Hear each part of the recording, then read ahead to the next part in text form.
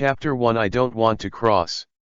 The sun is shining, the birds are singing and the flowers are fragrant, all things are reviving, and the spring is full, but there is a dark cloud condensed right above a certain earthen house in a certain corner of the city.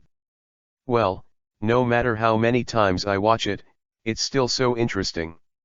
In the earthen house, a figure with long hair in a shawl sat in front of the computer desk with a smirk, and his computer screen, which had been used for at least 10 years, was playing a video, and a certain head in the video was playing. Wearing a straw hat, a red top and blue pants, and stepping on a drag board, he was shouting something like "rubber machine gun." How many times have you watched this episode? That Jianying raised her head and pondered, and after a few seconds she waved her hand. Well, I still don't want to, let's watch the part where Luffy punched the second classmate. After all, he skillfully opened an episode, and looking at the picture above, he showed a smile of enjoyment. His name is Suyun, although he looks sweet, petite, and has a clear and moving voice, but these cannot change the fact that he is a boy. Yes, he is a leader. The reason why Suyun lives in such a place is actually simple. No car, no house, both parents died, and there is no sister to make him a sister-in-law. Even the inheritance of his parents. After the relatives competed, the family property, real estate, and company that originally at least 100 billion were left. This remote earthen house and tens of thousands of dollars are enough for Suyun to barely survive, at least not to starve to death in a short time, but the only helpless thing is that his career has been completely cut off, and that is to say, no matter where he goes, no one will charge him, and the money will be spent sooner or later. What should I do after that? Leave it to fate. Ha! Don't ask the law, it's just that no one cares about the relationship above. Set dog blood. Why do you care so much? Suyun is also very fortunate that he has been living very frugally. These tens of thousands of dollars are enough for him to live for a few years. As for finding a job, Suyun doesn't care much. He doesn't even have to think about it. Business rivals are secretly doing things. However, because of this, he became fascinated by the animation of One Piece. With more than 800 episodes, he has watched it back and forth no less than a dozen times. This phenomenon, for short, is obsessed. At this moment, an immortal old man stood firmly in the air, looking nervously at the robbery cloud above his head. Since the Earth entered the Dharma Apocalypse era, the Earth's spiritual energy has been thin. He has also spent thousands of years of cultivation before attracting Jayun and preparing to transcend the heavenly tribulation. There are not a few immortal cultivators who have been destroyed, so it is no wonder that he is so nervous. There are no people around here, so no one will be affected. The old man murmured, but just in case, he released his divine sense to investigate, but just as the divine sense spread out, the old man was shocked. There's actually someone in this dirt house. Before the old man went to save the person, the robbery cloud above his head began to flash with electric light, and the old man's face also showed a touch of apology. Little girl. No, boy, evildoer, I hope this thunder tribulation will not be difficult for you. Boom. A purple lightning bolt with a thickness of 1 meter slashed directly down, and a trace of panic appeared in the old man's eyes.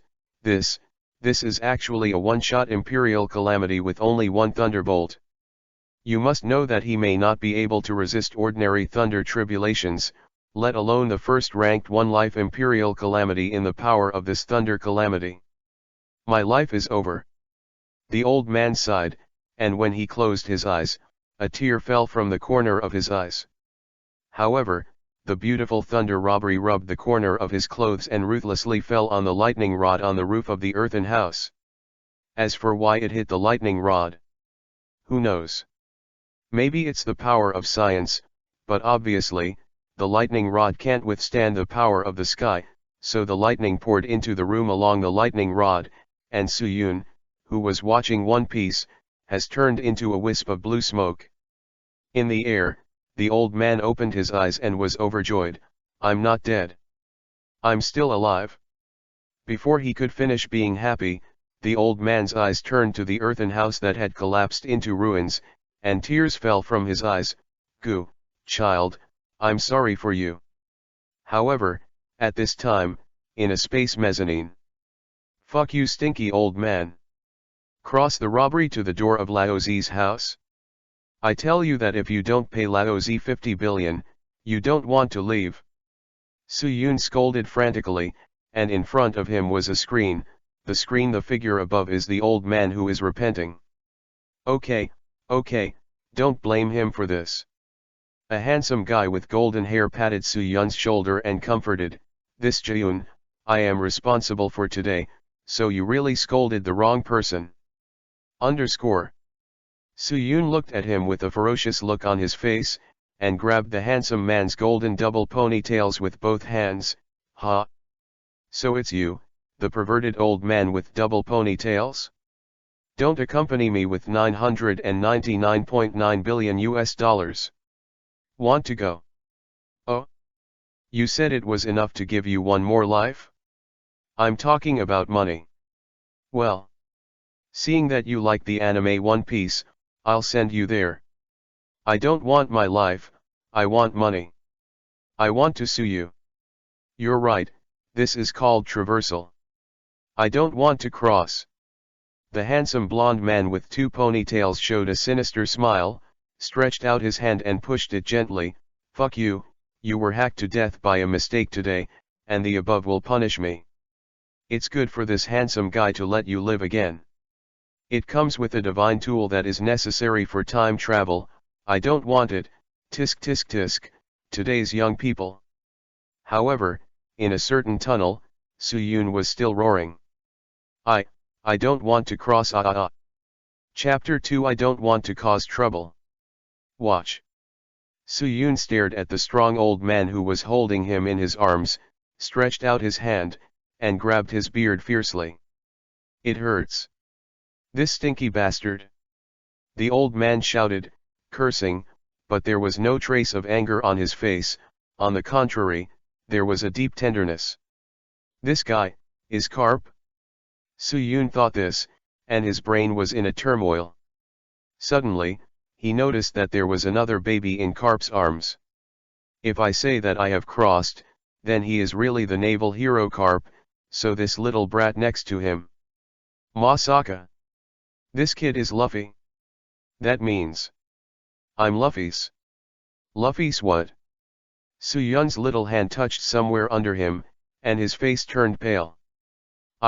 Am I his sister or my sister?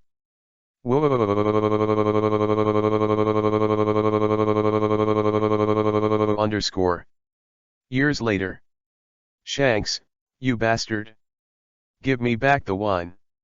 In Makino's bar, a petite black-haired figure stood beside a red-haired man with an unhappy expression, and the red-haired man held up a wine glass. Yun-woo, you are a child and a girl, how can you drink?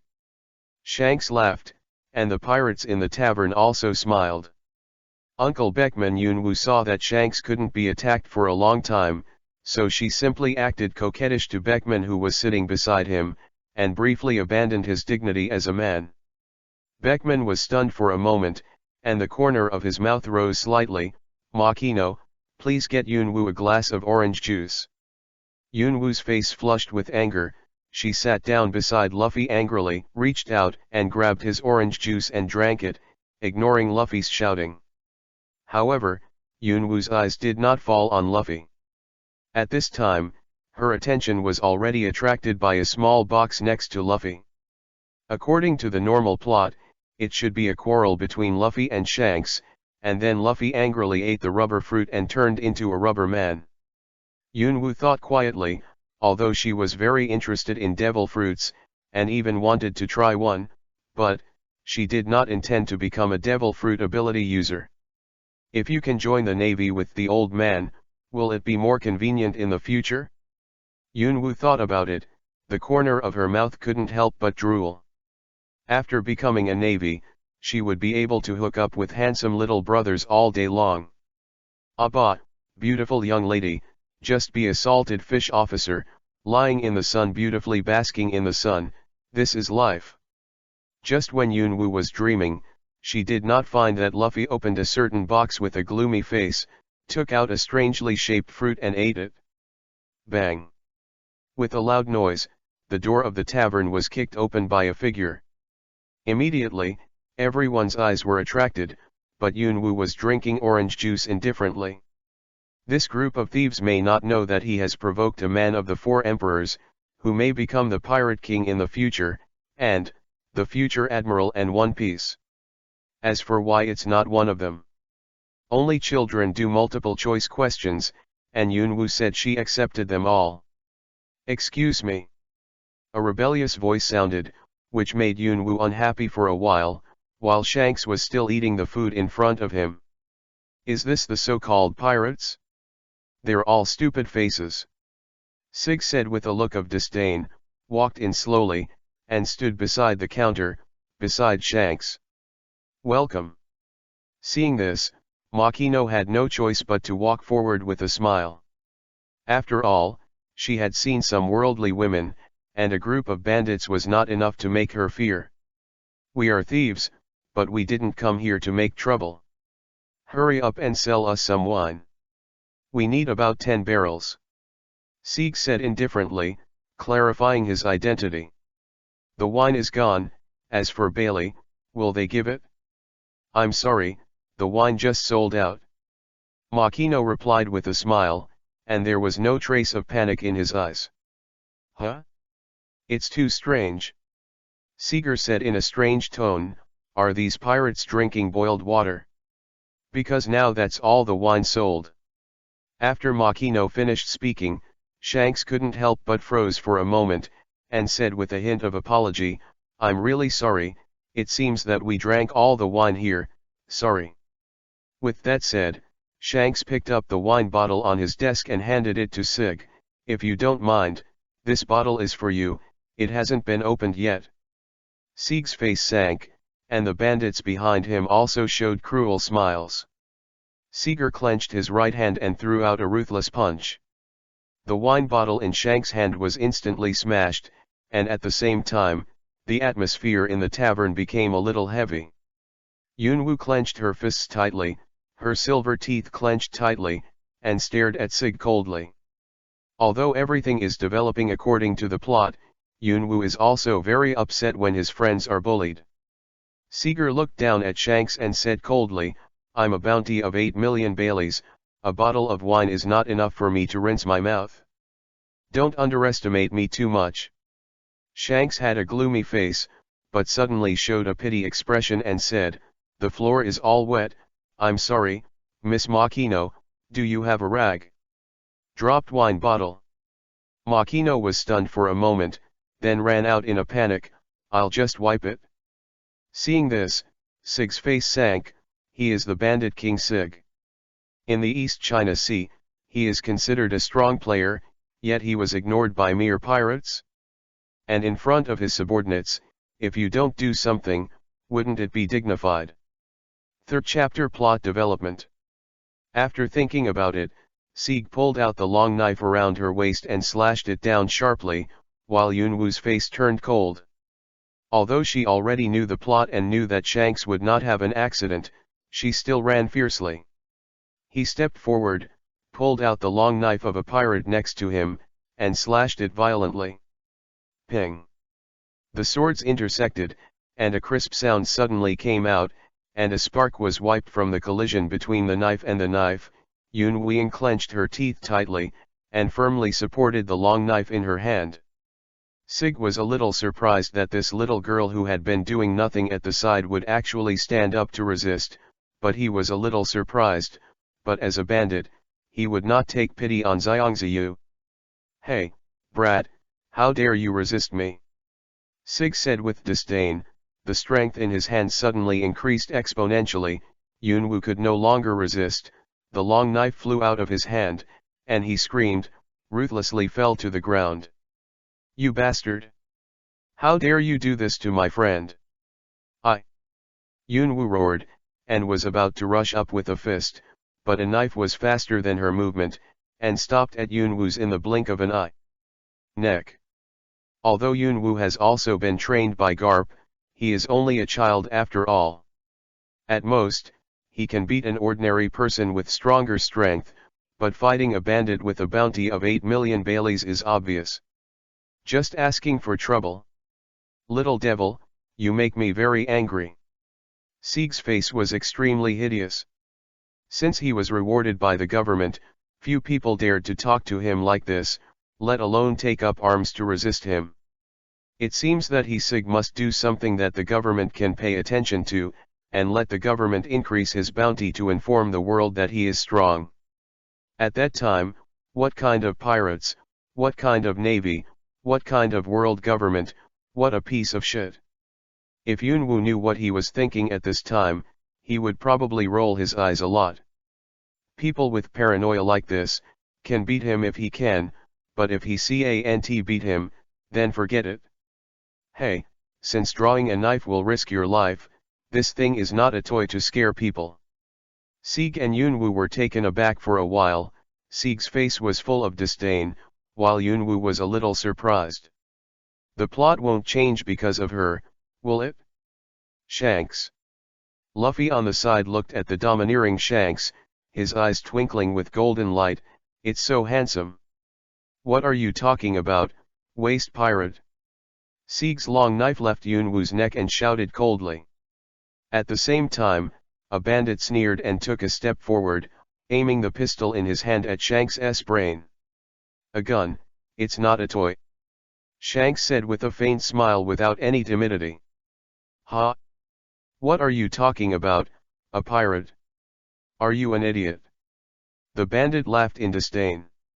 However, a gun was already on his temple, and the laughter of the bandits stopped. After coming down, Sig's eyes became more and more cold. Bang! With the sound of a gunshot, 2 blood holes appeared on the thief's head, while Rakura calmly took a mouthful of meat, turned and stepped aside. The plot has been revised so thoroughly. Seeing this, Yunwu couldn't help but want to complain. After all, if it weren't for her impulsiveness, the plot would have developed as it had originally been. Rakura killed the bandit at the beach. Beckman took away all the thieves, and then Sig grabbed it and fled to the sea, and was swallowed by the Lord of the Sea. Shanks also broke an arm at this time. So the question is, do I want to change the next plot so that Shanks loses his left arm? However, before Yunwu could think about it, Luffy's screams came from beside him. Damn it, what the hell? Yunwu raised her head sharply, but the scene in front of her made her a little helpless. All the bandits fell to the ground, not knowing whether they were alive or dead, while Beckman was an innocent with a long spear on his face. Luffy. Yunwu was also taken away by Sig as expected. This Nima. Could it be Oda-sama's wool? Yunwu's face is full of black lines. Luffy, can't you be careful, you bastard? Why was he still caught? It's so fucking early. Shanks, be careful in the sea, the Lord of the Sea is nearby. Yunwu shouted at Shanks, which could be regarded as a reminder. Shanks was slightly taken aback, and nodded unmoved. Dance couldn't help but feel a big head. After thinking about it, Yunwu silently returned to the tavern.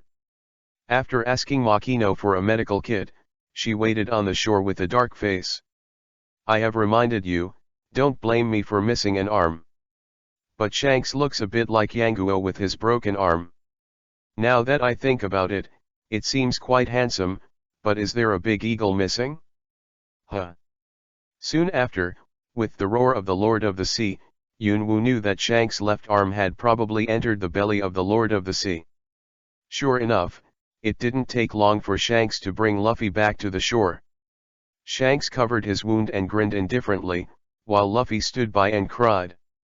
Yunwu jumped up, punched Shanks in the chest, and said angrily, I have told you that the Lord of the Sea is nearby, so I really take Lao Tzu's words on my ears. Chapter 4 I reminded you. Yunwu, you are a lovely girl, don't call yourself Lao Tzu. Shanks said with a nonchalant smile, as if he didn't feel the pain in his broken arm. Huh? Why does Lao-Tzu say it's none of your business? Shanks, you bastard! Yunwu scolded Shanks without hesitation, but he was very serious in handling the wound for Shanks. Luffy. Shut up Lao-Tzu too. It's very noisy, okay. But sister, Shanks' hand. Luffy wiped away his tears and whimpered. Huh? Shanks, this guy killed himself and didn't listen to me. He deserves it. Yunwu said, twisting Shanks' waist fiercely, and Shanks let out a scream. Yunwu was stunned for a moment, revealing a wicked smile. This trick was learned by Yunwu from her mother in her previous life, and she didn't expect it to be so useful in the world of pirates. It hurts, Yunwu. I'll take care of you. I'm a wounded now. Do the wounded understand? I have reminded you. That's your own death. I am what I am. Shanks, you give it to the old lady, but, you shut up for the old man. Beckman sat on the side, took a cigarette, and smiled helplessly. This usually carefree captain, seems to have found a nemesis, but this nemesis is the granddaughter of the naval hero Lieutenant General Garp, and he is still shouting all day to become a marshal, but Garp's grandson, Luffy, wants to become One Piece. As the second in command of the Red Hair Pirates, he really doesn't know whether to cry or laugh. At the port of Windmill Village, the pirates were carrying boxes of supplies to the pirate ship. Everyone's faces were full of smiles, but there was also a trace of reluctance. After staying in the East China Sea for so long, most of the time was spent on this island, and they had long fallen in love with it, even if they were pirates. If you continue to stay here, it is likely to attract the attention of the Navy, and then it will not be worth the loss. Are you going? Luffy asked with a smile.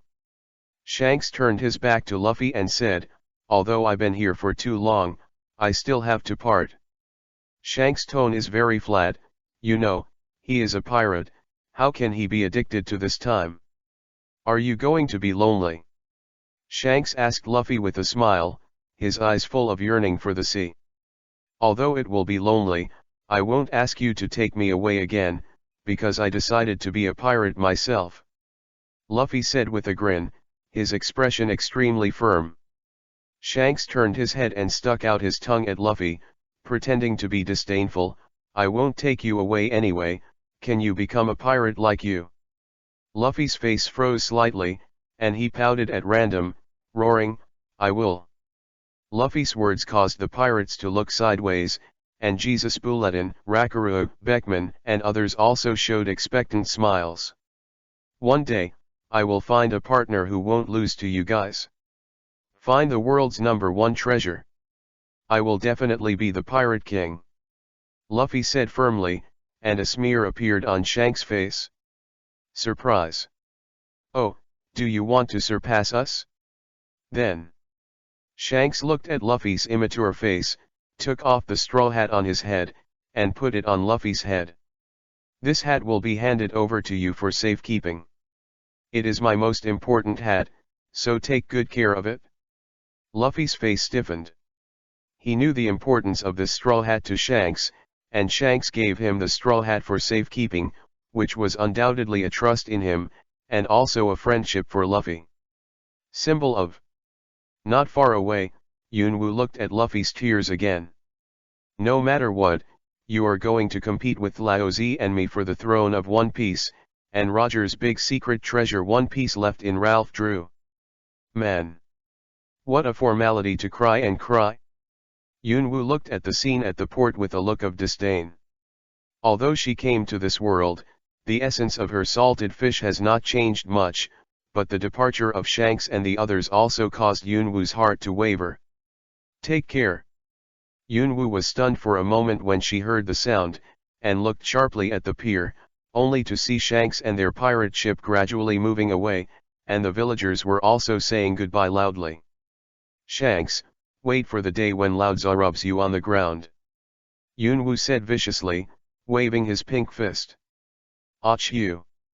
On the boat, Shanks, who was thinking about something, suddenly sneezed, and his eyes fell on Yunwu, who was sitting in the corner.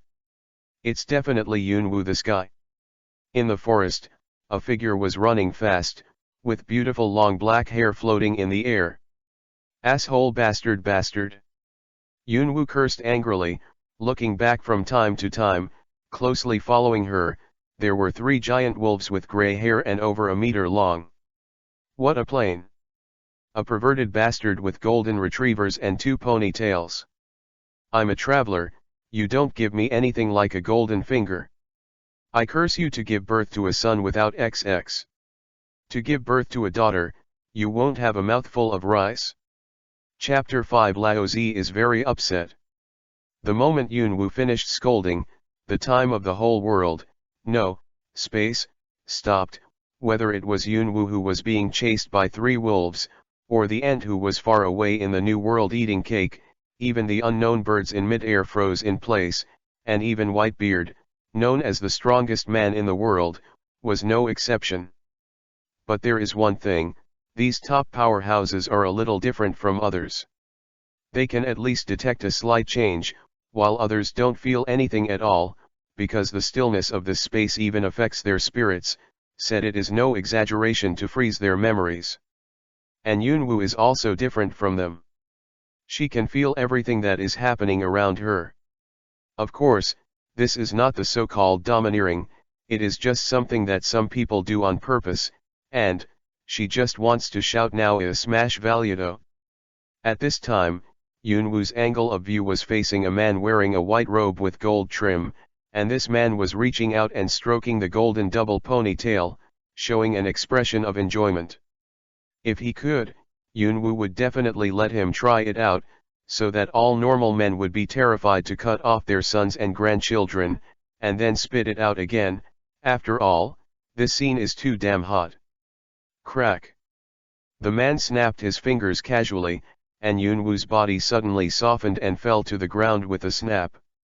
The man looked at the gray-faced Yunwu and looked at her with a half-smile. "What did you just say?" Yunwu snorted in disdain and roared, "Did you not hear what I said just now, you perverted golden retriever with double ponytails? And I don't want to cross." Man's face froze suddenly. "I'm not called the perverted golden retriever with double ponytails, I have a name, my name is Ront, a cleric, in charge of everything on the earth in the universe where you were before." "Oh." Yunwu responded lightly, and curled her lips in disdain. "After all, isn't it just a small official who was arranged by the leader in a remote area? What about your uncle, Dees?" The muscles on Ront's face trembled suddenly, and a few blue veins appeared on that angular face.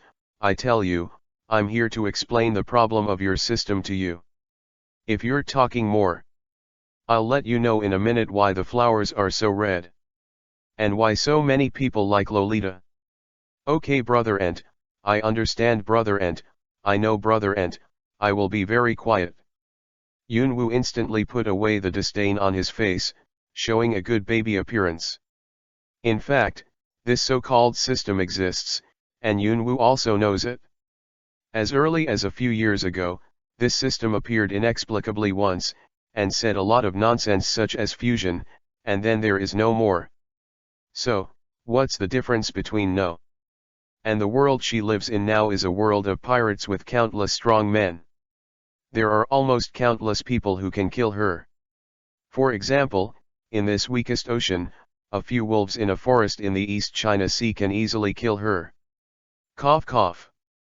Ront cleared his throat, and then began to introduce in a serious manner, "This system arranged for you is a high-end product that combines elements of Oriental mythology, immortality, technology, and many other elements. The original price is 4.4 billion. 4,440,000. Say the point. Anyway, you can use the Bailey of this world to exchange some things in the system, such as weapons, props, abilities, etc. It's very popular, right? It's old-fashioned, right? There are many such systems, right? By the way, The ratio of points to Bailey is 1 to 100. Yunwoo lowered her head and thought seriously. After a long time, 3 words came out of her mouth. It's so expensive. Ren's mouth twitched, that's it anyway, and, a warm reminder, there are 3 wolves behind you, goodbye. After finishing speaking, Ron turned into a beam of golden light across the horizon, leaving only Yunwoo with a confused look. Yunwoo turned her head blankly, but what caught her eyes were 3 big mouths of blood. What the hell is this? It's pretty chic if you look closely. Yunwoo was not in a hurry to run. She was not afraid of these 3 wolves. It was not too difficult for her to kill them. For her, fighting is more tiring than running. Huh? Did this lump move just now? The next second, when Yunwoo was puzzled, the 3 wolves burst into flames and rushed towards Yunwoo with a howl. You're doing wool. What are you doing, perverted golden retriever with double ponytails? Yunwoo scolded angrily, hurriedly lying on the ground to avoid this attack. The alpha wolf quickly turned around and howled, and without hesitation, he rushed over again, his sharp claws flashing with cold light, intending to disembowel Yunwoo. Yunwoo didn't panic. She jumped up gently, raised her right foot above her head, and smashed it down on the head of the alpha wolf. Eat loud zuzz kick. Boom. The alpha wolf was in no hurry to dodge, and he almost fainted when he was smashed on the spot, but no matter what, he was the leader of a small wolf pack. If he was killed so easily, what was the majesty? The alpha wolf staggered a few steps before standing up straight. This time, it didn't recklessly, but carefully looked at the short human. It sensed a threat from Yunwoo's body. However, Yunwoo would not give it any chance to observe, so she charged towards the alpha wolf with a blank face, and picked up a wooden stick the size of her arm from the ground as a weapon. Go to hell! Yunwoo shouted as he waved his wooden stick and smashed it directly into the head of the alpha wolf, in order to kill him with a single blow. Although the alpha wolf was still a little drowsy, he howled not to be outdone, and rushed towards him fiercely. Although Yunwoo looked brave at this time, she was also paying attention to the other 2 wolves. Yunwoo did not believe that they would stay and watch honestly. But fortunately, the 2 wolves just stared at each other and didn't make any movement, which made Yunwoo a little relieved. Soon, the figures of Yunwoo and the head wolf flashed by. The head of the head wolf was punched with blood by Yunwoo, and the huge body swayed a few times before falling to the ground. There was no life, but Yunwoo was not much better. The clothes on her waist were torn by wolf claws, a wound was drawn, and some blood flowed out, but it had little effect on Yunwoo. Are you still coming? Yunwoo said with an icy expression, the wooden stick in his hand smashed on the ground, making a muffled sound. The bodies of the 2 wolves trembled suddenly, and they were about to run away subconsciously. The strongest alpha wolf among them has been turned over by one face to face. What is the use of their s? Give the opposite side a wolf head? After thinking about it, the 2 wolves turned around and ran without hesitation, causing Yunwoo to stare blankly. Is this the way the wolves of this world are? After complaining, Yunwoo also secretly felt fortunate, and it was fortunate that the grey wolf had already left. If he insisted on fighting, although he could win, the injury was certain. Thinking of this, Yunwoo remembered the wound on her waist, and she couldn't help pulling the corner of her mouth because of the pain. It really hurts. I will kill a wolf when I see a wolf in my life. When I see 2 old women, I will kill a pair. No, it's lousy.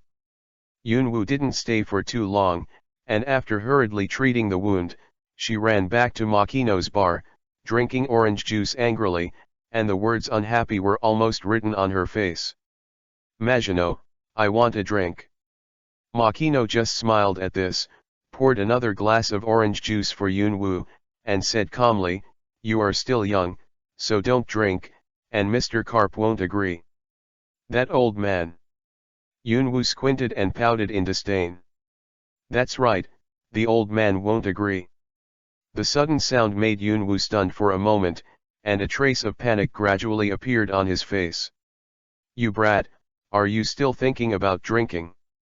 Garp grabbed Yunwoo by the collar and lifted her up, roaring in her ear. "What's wrong with drinking?" Yunwoo roared back, not to be outdone, but at this moment, remorse filled her heart. In a jungle, Garp carried Luffy in his left hand and Yunwoo in his right, and said seriously, "Luffy, Yunwoo, you and Ace will become the strongest navy in the future. It hurts to death.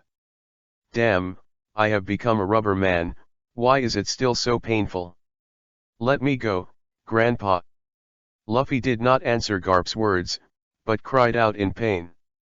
"Because of being domineering, Luffy, domineering is a good thing," Yunwoo said indifferently as she touched a large bag on top of her head, looking at Garp with a bad look. "Do you still know domineering?" Garp was a little surprised. He didn't tell Yunwoo about domineering or anything. Could it be that the red-haired guy said it? "Why, I still can't know about domineering stuff." Yunwoo looked disdainful. "In the New World, domineering stuff is like Chinese cabbage, so I don't know why." The corners of Garp's mouth twitched suddenly, which made him even more certain that it was definitely what the red-haired guy said, so he skipped the topic. "It's really a mistake for me to put you in a leisurely windmill village. Luffy, you are going to be a pirate, and Yunwoo, you are not worrying. You two idiots. Hey, it's so outrageous to hang out with that red-haired Shanks." Garp has made up his mind at this time, and when he encounters Shanks in the future, he must let him taste the power of Iron Fist. Luffy struggled to hug a tree next to him. Yunwoo quickly shrank when he saw this. "I'm going to be a strong man like Shanks." Luffy's voice just fell. The tree he was hugging was uprooted and hit Garp's head, breaking into 2 knots. Garp also issued with a cry of pain. Luffy and Yunwoo were also out of his control. "Asshole!" In the woods, Garp's angry roar resounded through the sky. Bang bang bang. Garp was knocking on the door of the wooden house impatiently, and Luffy was curious, "What is this place?" Yunwoo looked around. She remembered the scene. Ace should be nearby, but Luffy is not very honest, running around without knowing what he is doing. Bang. The wooden door was pushed open, and a sturdy woman with orange hair appeared at the door with a cigarette in her mouth and roared angrily. "It's so noisy. Which one doesn't want to die?" "It's me." Garp stared. Dan was suddenly startled, took a step back subconsciously, his eyes were rounded, and then he exclaimed, Mr. Garp." Hearing this, 2 figures, one large and one small, appeared in the wooden house, all of them full of surprise, vaguely, with a hint of fear. "P.S. If possible, I hope the readers will give a higher score. After all, this thing is still quite important." Chapter 6 Encounter with Ace. "It looks very energetic." Garp looked at the 3 and said. "What a joke." Dawden exclaimed, "Forgive us, that guy Ace is 10 years old." "Really? It's grown so big, ha ha ha." Garp was a little surprised. 10 years old? Isn't that fucking older than I am now? Yunwoo looked unhappy. You know, her mental age is already in her 20s or 30s. "It's nothing funny. We've got nothing to do with him, you can take him back." Just as Dogulajankup was talking, Dawden's eyes stopped on Yunwoo's body and glanced at him, then staring at Luffy who was running around, his eyes became more and more strange, and an ominous premonition came to his mind. "Compared to this?" Garp said lightly. "What do you mean compared to this? You listen to us carefully." Dogula shouted in dissatisfaction. At this time, Dawden couldn't hold it any longer, and said with a hint of anger, "This kid is so annoying." When Yunwoo heard it, he grabbed Luffy's collar directly and pressed him to the ground. Garp nodded in satisfaction and said, "These 2 guys are also handed over to you. We can finally save some snacks," Garp thought to himself. "Yunwoo, Luffy, say hello." "Yo." Luffy raised his arm with difficulty. As he said hello, Dan's face suddenly stiffened, and his eyes turned to Yunwu. "Hello, Mr. Dan, my name is Yunwu, please give me more advice in the future." Yunwu showed a cute smile that was harmless to humans and animals, and bowed to Dan. "After all, I will rely on this ant to cook in the future." "Of course, have a good relationship." When Dan heard Yunwu's self-introduction, his face softened. After all, he finally had a peace of mind. Who is this kid and this girl? Megura stuck his head out with a puzzled look on his face. "My grandson and granddaughter." Carp still introduced calmly, never thinking about how deadly the sentence would be to Dan and others. Hey. Two more. Garps, no, Mr. Garp's grandchild. The three of Dan knelt in front of the door with a firm expression. Impossible. Carp had an expectant look on his face. "Okay, then it's your choice, do you want to spend the rest of your life in prison, or raise these two guys? You have committed so many crimes, but I keep one eye closed, ha ha ha ha. How can this be?" The three of Dan's faces were full of grief and indignation, but Yunwu ignored them and observed the surroundings more carefully. "That's right, we don't want to be caught." Megura muttered in distress, rubbing his head helplessly. "But sometimes I think prison life is not bad. Ace alone is enough for us to have a headache." Dogula said to Carp solemnly, with a hint of determination in his eyes. "I'm going to add your grandchildren." Dan took the words and looked at Luffy, who was bewildered. "That kid looks like a monster anyway." At this time, Luffy said disdainfully, "The shabby mountain hut." Yunwu's face suddenly froze, and the corners of her mouth twitched, but she didn't speak. After all, she couldn't help laughing as soon as she spoke. However, if Yunwu didn't say anything, it didn't mean that Dan didn't respond. Dan burst into flames and yelled at Luffy, "Besides, I killed you. You bastard." At this time, a dragonfly flew by, and Luffy immediately laughed and chased after him, completely ignoring the furious Dan. When Dan saw this, he fell to the ground and was startled by a cloud of dust. "Ignore me completely." Yunwu coughed a few times. This was a flat fall. The most common flat fall in anime. I finally saw it with my own eyes today. Just when Dogula Megura was concerned about Dan's safety, Luffy was still chasing the dragonfly, but when a puddle of sticky liquid fell on his face, Luffy's movements stopped. One of the young men also attracted Yunwu's attention. "Poor gas. D.Ace. Underscore with me here this time, I will definitely save your life." Yunwu secretly swears that her eyes are extremely firm. When she saw One Piece in her previous life, she liked Ace very much. When she was killed by Akainu in the war, she was even more grief-stricken, and even wanted to go and compete with Akainu in person, but she really has this opportunity now, but she just doesn't have enough strength. Although Yunwu usually exercises regularly, in the Navy, it is at most the strength of a lieutenant-level officer, or the kind that is at the bottom of the Navy, a member of the world's peak combat power with the Admiral of the Navy. Is it looking for death? Or seek death? Or are you trying to kill on purpose?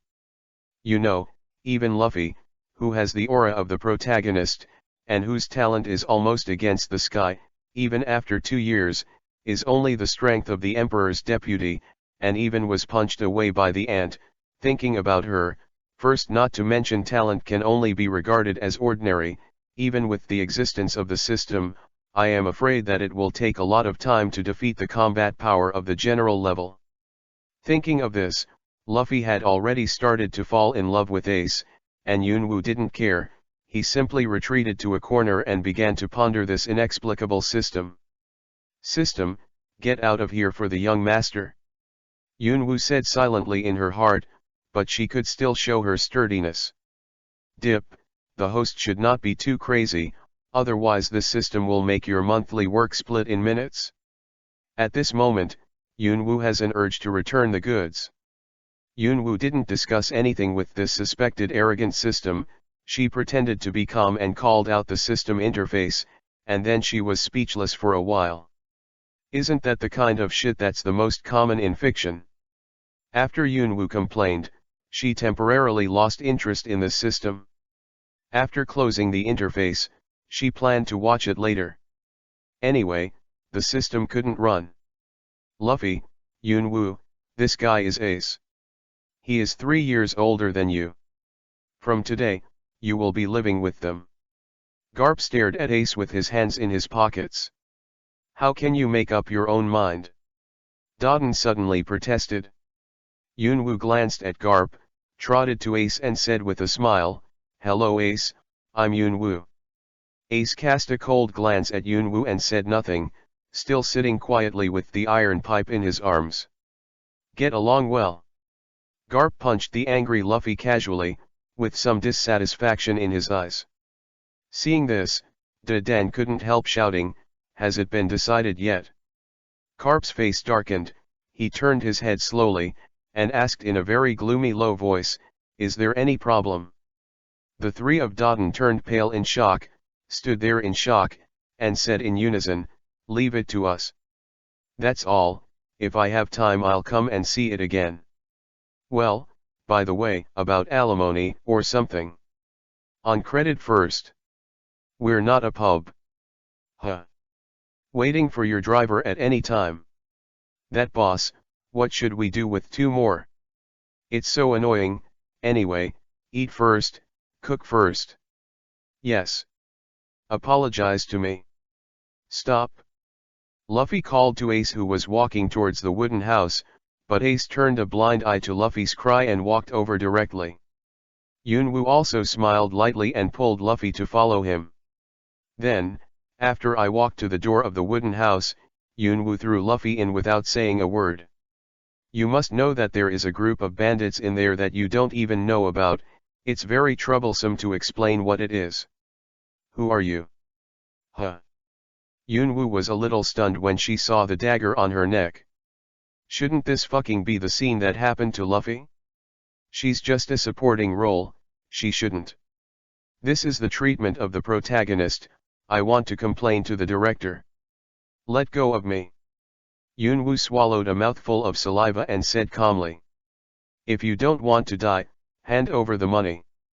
The bandit behind him still ordered coldly, with no intention of letting go. I don't have money. Yunwoo rolled her eyes. If she had money, how could she go to Makino's to drink orange juice every day? Then ask your parents to send money. Another thief said. I don't even know where my parents are, give me money. Also, I only know where my grandfather is now. As soon as she said this, Yunwoo was a little angry. In a previous life, her parents were framed in this life, although she knew that her father was the leader of the Revolutionary Army, Monkey D. Long, she didn't know his position. What's more, she had never seen her mother in this life, and she didn't even know her name. The bandits were stunned when they heard Yunwoo's words, but this did not hinder their robbery process. Then call your grandfather. What is your grandfather's name? Mr. Carp.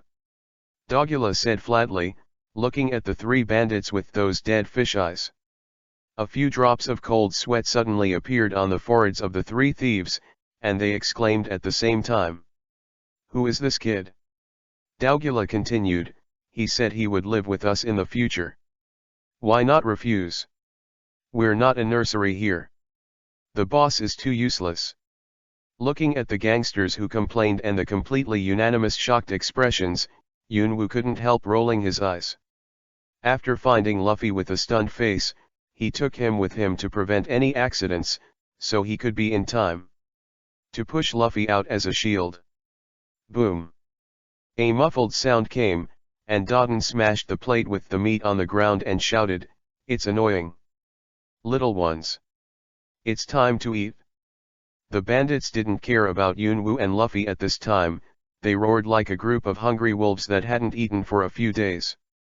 Yunwoo looked at the meat with a different style from the original, and the corners of her mouth twitched, but in order to fill her stomach, She put down the lady's side and squeezed in abruptly. Without saying a word, he kicked the two bandits, grabbed 2 pieces of meat, and ate one of them in small bites. Luffy, like in the original play, was slapped on the ground by a bandit, and then held tightly by another bandit, unable to move. He could only watch the last piece of meat being picked up by a dog with white fur. Go, and finally eat a small bowl of white rice with a bitter face.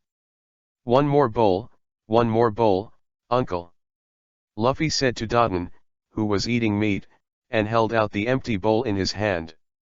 Dotun's face changed. I'm a woman. Do you know where you were taken? I don't know. Joke, for Luffy, Garp is not afraid of you, and he is afraid of you. Then I'll tell you. Dotun threatened with a gloomy expression on his face. This is the base of the Dotun family, the bandits in charge of Mount Gorbo. Bandits? A look of disgust appeared on Luffy's face. I hate bandits the most. Seeger and the others flashed in Luffy's mind, and the disgust in his eyes increased a bit. Dotun's face darkened again, and he took out a dagger and stuck it on the floor in front of Luffy. Stop talking nonsense, brat. It's annoying for us to take care of a kid like you. You don't like it here, just get out of here, just starve to death anywhere. I'm not full yet. Luffy bit his chopsticks with a depressed expression and whispered, looking at Ace, who was eating meat, and said enviously, I want to eat that meat too. At this time, Yunwu put the uneaten meat in his hand in front of Luffy, snorted lightly and stopped talking. While eating the meat, he looked at Ace with interest, and Ace also noticed Yunwu. The two looked at each other like this, and neither of them said a word. Yunwu, thank you. The rough-hearted Luffy didn't notice the situation of Yunwu and Ace, picked up the meat and said gratefully, and then ate it with a big mouth. Dan looked at Yunwu with a hint of surprise in his eyes, but he still said to Luffy, this time you are lucky, you have a very good sister, but those meat and these meat are all from Ace. Bison beef, because he gave it to us, can only be served on the table. The bandit world is also very sluggish. From tomorrow, you must work for us with the determination to die. Cleaning, laundry, shoeshine, sharpening weapons. Theft, looting, fraud, murder. Listen, you must not tell that guy Carp what you are being asked to do here. A bowl of rice and a glass of water every day can only be given to you. You do this, and the rest is up to you. Feed yourself. As soon as Dan finished speaking, Yunwu, who was beside him, brought a wicked smile to the corner of his mouth, and said loudly to the door, Grandpa, you are here. Dan and the other bandits suddenly shivered and stood there in a standard military posture. Mr. Carp, welcome to visit you. For a long time, everyone still didn't hear Garp's voice. After raising their heads and looking around, they realized that they had been deceived by Yunwu. This is called cloud dance is a bit interesting. Ace didn't even notice the smile on the corner of his mouth. He turned his head and continued to eat the meat. The bandits did not find Yunwu's figure either, so they went to work on their own affairs again, and Dotun continued to educate Luffy. This time, Luffy did not catch up with Ace, who was leaving. On the contrary, Ace happened to meet Yunwu, who was hiding. Yunwu is hiding in the corner at this time, eating with small bites of meat. She doesn't want to be like those bandits, Luffy and Ace, who eat and drink at will. Even if she becomes a girl, she also pays great attention to her figure. Chapter 7, It's an Addition. When Ace saw Yunwu, his first reaction was to want to leave. However, when Ace took the first step, he stepped on a dead branch on the ground and made a noise, which also made Yunwu discover him. Poor guess. Ace, please wait. Yunwu put down the meat in her hand and called Ace, who also stopped in place, frowning slightly. Ace, can we be friends? Yunwu burst into a bright smile, but her body was tense and she was ready to defend herself. You must know that in the original plot, Ace knocked Luffy down to the bottom of the valley. Fortunately, he was a rubber man. He didn't suffer any damage from falling from such a high place. He returned to the Dodden family's wooden house with a whole body injury, and because of this, although Yunwoo wanted to befriend the current ace, he also had a certain degree of vigilance. "Go away," Ace said indifferently, then turned to leave. He doesn't have much affection for this girl named Yunwoo, but if she wants to pester him, he won't be polite to Yunwoo. "Ace, I know you very well, especially your background." Yunwoo said lightly, "I know more about your background than you." Ace's eyes narrowed, and he turned around instantly. The iron pipe smashed towards Yunwoo. Yunwoo easily dodged sideways, and sighed helplessly. "Ace, I really want to be your friend." A trace of killing intent flashed in Ace's eyes, which also made Yunwoo react. He was too impulsive. After all, the fact that Roger was his father brought him a lot of distress and trouble. Ace, I'm sorry, I didn't mean anything else, Bang. The one who answered Yunwoo was an iron pipe, and Yunwoo simply gave up the normal corner and decided to teach Ace a lesson first. Yunwoo snorted softly, and the toes spun lightly on the ground, dodging Ace's several sticks, and then quickly lowered her body and punched Ace. "Got it?" A gleam of light flashed in Yunwoo's eyes. If this punch was solid, it would definitely make Ace hurt for a while. However, the result was unsatisfactory, and Ace easily caught Yunwoo's fist. In fact, in terms of fighting skills, the two are almost on the same level, but Yunwoo's own strength and speed are much weaker than Ace, so Yunwoo's punch can indeed hurt Ace, but it can't fight at all. To him. After being caught by Ace, Yunwoo's face flashed a trace of panic. She didn't expect Ace to pity her, let her go, etc. After the panic, Yunwoo kicked out with her left foot. Ace. With a wave of the iron pipe, it immediately hit Yunwoo's knee. Yunwoo suddenly let out a scream, but Naihe's hand was still caught, and he couldn't escape at all. Yunwoo clearly felt that her left calf was completely unable to move, and the bones at the knee had been broken, which made her gasp. "Ace, you are so ruthless." Yunwoo roared in spite of the pain, gritted her teeth while looking at her left hand that was still caught. If this continues, Yunwoo will not doubt that she will be killed by Ace. Yunwoo couldn't help but regret, why did he come to look for Ace when he had nothing to do, and he told his mother about his life experience. This was not here to make friends, this was his mother's death. "Ace, I'm sorry, but I really want to be friends with you." This sentence, Yunwoo said with great sincerity, but the pain in her body made the muscles on her face twitch constantly. "But if this goes on, it won't work." Yunwoo smiled forcefully, his right hand turned into a knife shape, and he slashed against the wrist of his left hand. After a crisp sound, his left hand and arm were completely separated. Ace was also surprised, but his eyes were still cold. "Ace, I'll leave my left hand to you for safekeeping, see you later." Yunwoo covered the wound on her left arm and used the only movable right leg to jump into the distance. On Dodden's side, she doesn't want to go back for the time being, so she needs to find a secret place to heal her injuries. You know, without the left hand, the fracture of the left leg and leg bone is no joke. But fortunately, Ace had no intention of chasing him. He stood there and looked at the blood-stained bind and severed hand in his hand, frowning tightly, but he underestimated Yunwoo. "Girl. System, is there anything that can heal the wounds?" Yunwoo greeted the system. Her face was already pale due to ischemia. If she didn't receive treatment, I'm afraid it won't be long before she'll be giggling. "The Sage's Asylum, do you want it?" The system quickly gave the answer. "Isn't this fucking equipment in the game? I don't seem to have the money to buy it." Yunwoo said with a wry smile. She didn't have much energy to fight the system. The system was silent for a moment, then helplessly said, "No matter what, you, a scumbag with less than 5 combat powers, is also my first host. I will reward you with a body-shaping pill, and I will tell you, Just this time. The corner of Yunwoo's mouth twitched. It was the first time she had seen such a vicious system, but after thinking about it, her current situation was already very dangerous. After all, a little girl who was only 7 or 8 years old was suffering from such a serious injury. It's a miracle that it has survived to this day. Thanks. Yunwoo frowned and said thanks, looking at a black medicinal pill that appeared in her palm, and put it into her mouth without hesitation. 1 second, 5 seconds, 10 seconds.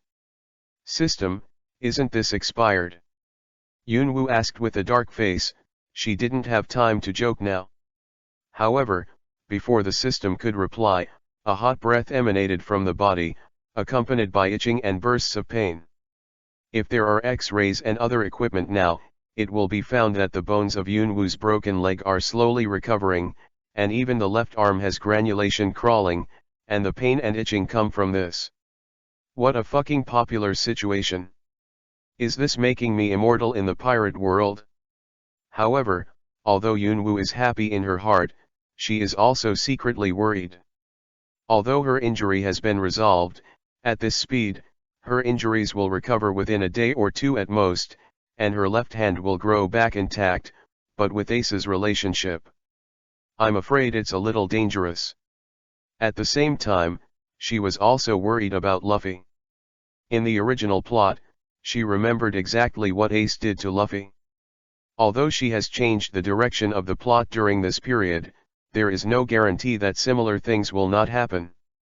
Chapter 8 The wonderful system exists every year, but this year it came to my house.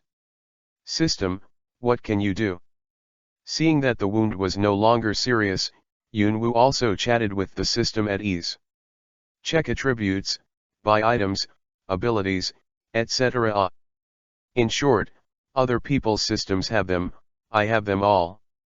Yunwoo was silent for a while, and her face darkened. Isn't this the case with other people's systems?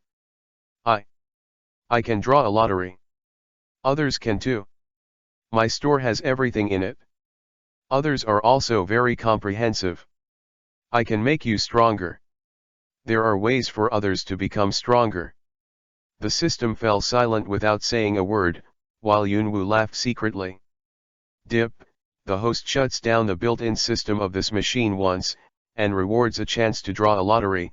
This information comes from the backup intelligence system? Yunwoo's face froze.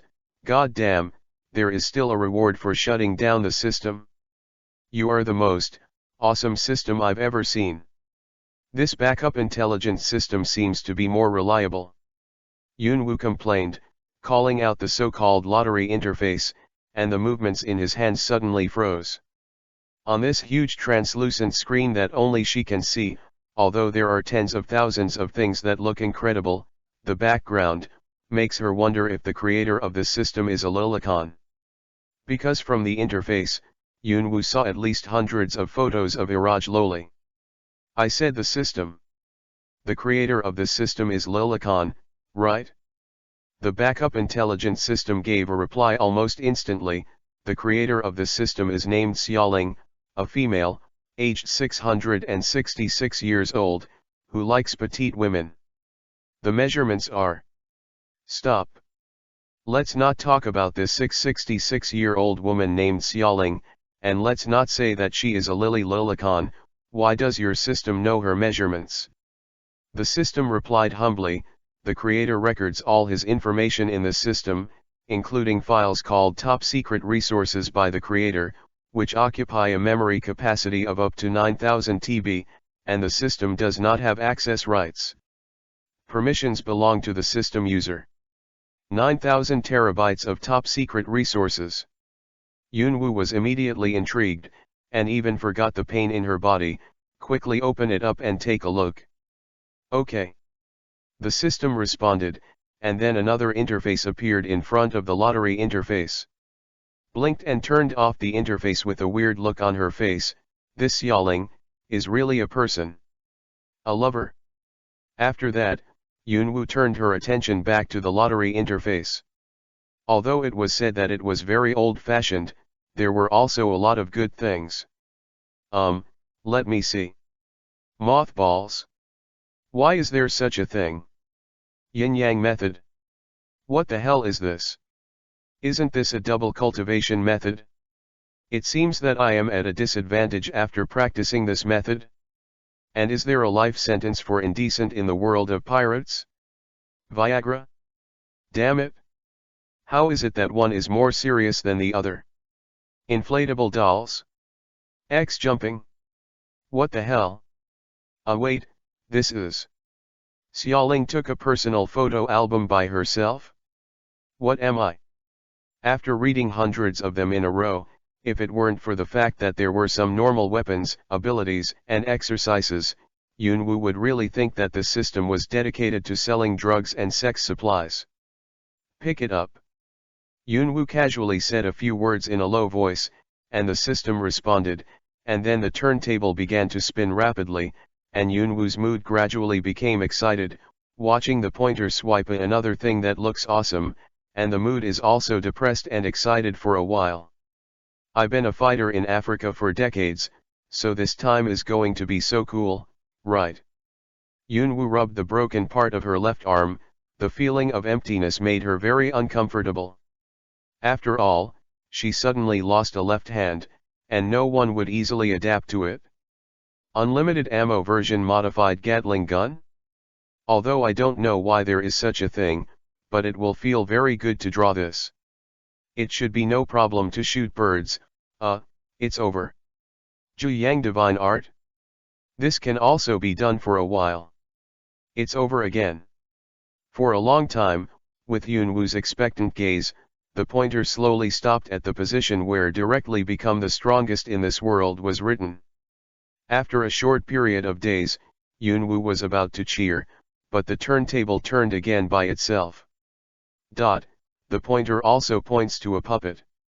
Yunwu's face darkened, and he muttered, "This shape, this look. Masaka, isn't this a fucking blow-up doll? How many of these things did you fucking pull out for Laozi? What do you mean? This is not a blow-up doll, bastard host." The long-closed main system finally let out a dissatisfied cry, with a hint of excitement in his voice. "This is the latest artificial system body model in the universe. Yes. After this system is also a system with a body." Oh. Yunwu's mother sells criticism, so this thing has half a cent to me? Can it make me stronger? You must know that I have left a left hand in order to survive. By the way. Ace, you a bastard doesn't know Liang Xiangziyu. System immediately disdainfully said, "Just you? Liang Xiangziyu? Is it necessary? Let me tell you, a woman like you will never be able to marry in this life. Who the hell wants to get married? I'm a pure man. Wait, can you use this thing like an inflatable doll?" With a look of surprise on Yunwu's face, he took out this palm-sized body with only a human shape, and put it on a pad. It was estimated that it only weighed 10 pounds. "You can play by yourself, I need to cultivate." Yunwu didn't pay much attention to this matter, and just tossed this miniature body into the system space and didn't care, and only after finding a clear stream did a smile appear on her face. "After a fight with Ace, I have been hiding in the forest. The clothes are not of good quality and there are a few more holes. There is also a lot of dust on my body, which is not dirty. Fortunately, not gone." Yunwu quickly took off the rags on her body and jumped into the cool stream. As a result, she accidentally touched the wound on her left leg and grinned in pain. "What is this called?" After adjusting her posture, Yunwu quickly fell asleep without thinking about the danger that might occur. However, at this time, a figure appeared behind a tree not far away, staring at Yunwu, who was sleeping in the water, and then looked at the severed hand he put in a pocket, quietly guarding next to. "Troublesome woman." Ace hummed impatiently. After all, she was Garp's granddaughter, so he still couldn't do too much. The next morning, Yunwu woke up leisurely and looked around in confusion. After seeing the corpses of all kinds of beasts, she couldn't help but feel a little dazed. There are basically only two kinds of scars on the bodies of these beasts. One is obviously a scar from a stick-shaped weapon, and the other is a fist mark. Yunwoo compared it with her own hand, which is slightly larger than her fist mark. This made Yunwoo's heart a little clear. After thinking about it, Yunwoo supported the edge of the brook with her right hand, and moved her left leg. Except for the slight pain, it is no longer a serious problem. Although her left hand has not fully recovered, it has recovered to 100% of 70 or 80. Let's go back this afternoon. Yunwoo walked to the pile of beast corpses, picked out a rabbit at random, skillfully set up a fire, cleaned the rabbit and roasted it directly, and it didn't take long for it to emit a faint smell of meat. It's over. Yunwoo smiled lightly and exhaled, and just picked up the roasted rabbit. The smile on her face disappeared instantly. Damn it! Where's Laozi's roasted rabbit head? That's right, the rabbit's head that Yunwoo had baked disappeared mysteriously without even leaving a trace. Ha ha ha ha ha ha ha. Huh? What's the sound? Yunwoo turned her head strangely, but there was nothing behind her except the pile of beast corpses and the forest. Ha ha ha ha. There was another strange chewing sound, very much like the ghosts in the horror movies of the past life. Yunwoo, who was not afraid of the sky and the earth, also softened at this time, and assumed a defensive posture, looking at the surroundings with a little panic. It's a shame that you are still the first host of this system, yet you are so cowardly. At Yunwoo's most tense moment, a melodious lowly voice sounded behind her. If it were another time, Yunwoo might have commented on the beauty of this voice, but now, she has reacted. Just now 9 times out of 10, his voice was created by this wonderful chattering system. Yunwoo said nothing, immediately put away this cowardly look, and scolded, "Fuck you, Appearing in front of Yunwoo's eyes was a white-haired loli who was estimated to be about 1.2 meters tall. The pair of fox ears on her head were very obvious, and a snow-white tail was dragging behind her. Her figure is a little thin, and her face is beautiful, revealing a hint of charm, giving people a kind of pitiful feeling. Yunwoo has a feeling of wanting to take good care of it. Ah no, take good care of it?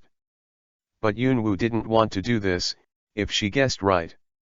You are that bastard system.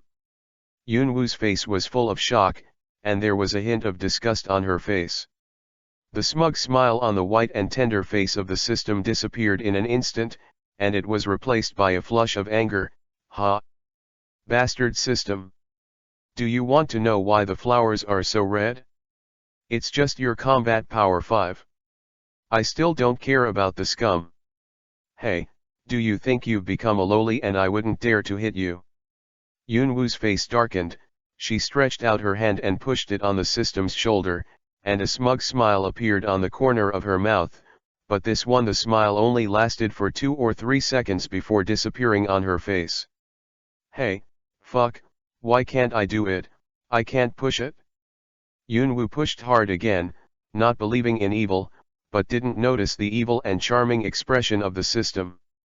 The system reached out and twisted Yunwoo's right hand, which made her stunned for a moment. A bad thought appeared in her mind. The next second, Yunwoo rose into the air and was thrown into the distance by the system. Chapter 9 Luna is home. After Yunwoo landed, her expression became more and more weird. Even if it hurt a little, she didn't dare to provoke this weak-looking system fox girl. As for why? Are you fucking kidding me? Laozi pushed her with all his strength and she couldn't move, and Laozi was instantly killed, a typical king pretending to be a bronze. Laozi is going to compete with the king with a small bronze. What is not looking for death? Even if she is her own system. Wait, own system. The ground with a thud. Touch porcelain? Yunwoo lay on the ground and raised her head abruptly, and said righteously, nonsense. You hurt me, I want compensation, this is a normal thing. By the way, let me draw 100 times. Otherwise, I just lie down here and can't get up? What Yunwoo didn't know was that somewhere in the universe, a white-haired loli with a pair of fox ears looked at the screen in front of her. Her face was ashen, a pair of small fists clenched tightly, then let go, clenched again, and then he let go, and finally turned into a sigh. Forget it, the person you choose, even if you are mentally handicapped, you must know that this is a system created by this girl. Live in vain. Although in the end, Yunwoo's plan to touch porcelain didn't succeed, but it could be considered to have gained some benefits from the system, such as the long knife in her hand. Although it looks bland, like an ordinary sword that can be bought by tens of thousands of Baileys, don't underestimate it. According to the system, this knife can be big or small, and the handle can also be used for personal use, but unfortunately the quality is not good, but it is enough for a short period of time to protect the body. After the afternoon, Yunwoo's left hand had fully recovered, except for some inflexibility. The most basic battle was not a problem, so he simply held the knife and held the hand of a Lolita system that was a head taller than himself. Walking slowly to a certain place, he also picked up 2 branches along the way, put the knife in his mouth and imitated Sauron's 3-knife flow, and then Yunwoo found a shocking news. She seems to be a lunatic. This news can be seen from the route that she has gone through for the 3rd time. I don't know if Yunwoo is born like this, or after imitating Sauron, she has the extra skill of Lucci. Anyway, they're lost now, lost in this forest. System, do you remember how to get back? I don't remember, I won't tell you even if I remember. System, you are arrogant and need to be cured. I'm arrogant and proud, and don't keep calling me system, it sounds awkward, give me a name. Yunwoo was slightly stunned.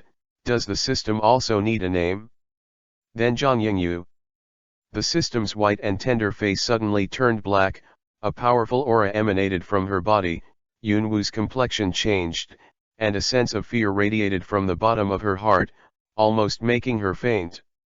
After thinking for a moment, Yunwoo, who realized what it was, forcibly resisted the fear and anger and roared, "You have a system, why are you overbearing?" The system took back the domineering, he smiled, "Don't forget, I am the system. As long as I think about it, the top combat power in this world is not my opponent. Even if it is the strongest creature Kaido, I can press it on the ground." Friction. Yunwoo was silent for a moment, then raised her head abruptly, a gleam of light flashed in her eyes. "It's decided, I'll call you Yingyu in the future." System's little face flushed with anger again, "You didn't listen to me." "Listen." Yunwoo spread her hands innocently and said, "But what's the use? It's not my strength, could it be that you will help me fight?" Yingyu was dumbfounded, as if that was the case. Yingyu coughed a few times in embarrassment, and then her body disappeared out of thin air. Yunwoo was not surprised at all. After all, there was a white-haired loli in the system space. Even, you don't have to think about it to know that this is the body of the system, because she is poor now, she doesn't have a Bailey, let alone bought anything. A day later, Yunwoo looked at the familiar wooden house in front of her, and the figures at the door, one big and one small, who were washing clothes, and she burst into tears of excitement. You know, she spent a whole day wandering around in the forest before returning. Here. Dogula, Megura, Laozi is back. Yunwoo shouted excitedly, her face full of joy. Dogula and Megura were stunned for a moment, and then their expressions became more and more strange. They stood up, and ran back into the house with a roar without saying a word. "Boss, Yunwoo is back. Boss, Yunwoo is not dead, now we don't have to be taken away by Mr. Garp." Just as the two went to report, a figure appeared behind Yunwoo, his mouth slightly open, his face full of incredulity. Yunwoo seemed to have noticed something, turned her head to look at the person who came, and her eyes widened suddenly, revealing a touch of surprise. "Ace, you are back." Ace twitched the corners of his mouth, his brows trembled constantly, and his heart was full of doubts. "Your hand." Ace pointed at Yunwu's left hand, and still couldn't hold back his doubts and asked aloud. Chapter 10. It's nothing, it's just a little bit of ability. Yunwu said with a forced smile. Ace was relieved. He still knew about the magic of devil fruit. For example, the guy named Luffy who was thrown to the bottom of the cliff yesterday. It is probably due to devil fruit that his body can turn into rubber. The ability to regenerate amputated limbs, it is estimated that few really can do it.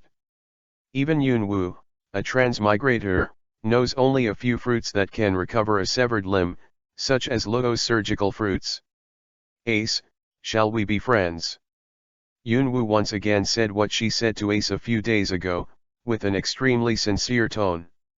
Ace quietly looked at Yunwu, not knowing what he was thinking. Yunwu also quietly waited for his reply.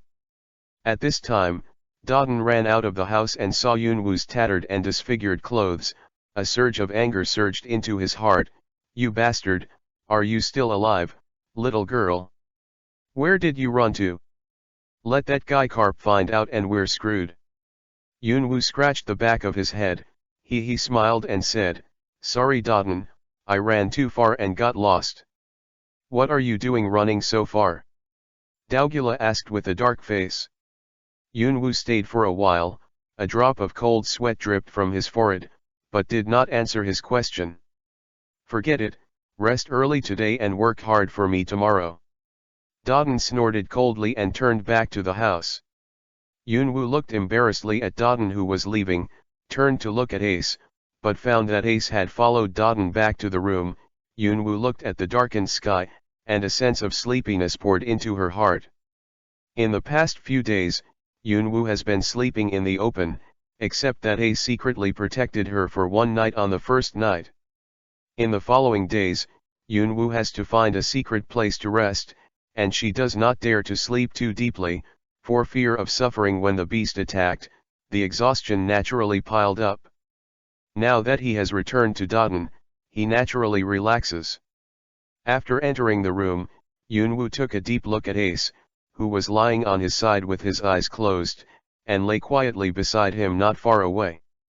After looking at Ace thoughtfully, he simply closed the door. On the eyes. I didn't see Luffy. It must have been taken by Ace. It is estimated that he will not die, but I don't know when he will come back. Forget it, there's no chance of an accident with that uneasy brother. I'm afraid that even if he slaps the 4 emperors now, he won't necessarily die. After all, the protagonist's halo is placed there. What I should consider now is to be with Ace. Relationship is right. I don't want the tragedy of war to repeat itself. A week later. Ace, I want meat. The long knife in Yunwu's hand pressed against Ace's neck and said ruthlessly. Ace indifferently pushed the long knife aside, took the iron pipe, got up and walked to the forest. Not long after he came back with a dead wild boar, threw it to Dadan, and sat back next to Yunwu. All the bandits are also not surprised. That's right, these two are considered close, and if the relationship is good, don't want it. As for why the relationship between the two has been so good within a week, we don't dare to say or ask. Anyway, just take it something happened. Yunwu, you. Ace pondered, hesitating. What's wrong with me? Yunwu looked at Ace curiously. After getting along for so long, she had never seen Ace like this. Ace twitched his eyebrows. Why did you cut off your hand then? Yunwu was stunned for a moment, and all the meat-eating movements stopped. Well, if you don't. I feel like you will kill me. Speaking of this, Yunwu rolled her eyes at Ace and silently went to. He moved aside and looked at Ace with the eyes of an idiot. Ace's mouth twitched. At this moment, after seeing Yunwu's eyes, he suddenly had the urge to press Yunwu to the ground and teach him a lesson. That day. I just wanted to teach you a lesson. Ace was speechless, knowing that Yunwu's severed hand, he could keep it all the time, because of Yunwu's words, I hand over my hand first. You keep it, etc. Yunwu's face suddenly sank, and her expression became more and more weird. That means, I think too much myself, right? Ace nodded seriously, yes, it's because you think too much. The muscles on Yunwoo's face twitched, stroking her left hand, she silently returned to the room, fell to the ground with a snap, rolling her body. At this moment, Yunwoo regretted and even wanted to give herself a few slaps to let herself wake up well. At night, the bandits of Dodon's family fell asleep in different postures, and the scene was peaceful. At this time, a dog barking broke the peace of the night. Dogula rubbed his eyes impatiently, and muttered to himself dissatisfied, "It's so noisy, really, calm me down." Then, the moment Dogula pushed open the door, the sleepiness was instantly dissipated, his eyes widened, and he hurried over to look for Dodon. In another room, Yunwoo opened her eyes, quickly got up and ran outside the room, with a smile on her face. "Luffy!" Yunwoo murmured softly, quickly ran forward and hugged Luffy, even she didn't notice the worry flashing in her eyes. After all, Luffy is also her brother. At this time, Dodon and Meguro were also woken up by Dogula, and they were shocked when they saw Luffy. At this time, Luffy was full of wounds and looked miserable, but there was a hint of stubbornness on his face. Yunwoo couldn't help but feel helpless. She suddenly remembered Luffy's character, and it seemed, he was a very troublesome guy. Chapter 11. That guy Luffy is back. Luffy, are you still alive? After Luffy was settled, the remaining days were similar to those in the original play. Ace was annoyed by Luffy, but in the end, because of Yunwoo, the relationship between the two of them also eased, at least not it's too hard to hit him, but, separation always comes very quickly. Not long after Luffy came back, Garp came back earlier than Yunwoo expected, with only one purpose, to bring Yunwoo back to the Navy headquarters. I haven't seen Sabo yet. This is the most frustrating thing for Yunwoo, but she can't take the initiative to bring it up to Ace, and she can't suddenly say something to Ace, I want to see Sabo and become good brothers with him. If Ace asked her why she knew about Sabo, how would she answer? By chance? Who believes it? However, what happened next was unexpected to Yunwoo. Yunwoo, I want to take you to meet someone. Yunwoo was slightly taken aback, meet someone? Who is it? In Yunwoo's impression, Ace should only have a good relationship with Sabo except for Dodon's family, Luffy and herself. That means, Ace wants to take himself to see Sabo?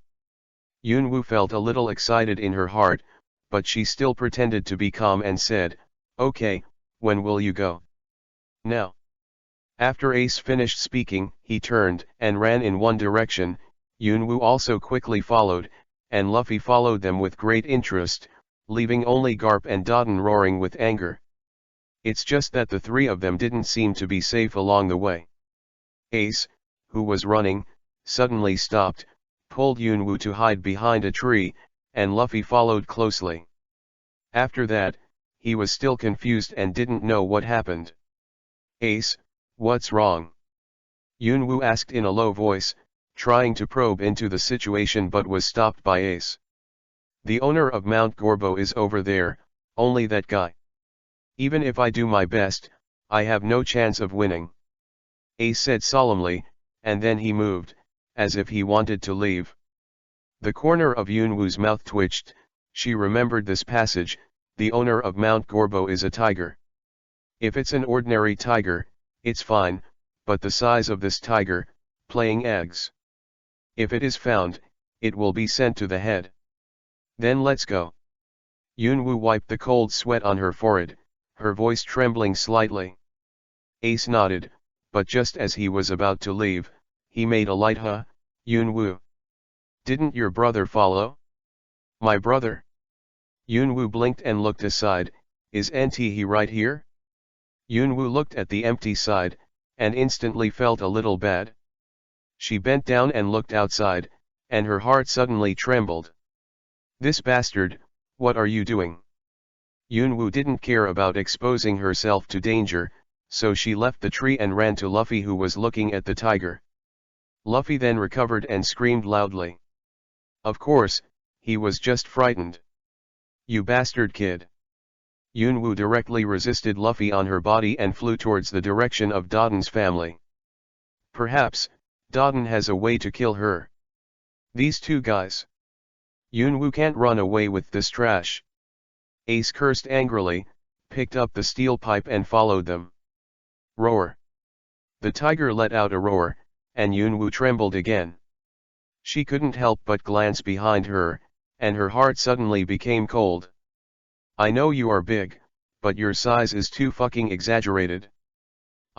These three little brats are not enough for you to chase a woolen thread between your teeth." In the original show, a bear about the size of this tiger will appear to confront the tiger for a few seconds, but the problem is, this is not the original show. And it's about a month earlier. It would be hell if people showed up. Ow! Suddenly, a roar that was different from the tiger's roar appeared, which almost resounded through the sky, and suddenly gave Yunwu a little hope. If the bear miraculously appeared here, she must give him a few incense sticks after returning, and then prepare for him some fine tributes to pay homage to his spirit in heaven. But it doesn't matter this time. Yunwu almost fell to the ground after seeing the creature. Ace saw Luffy on the left and Yunwu on the right, and ran in one direction without looking back, while the image of the creature just now was still projected in Wu's mind. The size is similar to that of a tiger. The body looks almost like a stick, but the limbs are abnormally thick. Simply put, the torso is skinny, but the limbs are strong, and the face is very distinctive. Why is there such a strange creature? Yunwu didn't understand this question even after thinking about getting old and dying. Yunwu was very fortunate that Ace's speed was very fast, and it didn't take long for the deafening roar to be heard. After reaching the place, the two were put down by Ace. "Sabo, Sabo, are you there?" Ace called to the tree, looking for Sabo's figure. A dwarf figure soon appeared on the tree. No doubt it was Sabo. Chapter 12 Set Off. Target Naval Headquarters. Ace. Sabo looked at Ace in surprise, then looked at Yunwu and Luffy behind Ace. "Who are they?"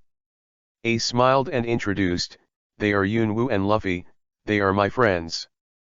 Yunwu will be taken to the Navy headquarters soon, so bring her to know." "I see." Sabo nodded to Ace, then grinned at Yunwu. "Hello, my name is Sabo. Since you are Ace's friends, then you are my friends." Yunwu smiled lightly. "Sabo, you are a few years older than me. If you don't mind, can I call you brother?" Yunwu was just laughing on the surface, but she was so excited that she almost rushed up to give Sabo a bear hug. What's more, this is an opportunity to have a good relationship with Sabo. As long as there is such a relationship, in the future, even if you are kicked out by the Navy, you can become a revolutionary army. If it doesn't work, go to Luffy's boat to grab a seat by yourself. It's nothing to adjust. Play with Nami and Robin, and if you have the chance, you can also teach that bastard Momonosuke a lesson. Sabo and Ace were stunned for a moment, with a look of surprise on their faces. "You want to recognize me as a brother?" Yunwu nodded with a hint of helplessness, "But you should give a reply." Sabo and Ace whispered a few words, then stepped forward and held Yunwu's hand. "Sister Yunwu. From now on, we will be brothers and sisters. And of course, your brother." Sabo's words were extremely sincere, and even Ace had a serious look on his face. Seeing this, Yunwu couldn't help lowering his head. When he looked up, his face was already full of tears, and then he nodded heavily. If Yunwu just wanted to make friends with Sabo and Ace for the sake of the future, now she is really moved to tears. In the last life, her relatives were eager for their family to have an accident. I didn't experience the so-called brotherhood, but in this life, what she has been looking forward to is right in front of her. After that, the four of them drank sworn wine. According to age, Ace was the oldest, followed by Sabo, Yunwoo, and Luffy. Except for an extra cloud dance, nothing seems to have changed.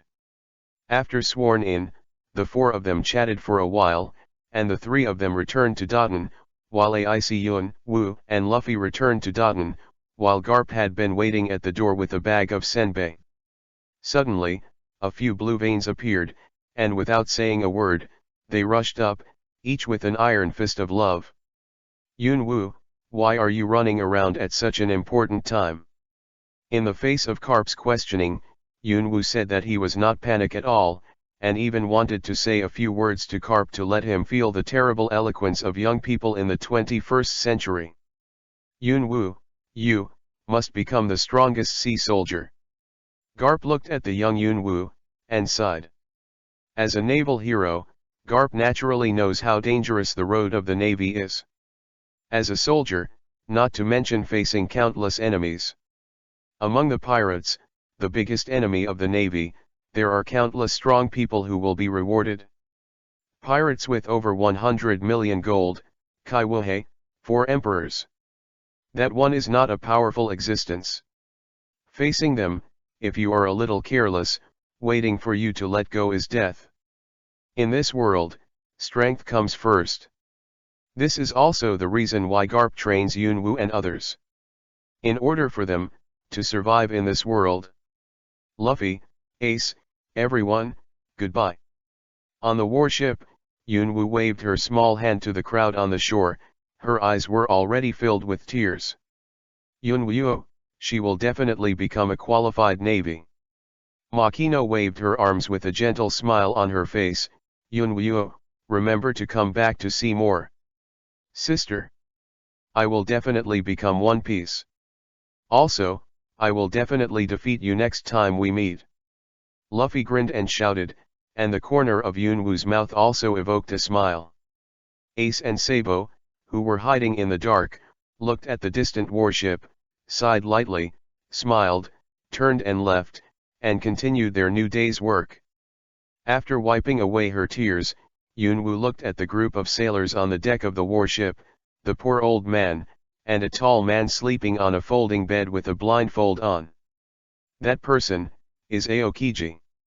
Yun Woo glanced at the green pheasant, and there was a hint of curiosity in her eyes. In the original play, Aokiji ran to Blackbeard for unknown reasons. The answer to this matter? Maybe only Oda-sama knows. After all, when Yun Woo was killed by lightning, One Piece was not over yet. Sir, how long will it take us to get to the Navy headquarters? Yun Woo was sitting on the edge of the deck, swinging her legs in boredom, with the word boredom written on her face. The kind that was really written with a pen. Garp saw the words on Yun Woo's face, and the muscles on his face couldn't help twitching. A month or so, don't cause me trouble on the boat. Yun Woo smiled faintly, and an ominous premonition arose in Garp's heart. Sure enough, in the next second, Yun Woo got up and trotted to King Z's side with a strange smile. Speaking of the Navy. Although there are some scum, there are also people who Yun Woo likes, such as Tina, Daisuke. Yun Woo has read a lot of books about them. It's like saying something that shouldn't be said, right? P.S. Dear pirate fans, I would like to remind you that you should start your health, or you may not be able to live on the day when One Piece ends. Chapter 13 Delicious from the Sea.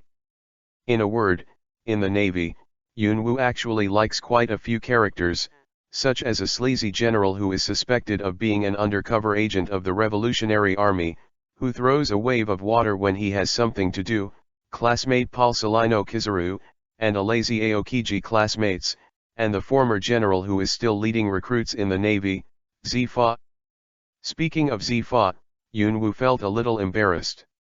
As a former admiral of the Navy, Zifa's strength is naturally unquestionable. He was once called a don't-kill admiral. He captured countless pirates on the sea, and he didn't kill a single person.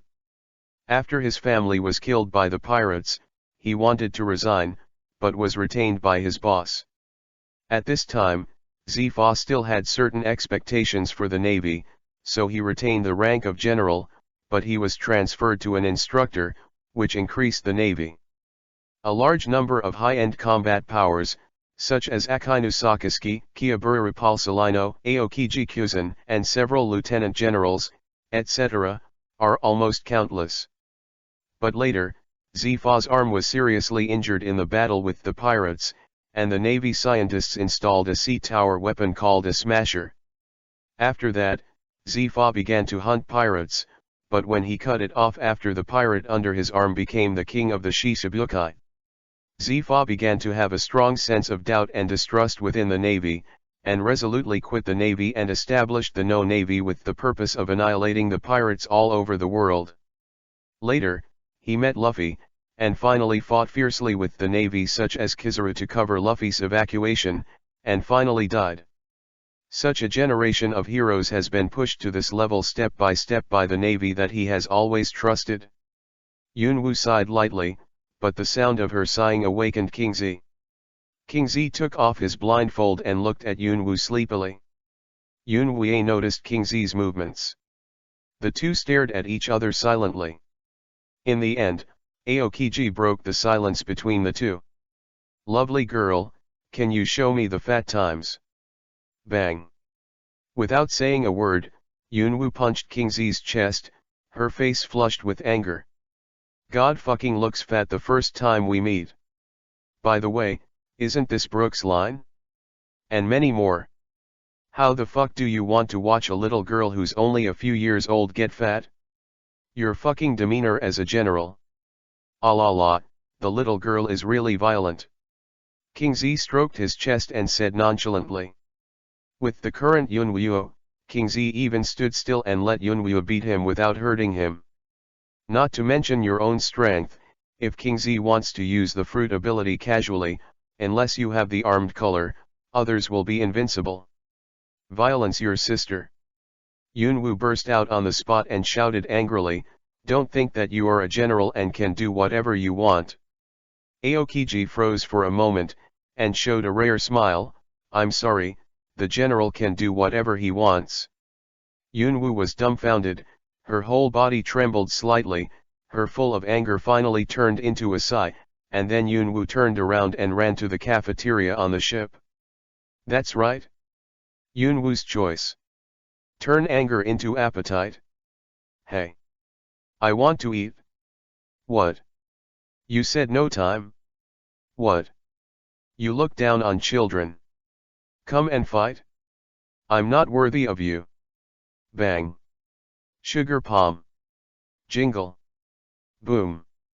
After a long time, the voice in the cafeteria gradually calmed down, and the door of the cafeteria was opened from the inside. Then a little girl who looked only 7 or 8 years old came out with a bucket of curry in her left hand and a bucket of rice in her right hand. Tremblingly, he walked to the dog's head in the bow, and then softly barked hey hey hey hey, wasting a lot of effort to bring the 2 big buckets to the dog's head, with a lovely satisfied smile on his face. What a lovely girl. A sailor fell. It's really cute, I really want to hug. A female sailor's mother's love overflowed. Wait, what she took away seemed to be our ship's lunch. This was the only one among the idiots who noticed something was wrong. Hundreds of Navy members on the deck were stunned at the same time, and then rushed to the cafeteria, suddenly dumbfounded. The dozen or so sailors who were originally working in the kitchen were in tattered clothes, obviously slashed by swords. Although they did not have many injuries, they were all knocked out without exception. However, after inspection, their wallets seemed to be missing. Now, on the other side, Aokiji looked at the messy cafeteria, and said helplessly to Carp, "Alas, Mr. Carp, your granddaughter is really uneasy at all." Garp ate the scallops and silently stepped aside, as if it had nothing to do with him. At this time, a sailor rushed over in a panic, and after saluting, he said loudly, "Lieutenant General Garp, General Aokiji." Wait. Carp interrupted the sailor with a wave of his hand, and then said, "If it's about the ship's lack of ingredients, don't bother me. Find a small island to buy it yourself." "No, I just discovered that a sea king is rapidly approaching. Inexplicably, the Navy slowly calmed down and laughed at himself. Ordinary Navy like them don't even have to think about it. The Sea Kings will definitely not be able to beat them unless they have enough troops and firepower, but now there are the highest combat power of the two naval headquarters. General Aokiji, Lieutenant General Garp, a mere Sea King, are you here to deliver food? Let's go, I'll fix it. Garp said helplessly, with a hint of annoyance in his voice. Not far away, Yunwoo, who was eating curry rice, happened to hear a few people's conversations. A smirk appeared on the corner of his mouth, and immediately followed behind a few people. To know. The meat of the Sea King is very delicious. Chapter 14. The enemy has 30 seconds to reach the battlefield. Under Garp's order, the sailors quickly prepared their weapons and stood on the deck waiting for the appearance of the Sea Kings, all with nervousness in their eyes. Soon, a strange creature with a height of 100 meters, covered with fine scales, and the body of a tiger and snake appeared on the sea, roaring loudly and rushing towards the warship. How could such a Sea King appear in the East China Sea? There's no way the Sea Kings in the East China Sea are so big. What's the panic? We have a general and a lieutenant general in charge. It looks delicious. The sailors who were discussing were stunned at the same time. After seeing the drooling Yunwoo, the expression on his face became more and more strange. It looked delicious. This is a fucking Sea King, you actually want to eat it? Where do you put the Neptune's face? Even if you are Lieutenant General Garp's granddaughter, you can't be so casual. Hey, old man, can I eat it? Yunwoo looked at Garp and asked with saliva. Garp was stunned for a moment when he heard the words, and his face became a little weird, which made the faces of the sailors a little normal. Sure enough, Lieutenant General Garp is impossible to agree to such a request, the little girl is too willful.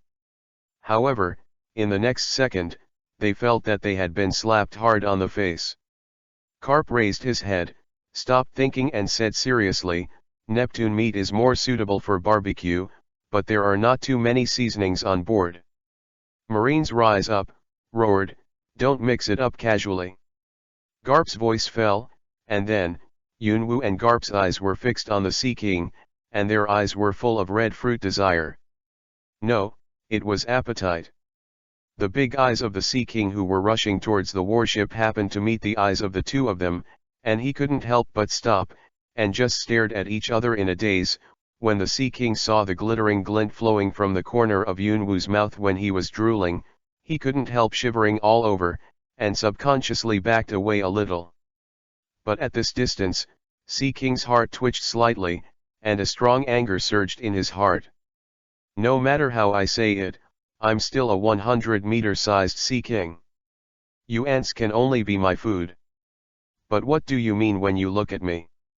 It looks like you want to treat me as food, don't you think?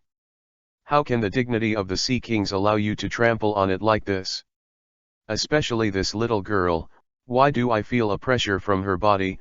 Forget it, I don't want so much, anyway, all the humans here are going to enter my stomach.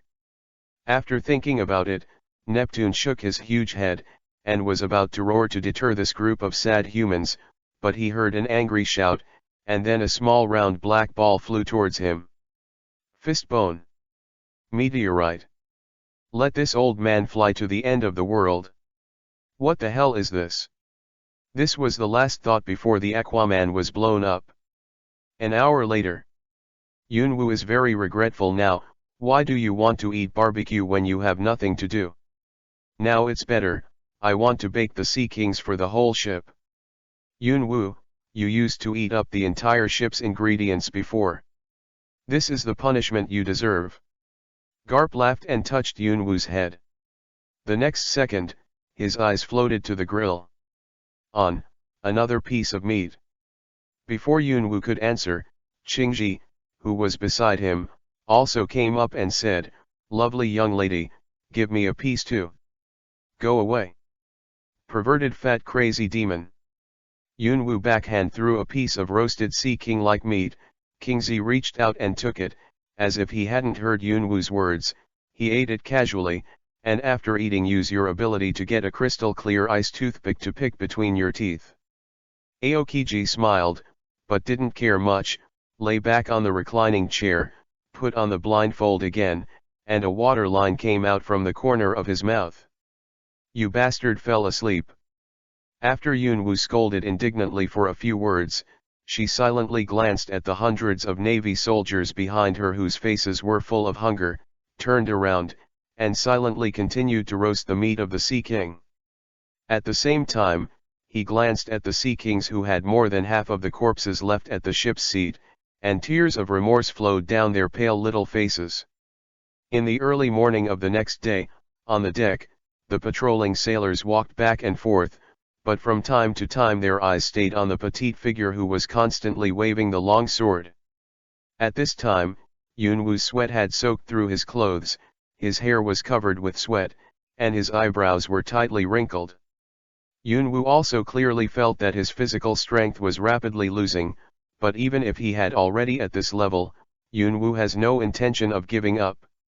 As for Yunwoo, who has always been lazy, can sit without standing, and can lie down without sitting, why did she suddenly exercise like crazy?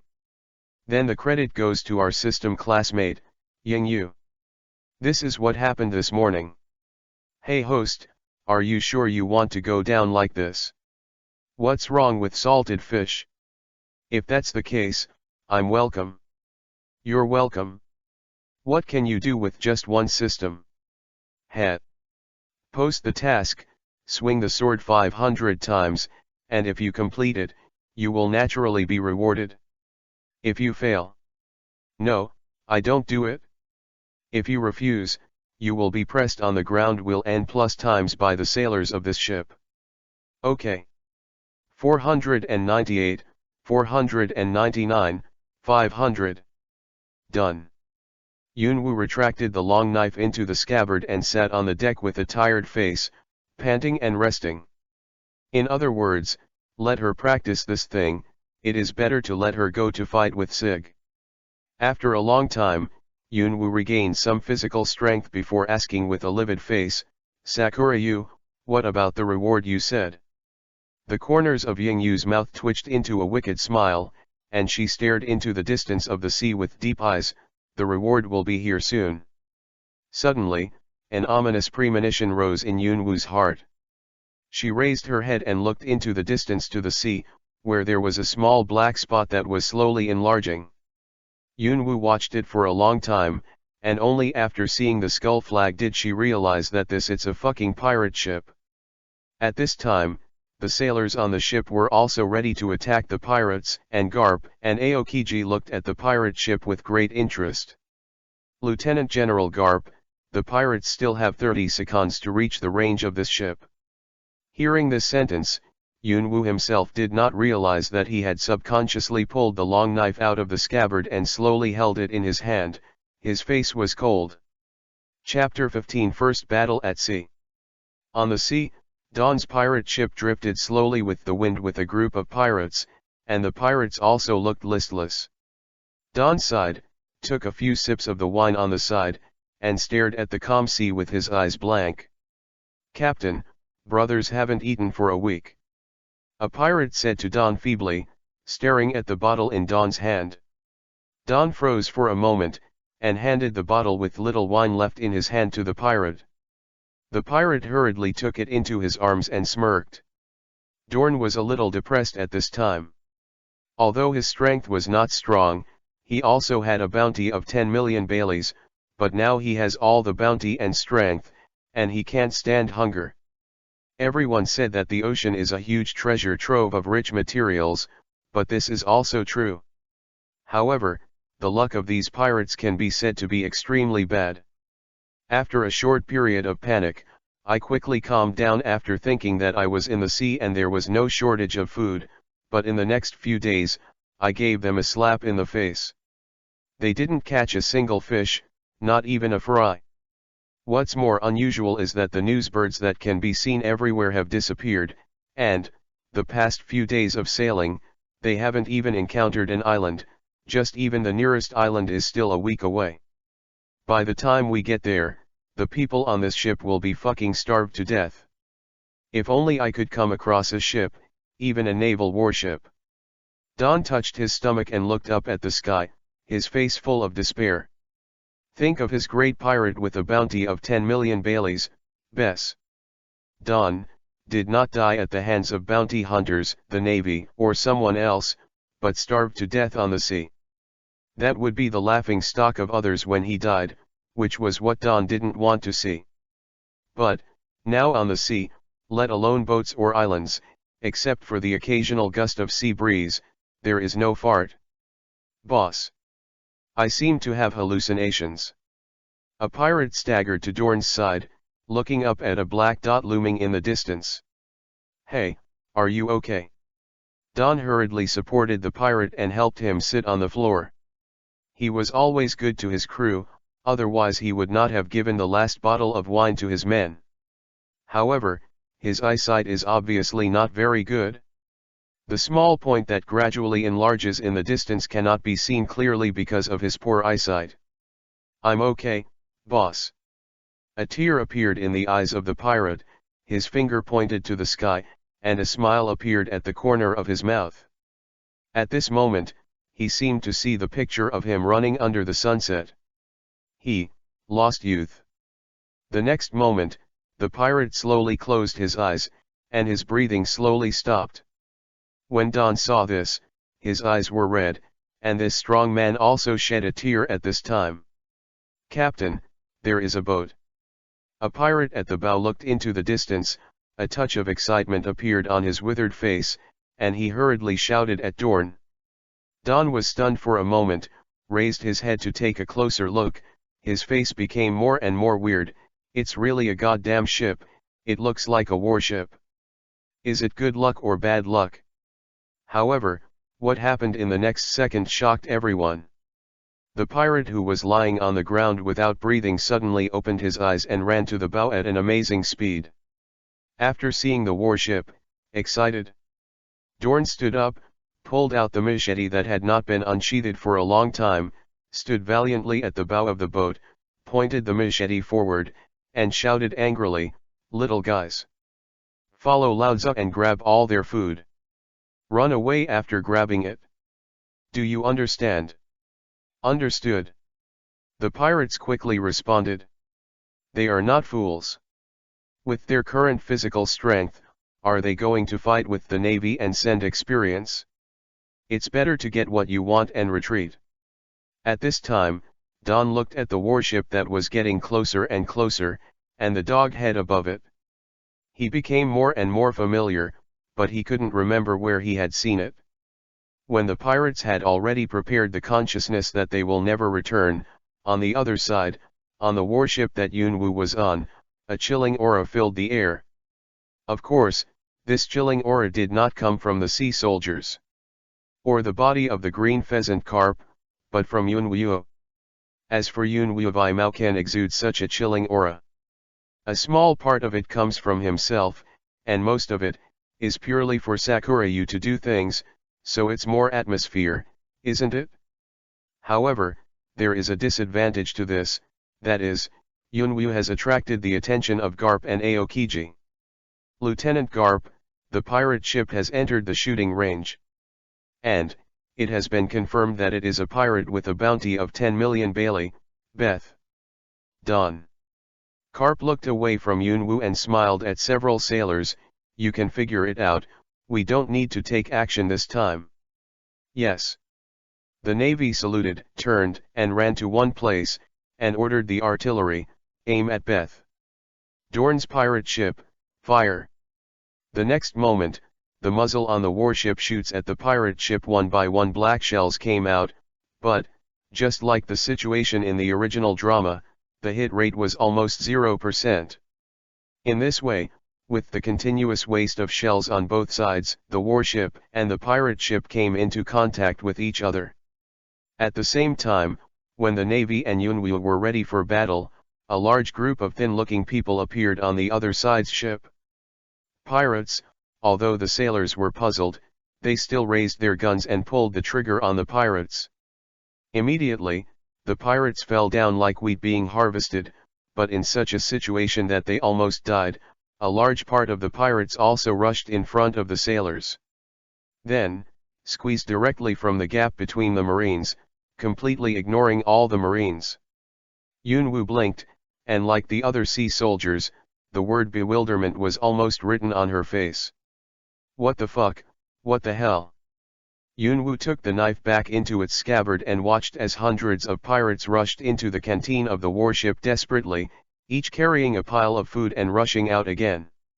Seeing this, Yunwu did not think about their purpose, and pulled them out again. After a few seconds of psychological struggle, he resolutely pulled out the knife and rushed towards the pirates. Chapter 16 First Kill. When Yunwu, a 7-year-old girl, rushed over with a long knife that was a little taller than herself, the sailors' heads fell into confusion for a short time, and then they rushed up like crazy, roaring. This girl is only 7 years old now? Opposite is a ferocious pirate. Is she going to die alone? And she is also the granddaughter of Lieutenant General Garp, a naval hero. But soon, the next scene made them overthrow this idea.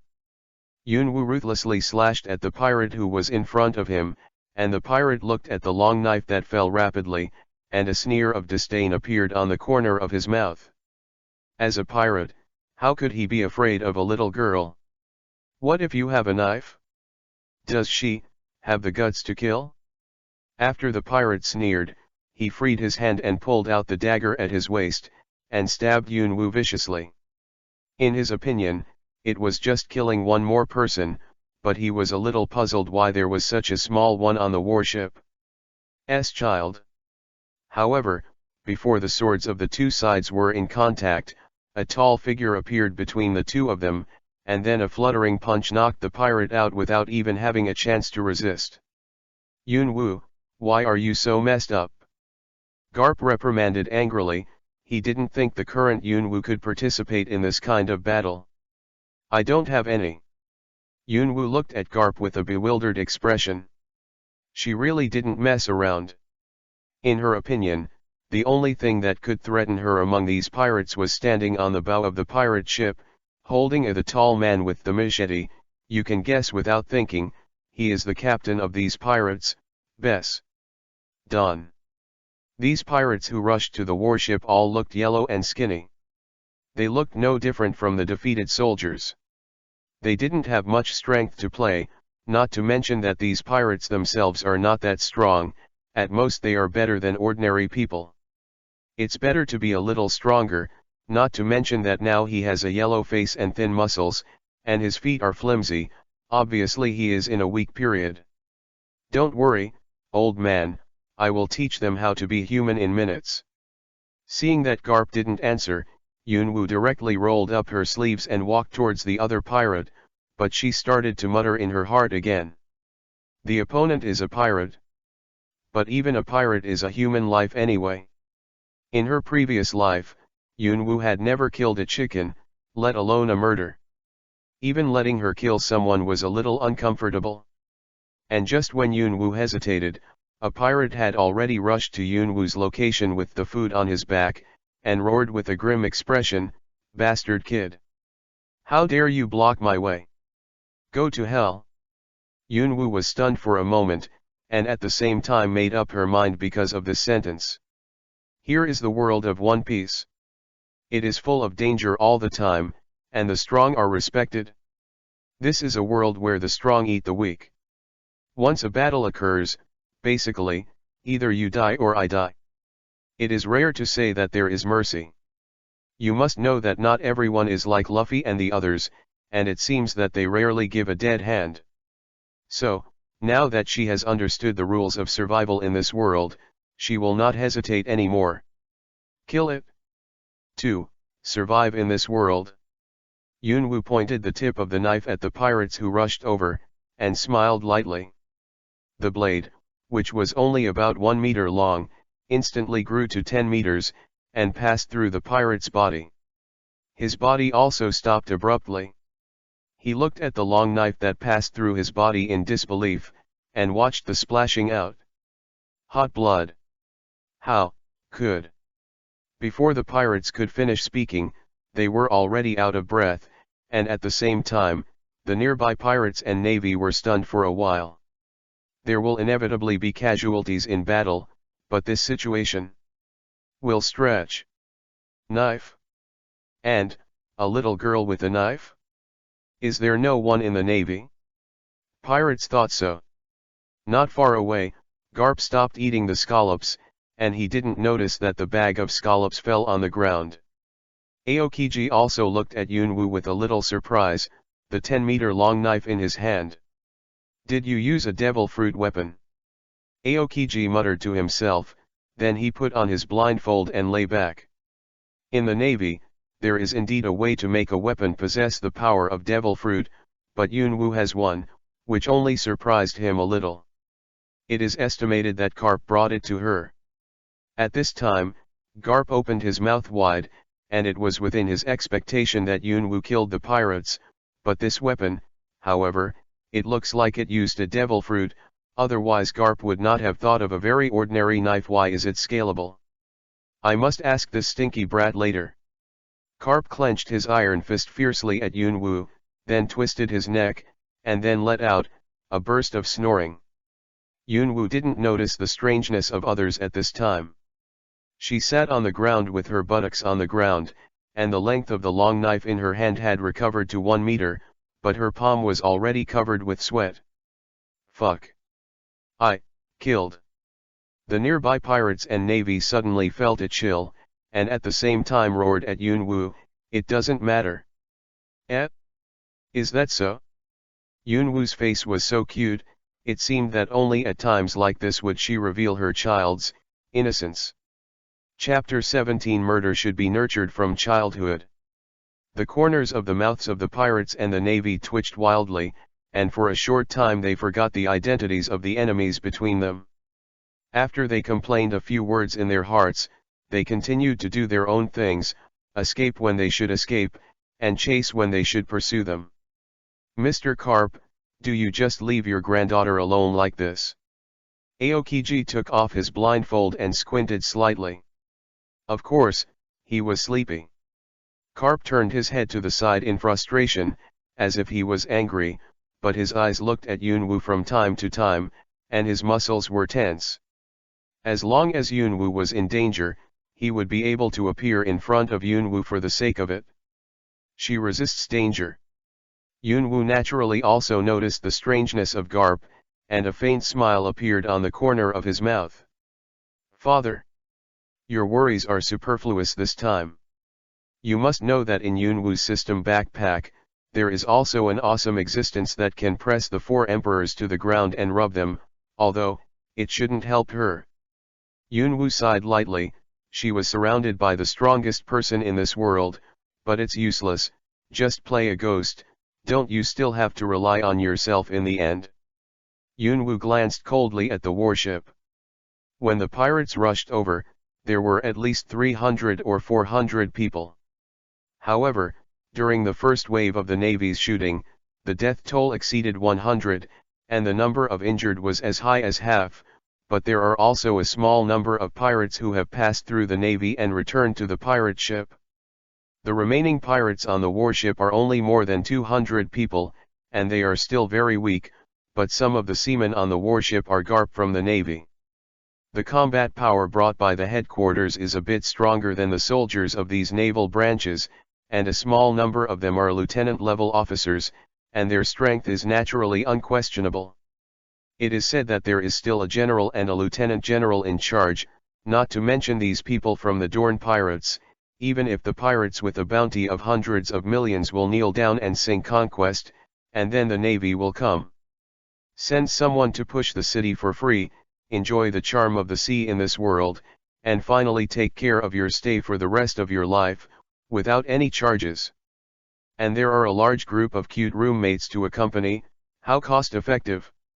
Yunwu raised the long knife again, tapped her toes lightly, and jumped to the place where the 2 ships meet, standing there upright, like a door god. Although she was petite, a faint pressure directly pressed against the pirates' mind. Come on guys. She's just a little brat. Kill her and go back to the boat. Disdain flashed in the eyes of the pirates. Although the previous companion was killed by Yunwu with that strange knife, they still did not think that a little girl could be so powerful. Even if she had some strength, she had beaten them hundreds of times. People. What's more, their boss Don is not far away. What they didn't know was that Dorn stood on the bow of the ship. His face became more and more fearful. He recognized it, this dog-headed warship. It's the Navy headquarters Vice Admiral, the hero Garp's warship.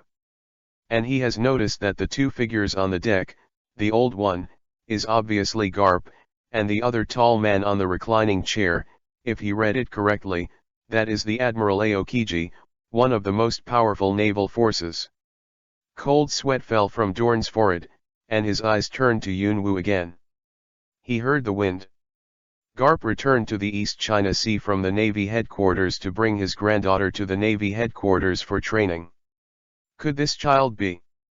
Thinking of this, Don didn't dare to think about it anymore. In case, if she was hurt, her group would probably touch Garp's inverse scales. At that time, I am afraid that it is good to be locked in the advanced city. Not dead is a miracle. The bounty of his tens of millions of Baileys from Don is indeed quite good in the East China Sea. In the East China Sea, where there are not many strong men, he is still a strong man, but he is facing two navies. The highest combat power of the headquarters. Damn. Don broke out a foul language.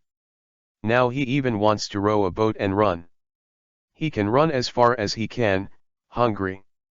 Where is the little life important? Everyone. Don't worry about that kid.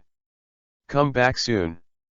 Don shouted, but his voice was covered up by the shouts of the pirates, and Don felt a burst of despair in his heart. If he was really injured, or killed that little ancestor, he wouldn't dare to think about the consequences. With a faint sigh, there was a fierce light in Don's eyes. If it really happened, then he could only take this little brat as a hostage. However, good is rewarded with good and evil is rewarded with evil. Don seems to have heard that some time ago, a bandit tied a child and was swallowed by the Sea Kings. On the other side, Yunwu looked at the approaching pirates, and the corners of her mouth rose slightly. This is a fucking fight? And, it's not illegal for the Navy to kill pirates, right? Don't break the law. In the previous life, let alone murder, it was a lot of trouble to maliciously hurt someone. How can there be such a world in this world, so blood boils? Dominate the battlefield, this is every man's dream. However, Yunwu obviously ignored two things. First, she is still a child under 10 years old. Second, she is no longer a boy. The level, that is, the gender does not match. However, these do not affect Yunwu's determination to make a big fight now. Chapter 18. You are different from the pirates I imagined. Looking at the pirates rushing over, Yunwu shouted, have you heard of the 40-meter-long broadsword? Hearing this, the pirates trembled all over, and looked at the distance between themselves and others from Yunwu. It seemed that they were less than 40 meters away, and suddenly, an ominous premonition rose in their hearts. The knife in this kid's hand seems to be able to stretch. Afterwards, they looked at the swords, guns, and sticks about a meter in their hands, and their faces turned ashen. Then in the next second, a 40-meter-long knife rose into the sky, and even the Navy couldn't help twitching the corners of their mouths, and then quickly retreated to 40 meters away.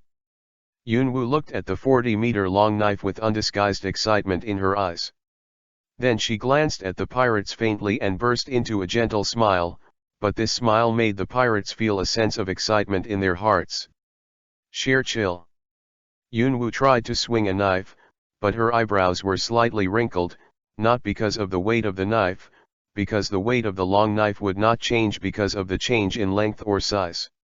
The knife is indeed long, and it is still the legendary 40-meter-long knife, but it is very uncomfortable.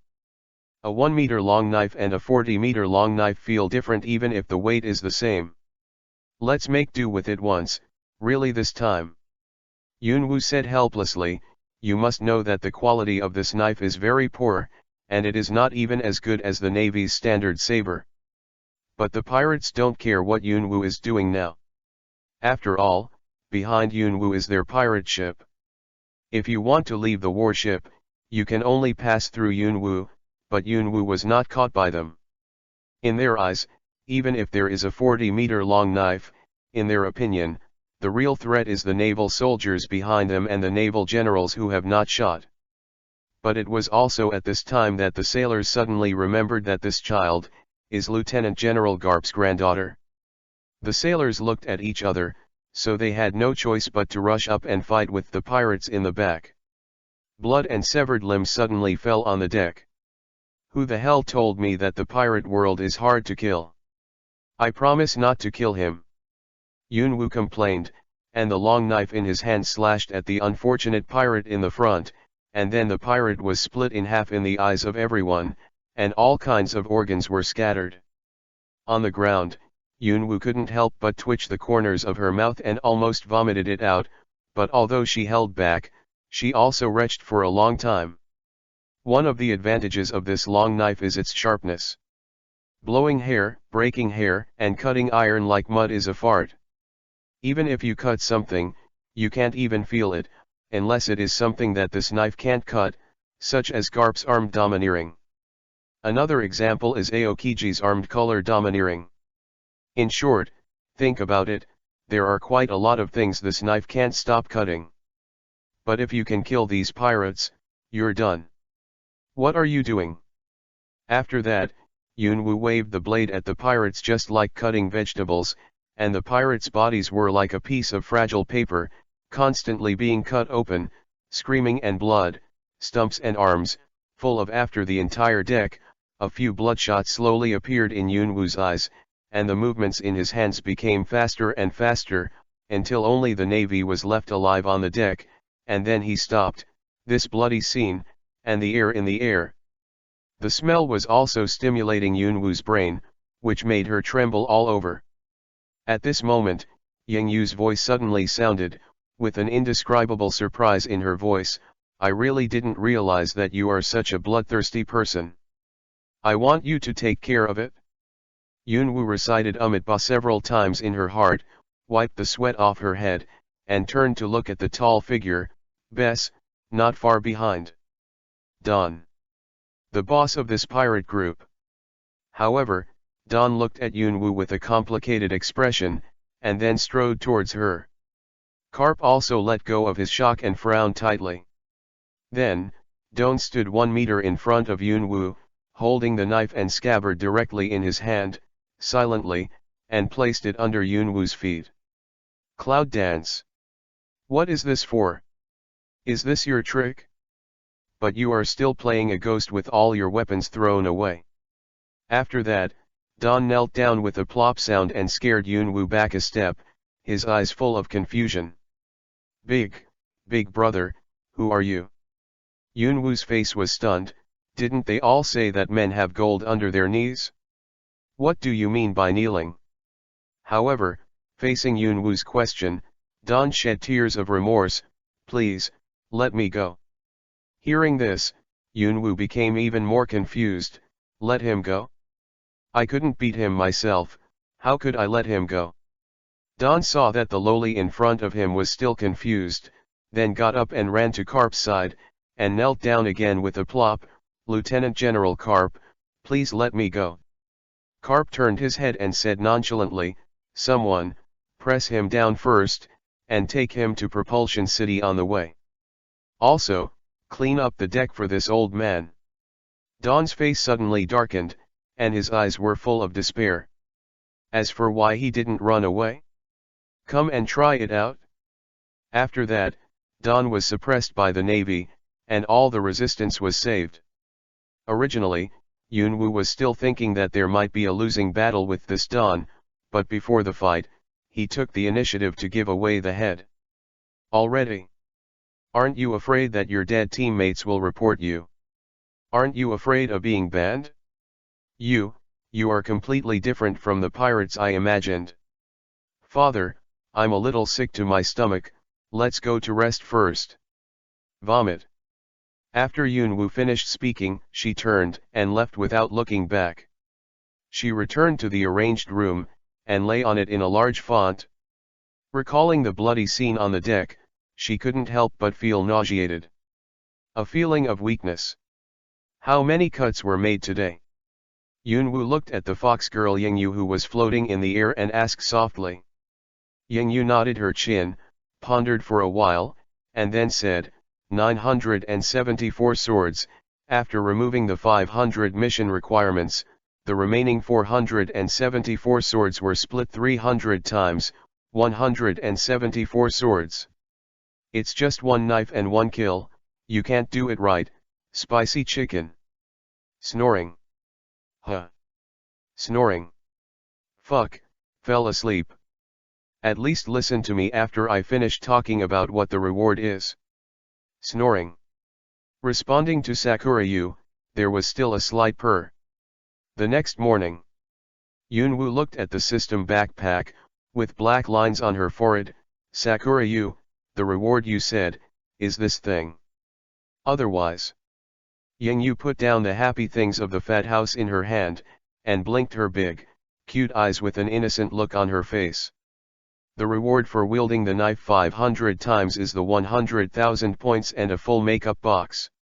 Yunwoo roared, she can understand the 100,000 points, after all, Dawn's bounty is 10 million Bailey, 100,000 points is normal, but what do you mean by this full makeup box? You don't understand this. Yingyu explained solemnly, as a woman, if you don't know how to put on makeup, then you might as well just die. The corner of Yunwoo's mouth twitched, resisting the urge to slap Yingyu, and opened the system mall, feeling a little excited, but after the mall opened, Yunwoo's face turned completely dark.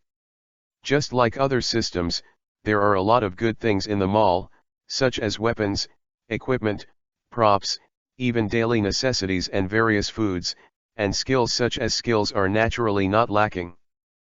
But part of it, it really made Yunwoo blush. Maid and a maid, a certain toy, a certain Viagra, anyway, there is no shortage of all kinds of OOXX related things. But the real headache for Yunwoo is the price. She originally thought that her 100,000 points were enough, but the cheapest thing in this mall, except for those ordinary food, which are cheap, basically exceeded tens of thousands of points. Yunwoo suddenly felt a kind of cheating feeling. Is there nothing useful? Yunwoo muttered to herself dejectedly, and looked at the mall slowly. In the end, she only used 50,000 points to exchange for an imitation weapon, an imitation heavenly sword. Of course, Yunwoo didn't know how to use a sword. However, because the original retractable knife was damaged by Yunwoo, after all, Yunwoo used this knife frequently. Wen Kei used it as a kitchen knife, and Wu Kei used it to cut pirates. Therefore, after the battle yesterday, this knife is completely scrapped, and Yunwoo naturally needs a new weapon, although she can go to Carp to dig a few good weapons. However, Yunwoo chose to exchange this imitation heavenly sword from the system mall. There is a reason. It can fly. Although I don't know what Xiaoling thinks, this one does have the ability to fly with a sword.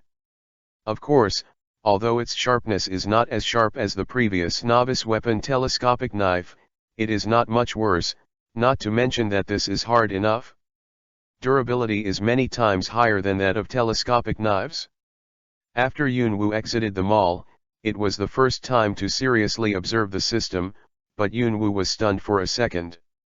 On the profile, there is an experience bar, and in front of the experience bar is the words First Class 98/100.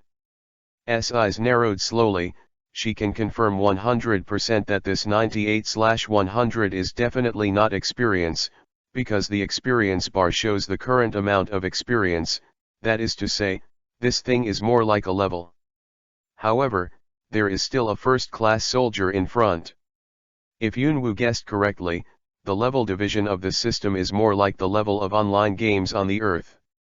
Became a warrant officer, a second lieutenant, a lieutenant, etc. It turns out that I only have the strength of the rank of first class, but it seems that it is very close to the rank of second lieutenant. Yingyu looked at Yunwu, who was a little excited, and said lightly, "The first class is only 98th, don't forget that in this world, let alone the first class, even ordinary soldiers and captains.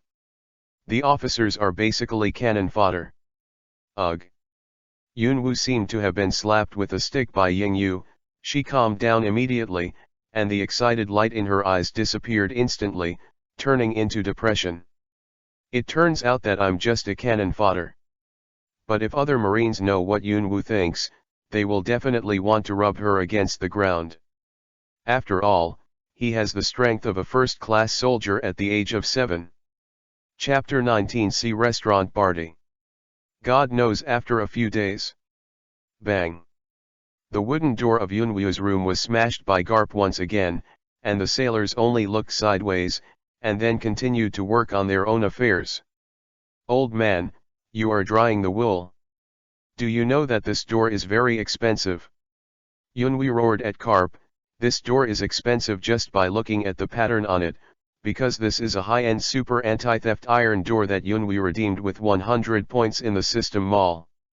100 points. That's 10,000 Baileys. You have smashed hundreds of thousands of Baileys with your own hands these days, don't you have a B number in your heart? Don't think that you can do whatever you want as my grandfather." Garp didn't say a word, and landed an iron fist of love on Yunwu's little head. "I'm your grandfather. Be careful when you speak." Yunwu covered the big bag above her head, and after humming a few times, she calmed down. "What's the matter, old man? What's the matter with me today?" Garp grabbed Yunwu's collar, threw it on his back, walked to the deck, and said as he walked, "I'm going to Barity, the restaurant on the sea, and I'll take you to have a look on the way." Oh, it turned out to be Barity, the restaurant on the sea. Yunwu replied weakly, her eyes still dazed. From Yunwu's point of view, since he was born in the East China Sea, it is normal to go for a walk in Barity, even if he is about to arrive here in person. Yunwu's heart is just curious. A few seconds later, Yunwu's eyes flashed a strange light, and he began to wonder in his heart. In the original book, Barty appeared 9 years before Luffy left the sea, that is, when Luffy was 8 years old. There is Barty, but the problem is that Luffy is only 7 years old, and the time is not right. Yunwu's heart became more and more puzzled, and she couldn't think of a reason. That's right, it's just that someone who is lazy has a wrong memory. So let's just think about it. Because someone who is lazy is too lazy, so I am lazy and modify it in a large area. Thinking of this, Yunwu swiftly jumped off Garp's back, ran to the bow and looked forward to a black spot, which was the distant sea restaurant Barity. "Father, how much do you know about Barity?" Yunwu's eyes flashed with a trace of curiosity. "You must know that Barity's boss, Jep, used to be a pirate, and after entering the Great Root, he could still get rid of his entire body. The pirates who retreated were just unlucky and encountered a storm. At the same time, they broke a foot to save Sanji. They were starved for dozens of days before they were rescued by a passing ship. The Dream Sanji founded the famous sea restaurant Barity together. But even this can't change the fact that Jep was once a pirate, and Jep himself is not weak. He is also called Redfoot Jep. He should have a bounty, but in the following years there was no navy to trouble him, and Yunwu was curious about this. Barty. Garp pondered for a moment and then said lightly, "The food in this restaurant can be said to be very good, but the owner of this restaurant seems to have been a pirate before." Yunwu was a little surprised. Have been a pirate? Then why didn't the navy attack him? Now that you know that Zap was once a pirate, according to the navy's style, not to arrest him? No, is it because of the shipwreck? Everyone thought he was dead. Anyway, it's just a guy who is somewhat famous at the entrance of the great shipping route. What's more, after the shipwreck, some people in the navy thought he was dead, so they withdrew the reward. Besides, doesn't he open a restaurant now? I'm too lazy to take care of it. Karp pointed his little finger at his nostrils and said flatly, as if it had nothing to do with him. The Navy is really casual.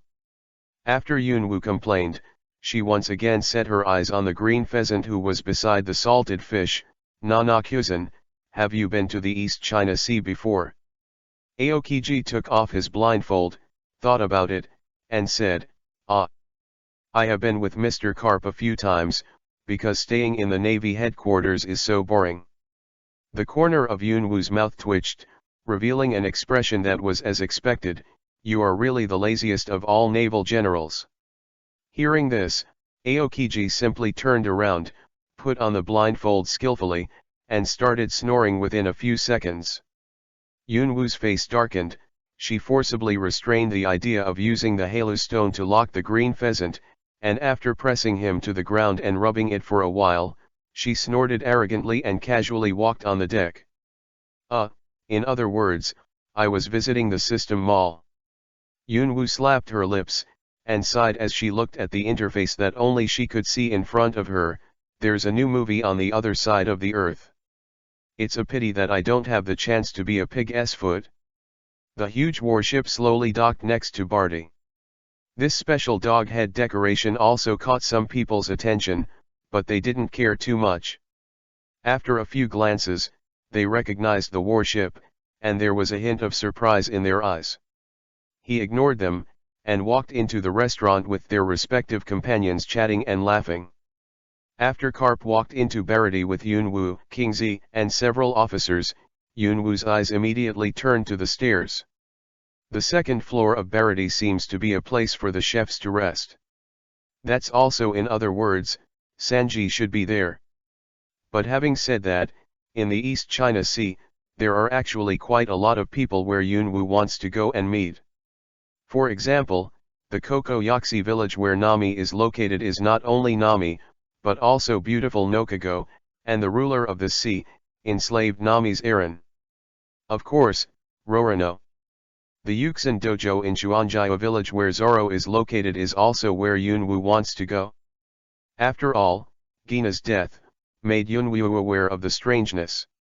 With Gina's strength, how could she fall to her death? Similarly, the curator of Yuxin dojo, Gu Yuna's father, has always been a fan of his strength and identity. Moreover, he also has something to do with Yunwoo's cheap dad, Meng Chi Di Long.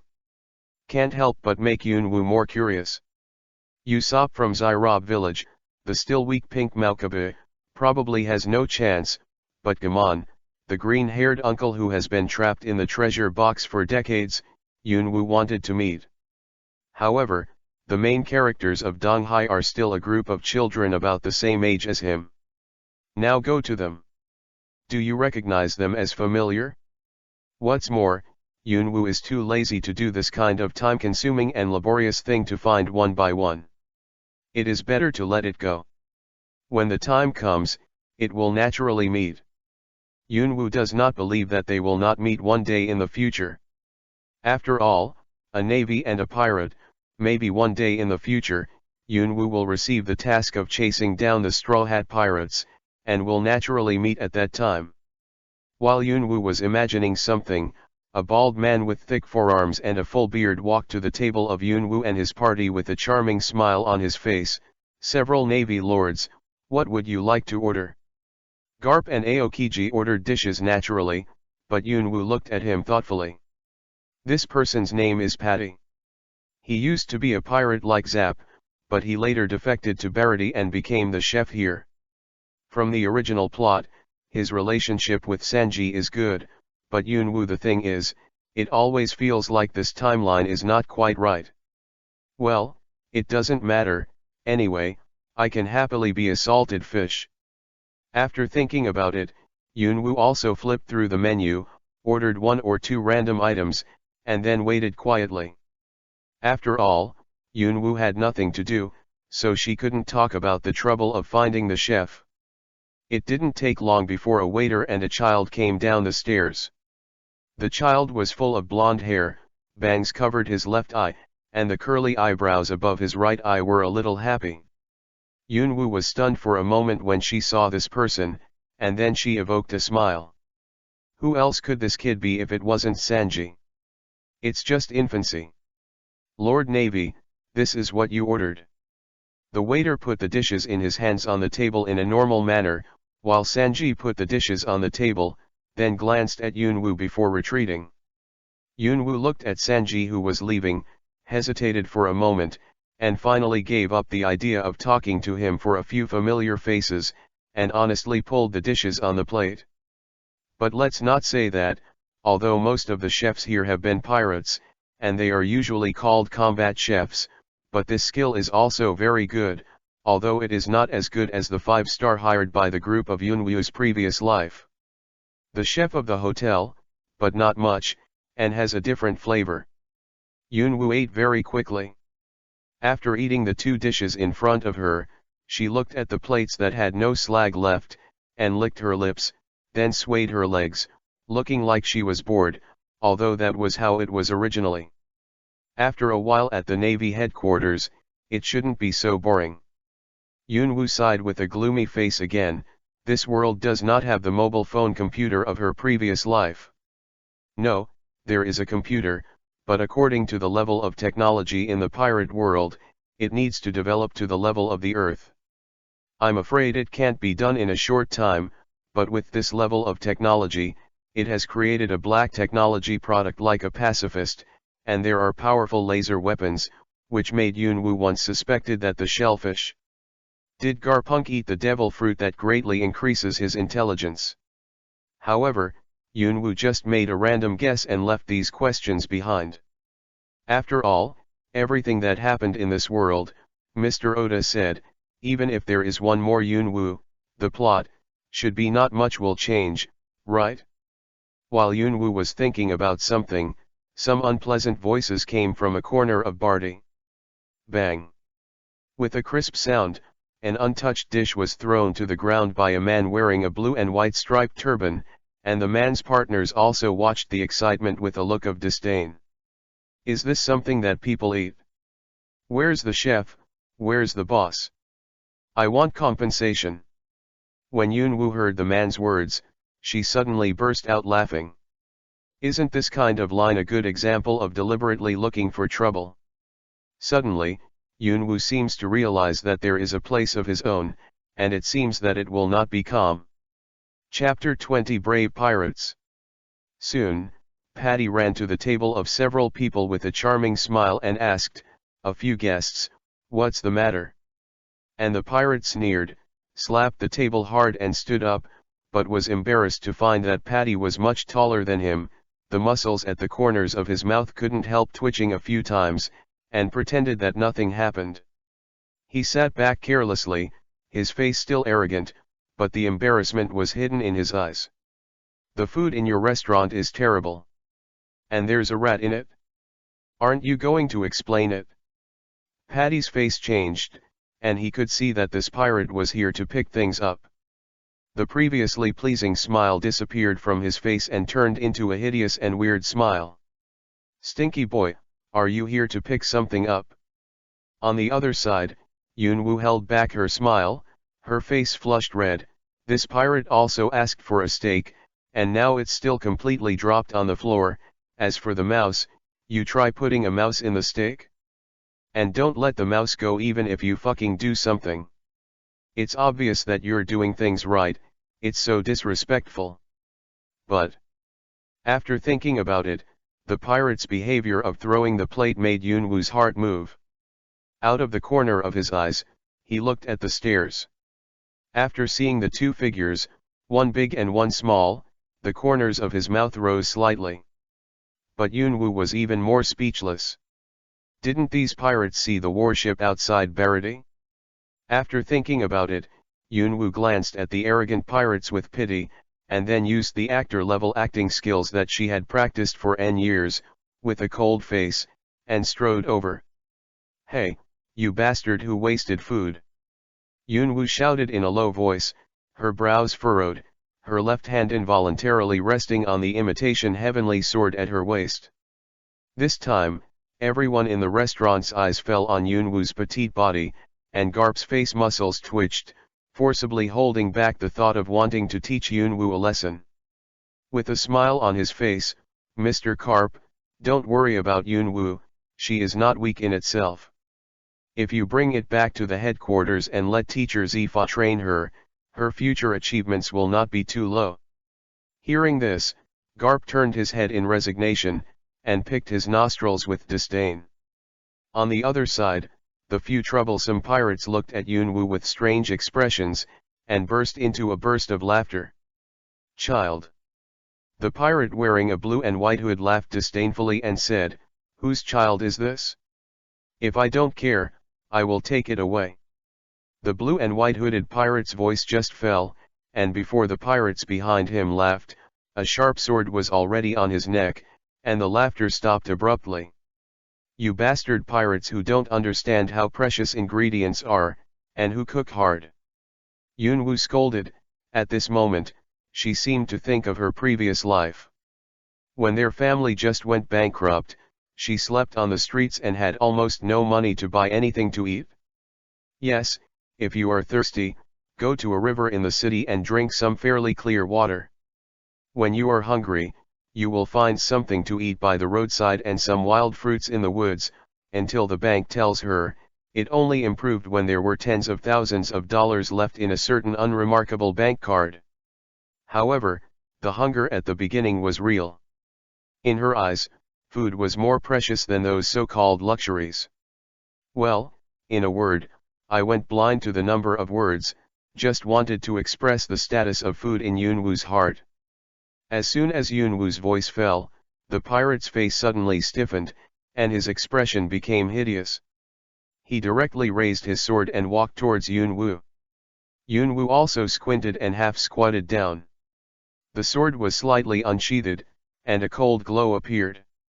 However, just when he was about to start, a man with a pair of yellow twist beards appeared in the air, his wooden prosthetic limbs mercilessly slapped the pirate's face, and the pirate was immediately stunned. The kick flew out, leaving a human-shaped hole in the wall of Barty. Yunwoo was stunned for a moment, and the laughter of the pirates also stopped abruptly, and looked straight at the person who came. The word anger was written on the faces of the pirates, but there was a bit of fear, and then as if thinking of something, he put on a look that I am the strongest. Zep, how can you hit someone? A pirate said to Jep in a strange way. What? Jep raised his eyebrows and said coldly, some unintelligible trash fish are making trouble, and they also want to disturb my guests. Can't I clean it up? After all, Jep glanced at Yunwoo with a deep meaning, and nodded without a trace. Pirates were speechless for a moment, and simply said with disdain, Zep, we are here to make trouble. Hand over your logbook, otherwise, we want you to look good. Our captain has a bounty of 30 million Bailey. The great pirate. This time, without waiting for Jep to speak, Yunwoo couldn't help laughing, ha ha ha. I have never seen a pirate with only 30 million Bailey's bounty, who dares to make trouble in a place with a navy. After saying that, Yunwoo's face turned cold, beyond your own power. The pirates smiled disdainfully, and they naturally saw the warship, but the navy on the warship, the highest rank is only a captain, and it is not the opponent of their captain at all. Keep an eye on it. But they obviously forgot one thing, naval officers with the rank of captain can only guard the ship. So, how strong will the strongest on the warship be? Moreover, the dogheads on the Garp warships are also very famous. The pirates in a ship did not recognize them. I am afraid they are also a group of guys with bad brains. However, their captains have a bounty of 30 million Baileys. In today's world, Dong Hai is also a strong man walking at the upper level, but, in front of these Navy and Kappa Kingzi from the naval headquarters, it is really not much trouble. Therefore, Yunwoo has already determined one thing, this time on the way to the Navy headquarters, he will also stop by the advanced city to send a group of pirates. Chapter 21 Is it robbing experience again? Yunwoo, Don't be too messy, otherwise I won't be able to deal with it. Yunwoo's face darkened, and she ignored Garp. Her fights depended entirely on her equipment. If she didn't mess around, that meant she wouldn't send these pirates to hell. In this case, what's the use of this big sword? But well, these little monsters can still be used to gain experience. During this time, Yunwoo has almost figured out how to obtain this experience, either by killing or defeating. Even if you kill a paramecium can give you a little bit of experience, but if the other party has no resistance, the experience gained will be greatly reduced. If it is defeated, if you defeat the opponent normally, it must be normal. Those who gain experience, but if the opponent keeps their hands. For example, let the current Yunwoo play against Garp, and Garp deliberately lets Yunwoo win, then whether it can gain experience is a question, but this world above, all kinds of animals, insects, or creatures such as sea kings are classified into wild monsters. No matter what the state of the opponent, as long as they are killed or defeated, they will have experience drops. Okay Zep. The pirate grinned, ignoring Yunwoo, and coldly shouted to Zep, our captain is a big pirate with a bounty of 30 million Baileys, Bess. Dodd. There are 2 other bounties. The cotter of 8 million Baileys. There are more than 700 brothers waiting on the boat. If you don't hand over the logbook, we will walk down this restaurant. Suddenly, Yunwoo was dumbfounded. Is 30 million Bailey a lot? Even if you add 8 million Baileys, it will not exceed 50 million. Most of the pirate bounties on the Great Route are close to 100 million, and even hundreds of millions are too many. You can only install it in the 4 seas. Now, out of the 4 seas, you can only bully ordinary people and weaker pirates. Ah, wait. Yunwoo's face changed, and she asked with some doubts, your captain's name is Bess. Dodd. That Bess. What does Don have to do with him? Yo. There was a flash of surprise in the pirate's eyes, and he explained proudly, you still know Beth. Don. To tell you the truth, the pirate with a bounty of 10 million Baileys, Bess. Don. It's our captain's younger brother. The strength is unfathomable. It is also the overlord of this East China Sea. How is it, are you afraid? Afraid? That's not the case. Just a few days ago, I happened to catch your captain's brother. I was just a little surprised. Yunwoo smiled slightly and said lightly. At this time, a muscular man suddenly appeared in the middle of the group, and Yunwoo shivered in shock. This strong man is none other than Nabith. Don's brother, Beth. Dodd. Dodd smiled disdainfully and said, what a big tone, just relying on the trash of the East China Sea Naval Branch to catch my brother? Even if it is really caught, so what, the big deal is that I will go to the naval base. Cap, who was eating slowly beside him, was stunned for a moment, his face turned cold, and he stood up suddenly. The navy cloak behind him was windlass and automatic, adding a hint of majesty. King Z and a few other naval officers also had a glint of anger in their eyes, and their brows were wrinkled. Even if the strength of the Navy's branch in the East China Sea was indeed much weaker than that of the North, South, and West Seas, it was not something that could be tainted at will. But Garp had already left, and they gave up the idea of hands-on. Navy, it's not that you pirates can be insulted. Garp shouted angrily and threw a few punches, and the pirates instantly vomited blood and flew out, fainting to the ground. As for Dodd, his 30 million Bailey bounty was not for nothing. He was shocked when he saw Garp punching. He crossed his arms in front of his chest and tried to block Garp's attack, but how strong was Garp? It was a pirate whose bounty was only 30 million Bailey that could be resisted. He flew out with the little brothers on the spot, but he didn't faint, but struggled to leave, with panic in his eyes, constantly skimming. To Garp. You are a lieutenant general. You are actually a lieutenant general of the Navy headquarters, Hero Garp. Why are you in the East China Sea? Could it be that my younger brother? Impossible. I don't believe it. Bren, you have this place cleaned up. Yes. Lieutenant General Karp. A lieutenant colonel saluted Garp, and then ran back to the warship. It didn't take long for a team of Marines to clean up these half-dead pirates, but Yunwu looked at the pirates and felt depressed for a while. It's all experience. The experience of Hongwakyo. A reward of 30 million Bailey is 300,000 points. Old man, you can let me go up and hammer a few times to get some experience. Suddenly, Yunwu was stunned again.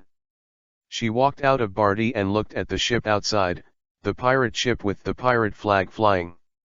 Suddenly, a faint smile appeared on the corner of Yunwu's mouth. She could see that there were still some pirates on the pirate ship. It seemed that they didn't know that their captain had been punched by Garp for a second, and they were still talking and laughing. I didn't notice any sense of crisis. Experience. Yunwu's eyes shone with golden light, forming a appearance, with crystal saliva dripping from the corner of his mouth, and a strange smile on his face. Yunwu's smile made the passing sailors shiver, and an idea emerged in their hearts. Is this the devil's smile? Who is going to be unlucky? At the same time, in a certain room of the pirate ship, the two strong men who were chatting suddenly trembled, and a coolness rose from the bottom of my heart. On the other side, Yunwu smiled wickedly. The sword was already unsheathed. She planned to annihilate the pirates in this ship in advance before the pirates found out. Of course, the most important thing was the two bounties inside of 800. Juan Bailey's cotters and other miners are not very strong, but don't care too much. However, with a bounty of 8 million Baileys, the strength is naturally not that weak, and it is only 2 at a time, which makes Yunwu a bit of a headache. Base before. Don and Bess. The Dodd brothers, one rewarded 10 million Baileys, and the other rewarded 30 million Baileys. What happened? Yunwu is all ready to do it. One kneels directly in front of him, and the other is killed by Garp before he even touches it. Is there any chance that he will not give a shot? But this time, she found an opportunity, and Garp probably won't attack the pirates on this pirate ship for the time being. Well, let's take this as an experience, young master, experience babies, here I come. After saying that, Yunwu screamed excitedly, and the cute voice made everyone in the vicinity feel tender. The idea that this girl is so cute appeared in everyone's mind, but when they saw Yunwu's hand flashing with cold light, the corners of his mouth couldn't help twitching wildly when he held the sword. At this time, Yunwu had already come to the deck of the pirate ship, peeping face to face with hundreds of big men, and the scene was very embarrassing for a while. Hi, you, how are you? Yunwu said hello with an embarrassed smile, but the pirates still looked at Yunwu with a bewildered expression. What is this kid doing? I don't know, but it's cute. Why don't we take her in? Don't worry, what if this kid is a salesman? Yunwu's face suddenly turned ashen, and a tic-tac-toe was squeezed out on his forehead. Sell. I can go to your maid. Why is there a promotion in the world of Mao? And the one who said he was taking in, I haven't been abandoned, you take in a ghost, you just want to play and cultivate, right? Do you believe it or not? Your captains know what you guys are like. You are sick, you need to be cured, so let's do it. I know a few old Chinese medicine practitioners who specialize in secondary diseases. No, this is not the Earth. The pirates all stared at Yunwu and muttered to himself, what kind of middle school disease, what old Chinese medicine, what Earth? They didn't understand any of them, and they didn't understand the meaning of these words at all, but one thing they can be sure of, Yunwu is scolding them. Then a burst of anger surged directly into their hearts, and nearly 100 people directly raised their blades with hideous smiles on their faces. Think about it too, these pirates who are robbing, killing, and fighting every day, were actually scolded by a 7 or 8-year-old girl without caring. If they don't do something, they are pirates. Face. After having this idea, the pirates who got up slowly walked towards Yunwoo, and the rest of the pirates also looked like they were ready to watch the show. Yunwoo also noticed something was wrong at this time, and looked nervously at the direction. The big men of their own, an inexplicable scene appeared in their minds. A movie from the famous VSN in the island country. Hey, don't come here, I'm a man. Also, I'm underage, be careful to be put in prison. Also, you can't get my soul if you get my body. The pirates who were slowly advancing were all speechless, fell to the ground with a neat plop, and then shouted, "Who cares about you?" However, these pirates shouted comfortably, but they also attracted the attention of others, such as the 2 cotters who were chatting in the room with a bounty of 8 million Bailey, as well as some naval soldiers, and these soldiers were also a little worried. I was afraid that the pirates would suddenly do something, so I ran into Barity to report the situation to Carp and others, but if Yunwoo knew about it, she might hate this sailor to death. On the other side, the 2 sides have reached the point where the swords are drawn. Yunwoo looks serious, the sword has been unsheathed, and the cold light on the blade is extremely dazzling. On the other hand, those pirates are all indifferent and disdainful, thinking about it, a little girl, even if you have a magic weapon in your hand, what can you do?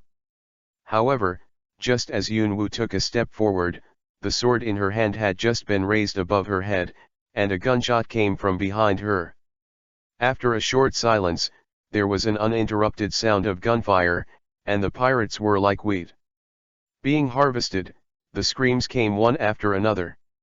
Yunwoo stared blankly at this scene, watching the sea soldiers who were shooting at the pirates and engaged in hand-to-hand combat, with a tear in her eyes. I ride a horse. I just want to get some experience. Is it easy for me? I am always robbed of experience like this by you. Is the protagonist lose face? Chapter 22 Heads Up Cotters. The battle didn't last long, and it was over. Because the navy was a surprise attack, the pirates were not ready to attack, but the cotters didn't show up yet, but Yunwoo also rushed to kill dozens of pirates. Gained a lot of experience. With a flash of white light that only Yunwoo could see, Yunwoo clearly felt the change in her body. Of course, it was not her height, but her strength. The original Yunwoo's own combat power was equivalent to a first-class soldier. The strongest among them is now a Corporal 7/100, which means that Yunwoo's own strength can now compete with the Corporal in the Navy, that is, he can compete with the Corporal, but, this still can't be changed and cannon fodder. Fact. After all, in the war, people like the 3rd class, 2nd class, 1st class, etc., can only compete with those pirates. As for the sergeant-level officers, although they are stronger than the ordinary navy, they are also very limited. These 2 levels of combat power are also the most indispensable in the world. In the pirate world, in the battle between pirates and the navy, the ones who really play a key role are the school-level and general-level officers. This level many of the powerhouses have mastered the use of domineering more or less, and can even resist bullets. It's like asking Garp to fight against a large group of ordinary pirates armed with firearms and swords. With Garp's armed color, even if he stands still, these weapons such as swords and guns may not hurt him. Under the circumstances, Garp can easily kill these pirates. Even if Garp is not mentioned, even if the school-level officer can't be armed, he will also have the powerful skill of the 6th type of the Navy. With shaving, iron or finger painting and moon it can effectively evade attacks and bullets, unless someone with equal or stronger strength appears.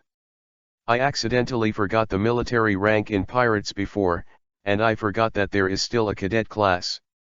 It has been changed apart. It should be, no big deal, isn't it? Lieutenant General Garp, the pirates on the deck have been dealt with, but the 2 officers have not been found yet. Hearing the report of the sailor to Garp, Yunwoo's eyes flashed a golden light again, and the original dissatisfaction in his heart was immediately washed away.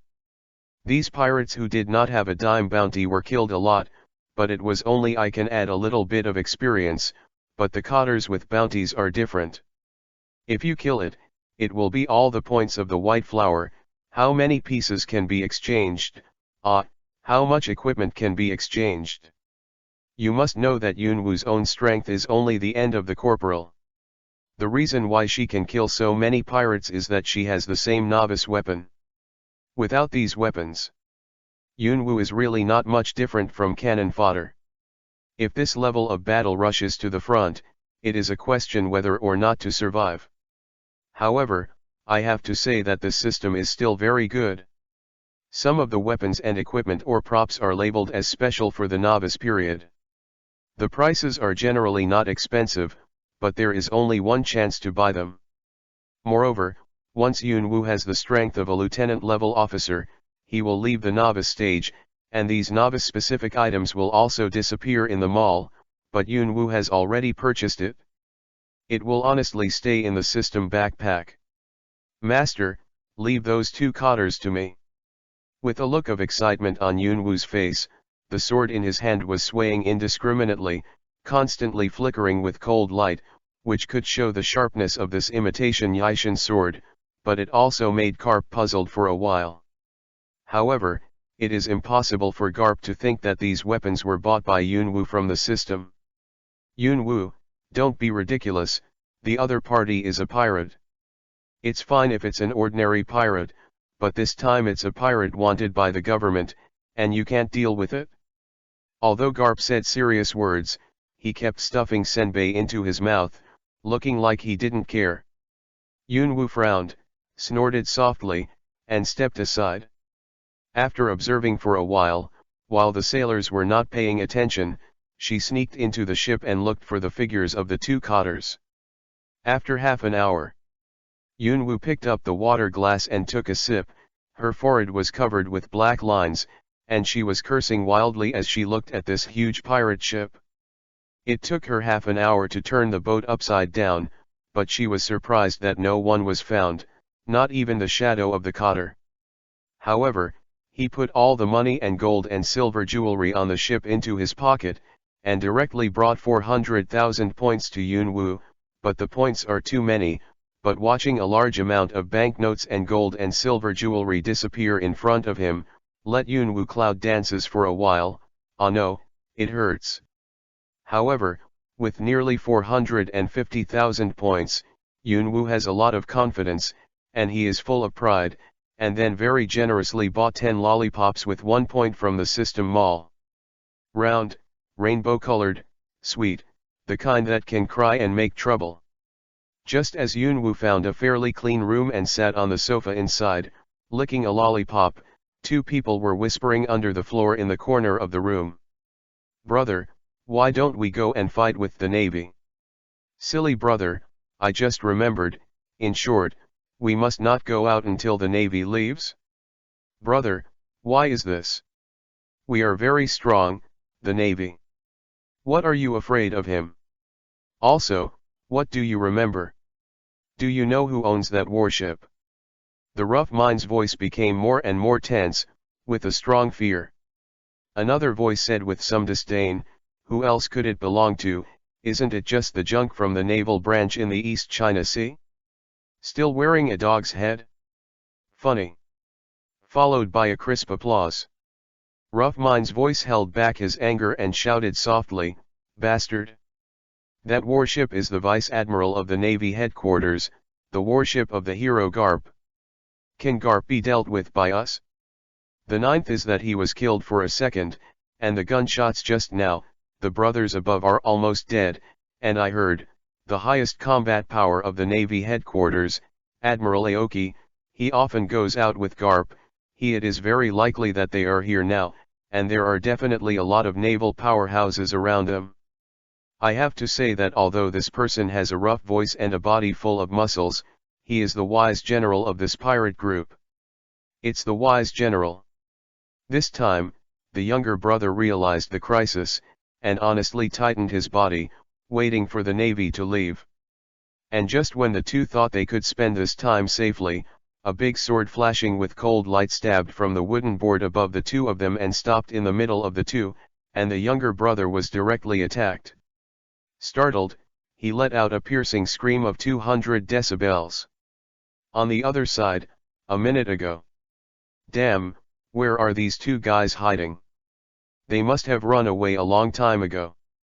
Yunwoo clasped her arms angrily, and even the invaluable lollipop was thrown aside and shattered into several pieces, as if she was crying for her own innocence. Those who heard it were sad and those who saw it cried. I'm so pissed off. Yunwoo angrily pulled out the big sword, and threw it casually. After a second, there was a scream of a man with a height of 200 decibels, which made Yunwoo's delicate body tremble. He quickly covered his ears with his hands, but the scream broke through this layer of defense and almost pierced Yunwoo's eardrums. But the worst is not Yunwoo. Soon, after the screaming stopped, a burly man pushed away the plank and climbed out trembling all over. When he saw Yunwoo, he was startled. He was about to move, but his legs went soft. Fell to the ground with a thud. The moment the burly man fell, a thin man crawled out. He was stunned when he saw the man who fell, and suddenly found that his body was twitching slightly. His pupils stared straight ahead without moving. Move as if dying. The thin man's eyes widened, and tears flowed out like a fountain, instantly soaking the strong man's clothes. Brother, why did you die like this? Did that kid kill you? I will avenge you now. Yunwoo stared at the two in a stunned manner, unable to turn her head around for a while. I'm not dead yet. Seeing that the thin man was about to attack Yunwoo, the strong man hurriedly said. Although he was surprised at why there was a little girl here, he didn't care much. He just wanted Yunwoo to leave quickly. Although he was a pirate, he still had a conscience and was not mad. Random hands on a little girl. Yunwoo stared blankly at the man who ran over to hug the sturdy man again. The word gay popped out of his head in an instant. After having this idea, Yunwoo's expression became more and more exciting, showing a smile that I understand. The strong man's mouth twitched, and he quickly explained, I and he are brothers, my name is Euler, and my brother's name is Muda. Cloud Dance, S, degree. Degree. Fuck. This name, how is it so familiar? After thinking about it for a while, and forcibly temporarily forgetting the long list of Euler, and Mudamua, Yunwoo only remembered the identities of these two people. You are the two officers of this pirate group. Yunwoo suddenly exclaimed, and hurriedly ran to the side to take the sword back in his hand. The sword pointed directly at Euler. Introduce myself, my name is Monkey.D. Yunwoo, the man, woman who will become a marshal in the future. That's the Navy. The smile on Muda's face disappeared, and he said grimly. Ah, yes. Yunwoo smiled slightly, her face seemed flat, but her body was ready to face the battle at any time, but the 7-year-old body was holding a sword that was a little taller than herself. Seems a little funny and funny. Muda took out the 2 daggers from his waist with a sly smile on his face. He was different from his elder brother Euler. Muda was cruel by nature and committed murder, arson, and robbery. As for why Oro was wanted together. Who let him dote on this bastard brother so much, and go out to sea with him to protect him, a good man just became a pirate. After hesitating for a while, Euler's eyes gradually became firmer, and he pulled out the knife from the scabbard at his waist and set up a posture, but they, like the previous pirates, thought that Yunwoo was not enough. Combat, imminent. Chapter 23. There seems to be no suspense battle. Muda snorted disdainfully and quickly rushed towards Yunwoo, but the originally small room made Yunwoo somewhat unable to dodge. Too big. Yunwoo secretly screamed bad. The 8 million bounty amount is not for nothing, the strength is naturally there, and it is much stronger than Yunwoo imagined. Yunwoo gritted her teeth, but her small body became an advantage. Yunwoo bent down, raised her sword horizontally, and slashed it towards Muda's leg. Muda sneered disdainfully, and avoided the sword with a slight leap, then turned and stabbed back. Yunwoo hurried forward and dashed forward, but could not completely escape the stab. There was a small wound on the back. Yunwoo frowned slightly, didn't pay attention to the wound on her back, resisted the pain and turned around quickly on the ground. The sword stabbed at Muda, but Muda didn't turn around at this time, so he had to block the dagger against the sword and stab at it in the place where I tried to resist. Euler was relieved to see this scene, but what happened the next moment made Euler's expression froze on his face. The sword passed through the dagger without a pause, passed through Muda's abdomen, and brought out a blood flower.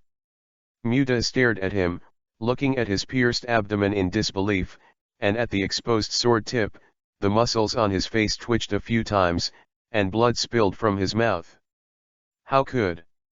Muda murmured to himself, his eyes full of disbelief, how could I be so easily taken by a little girl? Before the words were finished, Yunwoo gently pulled out the sword, shook off the blood on it, and looked at Euler with cold eyes. Muda, who was beside him, also knelt on the ground, clutching his abdomen with both hands, panting weakly, and no longer able to fight. Ola, I'm going to send your brother into the city, the kind of food and control. Do you want to avenge your brother? Euler struggled, raising and lowering the knife in his hand, and finally turned into a sigh. In less than 5 seconds of hesitation, Euler raised the knife in his hand and aimed it at Yunwoo. Yunwoo smiled lightly. She could see that Euler's speed was only a little faster than that of ordinary people, and judging from his posture with the knife, Euler had no so-called skills when he was fighting. What he said was just that the speed of slashing was faster and the angle was a little trickier. His real strength is estimated to be the strength of a second lieutenant in the Navy, or the bottom one. In Yunwoo, no, in front of the big sword, there is nothing to be afraid of. Then, the swords in their hands were aimed at each other, and Euler's eyes were full of solemnity. He saw the extraordinariness of the sharp sword in Yunwoo's hand. The sharpness of this kind of opening and hanging may even exceed that of a good knife. Therefore, he didn't dare to take care of him, and watched Yunwoo nervously, looking for an opportunity to attack. But Yunwoo didn't like this kind of long wait, so he rushed towards Euler with a light drink. Euler had no choice but to bite the bullet and raise the knife, and slashed at Yunwoo. The corner of Yunwoo's mouth twitched. With a smirk, he lowered his body, dodged the knife like a tackle, and at the same time dodged from Euler's right side, and then a carp stood up straight, slashed casually, and stayed on Euler's back. A thin blood stain was left. Aura sucked in a breath, resisting the bone-piercing pain on her back, and turned around quickly, dancing with her long sword, creating an airtight knife net, but Yunwoo just smiled disdainfully and stretched out the sword directly. In the past, and then, with a few crisp sounds, Euler's movement of swinging the knife slowly stopped, and he was slightly stunned when he looked at the long knife with only the handle left in his hand. Yunwoo put the sword back in the scabbard with a smile on her face. With her eyesight, it is not difficult to see that Euler's nature is not bad. This can be seen from Euler's previous hesitations. As for becoming a pirate, I am afraid that it is probably because of his incompetent younger brother. Such people, it is better to try to win over, at least to lay some foundations for the future. A bright light flashed in Yunwoo's eyes. Her previous life was not ordinary in identity and status, and her family's strength was even more frightening. As the successor of the family, Yunwoo, even if she was a dead house on weekdays, was by no means useless. On the contrary, she almost has the entire family in her hands. If it weren't for the simultaneous suppression by multiple forces, she would not have ended up in the situation she was in later. Beside the point. Yunwoo knows in her heart that the most important thing in this world is her personal strength and the development of her power. Although her personal strength can gradually become stronger through training and systems, in terms of power, although she is now Karp's granddaughter, but the navy is not hers, and it is impossible for her to use it, so she has to develop her own power, and Euler is also favored by Yunwoo. Euler is not too old now, only 25 years old. Although Yunwoo seems to have passed the best period of training, but in this world where everything can happen, it is a small problem, etc. If you can get a devil fruit one day, it will be over.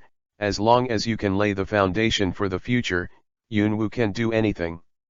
When Yunwoo had this idea, her eyes looking at Euler became more and more fiery, as if she was looking at a rare treasure. Euler didn't notice the change in Yunwoo's eyes. He threw the remaining grip aside and sat on the ground dejectedly. I'm not your opponent, I lost, I can leave with the navy, but please spare my brother Muta. Impossible. Yunwoo frowned, although she was willing to accept Aura as her younger brother, but Muta had no plans to let it go. I have investigated you, your younger brother Muta, who is called a butcher in the East China Sea, does a lot of evil. Do you think I might let him go? Euler was dumbfounded and shook his head with a wry smile. He knew better than anyone what his younger brother had done, even if it was shot hundreds of times. But, Euler, are you willing to follow me and be my subordinate? Euler was stunned for a moment, and a look of surprise flashed in his eyes. Becoming a navy? Hey! Come on, it's so heavy. Yunwoo threw Muta onto the deck, gasping for breath, and asked her, a 7-year-old girl, to move an adult. Even if she had the strength of a corporal, she wouldn't play like that. Yunwoo. Karp was stunned for a moment, and looked carefully at Muta, who was in a coma after Yunwoo had just thrown it to the ground, and then at Euler, who was like a servant behind Yunwoo, and his expression became more and more strange. Dear Grandpa Dick, can we discuss something? Yunwoo pleaded with a cute face and folded his hands. Karp shuddered suddenly, and looked at Yunwoo with a strange expression. What's the matter? Hurry up, the old man has to deal with the pirates. Yunwoo pouted, and are you the only one dealing with pirates? Obviously, it was directly thrown to Aokiji to deal with it. But after thinking about it, Yunwoo still explained honestly, her face flushed slightly. After all, she wanted to cancel the reward, but it was not a trivial matter. Grandpa, I want to keep Euler by my side as a younger brother, so, can I remove his bounty? Clap. Garp's scallop fell to the ground. Aokiji's blindfold fell to the ground. Clang. The knives and guns in the hands of the sailors fell to the ground. That's right, everyone was shocked, except Yunwoo and Euler behind her. A certain sailor came up to his friend and vent sip. You said Lieutenant General Garp's granddaughter would not be looking for a boyfriend? Such a small child. Without waiting for the sailor's friend to answer, Yunwoo threw a slipper directly at him. After a snap, a shoe print appeared on the sailor's face. I really thought I couldn't hear you. I'm here for my younger brother. Do you understand? This is for my younger brother. I'm so sorry. Miss Yunwoo. Clap. There was another crisp sound, the close release of the slippers and the human face, and the sea soldier who had just got up fell down with a thump, and a shoe print on both sides of his face balanced a lot. He is really an obsessive-compulsive disorder patient. Good news. Who the hell is a young lady? Yunwoo roared in dissatisfaction again. If it wasn't for the Seoul Dan's being from the Navy, she would have dismantled the Navy into pieces and cramped. So, from today onwards, there are 3 people who can't be provoked on Garp's warship. The naval officers on the warship, the Lieutenant Colonel Woods, who is known for his seriousness, the Sergeant Rosam who is in charge of the meals on the warship, and Yunwoo, who is called the Little Devil by the sailors. After this short-lived farce, Yunwoo blinked her big watery eyes again and stared at Garp tightly. The meaning is already obvious, that is, if you don't agree, I will annoy you to death. Garp's mouth twitched, and after a long time, he nodded helplessly and said, "I'll discuss with Sengoku after I go back. A pirate with a bounty of 8 million Baileys should be fine. Grandpa is the best." Yunwoo smiled and threw himself on Garp.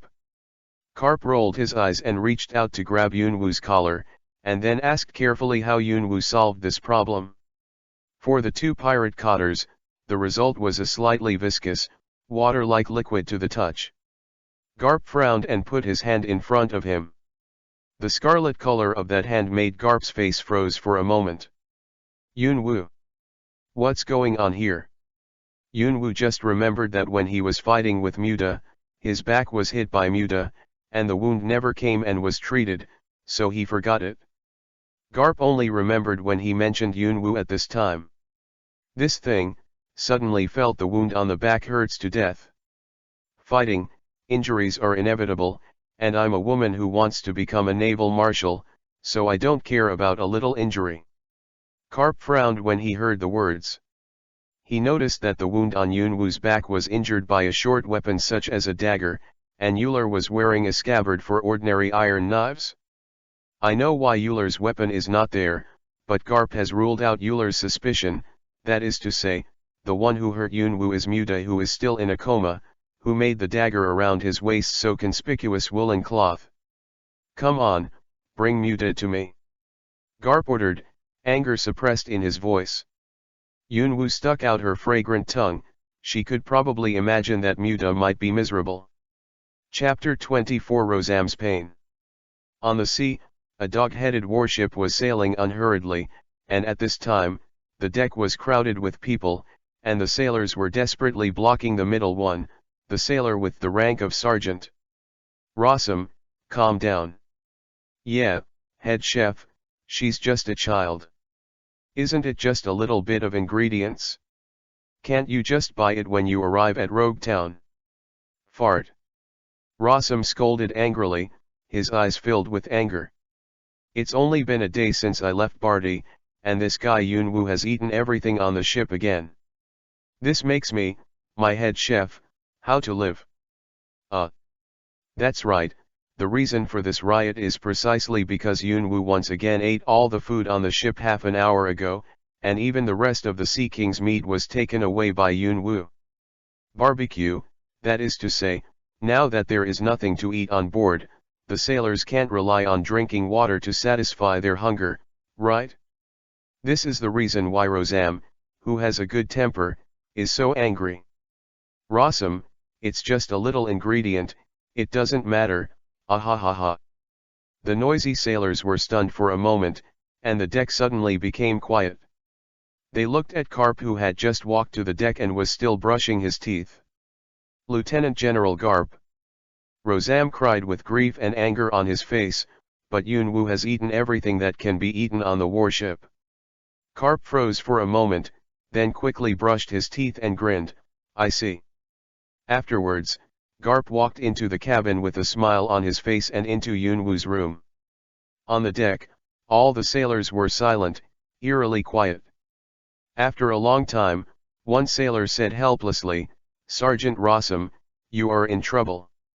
Rosam had calmed down at this time, thinking that he had complained to Garp just now, and a drop of cold sweat fell on his forehead. The next second, the position of the bow of the ship slammed down into the sea. The ship's position was high, and the whole warship was bent at a 45-degree angle. Everyone on the deck was stunned, and then hugged in panic. "Everything around you that can stabilize your body, don't dare to let go for a moment." Immediately afterwards, Yunwoo's screams resounded in everyone's ears, followed by a roar of Yunwoo. "Rosam, you bastard! I'm not playing with you. It's not over with you. You're not finished. It's not over. Finished." Rosam swallowed a saliva, took out a crumpled piece of paper from his trouser pocket with trembling hands and handed it to the second lieutenant next to him. "This is my suicide note, it must be given to my mother, she lives in the great XX island on the route." After a long time, the hull regained its balance, and everyone breathed a sigh of relief. "Oh no." Aokiji was still drinking wine with a leisurely face, as if he had long been used to it. After half an hour, Yunwoo's nose was blue and his face was swollen, and he appeared on the deck with a full head bag. The sword in his hand flashed a cold light, and his face was extremely fierce. "Ro. Sam. M. You come out for Laozi. Laozi wants to live and die with you. Today you are either dead or I am alive. Don't think about running away unless you can get out of this world. I tell you, even if Mr. Carp is here today, you don't even think about surviving." Every time Yunwoo said a word, a few drops of cold sweat would fall on Rosam's forehead. When Yunwoo's voice fell, he had already soaked his navy clothes with cold sweat, trembling all over, and even wanted to jump directly into the sea survive. Rosam believes that his strength is above Yunwoo, and this is true, but he lost on the weapon difference between the two is almost the difference between the ordinary sword and the big quick sword. However, Yunwoo still has a mysterious color. He can guess that this seemingly weak little girl may have some powerful cards. Of course, Rosam didn't count Garp at all. After all, Garp rarely took care of these things. At most, the two of them quarreled with each other, and then fought like a prank. "Don't use weapons if you can, let's fight with bare hands." Yunwoo raised her brows, and suddenly felt that Rosam was a little funny. Knowing that the weapon could not be used, he planned to use his own strength to decide the outcome. However, Yunwoo was not at all cowardly. He opened his mouth and agreed. He took the big sword back to the scabbard, then put his hand in his trouser pocket, and then took out a glove with a strange luster. It is obviously a leather glove, but it shines like steel, which is really weird, but I am afraid that only Yunwoo knows that this is her new novice weapon. Its name is, "You Can't Recognize Your Mother." The glove is as its name suggests. Although it looks weird, most people will think that it is just an ordinary glove for boxing. In fact, the properties of this glove make Yunwoo a little stunned. The introduction is very short. In just one sentence, the wearer's strength is doubled. At first glance, you may think it's nothing, but it's not. It's really useless if you let an ordinary person take it, but what if it's a person of Garp's level? Isn't that going to heaven? It is absolutely possible to punch Nanshan nursing home and kick Bihai kindergarten. You must know that this boxing glove Yunwoo has paid a lot of money, and directly used up the 160,000 points obtained after defeating Brother Aramua. "I only wear a glove, is it alright?" Yunwoo asked with a smile that was harmless to humans and animals. Rosam smiled disdainfully, the fear on his face disappeared instantly, a joke. What he was afraid of was Yunwoo's weapon and the way Yunwoo tortured people. With this idea in mind, Rosam threw the weapon, clenched his fists, and looked at Yunwoo with a playful expression, while Yunwoo took out a lollipop and put it in his mouth. This is no ordinary lollipop.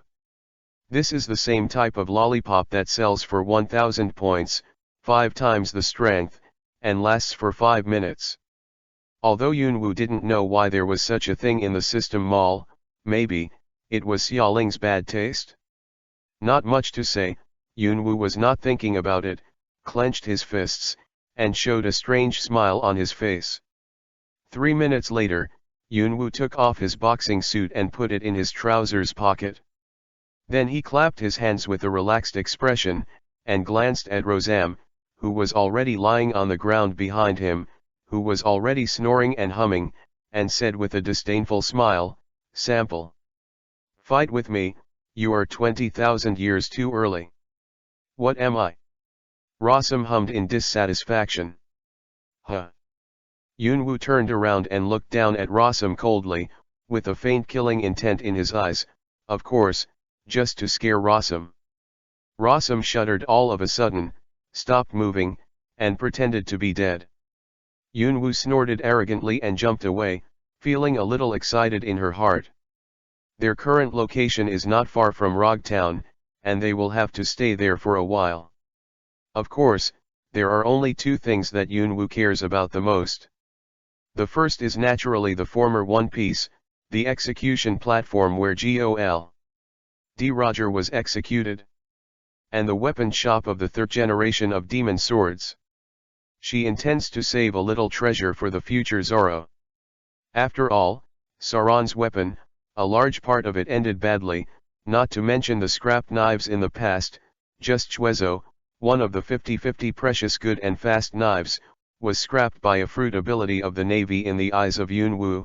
It is a huge loss, so I have the plan to prepare a good knife for Sauron. As for whether the plot will change, Yunwu doesn't care about these bad things. Since she was reborn in this world, the plot has been destined to undergo huge changes.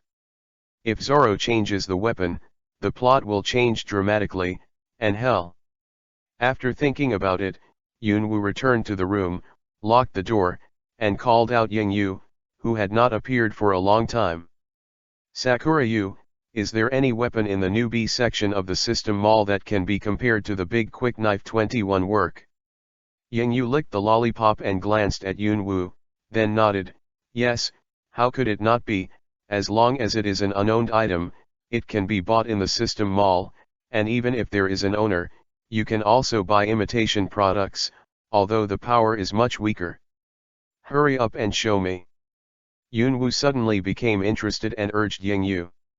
Yingyu gave Yunwu a helpless glance, and then clicked on the screen of the system mall, and then a large number of weapons appeared, a large area of densely packed. Just a part of this revealed, at least there are tens of thousands of weapons. Are these weapons that can be compared to the 21st worker of the big quick knife? Yunwu swallowed, her eyes full of greed. If you bought these weapons yourself, it would be trivial to equip a team of hundreds of thousands of people. At that time, hundreds of thousands of younger brothers will fight with a weapon of the level of a big sharp knife. How cool is it? Don't think about why for now, you should think about the price. Yingyu rolled her eyes again, and said in a more disdainful tone, Yingyu said that this is the worst host she has ever brought. The price. Yunwu's face suddenly froze, and he lowered his head slightly, looking at the long string of zeros under the goods. His face suddenly became bitter. At this price, you can't buy the whole world even if you sell it. Yunwu said dissatisfiedly. It's no wonder that Yunwu would say so. It is estimated that if you sell this world, not only will you not be able to buy it all, but even 1/10 of the world in the system mall. Can't buy any items. I know. Yingyu said lightly, otherwise, what do you think the system copy is for? Yunwu's face turned dark again. You never told me there was such a thing. Cough cough. A flash of embarrassment flashed in Yingyu's eyes. Thinking about it carefully, she didn't seem to have told Yunwu, and the embarrassment in her eyes suddenly became a little heavier. Yunwu didn't pay too much attention to it. After complaining a few words about Yingyu, she continued to rummage for weapons. It didn't cost Yunwu's hard work. She also selected a few high-quality and cheap knife weapons. At the level of the big quick knife, the price is also much cheaper, at least within the acceptable range of Yunwu. Chapter 25 Never Afraid of Trouble. Yunwu looked at the knives on the screen, pinched her chin and pondered. She still has nearly 450,000 points. Although it seems to be a lot, it costs more than 100,000,000,000,000,000,000,000,000 for any of these compared with weapons with more points. It feels pitiful. Well, but Yunwu doesn't care about this. From her point of view, you can earn more money if you run out of money. The same is true for points.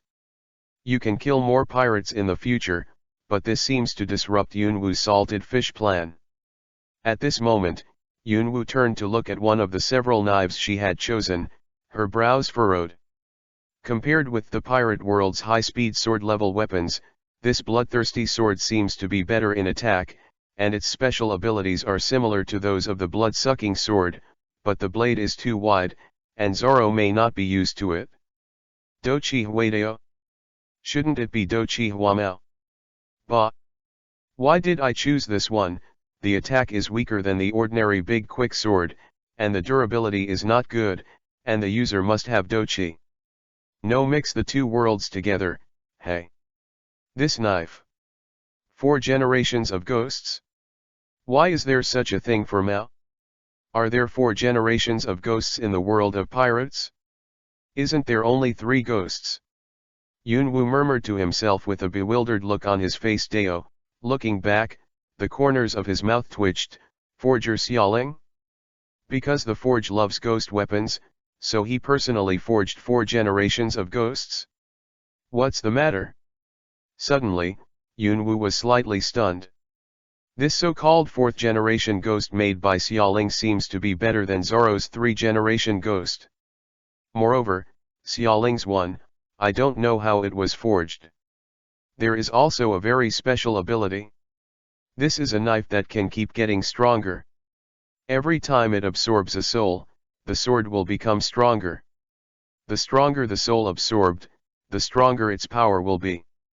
However, it also has an upper limit. It seems that it can only reach the level of the supreme sword. Maybe Xiaoling doesn't want to let this weapon exceed the level of this world's weapons too much. The price of this 4th generation ghost forged by Xiaoling is only 100,000 points, which makes Yunwu's eyes shine. She has already imagined that the future Sauron will hold the word Hedeo in his mouth and hold the 3rd generation in his left and right hands. Created by Gish and Xiaoling, the 4 generations of Gish, who originally did not belong to this world, still had a black knife Kyushui around his waist. That scene, tisk tisk tisk. Niubi pull bang, ah, there is wood. Host, don't why, do you know that I still have to take a beauty sleep? Yang Yu said with some dissatisfaction. After she has this body, she pays great attention to maintenance. When Yunwu didn't call her, she Sakura spends all her time in beauty sleep. Yunwu's face froze, and the muscles on her face twitched a few times. Other people's systems are good to the host. They don't say hard work, but they are also very concerned about the host. Yunwu had already stripped off the cherry feathers and threw them on the bed, and then threw himself over there again. Chenbu let in Myuko. Don't come here, crab mythical beast. After thinking about it, Yunwu curled her lips in disdain, bought this literal 4 generation Gish, and stored it in the system backpack. A few years later, Sauron and the others were taking them when they came here, and then asked the boss to say that I, Yunwu, kept it here 10 years ago and asked the boss to hand it over to Sauron. But as for how to explain it in the future, I'll talk about it later. It's a big deal to make up a prophecy fruit for fun. Anyway, it's all about the future. Yunwu is too lazy to think too much, and letting nature be Yunwu's favorite way. Well, now it's time to get to Rogue Town. There was a faint smile on Yunwu's face. Looking into the distance, there was a beautiful sunset, and a black dot. Yunwu's mouth twitched suddenly. I always felt that the scene seemed déjà vu. The next moment, the warship sounded an alarm, followed by a series of chaotic footsteps, and the voice of a certain naval officer. I found the pirate ship right in front. It has been confirmed that it is a pirate with a bounty of 13 million baileys. The evil dog has a. Everyone is ready for battle. The bounty is 13 million bailey. Evil dog? Hasahe? Yunwu gradually narrowed her eyes, and when she looked carefully, she could still notice the surprise that was inadvertently revealed, which was the surprise expression after seeing the treasure. An hour later, Yunwu looked at Hasahe, who was foaming at the mouth under her butt, with a smile on her face. Another feigned perpetrator, she had to compete with herself to test the swordsmanship. As a result, this Hasahe underestimated the sharpness of Yunwu's great sword. He slammed into it, and because of Yunwu's height, the height of the sword tip was exactly the same as the height of Hasahe's crotch. That moment, all the men felt cold, and the images of breaking an egg and starting to fry appeared in their minds. From then on, Yunwu has another title. Blasting Egg Maniac. In a few days, The warship was docked on the shore, and at the dock was Colonel Chiang-gri, who was stationed at the naval branch in Rogtown. He was leading a group of naval soldiers waiting. When he saw Karp and others appear, he immediately greeted him happily. "Come over and salute him. Lieutenant General Garp, you are welcome to come." Zhongli laughed, a smile that seemed to make Yunwu feel a little bit. This strong Gri only got his current status because of his relationship, but seeing Chiang-gri when the bright light and killing intent flashed in his eyes from time to time, he immediately dismissed the idea, and there was a trace of surprise in his eyes. If you think about it, this island is the closest place to the great shipping route in the East China Sea. If the navy stationed here did not have a few brushes, it would have been destroyed long ago, and the naval officer stationed here 10 years later is even smog. This person has the ability of natural fruit. We'll leave after 2 days of repairs. You don't need to arrange anything. Garp said lightly. Zhongli is actually not a good bird. He used to be an officer under Akainu, but his behavior was too bad, so he was removed from the navy. The headquarters was transferred to the naval branch in Rogtown, East China Sea. Karp didn't say anything to Chiang-li, he directly took people to do his own business. After watching Karp walk away, the smile on Chiang-gri's face disappeared, and he muttered in a low voice, "What a pretence! Treat yourself as a naval hero. Lieutenant General." Although Chiang-li's voice was small, the nearby Navy soldiers and Yunwu also listened to their hearts. The Navy soldiers all showed anger, but they didn't dare to say anything. They were still very afraid of the methods of their own officials. However, Yunwu is not at all cowardly. After hearing Chiang-li's words, her face froze, and she stopped to leave. Whether it is in the past or this life, Yunwu will never allow it. Anyone who insults the people around her, even if it's the Navy, it's Akainu's subordinates, it doesn't work either. After thinking about it, Yunwu stood behind Chiang-li, with a bad expression on his face. When Chiang-li heard the sound, he turned around and saw Yunwu, and cold sweat suddenly fell from his forehead. Because Yunwu had already parked the sharp sword beside his neck, if there was a slight change, the head would probably fall to the ground. After Zhongli calmed down, he smiled disdainfully.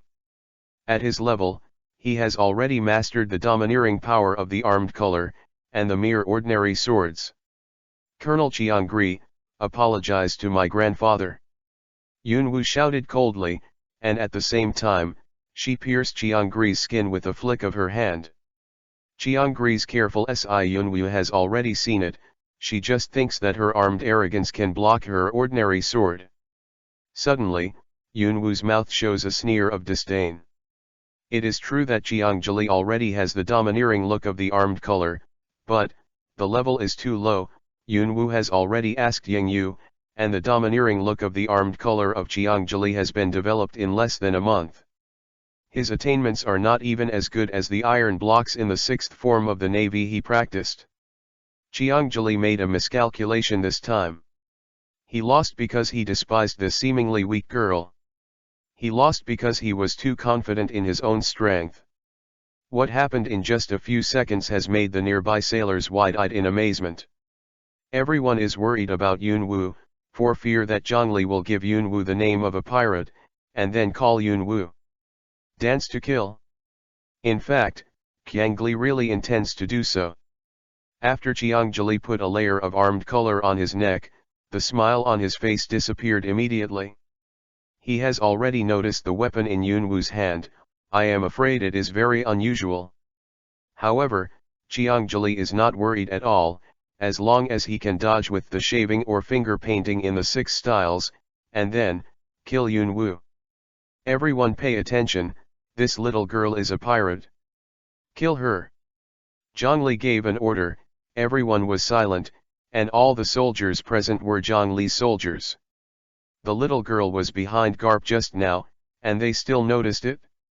Maybe there is any special relationship with Garp. They really dare not do it? Not to mention, how could such a small child be a pirate?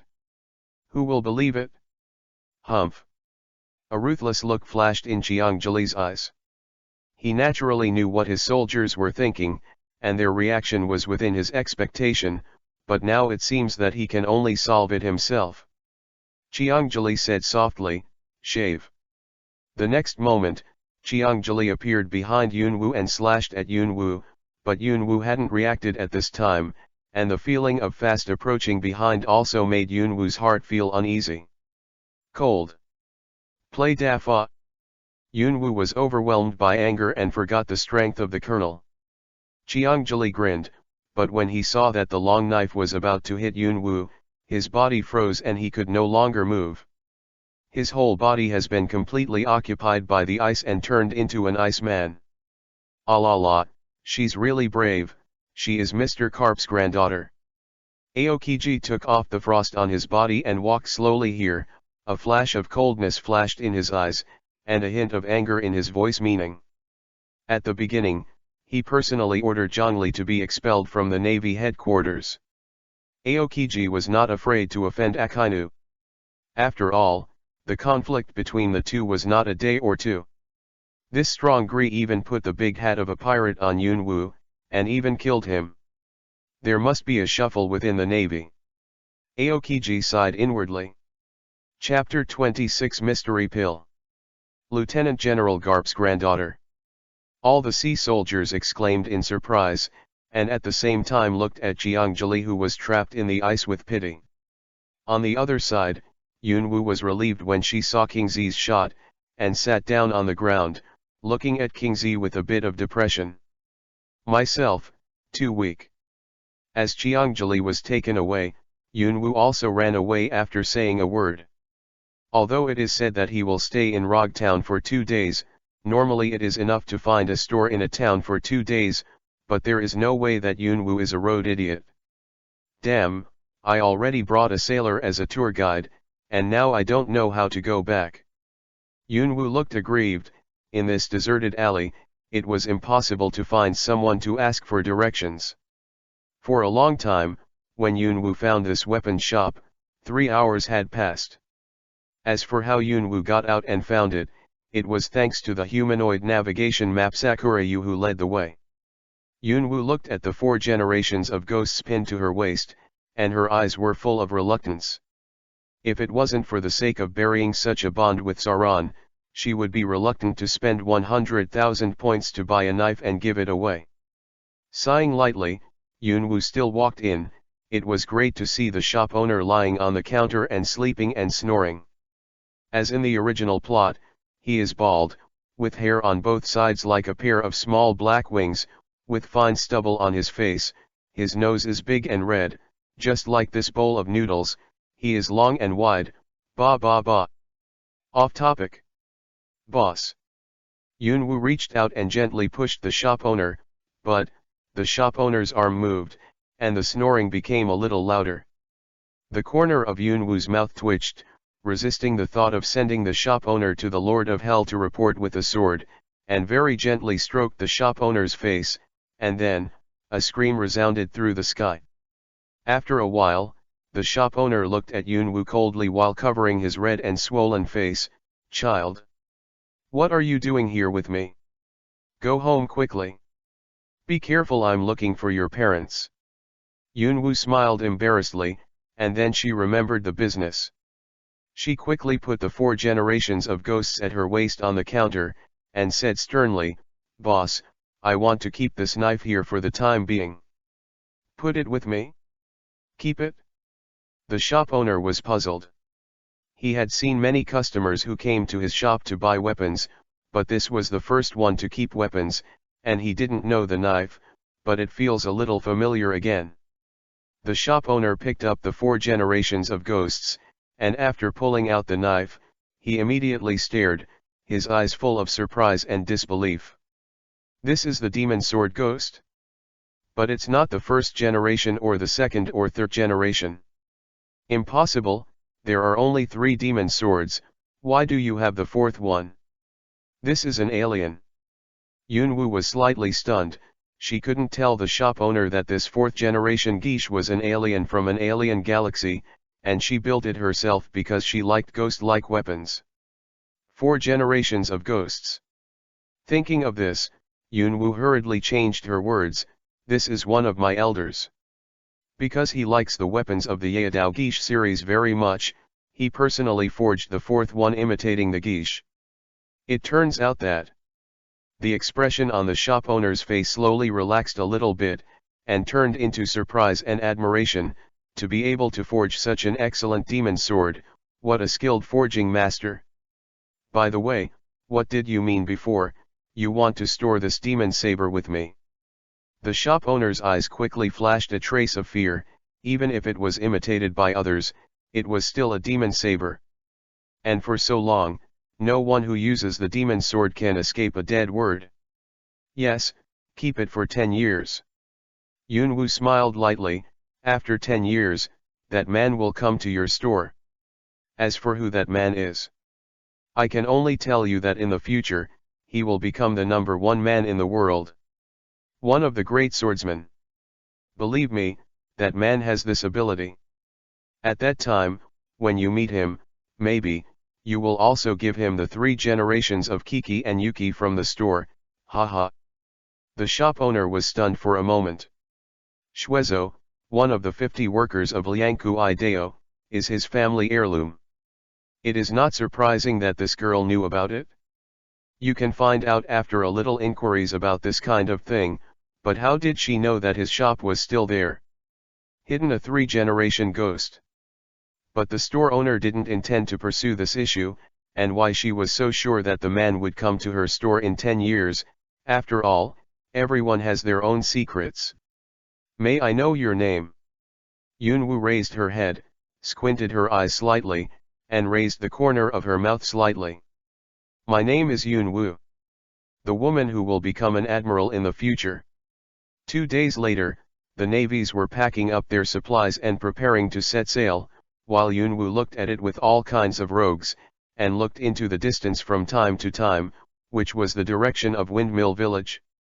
Although it didn't take a long time to leave, I miss Luffy and Esabo very much. Unfortunately, neither of them has a phone bug, otherwise they can keep in touch often. At this time, Garp, who hadn't seen him for 2 days, had returned to the boat, looking at Yunwoo with a complicated expression. Yunwoo, why are there people who are unlucky wherever you go? Those were pirates before, but now they have just destroyed one. A good naval captain. It's not because he was deliberately looking for trouble, and he said that I'm a pirate. Yayaba. Yunwoo pouted and scolded indignantly. Carp was stunned for a moment, then laughed a few times, waved his hand, and turned to leave. Yunwoo pouted, then smiled slyly, and took one out of the system backpack to finish. Ah, no, it's a pill. This pill was bought by Yunwoo specially for Euler.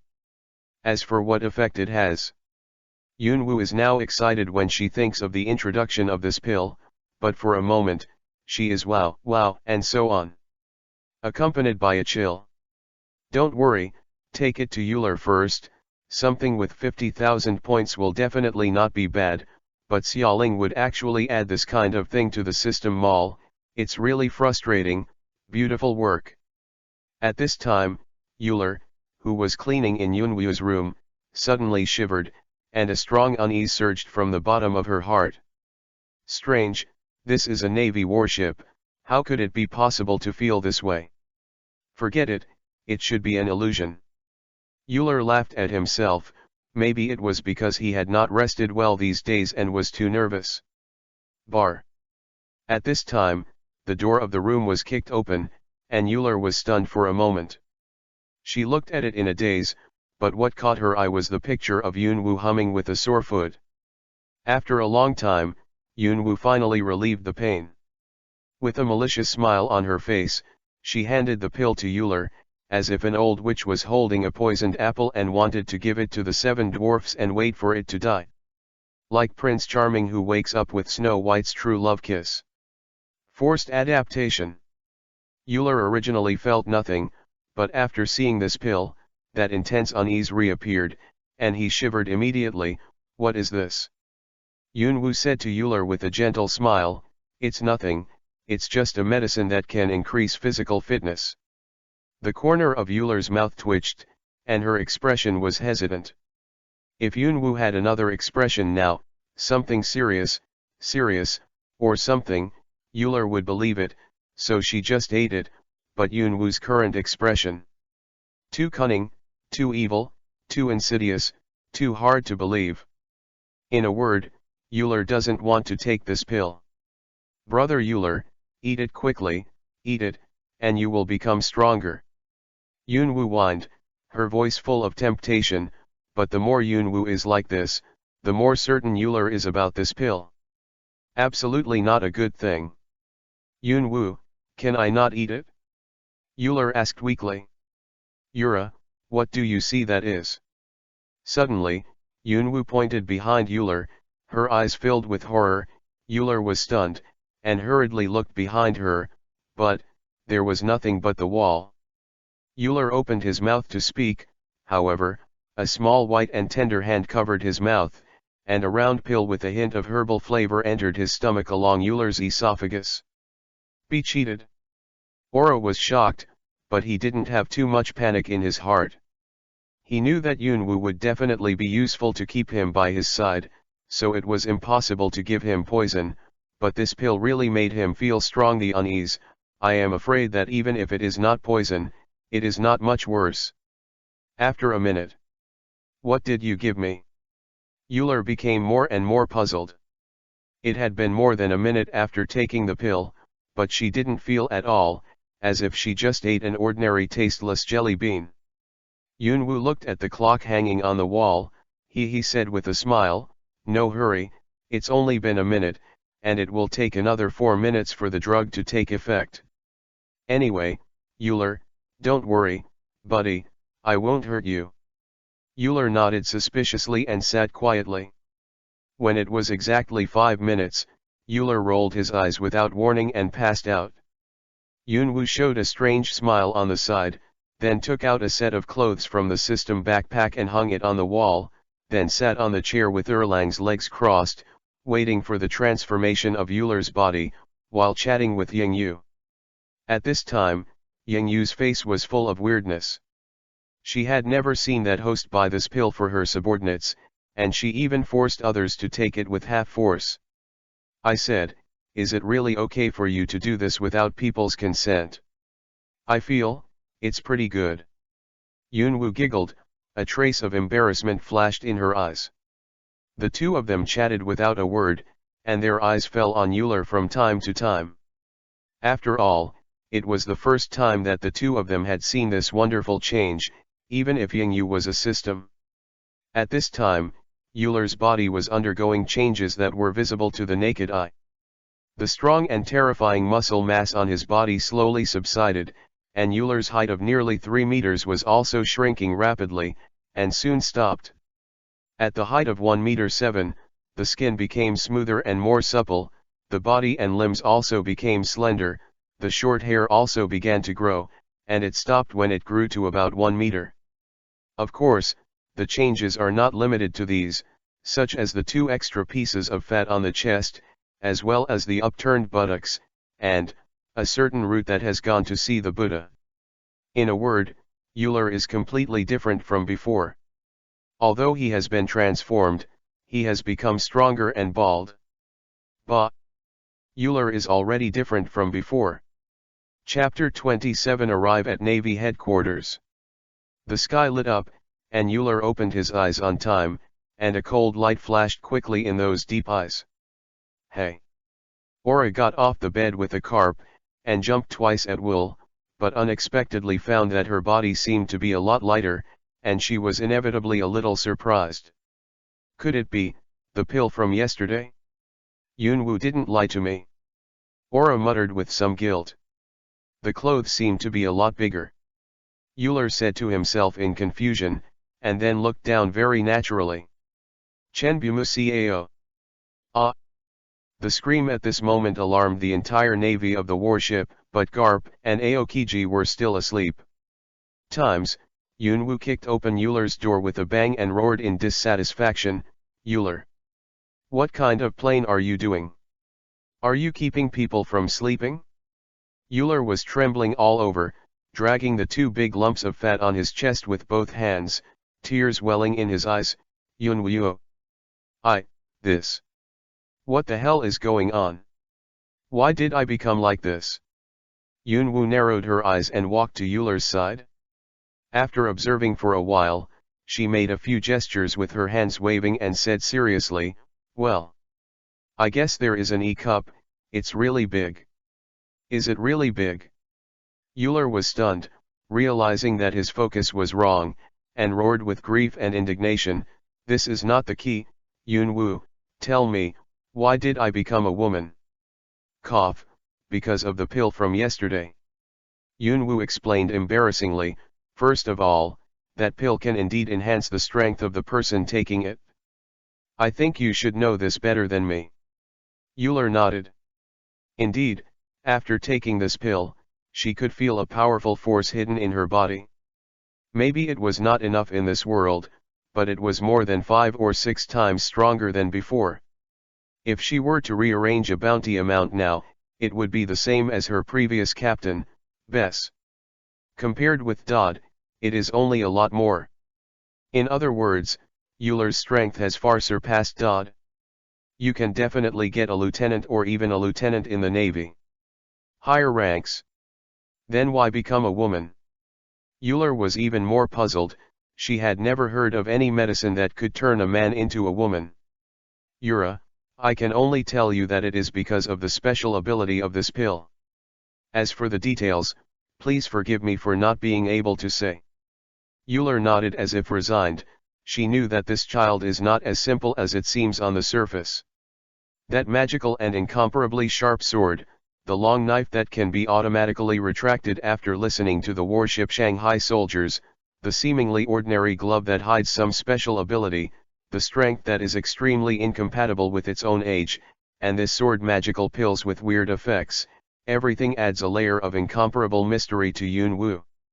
Although Euler was curious, he didn't ask much, and after complaining a few words to Yunwu, he got used to the new one. Body, get busy with your own business, which is, exercise. After all, there is nothing else to do on the warship, so I have to exercise in my own way. This is a world where strength comes first. On the other side, Yunwu had already arrived on the deck, looking at the upside-down mountain not far away with shock on his face. What's the point of this? Among the towering red mountains, the road where the water flows upward, even if Yunwu has watched countless times in the anime, the meaning and feeling are completely different from seeing it in person. How about Yunwu, the magic of this world? Cap laughed loudly, the old man was as surprised as you when he first came here. Crossing this mountain is a great route. In the 4 seas, the place that all the strong yearn for. Here, that is heaven, and also hell. On the great route, there are countless masters, and the strong are like clouds. In the naval headquarters alone, there are countless strong people. The current naval marshal, the warring states period, the 3 generals, the lieutenant general and the brigadier general add up to more than 100, and the school-level strong people are also countless. And even Garp, a naval hero, sits here. Not only the navy, but also the kings under the Kaiwahe, there are those who sit in the second half of the Great Route, the world's peak powerhouse, the 4 emperors. The 4 strongest among pirates. But what Yunwu can't see through the most is the world government and the Tianlong people. Although they have a CP organization, most of the people inside the organization can only be regarded as strong, even Rob, who is the most talented. Lucci, who was also defeated by Luffy before the top battle, even if it appeared 2 years later, it seemed that he was only on a par with Sabo, who inherited the ace burning fruit. From Yunwu's point of view, the most mysterious person in this world is hidden in the Holy Land Marijoa. After a while, Yunwu knelt down on both knees with a thump, vomited a lot, and only got up after a long time. It was this pale face that looked a little awkward. If I can, I will never come to this damned upside-down mountain again. Even if I jump off a warship and drown on this great route, I will never go to upside-down mountain. However, the moment Yunwu finished saying these words, the warship suddenly started to turn around, and Yunwu was also panicked. Father, what the hell are you doing? Carp said embarrassedly, the old man has something left in the naval branch in Rogue Town, now go back. At this moment, Yunwu was desperate. God knows after a few days. The moment the warship stopped at the pier of the Navy headquarters, Yunwu finally let out a breath. During this period of time, she experienced the fickle weather on the Great Route. If she encounters a storm, blizzard, etc., she is lucky. However, some of the special sea areas really startled Yunwu. Mr. Garp, the Warring States Marshal has given me a task, so I'll go first. King Z said lightly, with a hint of impatience in his voice. Go, let's go, the position of general is troublesome. Garp said helplessly, but fortunately, he has always refused to be promoted to general, otherwise he may be busier than Aokiji. Aokiji waved his hand and rode his bicycle away from the sea, leaving only a road formed by ice. On the other hand, Yunwu didn't care about their conversation, but stared blankly at the naval headquarters. Although the Navy headquarters is spectacular, it is really nothing to Yunwu, and it is not even as big as the house where she lived in her previous life. But here, it will be the real turning point in her life. Yunwu didn't stay here for too long and was taken to the arranged room by Garp, waiting to see Zifa tomorrow. After hearing Zifa, there was a trace of hope, curiosity, and pity in Yunwu's eyes. Zifa. Early the next morning, Garp pulled Yunwu out of the bed again, and walked directly to the recruit camp of the Navy headquarters without saying a word. Yunwu also had a depressed look on her face, and her eyes were a little sleepy. Fortunately, after she arrived in this world, she changed the habit of sleeping, otherwise she would be playing a big game today. Zifa, long time no see. Garp laughed and said hello to the tall man with short purple hair not far away, and put Yunwu on the ground, causing Yunwu to groan again. Obviously, you only met once before going to the East China Sea. Zifa also temporarily put down what he was doing, and after letting the recruits practice on their own, they also chatted with Carp Chang. Why, what's wrong with coming to me all of a sudden? Carp pointed at Yunwu next to him, this is my granddaughter Yunwu, I'll leave it to you. The corner of Zifa's mouth twitched, his old friend's strength was higher than himself, but he threw his granddaughter to him without thinking. It was definitely because Carp was lazy to train Yunwu. Although you are an instructor at the Navy headquarters, you can't be so casual, Garp. Immediately, Zifa declined and said, Cap, you are much stronger than me. Why don't you teach it yourself? No, as a guide, I can't compare to you, Zifa. Oh, Carp, you are so humble. Zifa, don't be so polite, it's just a trivial matter, I believe you, Zifa. Cap you. Zifa you.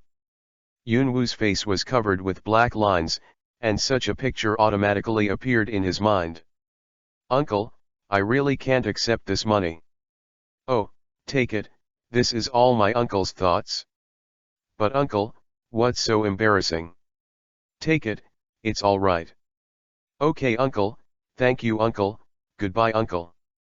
If Yunwu guessed correctly, it won't be long before Zifa agrees. As Yunwu had expected, Zifa couldn't stand Garp's attack any longer, so he had to bite the bullet and agreed, then watched Garp leave with a displeased expression, and then looked at Yunwu who was beside him and nodded helplessly. Come with me first, and I'll take you to where you should be. Yunwu nodded and followed up with a clever face. Seeing this, Zifa shook his head slightly. There was no shadow on Garp's body at all on Yunwu's body, only, an inexplicable strong confidence. And weak. In contrast, the woman behind Yunwu is obviously much stronger than Yunwu. Although she is nothing in front of a real powerhouse, she is young. As long as she is still young, she has a chance to become stronger. However, as for why this woman was following behind Yunwoo, Zifa didn't think too much about it. She just thought it was the person Garp arranged by Yunwoo's side. The woman Zifa thought of was naturally Euler, who was accepted by Yunwoo, but she was misunderstood by Zifa. So what? Even if Yunwoo and Euler knew, they would be lazy to explain something. Could it be that Euler is Yunwoo's younger brother and was beaten by Yunwoo? Who will believe it? Soon, the two followed Zifa to a huge training ground. At this time, there were dozens of children about the size of Yunwoo who were being trained by a Navy colonel.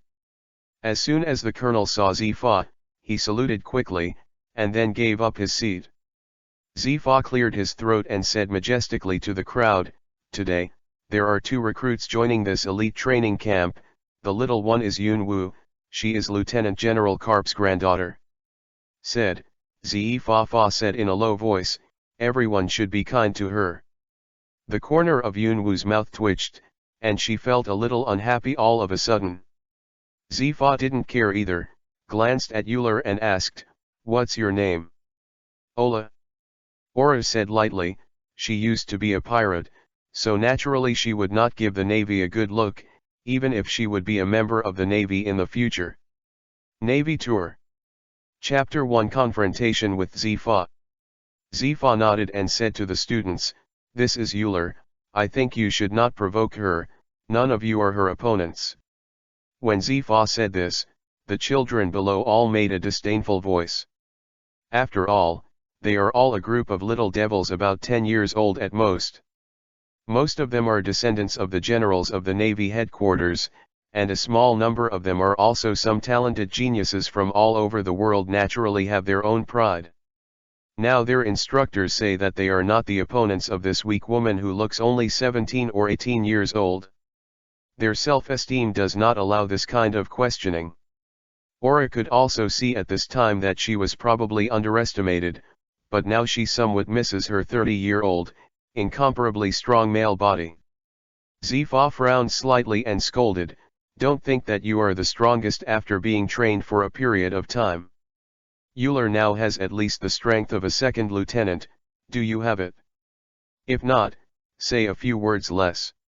When the students saw Zifa's anger, they calmed down and stood aside obediently, but those eyes full of dissatisfaction kept scanning Euler's body, which made Euler a little unnatural. "Continue to exercise according to your own routine. Yunwoo Aura will come with me." Yunwoo was stunned for a moment. Although she wondered what happened to Zifa, she still dragged Euler and followed him, and followed Zifa into the office. Zifa slowly made a cup of tea for Yunwoo, Euler and himself, then sat back on the chair, crossed his fingers on the table. His eyes were a little deep. After a long time, Zifa asked, "Yunwoo, Euler, do you want to be in the Navy?" Euler answered directly without hesitation, "I don't want to." Zifa was a little surprised. His eyes narrowed. "Oh? If you don't want to be a Navy, why do you still come to the Navy headquarters?" Euler's expression was straight, and he said very seriously, "Because of the promise." "Promise?" Zifa's eyes became more and more curious, but he did not ask in detail, but turned his eyes to Yunwoo. "Yunwoo, how about you?" "Humph. Of course I do." Yunwoo sneered with her arms crossed, her eyes flashing with confidence, "because there are too many evil pirates in this world." "Oh." Zifa's mouth curled into a faint smile, "Go on. This world needs heroes. It's not the kind in name, but the kind of real heroes. The current Navy can just meet my wishes. In order to capture all the evildoers in this world, isn't the Navy my best choice? Although I always feel that the Navy will make me completely disappointed in them sooner or later." Zifa was slightly stunned. Yunwoo's words almost spoke to the deepest part of his heart. Isn't his purpose in becoming a Navy hero? Isn't it just for the justice in your heart? That's why he became an admiral, even though he lost a lot. But Yunwu suddenly continued, interrupting Zifa's memories at the same time. Pirates, not all are evil. A happy smile appeared on Yunwu's face. My two older brothers and younger brother, they are all planning to go out to sea and become pirates. Yunwu said while secretly observing Zifa's expression. Unfortunately, Zifa's expression has always been so indifferent. Yunwu had to give up. After making a gesture to Euler on the side, Euler also got up and left very interestingly, and closed the door. Yunwu was also at this moment. The smile on his face disappeared and turned into seriousness and seriousness. Zifa was also stunned for a moment. If Yunwu before, people felt that she was a weak girl, then now, Yunwu radiates the momentum that came out made Zifa think that the person sitting in front of him was a serious warrior. This change of momentum, even Zifa was a little surprised. He still underestimated this girl. Mr. Zifa, my brother, will go to sea in 7 years, and my brother will also go to sea in 10 years and become a pirate. I can be sure of all these, and they will definitely not be the kind of evildoers. The pirates, because compared to pirates, I think they are more suitable to be called adventurers. Yunwu said lightly. Her face seemed calm, but she was already nervous. She's a spoiler. It's still a spoiler with Luffy's future strong enemy. But now that he has spoken, Yunwu can only continue. Mr. Zifa, I don't want to see them in any danger, and you don't have to rush to find them, because their names will resound through the world sooner or later. Having said that, Yunwu stood up and was about to leave, but when she reached the door, she suddenly stopped and said without thinking, 12 years later, you will see my brother, he will the one who changes you. Well, Mr. Zifa, I'll go back first, and I'll be on time for training tomorrow. Yunwu had returned to her lively and lovely look at this time, and she waved to Zifa and took Euler away, leaving only behind Zifa is still thinking. The next day, on the training ground, everyone had a nervous look because Zifa is angry now. Zifa stared at the two people running in the distance. Ah no, one was running and the other was being held on his shoulder. After arriving at the training ground, Aura gently put Yunwu, who was still sleeping soundly, on the ground, and then silently stood aside. Mr. Zifa, are we not late? Late. Zifa raised his eyebrows and snorted coldly. That's not true, but can you explain why Yunwu is still sleeping? Euler was dumbfounded, smiled awkwardly and politely, did not answer, and made it clear what she meant. Euler didn't know either. Aura used various means to wake Yunwu up. If it wasn't for her identity, Aura would have let Yunwu experience a beating from society. Blue veins slowly appeared on Zifa's forehead, and he kept telling himself in his heart that this is Karp's granddaughter, and she should be treated gently. Be gentle. Yes, be gentle. Gentle bastard. Zifa suddenly burst out and punched Yunwu in the face. Suddenly, Yunwu turned around in the air for dozens of times before hitting the ground hard. A punch also woke Yunwu up from her sleep and let out a scream. Teacher Zifa, you're doing wool. Yunwu hummed dissatisfiedly, covering her face, while her other hand took care of the black hair, and there was a slight mist in her eyes. I haven't slept enough yet. Yunwu snorted softly, and then she had to lie down to sleep again. Zifa's face darkened. He had taught so many students and injected countless fresh blood into the Navy headquarters, but Yunwu was the first time he had seen him, the first time. Cloud dance. I'll punish you for running 50 laps, doing push UPS, sit UPS, squats, and swinging your sword, 500 times each. Yunwu's heart suddenly stunned. 50 laps? 1 lap here is 1 kilometer in length, so what about 50 laps, play? There are a lot of things like push UPS and sit UPS in the back. This is not exercise, it is terrible. However, when Yunwu was about to refute Zifa, Yingyu's voice sounded in her mind. Aren't you fucking stupid? You'll be damned if your current physical fitness is complete. Do I have a stamina potion here to buy? I promise that it will definitely be the same as eating suanmei, and you won't be able to stop. Yunwoo suppressed her unhappiness in the bottom of her heart, and after looking at the price of the so-called stamina potion, she suddenly had a plan to kill Yingyu. The stamina potion can triple the user's existing stamina and attributes related to stamina, and is only available for second lieutenants and below. Restricted purchase of equipment for beginners, remaining, 1/1, price, 50,000 points. It can only be used by a second lieutenant and below, and it is only sold once, and it is so expensive, robbing money. However, depressed, Yunwoo could only bite the bullet and buy it, and chose to use it directly in the system backpack. Suddenly a heat flow spread out in Yunwoo's body, dissipating into the limbs and bones, transforming Yunwoo's body. After a few seconds, after this comfortable feeling disappeared, a faint smile appeared on Yunwoo's face, and without saying a word, he ran around the training ground. But I'm not too surprised. If Garp's granddaughter doesn't even have this ability, wouldn't it be too wasteful? But it didn't take long for everyone's eyes to be attracted to Yunwoo. At this time, Yunwoo had already run 50 kilometers, done 500 push UPS, sit UPS, and squat, and even the punishment for swinging the sword was not enough. Near the end, however, Yunwoo was only sweating a little, she couldn't see any signs of weakness at all, and she looked a little unfinished. Zifa was stunned for a moment, then covered his forehead and said to Yunwoo, "I underestimated you." Yunwoo just smiled lightly and didn't say anything, but turned her eyes to Euler. "Oh, Euler, follow the young master to work hard, and I will bring you delicious and spicy food in the future, and your strength will rise." A smile finally appeared on Euler's iceberg-like face, and he nodded slightly. Euler knew better than anyone else that Yunwoo really had this ability. It's only a matter of time for her to become stronger, but what Euler doesn't know is whether she can become stronger. It all depends on whether Yunwoo makes money. If she can't make money, it's all over.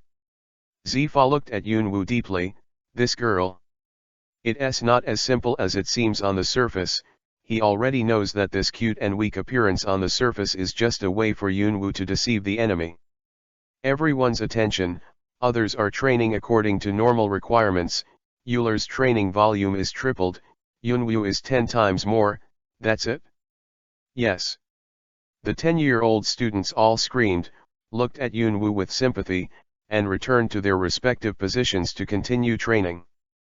Aura didn't say anything, just the amount of training, even his original body can be easily completed, not to mention the body that has been strengthened by Yunwoo's pills now, but Yunwoo has a face, it's hard, these training requirements can be achieved by her, but, she is lazy, the kind that is even more lazy than someone who is lazy. If she can sit, she won't stand, if she can lie down, she will never sit. How easy it is, how come that? P.S. It's a brother to come to the legend. I'm sorry to go to the wrong studio, please add a group number, 720145931. Chapter 2 Study Meeting. Soon, time flies, and in a blink of an eye, Yunwoo Shi has already sat on the throne of the Admiralty. Admiral. No, sorry, I went to the wrong studio. Lazy someone, cough, photographer, change the lens. On the training ground, a team of dozens of people stood neatly, and those children all looked serious, not for anything else, precisely because there was a study session today. Although it is called a study meeting, on the surface it is to exchange cultivation experience with each other, but everyone knows that the study meeting is just to select a few of the strongest among the current students, and then focus on training. Euler and Yunwoo feels that it doesn't matter. Euler has the strength of a second lieutenant. After taking the pills, he can fight evenly with the captain. As for Yunwoo, some time ago, he killed Hasahi and the pirates on his ship. After that, with the addition of physical strength potion, the level has reached 80/100 of sergeant, and it will not take long to raise the level to second lieutenant. Even if Yunwoo can't get the title of the strongest this year in this study meeting, he is still definitely the best among them. Somewhere on the other side, several tall figures were observing the students below. If Yunwoo saw these people, she would probably be a little surprised. These people are Admiral Aokiji of the Navy headquarters, as well as Smoker and several other general-level officers. Haha, my son has already mastered a little bit of the iron block of the Navy's 6th style, and he must be the strongest this time. It should be easy. A lieutenant general laughed, his eyes were full of pride and happiness. Pride. King Z nodded slightly when he heard the words, but quickly shook his head again. He learned iron blocks when he was a teenager, and he was indeed a genius, but in this case, it would be difficult to get the first place. How about Kyuzan, do you have a good seedling that you like? Smog asked grimly while holding a cigar. If Yunwoo saw his expression, I'm afraid Yunwoo would scold him without hesitation. A man with a paralyzed face, pretending to be a perpetrator. Of course there is. King Z stretched his waist and looked at Yunwoo and Euler, who were indifferent. If there is no accident, the number 1 this time will be chosen from between these two. There must be my son, ah ha ha ha. The lieutenant general laughed without hesitation. If he can be seen by the general, his son's future is bright? No, not really, but there is a chance to be focused on training. Aokiji said coldly. The lieutenant general twitched the corners of his mouth, and his forehead was covered with black lines. Smog followed King Z's gaze, but what caught his eye were two beauties, one big and one small. The older one looked 16 or 17, and the youngest looked 7 or 8 years old. She looks like a weak girl. Even if Euler's face is cold, she can't hide the tenderness that occasionally shows, and Smog can't help but be suspicious. Kyuzan, are you serious? Kyuzan yawned and said impatiently, don't worry, my vision will not go wrong, the two of them have this strength. Smoker's forehead wrinkled a little tighter, but he nodded helplessly, then took out a cigar from his pocket and lit it again, white smoke fluttering again. No wonder Smoker is called a smoker and a white hunter. He loves smoking so much, it's hard not to be called a smoker. At this time, on the other side, Zifa had already finished the cookie-cutter precautions, and directly brought people to the center of the training ground. It didn't take long for hundreds of people to gather on the training ground, some of whom were the instructors leading the team. On the contrary, Yunwoo looked familiar, and seemed to be several well-known major generals in the Navy. The students on the training ground are basically between the ages of 10 and 16. Yunwoo, who is only 7 years old, is very prominent, attracting a lot of attention, but with a trace of disdain. Yunwoo does not care. Speak with strength, if you want to look down on me, you must defeat me first. After the game started soon, Aura was temporarily transferred to another instructor due to her age, while Yunwoo continued to fight in the recruit camp. I have to say that although all the 10-year-old children in this recruit camp are stronger than adults, some of them are not as strong as Yunwoo, but they are not much different. As for Orana's side, if Euler can't get the first or second place this time, it can only mean that she is letting go. Cloud Dance vs Sato. Yunwoo's face turned dark. The first game was to play by himself. Yunwoo originally wanted to take advantage of their PK to make up for it by himself. After Yunwoo walked to the stage listlessly, she glanced at her opponent casually. Sato had dark skin, frowned tightly, and a look of disdain on his face, as if Yunwoo owed him tens of millions of Baileys. The same, and what's even worse, he also hooked his finger at Yunwoo provocatively. Seeing Sato's appearance, Yunwoo suddenly felt a surge of anger. If the provocation of her is a strong one, it doesn't matter, you are a little brat. Start. After hearing the order to start, neither of them moved at all, and Sato didn't say a word, just looked at Yunwoo with contempt. Yunwoo raised her eyebrows, bent down, and rushed out like an arrow from the string. At this time, before Sato could react, he felt a white and tender fist appear on his face. So white, so small, so soft, so fragrant. These four thoughts flashed through Sato's mind. The next second, he went to the sky and was sent to the sky by Yunwoo's perfect rising dragon fist, and then fell to the ground and fainted. There was silence on the field. This was a match that had already ended at the beginning. Sato didn't even know how Yunwoo made his move. Winner Yunwoo. The instructor announced the result in a dazed way. Originally, in his opinion, Yunwoo, who looked so weak, would definitely fall under Sato's feet, but Sato was indeed punched by Yunwoo. Up the sky. After Yunwoo stepped down from the stage, she ignored her gaze, picked up a bottle of Coke, and walked to the arena where Euler was drinking. Anyway, she couldn't be called for a while, so you could relax for a while, just in time. Take advantage of now to go to Euler's side to watch the battle. The one who fought with Euler was a young man with an indifferent face. His muscles were sharp and angular, and he felt a strong feeling when he looked at it. Yunwoo thought that even if he could defeat this man, he would have to pay some price. Start. The instructor gave an order, and the two moved at the same time, slamming their fists at each other's chest in the same way. Aura's expression changed suddenly, and she pulled back her fist and kicked it sideways. The young man smiled lightly and let out a soft sound. Drink. Iron block.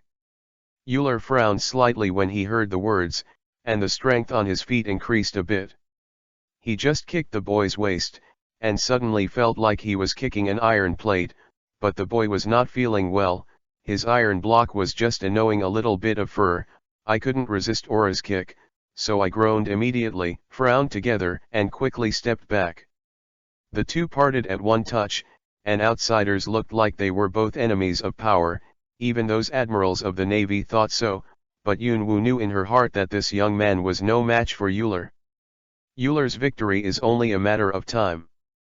The indifferent expression on the young man's face disappeared, and his expression became more and more solemn. He had already discovered that he might not be Euler's opponent, but he had the arrogance of a genius, so he was naturally unwilling to admit defeat, and rushed up again after a loud shout. Euler raised his hand and grabbed the boy's right arm, twisted it backwards, and kicked his foot down on the boy's knee. The boy was already injured, so how could he resist it?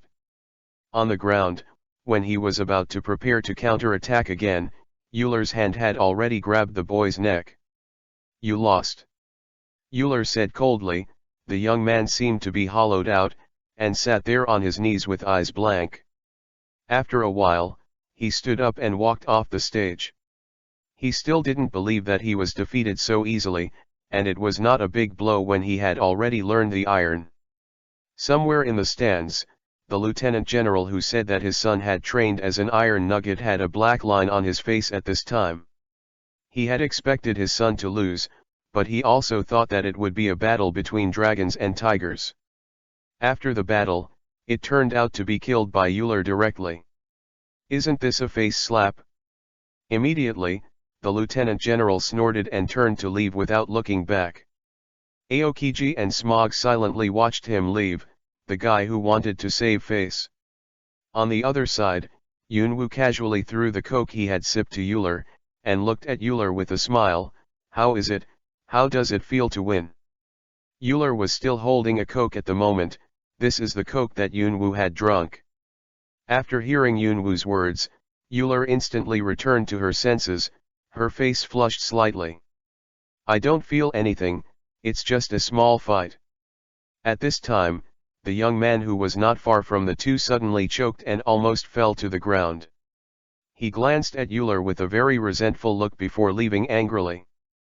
Yes, it was resentment, and there was even a little bit of it. Worship. Although he was defeated by Euler and suffered a great blow, he did not hate Euler because of it, but instead showed a kind of worship to the strong. His strength is enough to be favored by the Navy, and he has entered the training camp that focuses on training. Even if he loses in the game, it doesn't matter. Anyway, his name is already on the list of personnel in the training camp. In the following competitions, Yunwoo won the strongest in her recruit camp without any suspense. Aura also encountered several strong opponents, but they also defeated them one by one and became the strongest in the camp. The next step is the strongest among the 16 recruit training camps was in the competition. Yunwoo glanced at it. Except for Euler, there were only 2 or 3 people who could threaten her. This so-called learning meeting was held in Yunwoo. It doesn't seem to be of much use, and as for the ending, it's just another place to train. Third chapter, a tough choice for the Navy 6. The second game, Cloud Dance vs Boothlade. The instructor announced that Yunwoo was stunned for a moment, and there was a hint of helplessness in his eyes. This Boothlade was one of the few people she found who could threaten her. Boothlade is thin and small, and even his appearance is extremely ordinary. Occasionally, a faint smile appears on his face, and his gestures are also like practicing daggers and other personal weapons all year round. I have to say that he is a good seedling to be a killer or an intelligence officer. After taking the stage, Yunwoo's face became even more unnatural. Although Boothlade was indeed shorter than his peers, he was still more than 1.6 meters, while Yunwoo barely reached 1.2 meters. This kind of magic, the height difference, makes Yunwoo want to directly kill Boothlade. Come on, don't be merciful. Yunwoo smiled grimly and put on a fighting stance. Facing this kind of opponent, Yunwoo didn't dare to be careless and rushed forward. Boothlade didn't show weakness, and didn't mean to keep his hands. His right hand turned into a fist, his knuckles protruded, and he hit Yunwoo's temple directly. Yunwoo suddenly broke out in cold sweat. This Boothlade's speed was a little bit beyond her expectations. However, Yunwoo was not a vegetarian either.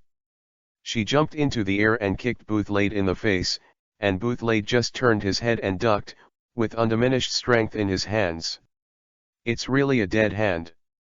Yunwoo muttered dissatisfiedly, freeing up her arm to block it, and a sharp pain suddenly came from her arm. Damn! Yunwoo cursed again, her eyes narrowed, she squatted down and buffered for a while, then rushed out quickly, several times faster than before. Boothlade's pupils shrank, and just before he could put his arms across his chest, he was punched out by Yunwoo and landed on the edge of the ring. After landing, Boothlade froze in place, his arms fell directly on both sides, apparently both of them were broken.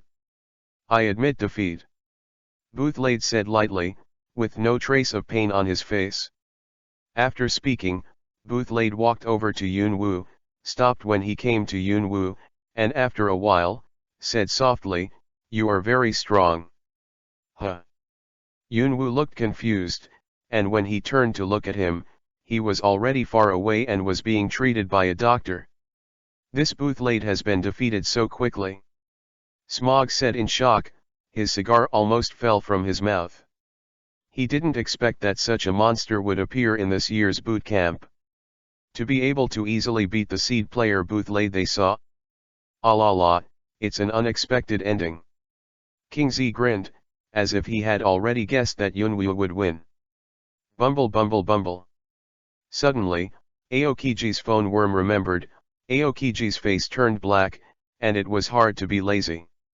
It seems that he was discovered. Ah! I'll go back first, otherwise the Warring States Marshal will be angry again. King Z waved his hand, flicked his cloak, and strode away without looking back. On the other side, the game has come to an end. Yunwoo and Euler have both defeated their final opponents, that is to say, Yunwoo and Euler have to decide the outcome. The strongest will be chosen from the two. Zifa frowned slightly. He naturally saw Yunwoo's strength, but he would definitely not be Euler's opponent, unless Yunwoo still had a whole card. Final battle. Cloud Dance vs Euler. Start. As soon as the instructor gave an order, Yunwoo and Aura suddenly froze, and they were not given any chance to communicate. In desperation, the two simply chatted in a low voice on the stage, and the others were confused. Isn't this a battle? Why did you start chatting? Ola, I think I'm not as strong as you, but I also want to have a good fight with you. Oro looked at the excited Yunwoo and pouted, nodded silently, and then the two separated a distance, waiting for you. I'm going. Yunwoo snorted softly, her figure flashed, and she appeared behind Euler in a blink of an eye. She slapped a palm, Euler also stepped forward in time, and after avoiding a blow, she turned around and shot at Yunwoo. Fist, Yunwoo also happened to punch, the fists of the two directly touched each other, and at the same time they were shaken by the strength of the other party. A fine layer of sweat appeared on the person's forehead, fists, and flesh. The muffled sound of body touching resounded in everyone's ears. Ula. I'll say it again. Go all out. Yunwoo roared. She knew that Aura didn't use all her strength at all. Euler frowned tightly, and after hesitating for less than a second, the movements in his hands suddenly increased by a few levels. Yunwoo's unblocked attacks became more and more, and his body became weaker and weaker, but his face showed extremely excited smile. Would Yunwoo be so stupid that he was beaten on purpose? Of course not, she has her own ideas, and she never does anything disadvantageous. However, the communication between the two surprised everyone. When everyone thought that the two had done their best, Yunwoo's words of going all out made them all stunned, and then Euler's actions were true. Improved. Of course, what is even more difficult for them to believe is that Yunwoo, a 7-year-old child, has actually exploded with such a powerful force. If it is cultivated, it will definitely become a great help for the Navy in the future. Possibly even a general. On the other hand, Yunwoo has been hit hundreds of times by Euler on the body. Normal people would have died long ago, but Yunwoo is still carrying it. Many people can't stand it anymore. Euler is the same, but Yunwoo never let her stop, so she had no choice but to continue fighting, except for one person, Black Wrist Zifa. This is the way of cultivating iron blocks. Zifa said in shock, and the several generals next to him were suddenly shocked. After careful observation, the whole person was extremely shocked. You're actually cultivating iron blocks on your own. This, should I say it's a genius or? That's right, Yunwoo is trying to cultivate the defensive move in the 6th form of the Navy, Iron Nugget. Allow yourself to withstand many blows, accelerate the blood flow rate in the body, hone the muscles, and then add strength to the muscles, so that they can have the hardness of steel, and can withstand the attacks of swords and guns. It's a very effective defense. However, it seems that Yunwoo may end in failure. Zifa secretly thought that this method is indeed very effective, but Yunwoo's body is still too weak, whether it can resist an attack of this level 1 question. However, suddenly there was a crisp explosion in the field. Iron block. I saw Yunwoo squatting on a horse, resisting Ula's punch on her chest abruptly, and suddenly there was a sound, the kind of sound of a flesh punch hitting steel. Instead, Euler groaned, her hands flushed red, and she looked at Yunwoo in disbelief. There was also an uproar off the field. Everyone heard Yunwoo's iron nugget, including the one who peeked in secret, the father of the child who learned iron nuggets, the vice admiral. As if time had stopped, everyone's expressions were frozen on their faces, especially the lieutenant general, whose face was terribly depressed. When his son was 15 or 16 years old, he learned the iron nugget under his own guidance and the guidance of the instructor, and he was already a fighter among geniuses. That Yunwoo taught himself iron nugget at the age of 7, and he succeeded. The attainments are even higher than his children. What should this be called? Nuclear missiles among geniuses? On the other side, after Yunwoo felt the change in herself, she suddenly let out a sigh of turbidity and fell to the ground weakly, pulling out a white flag and swaying it out of nowhere. When she was fighting against Aura before, Yunwoo's body was already a little too much. After all, she was only 7 years old. Even if she used a lot of props that could make her stronger, her strength was limited, and Aura was still doing her best. Attacking, it is a miracle that Yunwoo can persist for so long. The corner of the instructor's mouth twitched, and he stammered to announce the results. Oh! Aura wins. Iron block. When? Nodded with satisfaction, Yunwoo, I have to say, you are really a genius. A unique genius. Yunwoo wiped away the sweat and smiled silently. 1 month has passed since the study session, and within this month, Zifa frantically trained Yunwoo, especially Yunwoo's proficiency in the skill of iron. However, thanks to Zifa, Yunwoo's iron block can only offset part of the damage from the beginning, and now it can block the attack of ordinary swords. Zifa is almost excited to want to directly teach Yunwoo to armed and domineering, but the desire suppressed by reason, Zifa finally chose to let Yunwoo grow up step by step instead of reaching the sky step by step. If you let Yunwoo know Zifa's thoughts, he will definitely complain that as long as you give me enough money, I can hang and beat Kaido now. Yunwoo has already discovered that in the system mall, there is really nothing that can't be bought. Even the 6 types of navy are sold at all levels, and even domineering is sold, but Yunwoo does not understand what this lucky color domineering is. The thing, is it Xiaoling's bad taste again? Yunwoo actually considered whether to use the exchange for the Navy's 6th form before, but then temporarily gave up this idea, not because of anything else, but because poverty limited Yunwoo's combat power. But it's different now. Although Yunwoo doesn't have many points, he still has more than 300,000 in savings. It's definitely not enough to buy domineering, but it's more than enough to buy 2 entry-level 6-style skills. Tai Yunwoo has already learned it on her own, and surprisingly, it is very easy. The rest of the shaving, moon steps, paper painting, pointing gun, and Lanjiao, Yunwoo intends to exchange for one for self-defense. After all, her own strength not as powerful. As for which trick to exchange for Yunwoo, it also has to be carefully considered. The 3 tricks of shaving, moonwalking, and Lanjiao require high physical fitness. If you use it now, it will be too shocking. Chapter 4 Growing Up. In contrast, paper painting needs to be extremely sensitive to the perception of danger and the flow of air, but the requirements for the body are not as high as those for shaving the moon and feet. As for the finger gun, although the requirements for the body are not so high, but it is not good for cultivation. The finger gun is to gather the strength of the whole body on the fingers, and then the hardened fingers will strike at the moment of the electric light flint, and the fingertips will have the attack power like bullets, which can easily penetrate the human body.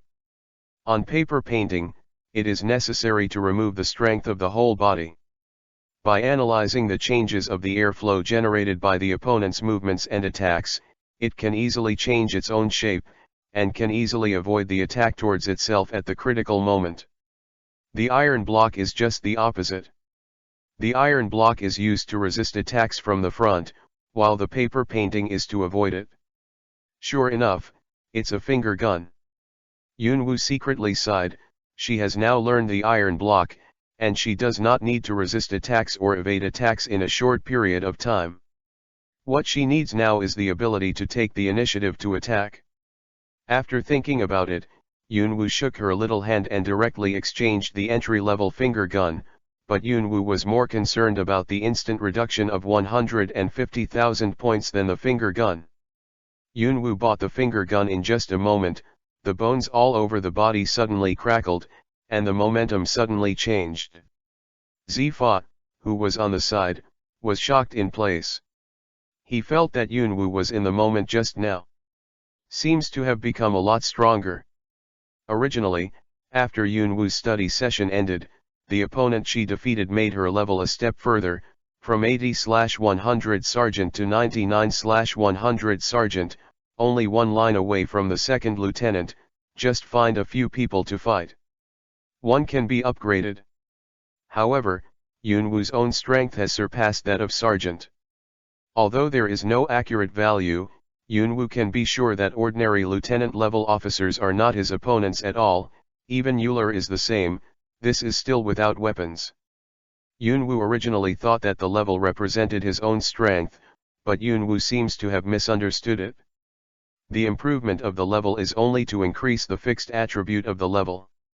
Each time you increase a large level, Yunwoo removes the props that have been used. After a class item, its own strength has the normal strength that this level should have. Just like Yunwoo now, although the rank is only sergeant, but he has used several props or potions to enhance himself, and has also learned the iron block and finger gun among the 6 naval styles. If you add weapons, Yunwoo will even dare to fight with weaker school-level officers. Teacher Zifa, can you teach me to point the gun? Yunwoo smiled and looked at Zifa with an inexplicable light in her eyes. Zifa was stunned for a moment, and suddenly had a very bold idea in his heart. Okay. Zifa responded, hiding his doubts, took Yunwoo to a tree, demonstrated the pointing gun to the tree in person, and explained it at the same time. Yunwoo nodded thoughtfully, from time to time when raising his doubts and incomprehensions. Zifa also explained patiently. Time is fleeting, and most of the day has passed quickly, and Yunwoo is now clear about some of the things that Yunwoo doesn't know much about the finger gun. Teacher Zifa, let me try. Okay. Zifa smiled lightly. He didn't expect Yunwoo to learn to point the gun after just listening to a day's explanation, unless his previous assumption was true. Finger gun. Stab. Yunwoo's index finger slid through the air and pierced into the trunk like a sharp spear without hindrance. Yunwoo also nodded with satisfaction. Although the power of the spear was weaker than he imagined, it was also enough for my own use at this stage. At this time, Zifa opened his mouth wide, and his heart was incomparably shocked. The assumption in his heart was actually true. I am afraid that Yunwoo has already learned to point the gun. I am afraid that I am asking myself today to make up for some of my shortcomings. Genius. A real genius. Yunwoo, I will teach you the other 4 of the 6 naval styles, and you will definitely shine in the Navy. 10 years later. Ta. Ta. Ta. At the same time as these crisp footsteps appeared, the thousands of Navy soldiers who were dining in the cafeteria stopped their conversations at the same time, and thousands of eyes turned to the direction of the footsteps. The 2 tall figures walked towards the place where they ordered food in the naval cafeteria. The shorter woman is wearing a black tight leather jacket, and her perfect figure is perfectly outlined, but the white navy coat with the word justice written on the outside of the leather jacket covers most of this wonderful scenery. Let Zhonghai thump his chest with a pity. This woman is naturally Yunwoo. Yunwoo's almost perfect face always maintained a cold expression, a look that no strangers should approach, but the lollipop in her mouth added a little cuteness to her. Although the figure and appearance of the tall woman beside Yunwoo were a little worse than Yunwoo, the 2 lumps on her chest instantly burst Yunwoo's face, attracting countless eyes.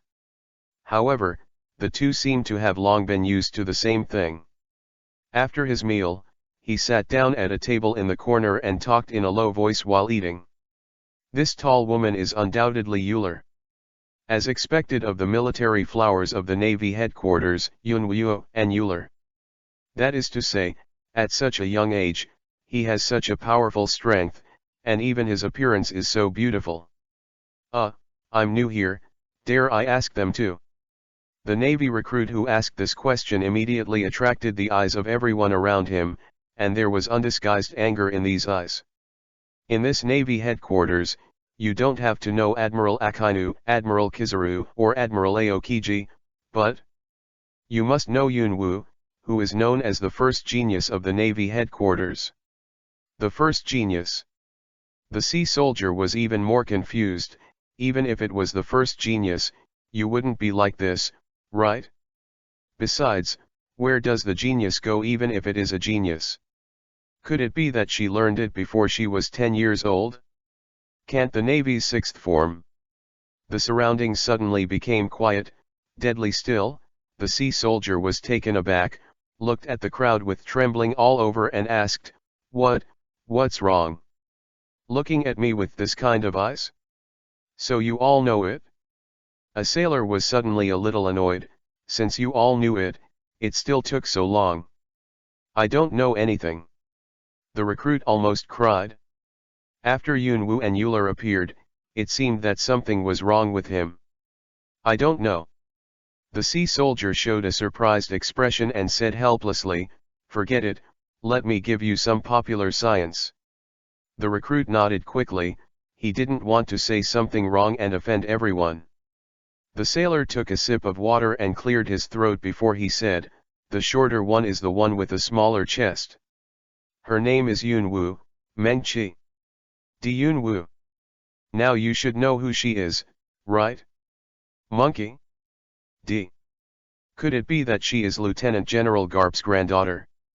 The recruit exclaimed, but if that's all, he would be surprised at most. The Navy nodded heavily and continued, both Yunwu and Oro were brought back to the Navy headquarters by Lieutenant General Garp 10 years ago. After that, the two of them learned from the former general, Black Wrist Zifa. That one. At that time, Yunwu was only 7 years old. Speaking of which, there was a hint of jealousy in Haibing's eyes. In that year's study meeting, Yunwu lost in the competition between Yunwu and Euler. It's nothing more than that. The recruit was immediately disdainful. In his heart, Yunwu was almost like a vase. No. Said the sea soldier sternly, with deep admiration in his eyes. Although Yunwu lost to Euler in that match, she learned the iron nuggets of the 6 naval styles by herself by being beaten in battle. You know, she was only 7 years old that year. Not long after that, Zifa announced another piece of news that almost shocked the top of the Navy headquarters. Yunwu has learned the finger gun in the 6 naval styles by herself. Hey! The recruit took a deep breath. He learned iron blocks and pointing guns at the age of 7, and they were all self-learning. Before that, no one told her how to practice. If this is the case, then this Yunwu more than a genius. Simply a monster. Don't be surprised. The Navy cast a disdainful glance at the recruits. There was a gossip that the warship that Yunwu took to the Navy headquarters encountered several waves of pirates on the way 10 years ago, and the reward amounted to 10 million shells. Lisbeth. Dawn's pirate group, the pirate group of hundreds of people, was almost slaughtered by Yunwu alone, and even Bess. Dawn himself knelt directly in front of Yunwu. Afterwards, in the famous sea restaurant party in the East China Sea, I met Beth with a bounty of 30 million Baileys. Dodd and his pirate group, as well as his 2 cotters with a bounty of 8 million Baileys. Beth. Dodd was defeated by Lieutenant General Garp, but the 2 cotters were all defeated by Yunwu alone. You must know that Yunwu at that time couldn't even know the 6th form of the Navy. Behind, the vicious dog Hassa with a bounty of 13 million Bailey was killed by Yunwu with a single sword. Let me ask you, can you do this when you are 7 years old? The recruits were all stunned, and at the age of 7, they could defeat the pirates with a bounty of 13 million Baileys. When he was 7 years old, let alone defeating a bounty pirate, he couldn't even defeat the most common pirate at that time. Even now, he doesn't want to win any pirate with a bounty. And let me tell you, or is she? While the sailors were discussing Yunwu and Euler, the 2 objects under discussion were frowning tightly, thinking about something. Yura, about that. Euler raised his head, helplessness flashed in his eyes. There is no way, just be patient. Yunwu sighed, indeed, she can only agree to this matter anyway, after all, it is related to her future direction. Experience. Although it is said that the rank should be determined according to the final result of the experience, but, it is so troublesome, it will definitely be more troublesome if you participate in such a troublesome thing, okay. Chapter 5 Experience. Aura stroked Yunwu's head in a soothing way, and said softly, Yunwu, this matter is still very important, so let's go. Tisk. Yunwoo pouted and nodded helplessly. After the two finished their meal, they left in the eyes of the sea soldiers and went directly to the dock. Here, 3 large warships were already ready. An officer on the warship saw the two and ordered the ship to sail without saying a word. And then, pointed the middle finger to the two of them. Oops. Yunwoo's face was full of anger, and she immediately rolled up her sleeves. Boss Lade, this bastard, it's amazing to be an officer early, isn't it a lieutenant? You already have the strength of a lieutenant before, okay. Well, stop complaining, they run away when they complain. Euler helplessly raised his forehead and knocked Yunwoo's forehead. Well. Boothlade, you bastard scum, wait for me. I will send you back to the west now. Yunwoo roared and stared at Boothlade on the warship, and the sailors around Boothlade looked at him with sympathy. Yunwoo's method. They were all too familiar with, although I haven't experienced it myself, but I haven't eaten pork and haven't seen a pig run. Moonstep. Yunwoo stomped on the ground, and the hard ground was directly trampled by Yunwoo into a deep pit of nearly 10 centimeters. The next moment, Yunwoo flew away directly, stepping on the air in mid-air and approaching the warship quickly, and Euler shook his head helplessly. Followed by. At this time, on the warship, Boothlade's always indifferent face also showed some fluctuations, and then he put on a posture, just when the sailors thought that Boothlade was going to fight to the end, and cast a respectful look at him. Shave. Boothlade ran directly into the distance, stunned the eyes of all the sailors, but before Boothlade could run far, a brick had already landed on top of his head. Boothlade groaned, thumped, and fell to the ground with a pout. Humph. Yunwoo fell on the deck with a cold face, and then used a pocket as a cover to take out an electric chair from the system backpack, and then lifted Boothlade without hesitation and tied him to the electric chair, turned on the switch of the electric chair. Immediately, a blue electric arc appeared on the deck, and the sailors on the surrounding warships all showed a look of sympathy. Well, it's definitely Lieutenant Boothlade's doing it again. After a long time, Yunwoo retracted the electric chair, took Euler's hand and walked back to the cabin, leaving only Boothlade on the deck, who was charred and smelled of barbecued meat.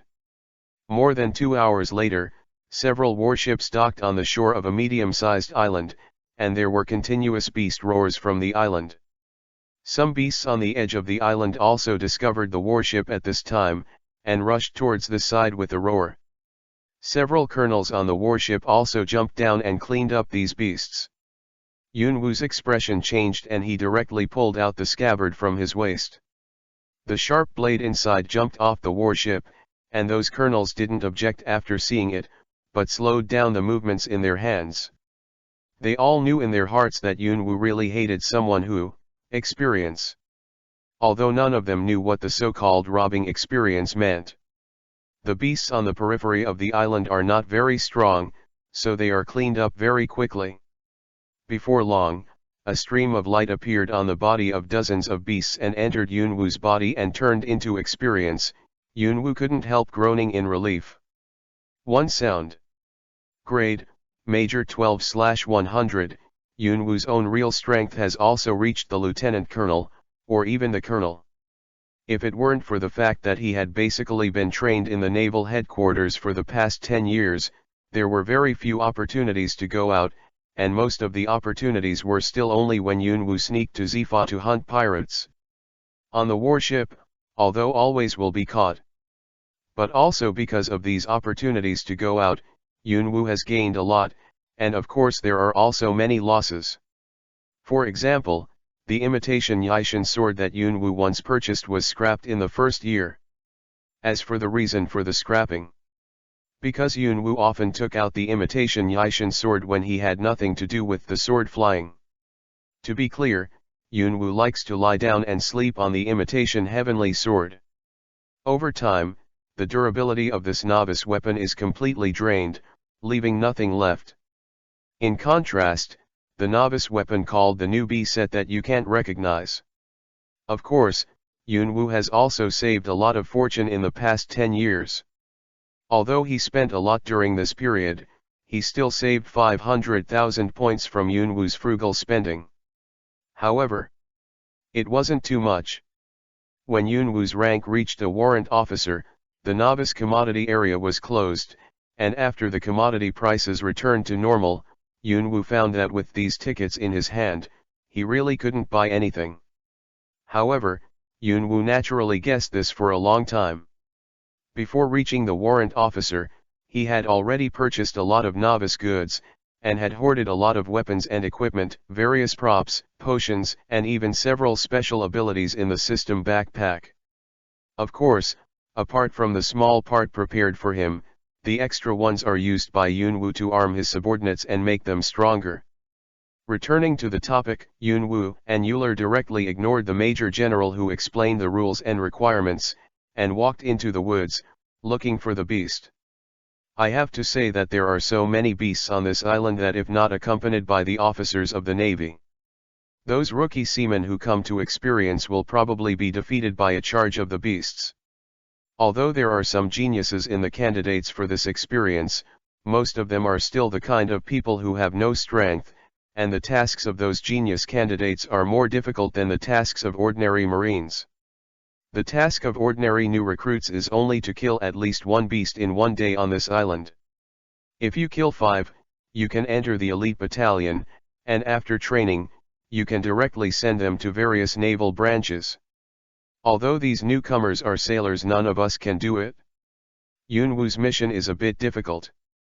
Each of them has to kill 20 beasts within 2 days at least, and bring back the beasts' corpses as food reserves for the cafeteria. But it is as a result of experience, after analysis and conclusion, and finally awarded a military rank, serving as an officer in the naval branch dispatched to various parts of the world or simply taking a foothold in the naval headquarters. Yunwu, there are wolves 300 meters ahead. There are about 30 wolves. There is no threat. It's just too troublesome. Euler closed his eyes, and after feeling the breath of life in front of him, he quickly said what he saw. "Ula, I have made some progress," Yunwu said with a slight surprise. When Euler woke up to the domineering, he had already taken Yunwu by surprise, and now he can actually perceive the wolf 300 meters away.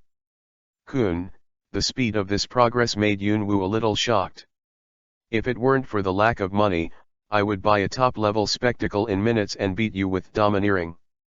Yunwu pouted and rushed directly to the position of the wolves in front. These are all experiences of Bai Huahua.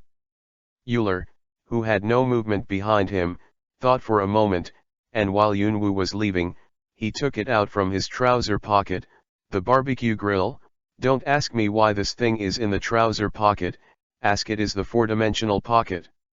After taking out the grill, Aura prepared things for the barbecue. Of course, Yunwu was not idle. Finger gun. Stab. Ow. Where's the barbecue sauce? Landfeed. Break it for me, ha ha ha ha. Ouch. I don't think I forgot to bring it. Landfeed. Slice. Shred. Cut into pieces. Ow, let me see, cumin, chili powder, Yunwu, you're back. Yunwu threw the corpses of 30 wolves to Euler's side, her eyes were shining, and the corners of her mouth were drooling. Euler patted Yunwu's head lovingly, motioned her to wait, and then dealt with it. Wolf meat. After 10 years of getting along, Euler has long discovered the essence of Yunwu. Even if Yunwu is so crazy, ruthless, bloodthirsty, her heart still has a softness. However, in the Navy, she knows Yunwu. The real one is Euler alone, and they don't even know Kopya's fa. After a long time, when Yunwu ate the last piece of meat, his face suddenly changed, and the corners of his mouth couldn't help twitching. Damn, I accidentally ate it all, and I still have to hand in a mission. Euler was speechless for a while. What happened to this familiar scene? After cleaning up for a while, the two went straight to a cave, got rid of the 3 powerful grizzly bears that lived in it, and built a floor directly inside. As for the task? Experience. Fuck, is it important to sleep in this kind of thing? It's not a problem anyway, I'll talk about it tomorrow. At night, most places on this island, such as the top of the mountain, the cave, or a hidden place, can see tents set up.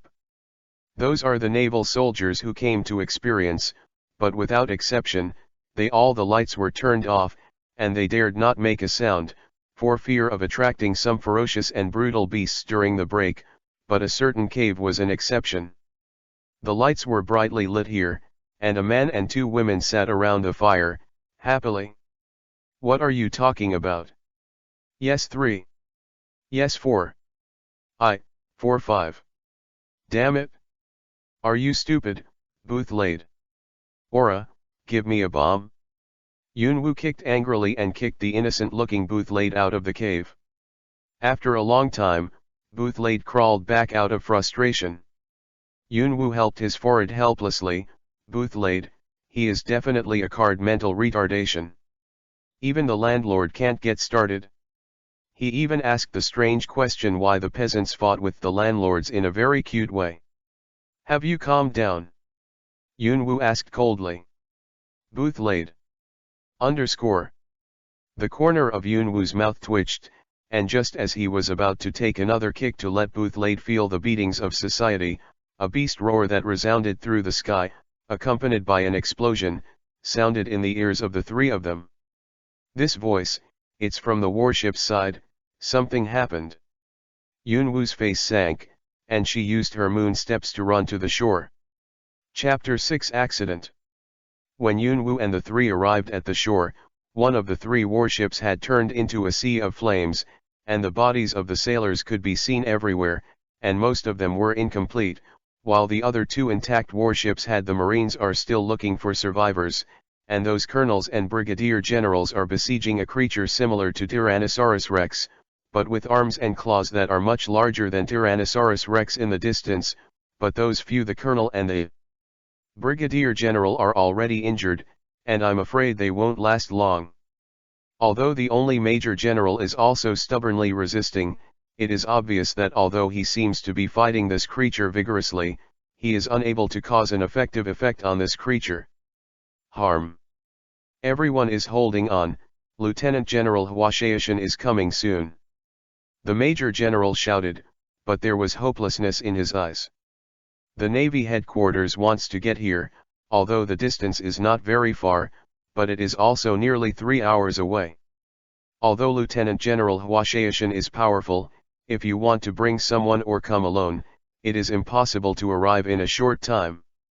In the knowledge of the Major General, I am afraid that only the general level can reach this island from the naval headquarters in the shortest time, but the speed of General Akainu is estimated to be impossible to reach in a short time, even if General Kisaragi has the ability to shine fruit. As for General Kingsley, his whereabouts are erratic, and now only the Marshal of the Warring States period knows his location. However, while thinking about support, the Major General also regretted it extremely. He was the general who was mainly responsible for this experience, but because the Navy had already conducted several experiences on this island, he did not check it too carefully. The result was the first. In the evening of the day, a warship was destroyed by this extremely terrifying creature, and the entire warship was also killed. Except for a few powerful school-level officers, none of them escaped. The Major General was repelled by the Tyrannosaurus rex with a slap again, his face extremely ugly. I can only pray for a miracle to happen. The Major General roared unwillingly. With just a few of them, they could last for 10 minutes at most, but if something goes wrong, I'm afraid the time will be shorter. At this time, the Major General suddenly found the 3 people who were using the moon step to approach the side from a distance, and his face suddenly became happy, and he thought it was the arrival of the Lieutenant General Hwashaoshin he was looking forward to, but he took a closer look and found that it was this time, the faces of the 3 Navy rookies during the training turned dark again. Hey! You 3 hurry up! Yunwoo pouted, not only did not stop, but sped up a little bit. She naturally saw that this Tyrannosaurus Rex was not easy to mess with. After all, a major general and several brigadier generals could only take a shot at the same time, and they could not take advantage of it. But don't forget, Yunwu has a system, and naturally there are a lot of trump cards. Just a Tyrannosaurus Rex? Not enough evidence at all. The major general saw that Yunwu actually rushed over, almost spitting out a mouthful of old blood, but he could only keep on dissuading him. He couldn't spare the time to take Yunwu and a few people away, so he could only watch them come to scent death. Land feed. Yunwu kicked several times in a row, sending out a few blue athlete's foot. No, it was a slash, but these slashes only left an insignificant scratch on the skin of the Tyrannosaurus Rex. Fuck, the skin is so hard. Yunwu frowned and landed directly on the ground, intending to fight close to him, while Euler and Boothblade used the moon step to stay in mid-air, constantly releasing their lantern feet to harass the Tyrannosaurus Rex, but their strength was not as good as Yunwu's. The damage to the Tyrannosaurus Rex was minimal. Pistol, stab. Yunwu stabbed his finger in the past, his fingertips flickered like a sharp spear, and when it landed on the Tyrannosaurus Rex, a loud noise suddenly sounded, but this blow still did not cause much damage. It was only to let the Tyrannosaurus Rex's the skin cracked a tiny gap. No wonder even the major general can't handle it. Although the attack power is not high, the speed and defense power are astounding. Yunwu commented lightly, and there was no trace of panic in his eyes. Ow! Tyrannosaurus Rex sensed Yunwu's addition, and slapped it with an unceremonious slap. This slap was extremely powerful and extremely fast. I am afraid that even an ordinary brigadier general would be slapped into meat sauce. Asshole! The major general roared, his eyes were red, and he rushed over to block the blow for Yunwu. As for whether he would have an accident, he did not think about it at all. The distance between the major general and Yunwu was not far, and it was only in an instant that he was in front of Yunwu, rolling with all his strength, and there was a faint touch of black on the arms that were in front of him. Armed and domineering? It looks like he has just woken up. The major general knew that he had unintentionally displayed an armed domineering look, but he did not feel the slightest joy in his heart. Just relying on this level of armed color is simply not enough to see. Despair came to my heart, but there was also a hint of joy. Yunwu. As long as she can survive, she will definitely become one of the biggest helpers of the Navy, and she will definitely spread justice to the whole world. However, just when he closed his eyes and was ready to face death, Yunwu, who I wanted to protect, suddenly appeared in front of him and stretched out a tender white hand with a calm expression. Boom! The attacks of one beast and one person collided, and a gust of wind suddenly erupted, blowing up a large piece of dust, which instantly blocked everyone's sight. When the dust dissipated, the lieutenant general who was closest to Yunwu suddenly widened his eyes and looked at him in disbelief. One hand. Yunwu lightly blocked this terrifying blow with just one hand. Could it be? Yunwu already has the strength of a lieutenant general? The major general couldn't help but have this terrifying thought in his heart. At the age of 17, he had the strength of a lieutenant general. He didn't even dare to think about it before. But now I have to believe this fact. As for Yunwu, of course she doesn't have this kind of strength, but just borrowed the power of the props, and she is also dying of pain in her heart now. The strength is randomly doubled, the price is 500,000 points, the strength is doubled after use, the rate is random, the minimum probability of doubling is doubled, the maximum is unlimited, the duration of each time is 30 minutes, the cooling time is 1 month, use times, 3/10. There are only 4 opportunities left to use it, but now it has been used once, and it has been turned over 100 times.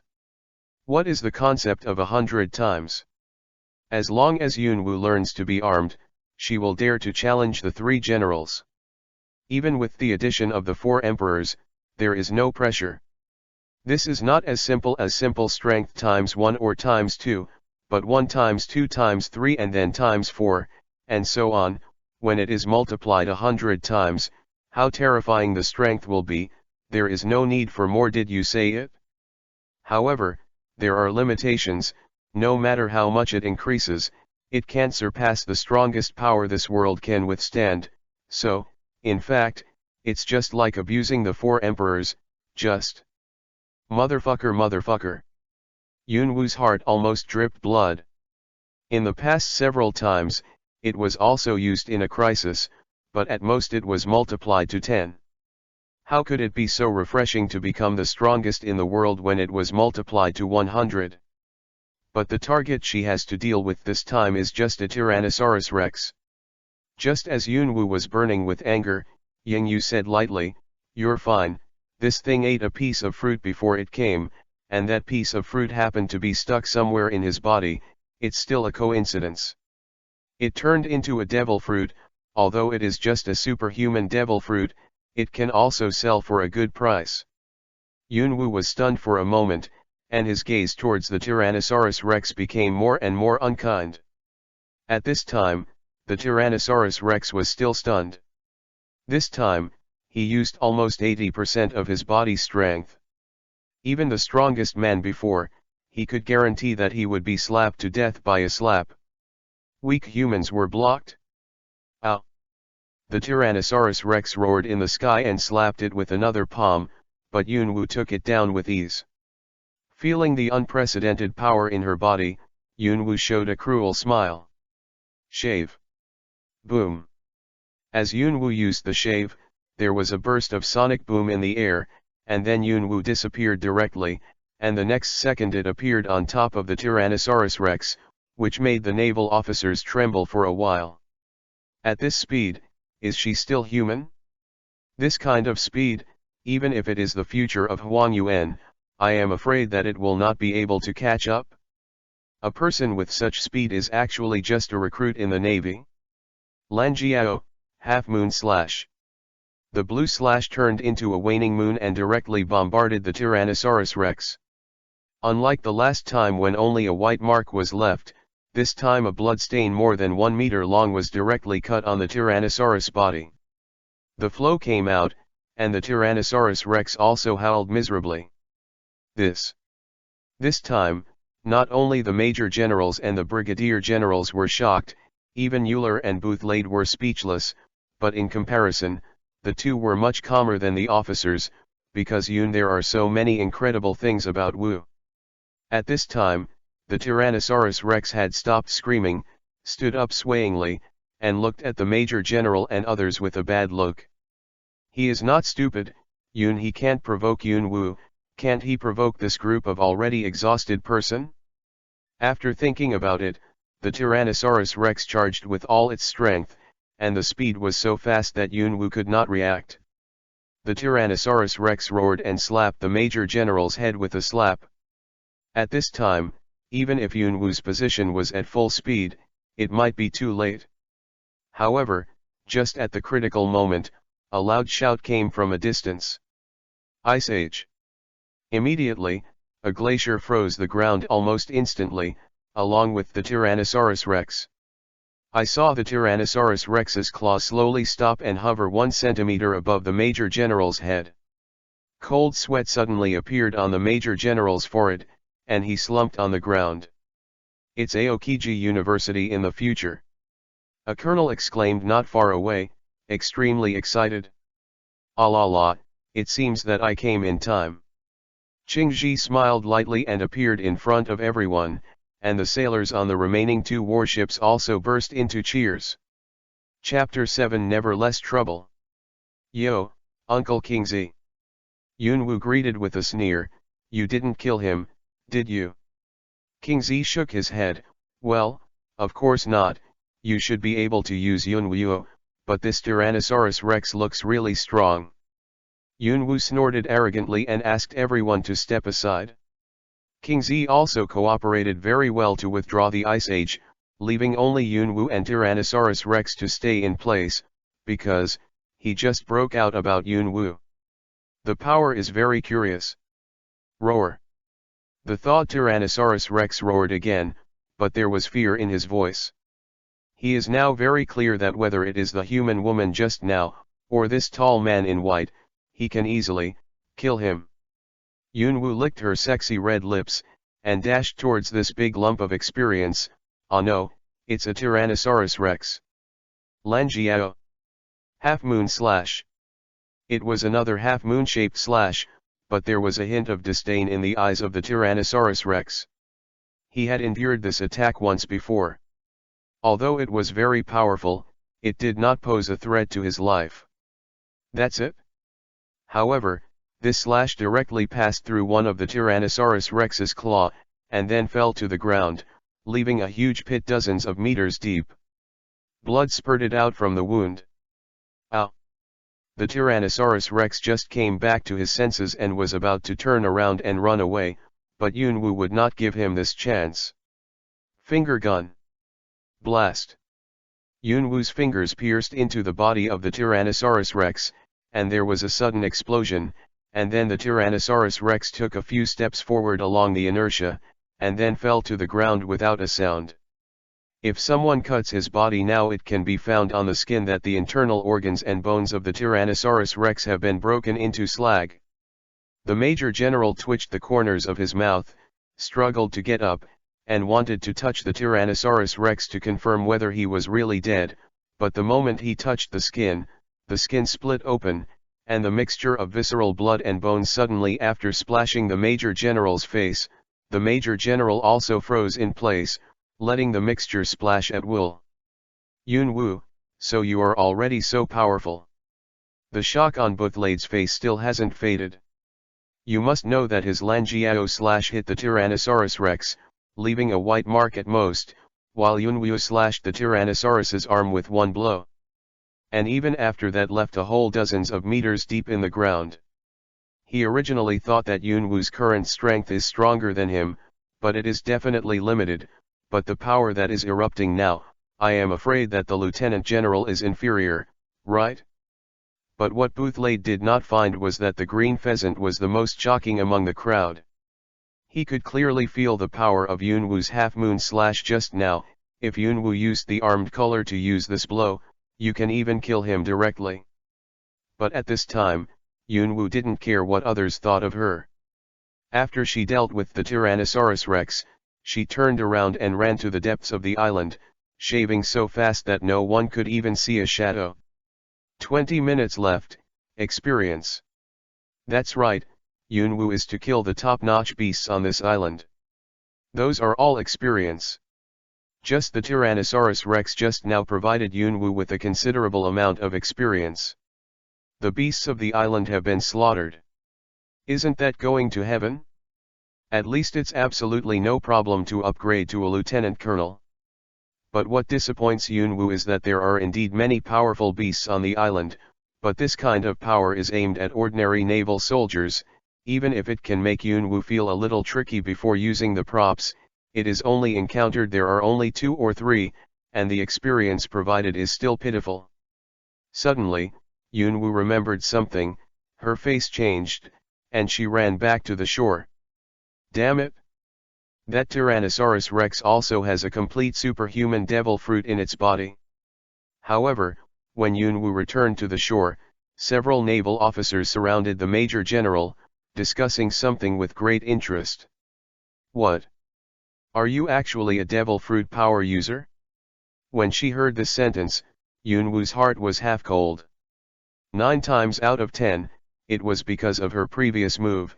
She also smashed the devil fruit, mixed it into the flesh and blood, and then the Major General also slammed it, but accidentally ate the flesh and blood mixed with devil fruit, and thus obtained the ability very unexpectedly.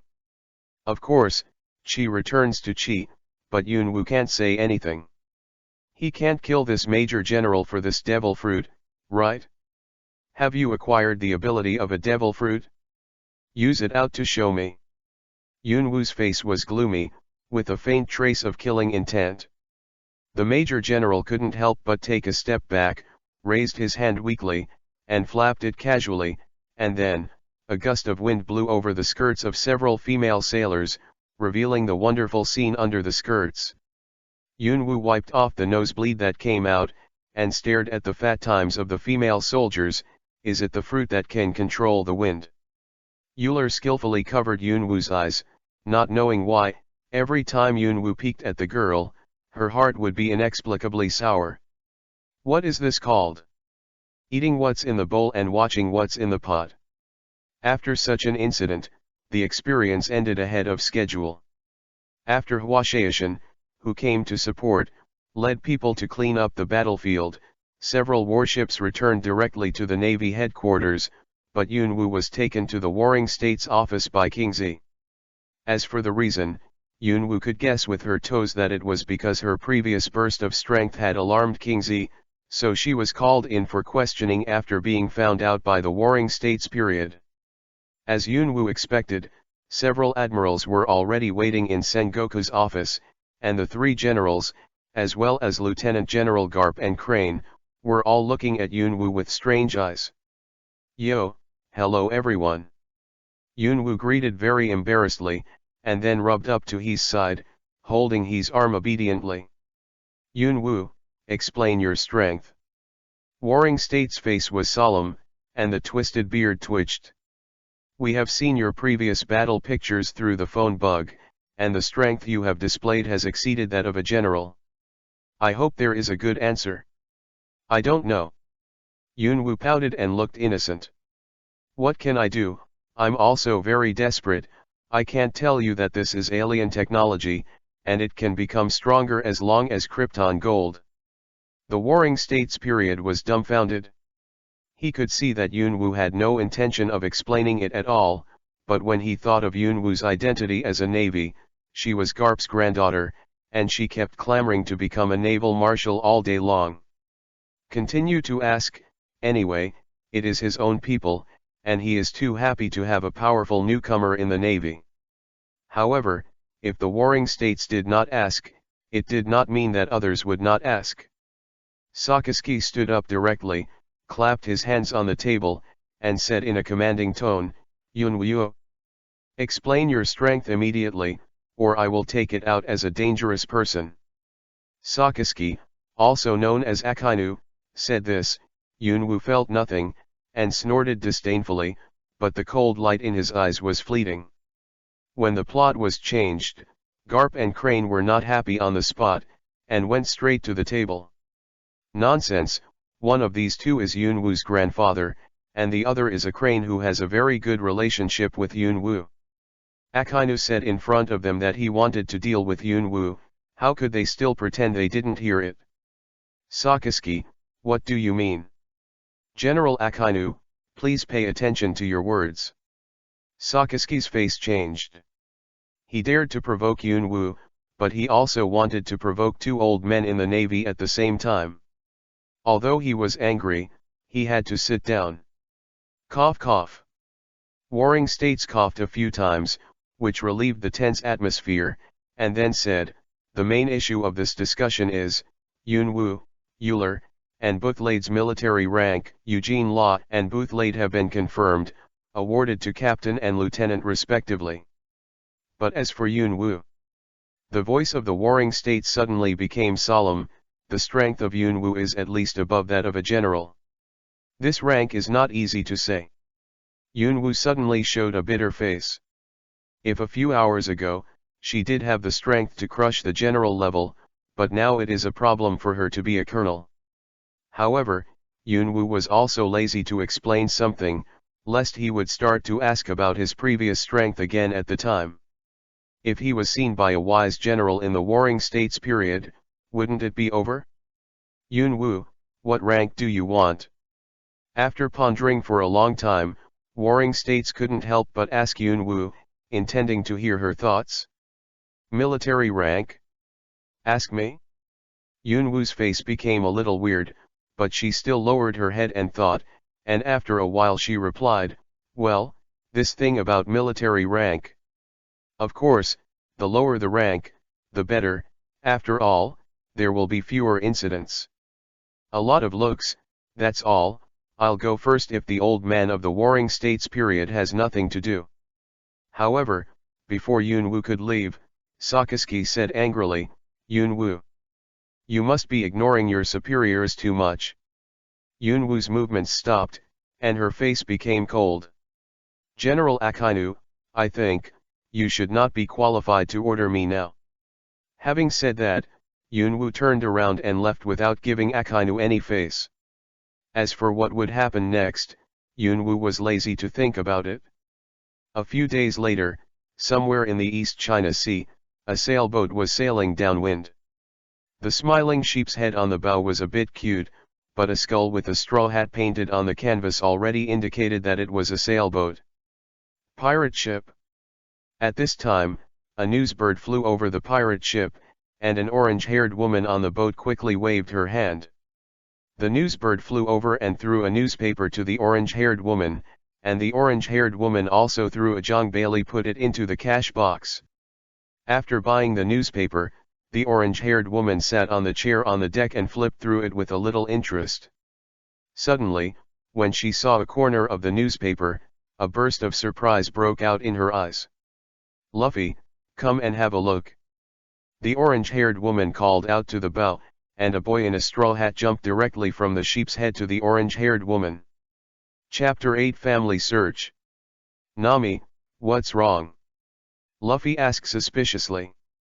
The orange-haired woman, Nami, handed the newspaper to Luffy, pointed to the page she just saw, and said in surprise, Luffy, look at this news, Monkey is known as the first genius of the Navy headquarters.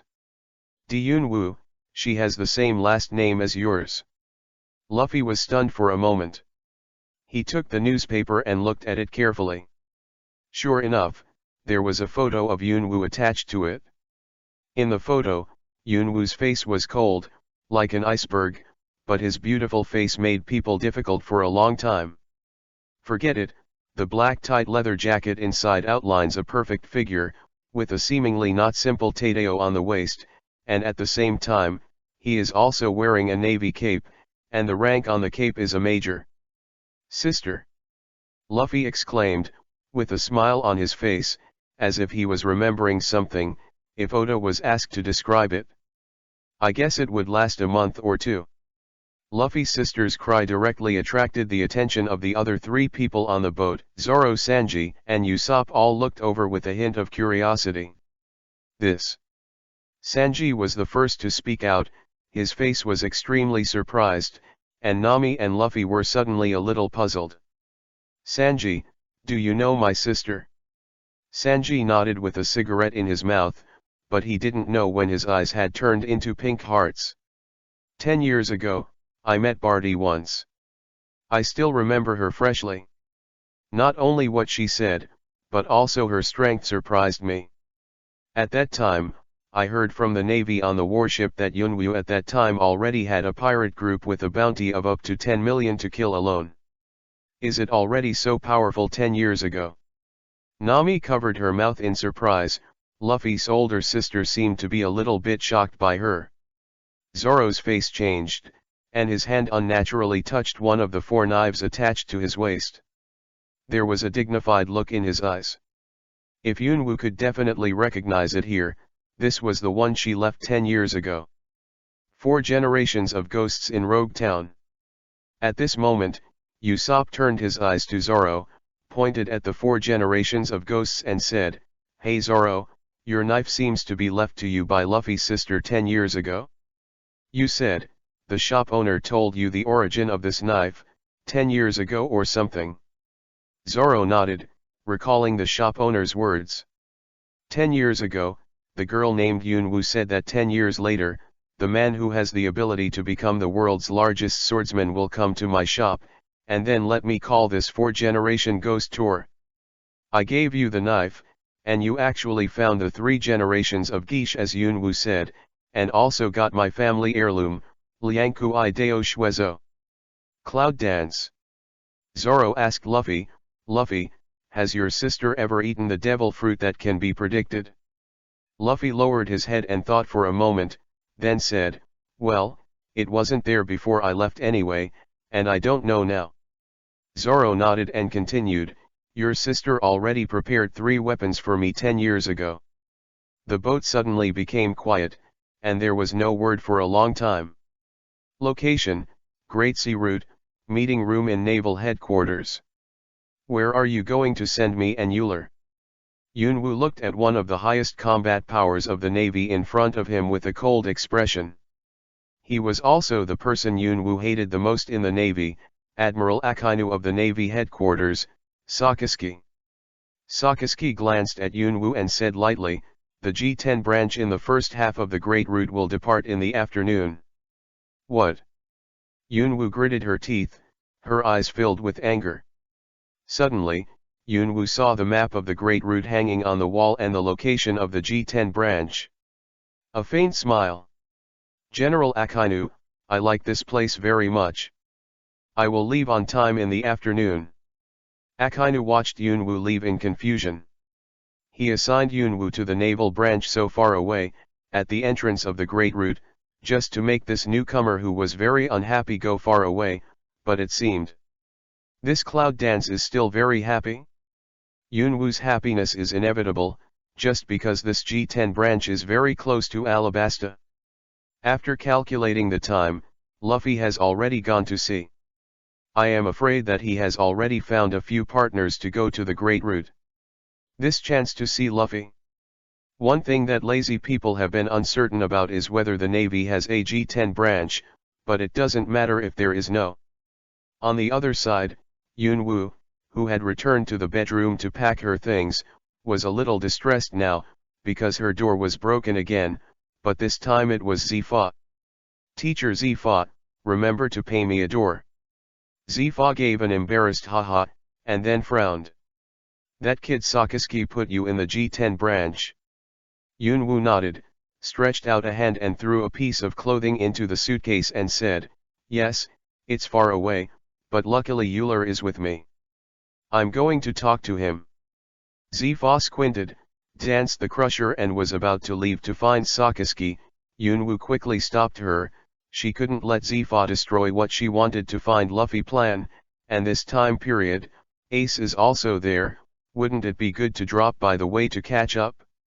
"Teacher Zifa, don't worry, it just so happens that I have something to deal with over there." Yunwoo smiled indifferently, then continued after a moment of stunned, "Go to see my brother and brother." Zifa was stunned for a moment, recalling the rookie pirate who had recently entered the Great Route, and slowly, a grinning face wearing a straw hat appeared in his mind. "Straw Hat Luffy?" Zifa asked tentatively. He found that the appearance of Straw Hat Luffy and Yunwoo seemed to be somewhat similar in his impression. The two had too much in common. They both came from the East China Sea. The surnames are all Monkey.D, and they have a somewhat similar appearance. He is now almost certain that Yunwoo is Straw Hat Luffy's sister, but he still doesn't know who Yunwoo's brother is. "Well, that little brat is my brother." Thinking of Luffy, a few blue veins suddenly appeared on Yunwoo's forehead. Although he still kept a smile on his face, Zifa seemed to see a thick black mist emerging from Yunwoo's body. After chatting with Zifa for a while, Yunwoo and Ora kidnapped them directly at the port. Ah no, they called hundreds of sailors, and then they sneaked away. Ah but, they called a large ship. The warship went to the G10 branch of the Navy. Sakazuki got angry again and went to Carp on the spot to have a theory, but it turned out that Carp laughed and the matter was over. G10 branch of the Navy, a large warship docked here. Yunwoo and Euler jumped off the warship and went straight to the office of the top officer of the G10 branch. "What's your name?" Yunwoo crossed Erlang's legs and asked with a smile, looking at the ugly, unwanted fat man in front of him, who seemed to weigh 500 pounds. The corner of Mori Yuan's mouth twitched, and he said lightly, "Lieutenant General of the G10 branch of the Navy, Mori Yuan, codenamed Luren, you are Yunwoo and Ora who were transferred here by Admiral Akainu. I heard that Yunwoo is now the first genius of the Navy headquarters." "Oh, it's all too exaggerated for others to say." Yunwoo waved her hands in a modest manner, but no matter how she looked at her expression, she looked like she was complimenting me. Mori Yuan's face turned black, and he almost burst out. He hurriedly covered his chest and took a deep breath. After a while, he slowly calmed down. Lieutenant General Fallen Blade, I want to ask, where is Colonel Smog now? Yunwu blinked her big eyes, pouted her cuteness, and looked like she was ingratiating. Colonel Smog. Mori Yuan thought for a moment and said, he brought his subordinates to my place a while ago, but he left soon after the supplies. It should be near Alabasta. You have something to do with him.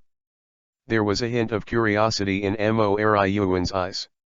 Naturally, Smog's good looks need not be said. He is definitely handsome. Although he is a little worse than himself, the key is that Yunwu, a military flower, actually asked SMO. The position of the grid, which revived the heart of the gossip in Mo Yuan. Of course I'm looking for him for something. Yunwu said with a smile, her face flushed. Of course, she was angry. You must know that Smog abused her little brother. But Mori Yuan didn't know. He showed a smile that I understand. He smiled. Oh ho ho ho, Yunwu, I specially approve you and Euler's 1-week vacation. Take advantage of the opportunity. Yunwu looked confused. She couldn't understand Mori Yuan's operation, but well, since she had the opportunity to go out, Yunwu naturally wouldn't waste it, and immediately returned to the warship in a hurry. The warship left quickly and sailed towards Alabasta. In the office of the top chief of the G10 branch, Mary Yuan sighed faintly while looking out at the sea in the distance. Think back then. I was still the most handsome boy in the Navy.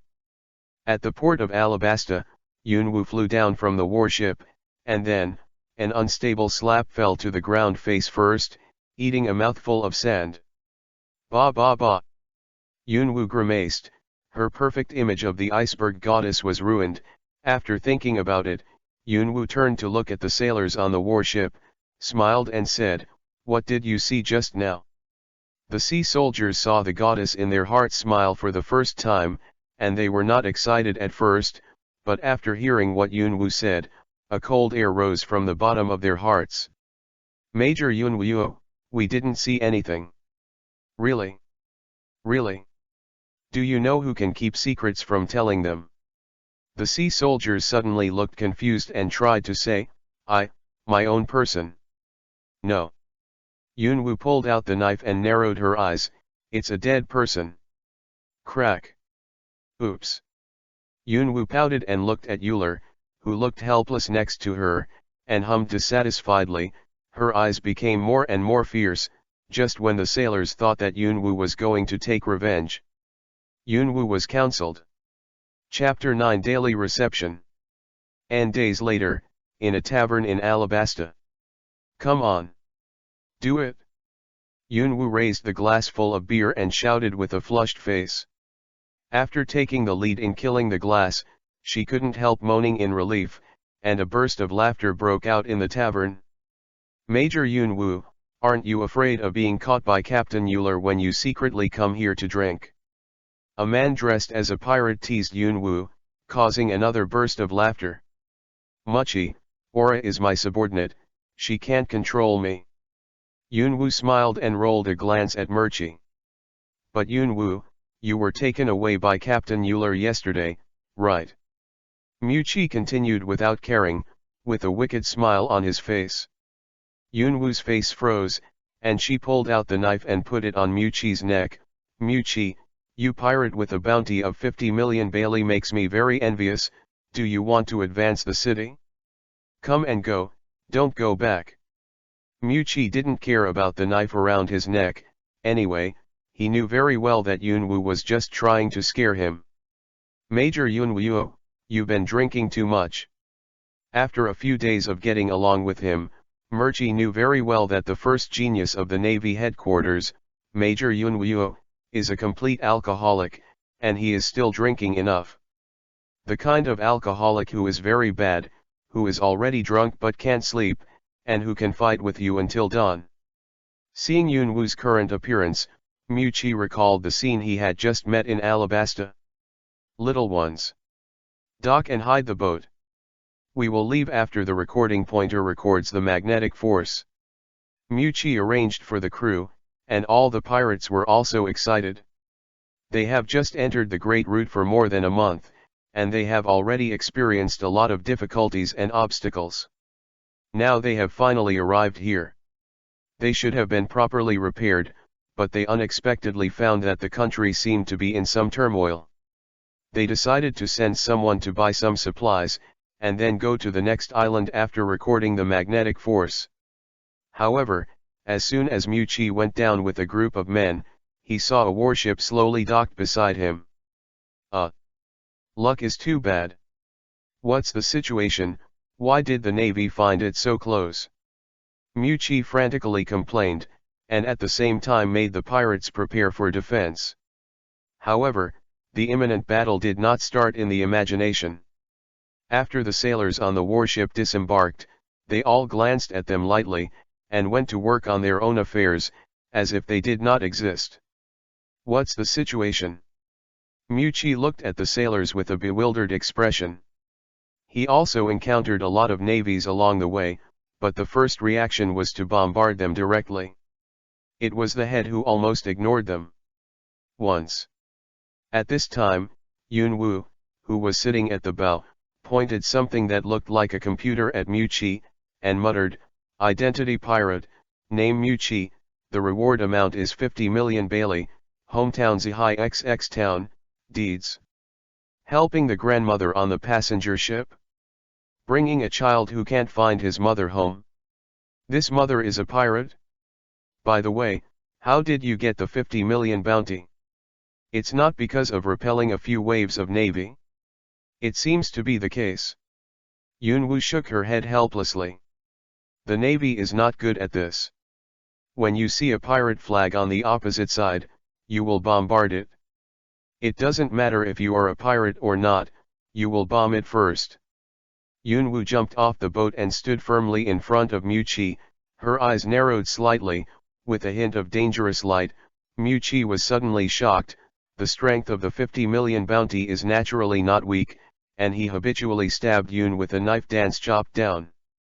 Yunwu naturally disdained for this level of attack, and secretly used the iron block in the 6 moves to easily block the knife, which immediately shocked the pirates.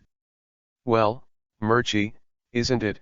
I didn't come here specifically to catch you," Yunwu said indifferently, but she still pulled out her weapon and pointed the tip of the knife at Murchi. "But I want to make a gesture with you. If you lose now, just be my little brother, how about that?" Chi tilted his head, and a series of question marks appeared, and he was a little confused by what Yunwu said. "If you don't say anything, I'll take it by default." There was a hint of excitement in Yunwu's voice. A pirate with a bounty of 50 million Baileys, although there is no shortage of pirates with a bounty of tens of millions in this world, but it is not something you can encounter casually, and more importantly, this is the experience of Honkyuakuo. However, Yunwu didn't intend to kill or capture someone like an adventurer like Chi. After all, it seems that the Navy has always been provoking others, but they were also counter-killed.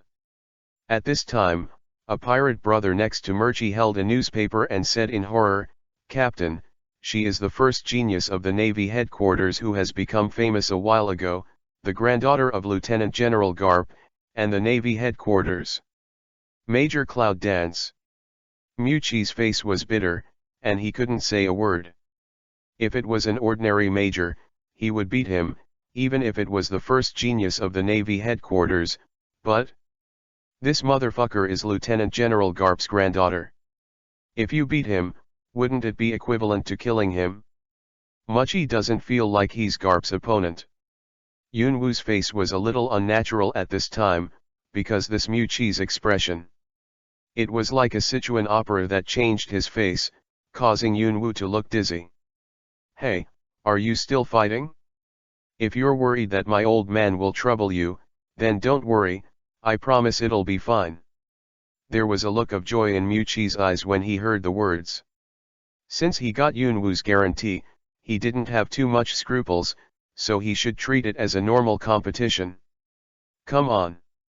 Mewchi shouted lightly, raising the knife above his head, then slashing down, and then, a purple slash towards Yunwu. Yunwu's face changed, and he pulled out the knife and slashed at it with the same slash. After the two slashes, one purple and one silver, collided, the surrounding dozens of meters suddenly turned into a sea of sword energy. Not bad. Yunwu smiled slightly, but she didn't expect that Mewchi's swordsmanship was higher than she imagined, and he actually released the sword energy. Fortunately, he could deal with it with his own strength. You're not bad. Mewchi once again slashed out a sword energy, the power was obviously stronger than before. Iron block. Royal. Yunwu shouted loudly, and the skin on his body flashed with a steel-like luster.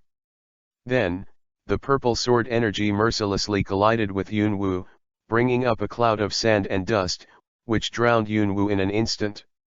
Just when Mewchi thought that the test was over, a silver sword chi suddenly flew out of the sand. Mewchi was inattentive, leaving a bloody mouth on his shoulder, and at the same time, a voice sounded in Yunwu's mind. The host defeated the pirate Mookie, rewarded 500,000 points, and rewarded experience points. You lost. Yunwu walked out of the sand and smiled lightly at Mewchi. Yura, wrap him up. Euler nodded, took out bandages and medicines from the medicine box, and skillfully treated the wound for Mewchi, while Yunwu took people to the city to buy some supplies. Captain Euler, Yunwu seems to be different from other navies. Mewchi asked Euler with a hint of confusion in his eyes. Euler was startled, then smiled. Why do you ask that? Isn't the navy all just? Seeing the pirates, shouldn't they kill them all? Yunwu doesn't seem to want to kill me, she just wants to compete. Euler couldn't hold back and laughed out loud. Then you can rest assured, pirate, it's not that she doesn't kill Yunwu, but according to her words, she only kills people who do all kinds of evil, people who commit great crimes, and she has a reason not to kill you. But Euler's tone paused, and Mewchi's heart that had just fallen was raised again. But what? If you refuse to be Yunwu's younger brother, she may send you to advance the city to play. I didn't lie to you. I think back then. I was by her side after being defeated by Yunwu. The black lines on Mewchi's face, this cloud dance, he can't understand a little. Back in the present, Yunwu, Mewchi and all the pirates were enjoying the wine talk, and the owner of the tavern was also very happy, although he didn't know why the navy would drink with the pirates, and they were still drinking so much. However, this scene did not last long, and it ended because of one person. Yunwu. You're carrying me out to drink again. Euler's roar sounded in the tavern, Yunwu's pouring drink stopped suddenly, and his head was more than half awake, and he looked up tremblingly and saw that it was EU. After pulling it, the corner of his mouth couldn't help twitching. Tisk. I was caught again. There are only 5 taverns here. Where can I go to drink in the future? Well, in the scene after that, of course, Yunwu was pulled by Euler's ear and left. In this regard, Mewchi was very curious about who was attacking and who was receiving.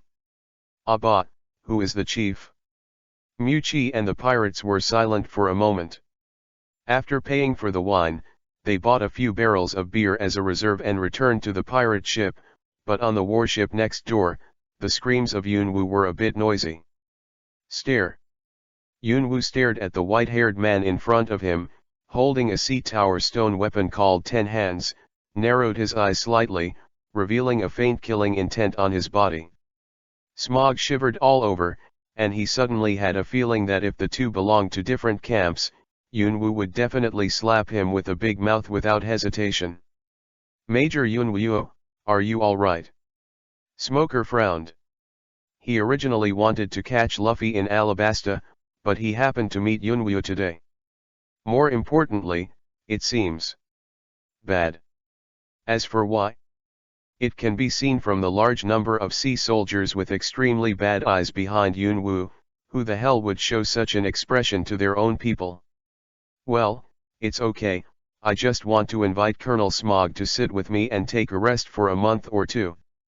Yunwoo said coldly, with undisguised murder in her eyes. Meaning? If it weren't for the fact that the young man can't be armed, I would teach you how to be a man in minutes. Chapter 10 Uneasy Brother. Smog has some doubts. I am afraid that once he arrives on Yunwoo's warship, I am afraid that he will directly enjoy the treatment of Halishi's handcuffs, right? No, I still have a job, so I'm sorry. Smoker refused without hesitation, and was about to take people away immediately. Oh, my temper. Smog, are you not giving me Yunwoo face? Yunwoo said angrily, her tone extremely cold. Smog helped his forehead helplessly. He really couldn't figure out what Yunwoo had experienced in the past 10 years to become such a bird. Forget it, forget it. Yunwoo suddenly waved his hand. It doesn't matter if you don't want to. Anyway, my goal is not you. If I take you away, I'm afraid I'll have to cook for you. If you think about it, it will be troublesome. So what are you doing? A few blue veins appeared on Smog's forehead. When he was about to say something, he suddenly found the figure that flashed by not far away, and his eyes widened immediately. Abandoned Yunwoo and chased after him. Fuck, Smog, you're making trouble. Yunwoo opened her mouth to discuss the theory with Smog, but she happened to miss the figure that had just disappeared, and she couldn't say what she said. After a few more seconds, Yunwoo came back to his senses, and followed Smog to catch up, leaving only the seamen on both sides staring at each other with big eyes and bewildered expressions on their faces. Stay here, what else? On the other side, Smog had caught up with the figure and stopped on the street. The two faced each other quietly, and the invisible momentum spread between them. Smog spoke first and said coldly, I didn't expect to meet you here, fire. Before Smog could finish speaking, a small white and tender hand pressed on the top of his head, directly letting Smog taste the sand of Alabasta. Yunwoo didn't care about Smog's tragic situation, but looked at him with excitement. This man had his upper body bare, his muscles were angular, he wore an orange hat with a smirk and sad expression, and a string of red Buddha beads hung around his neck. Still wearing a necklace I don't know what it is. Of course, the most eye-catching is the logo of the Whitebeard pirates behind him. Ace! Yunwoo exclaimed, with tears in her eyes. She rushed up and threw herself into Ace's arms. You are.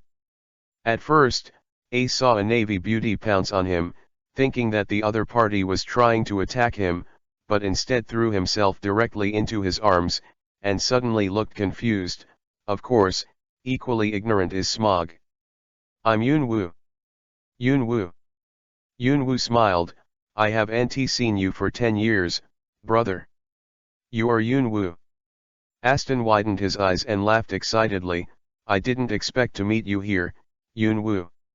Ah, I came here to find Luffy. Yunwoo looked around, but when she saw the familiar restaurant behind her, an ominous premonition suddenly rose in her heart. Cloud Dance. Pirate Portgas. D-Ace, captain of the second team of the Whitebeard Pirates, is that your brother? Smog's face turned gloomy, his right arm turned white smoke, ready to attack. Why, do you want to fight? Willing to accompany you. Ace grinned, but this relaxed look obviously didn't take Smoker in his eyes. At this moment, an excited cry suddenly came from the street behind the three of them, causing the three of them to be stunned. Rubber. Rocket. I saw a red figure with a straw hat suddenly appear, and slammed into Smog's back, with Yunwoo and Ace smashing through the wall and falling into the distance. Ahaha! It's a restaurant, I finally found it. I can eat now? I'm starving to death.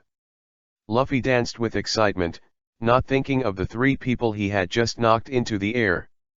Uncle, eat, eat, eat. Emergency. Luffy urged with a smile on his face, holding a knife and fork, hurry up, eat, eat, eat. After a while, Yunwu got up from the ruins, rubbed her hurt head, and looked at the boy who was eating heavily in the restaurant with a black face. Ace moved, pushed the wall away from him, and said angrily, "This bastard. Which bastard is this, really?" Smoker also sat up and glared ahead. What a joke. Restaurant. Ace muttered as they walked, "What the hell are you trying to do? Let's do this here." The man bowed earnestly and apologized, Sorry, I disturbed your meal." Compared to Yunwu and Ace, Smog was very calm. He lit a cigar, put it in his mouth, took a strong breath, and then got up. "Who is it, the idiot who made a mess here, really?" After Ace apologized, he walked back to the restaurant. Yunwu chuckled, "Ace, don't you think this style is very similar to that guy Luffy?" "Luffy?" Ace pinched his chin in thought, "It's a bit like him, but it shouldn't be him." At this time, the two had already walked to the damaged wall of the restaurant, and when they saw that the person sitting there eating was Luffy, they first showed a touch of surprise, then a surprise. "Huh." Smog, who was walking behind the two, naturally saw Luffy, and his expression changed suddenly. "Lu!" Ace exclaimed in surprise, "Hey, Lu!" However, the reality is, as in the original play, Ace was slapped on the ground by Smoker, and Smoker also shouted "Straw Hat Boy," but Yunwu was very puzzled, why Smoker also to give her a slap. Smog stood in front of Luffy with a gloomy expression. After meeting Luffy from Rog Town, what happened after that made him extremely puzzled, especially why the leader of the Revolutionary Army rescued Luffy, in order to pursue the truth. Or maybe because he hates pirates, Smoker has been chasing Luffy until now. "You made me look good, Straw Hat. You've come to Alabasta. Stop eating it." Smog finally couldn't help roaring, that pirate would eat so defiantly when facing the Navy. However, Luffy was still staring at Smoker while eating, not knowing what he was thinking. After a long time, Luffy finally remembered who Smog was, and a layer of cold sweat broke out on his face, but the speed of eating was still unabated, but a little faster. Suddenly, Luffy spit out the food in his mouth, exclaimed, "You are the Smoke Man at that time. Why are you here?" Smoker reached out and wiped away the food residue on his face, and his anger deepened a bit. "Asshole." Smoker is very angry, the consequences are very serious. "Wait first." Luffy stretched out a hand to stop Smog's next movements. Smog also stopped very cooperatively, and Yunwu, who was still lying on the ground and pretending to be dead, expressed that he was puzzled. "No matter how you say it, you're a Navy colonel who hates pirates. If Mao Luffy told you to stop, you should stop. Haven't you been chasing Luffy all the time? People are right in front of you, but you go straight up. Said that the Navy pirates are inseparable? On the other side, I saw Luffy wave his hand, and all the food on the table was stuffed into his mouth." After fully exerting the power of the rubber fruit, Luffy turned around and ran without hesitation. He was stunned for a few seconds before chasing after him. "Dusky! Urgently summon the Navy, thoroughly investigate the entire city, and find the Straw Hat Kid and his party." Smog chased after Luffy, and at the same time did not forget to instruct Dusky not far away. "Yes." Dashki nodded and left with a few sailors around him. The hotel, squinted, took out a phone bug from the Gap Inn. "Knock out and say, and, Dusky should also go back, when it's time to tie it up and train it." Somewhere in the city, a group of people are waiting helplessly. Where did Luffy go? Really a troublesome captain. This is bad. If I don't start soon, I don't feel good. Usopp looked helpless, and seemed to have a headache for Luffy. Not good. Sanji looked confused. There's a navy here. Navy. There's another strange man looking for Luffy. In short, we have to find Luffy quickly and leave the city. Nami urged. She was a little worried about the current situation. As for Crocodile, let's dodge the navy first. Suddenly, Zoro pushed everyone into the corner, and glanced outside nervously. It's the navy. Usopp said nervously, it seems to be very confusing. It's probably the idiot pirate who doesn't know where he's being chased. Sanji said lightly, and silently lit a cigarette, not knowing that the idiot pirate he was talking about was his own captain. The Straw Hat. The sudden shouting from the Marines once again made everyone realize that it seems, probably, it is their captain who is being chased by the Marines. It's you.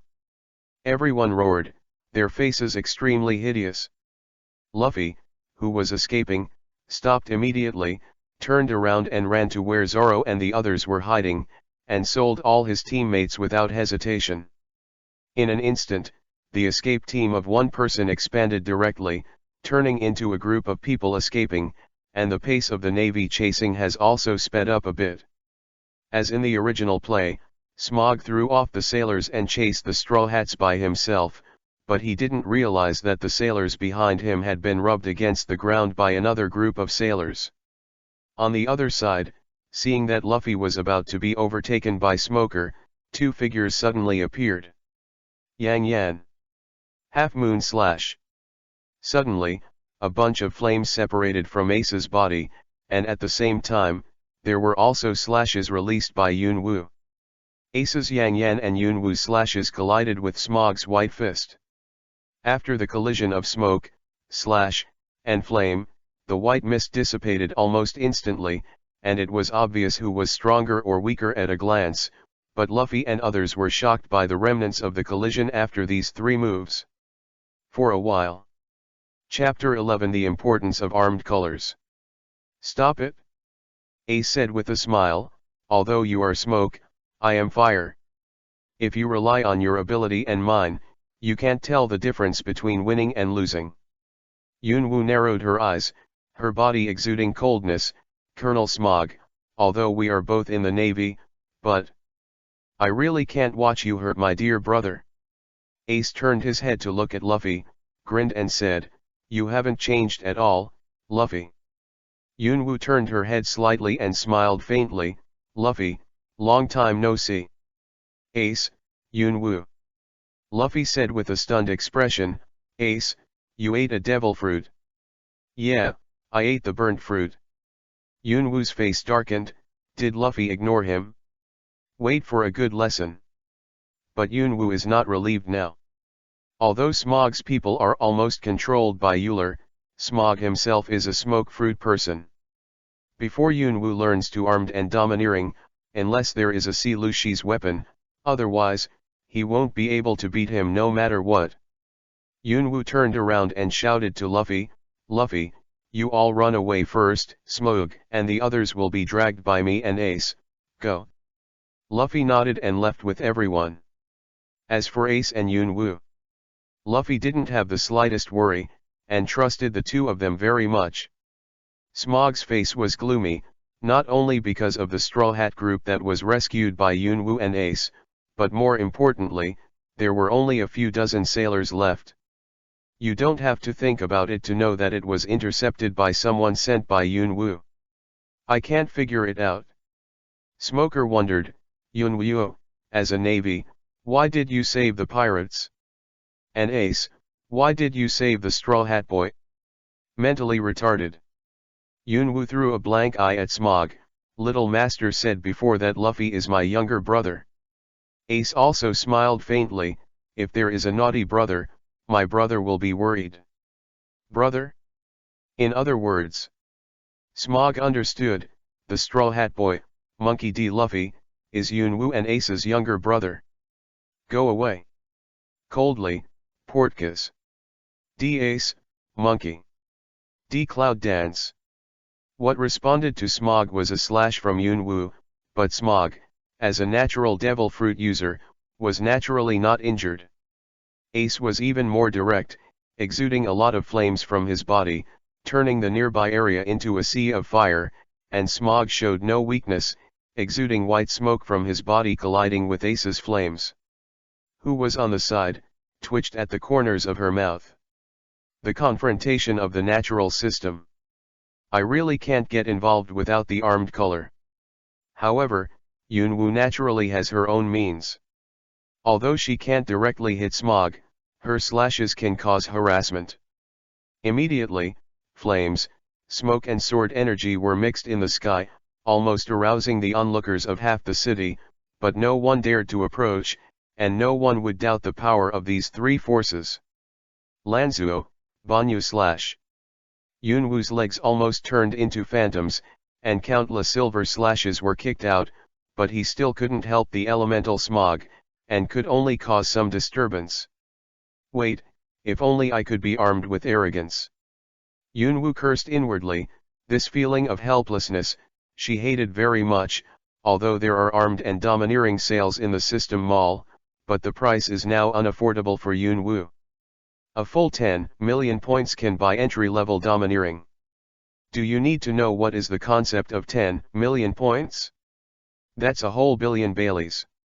Money doesn't come from the wind. Just when Yunwoo had this idea, a picture of Bailey was swept across Yunwoo's face by the strong wind. I take back what I just said. In short, Yunwoo only has more than 1 million points now. It is still very early to buy weapons and domineering. It seems that he can only ask Zifa for advice. Although Zifa does not have much time in the Navy, according to the original in the timeline of the play, Zifa will leave the Navy about a year after the war on the top. Calculate the time. It's really not that long. Colonel Smog, give up, you are not our opponent. Yunwoo sneered, constantly slashing and harassing Smog. Smog was also miserably beaten by the two sides. Although he couldn't do any damage to him, he also had nothing to do with Ace and Yunwoo. Even if he could just give up and leave by himself, Smog didn't want to. Watching Luffy escape, he had no choice but to continue to stand still. Suddenly, just when everything on the field was blocked by flames and smoke, a hand suddenly grabbed Yunwoo's arm and dragged Yunwoo directly into the distance. Slow down. At this time, the remaining power of the attack on both sides had also dissipated, and Smog was standing on the field with a gloomy face. Sure enough, smoke and fire are inseparable, I already knew. This is the first time I have encountered a straw hat since entering the Great Route. Poor guess. D-Ace, Mon-chi.d. Yunwoo, you guys are really nosy. On the other side, on the roof, Yunwoo silently looked at Luffy, who was separated from the crowd, and held his forehead helplessly. Ace didn't care much, and said with a light smile, really, wouldn't it be pointless for me to let you escape? Luffy raised his head, happened to see Ace and Yunwoo, and grinned. Ace. Long time no see, Luffy. I haven't seen you for a long time. Yunwoo was silent, the muscles on his face were throbbing, the knife was constantly, and then stuffed back. Why does it feel so dirty for no reason? Forget it, let the two of you have a good chat first, ignore my affairs and wait for you to settle the bill. Yunwoo sighed, for some reason, she always felt that she didn't exist. At this time, the two people in the alley put their arms on the wooden barrels, clasped their wrists, and began to chat. Yunwoo also listened with great interest, but he was a few years earlier than when Ace went to sea. Yunwoo didn't know about many things that happened after that. Of course, Yunwoo, who has the perspective of God, also knows some big things. How many years have you not seen each other? Who knows? Ace said with a nonchalant smile, but Luffy, you still like to go your own way as you did when you were young. You too. Although I was surprised to know that you ate the devil fruit, nothing else has changed. Luffy exerted all his strength, and their arms were constantly swaying from side to side, unable to distinguish the winner for a long time. Yunwoo almost laughed out loud when she saw this scene. No matter what, Ace was the captain of the second team of the Whitebeard Pirates. He couldn't compare to Luffy in strength. It seemed that he focused most of his energy on fruit development. The training of their own but fell a lot. Luffy was still talking to Ace at this time, and his face turned red. For example, you run into the field and eat 100 watermelons, then spit out watermelon seeds like cannonballs from your mouth and run away. It's not me, it's you. Ace roared. Didn't you also knock out a bag? That's you too. I laughed so hard when I saw it. The two of them talked and fought each other. In the end, the wooden barrel couldn't bear the strength of the two, and it shattered, and the clear water inside spilled onto the ground. Okay, it's almost done. Yunwu smiled lightly, leaping off the roof gracefully, standing firmly in front of the two of them. This is the end of the reminiscence between brothers, I suggest. It's better to talk about business now, like. Luffy, aren't you looking for a partner? And Ace, why are you here? Come on, some business. Ace explained, but there was a hint of anger in his eyes. Business. Luffy repeated with a bewildered expression. Ace took a sip of water and continued, I'm in the Whitebeard Pirates now. The Whitebeard Pirates. Luffy still had a confused expression. Someone like him who didn't care about information at all, just felt a little familiar with the name Whitebeard Pirates. Ace showed the tattoo on his back and said, this is the logo of the Whitebeard Pirates, and it's my pride. Luffy, do you want to come to the Whitebeard Pirates? Of course your friends will come too. Unexpectedly, Ace invited Luffy. Yunwu shook his head with a smile, and said instead of Luffy, Ace, give it up, Luffy's dream is to become the Pirate King, looking for the treasure left by the Pirate King. You don't have to think about it, he won't rely on others. That's right, I won't go. Luffy also affirmed Yunwu's words, with a serious look on his face. Ah ha ha ha ha ha. Ace laughed and said, I knew it, I just asked. Whitebeard is the best among the pirates I know. I want to make that man one piece. Luffy, not you. Luffy couldn't see a worried look on his face, on the contrary, he smiled unconcernedly, it's okay, then it's good to fight. Luffy, Whitebeard is one of the overlords of the New World, aren't you afraid? What's more, if you want to become One Piece, you will have to face more powerhouses. Yunwu propped her chin up, revealing her face. Ridiculous color. Yunwu knew in his heart that Luffy would definitely become the Pirate King, but there were many difficulties along the way, just like in the Chambord Islands. If it weren't for the help of the Tyrant Bear, I am afraid that he would be directly destroyed by the Yellow Monkey group, not to mention the road 2 years later. Faye, although his strength has improved a lot, he has mastered the three-color domineering, but was he not beaten by one of the 4 emperors with a punch? You must know that Luffy used the 4th gear and Sanji to join forces. In the subsequent plot, Luffy went directly to Wano country to find trouble with Kaido, one of the 4 emperors, the strongest creature in the world, Kaido, but Kaido never beat him, but he was tortured. Not to mention anything else, as the head of the 4 emperors, Edward the Whitebeard is known by the world as the strongest man in the world. Newgate, he is even more powerful, not to mention that there are so many strong people with unknown strengths, such as Yumu who is like a fan, 5 old stars, etc., are the strongest obstacles on Luffy's way forward. Chapter 12 Troublesome Pirate Hunter. How could I be afraid? I'm the man who wants to become the Pirate King. Luffy shouted extremely confidently, without a trace of fear in his eyes. As expected of my younger brother. Yunwu smiled lightly and felt relieved. Anyway, go find your comrade first. Ace looked around and said, if you are found by the Navy, you will be in big trouble. They may have returned to the boat. Luffy's tone was resentful, like a resentful woman. Luffy, you should have forgotten which port the ship stopped at. Yunwu looked like she was eating Luffy, and smiled cheaply. I really can't remember it at all. Luffy squeezed his chin and pretended to be thinking, but he still didn't remember anything. I told you. Ace said with disdain on his face. Since he is the captain of the pirate ship, he usually remembers where his ship is parked. Ahahaha, well, don't worry about it. Luffy still smiled indifferently, and Ace couldn't help but have another headache when he saw it. You really haven't changed. Luffy, what kind of people are your partners? Yunwu interjected and asked, although she was very clear, she still couldn't help but want to ask herself. Luffy snapped his fingers and muttered one by one, swordsmen who want to be the world's #1 swordsman usually wear a belt, navigators prefer maps, oranges, and gold, and then a chef who cooks good dishes, yes, and a liar. And, a reindeer. Your preferences are really colorful. Ace said enthusiastically, looking around from time to time. Now there is a princess and a duck as friends, everyone is very interesting. Luffy, you are definitely the most interesting one.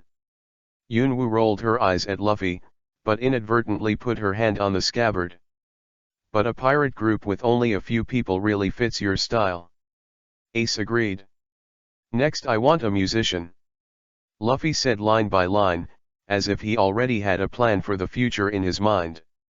At this time, a sudden change occurred, and dozens of people emerged from all over the alley, surrounding a few people in the middle. Stop, Fire Fist Ace. As you can see, you have no way to escape.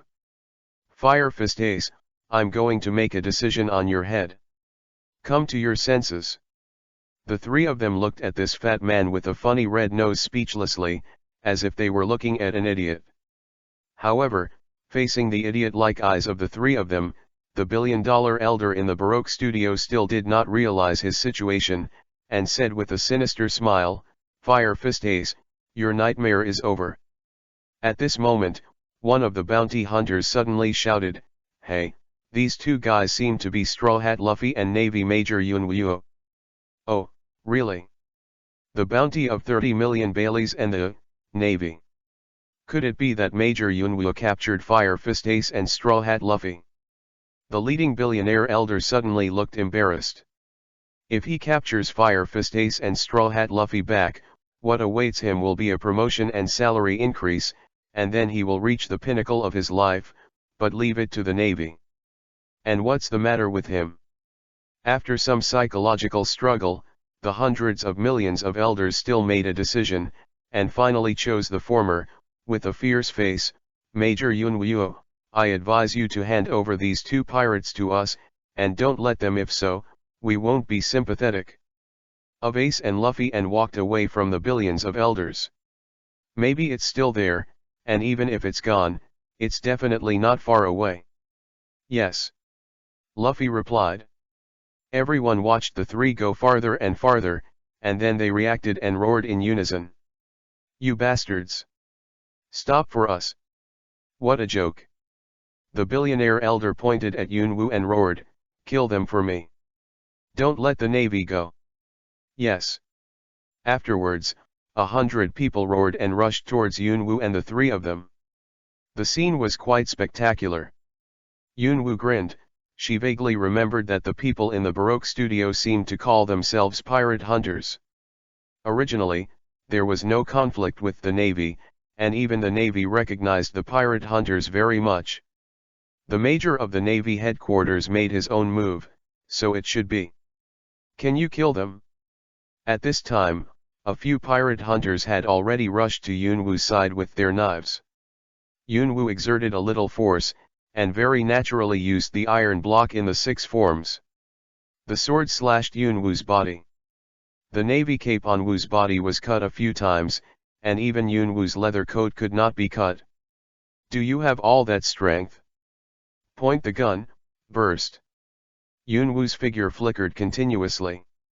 Every time he flashed to the side of a pirate hunter, a blood hole the size of a finger would appear on the person's body.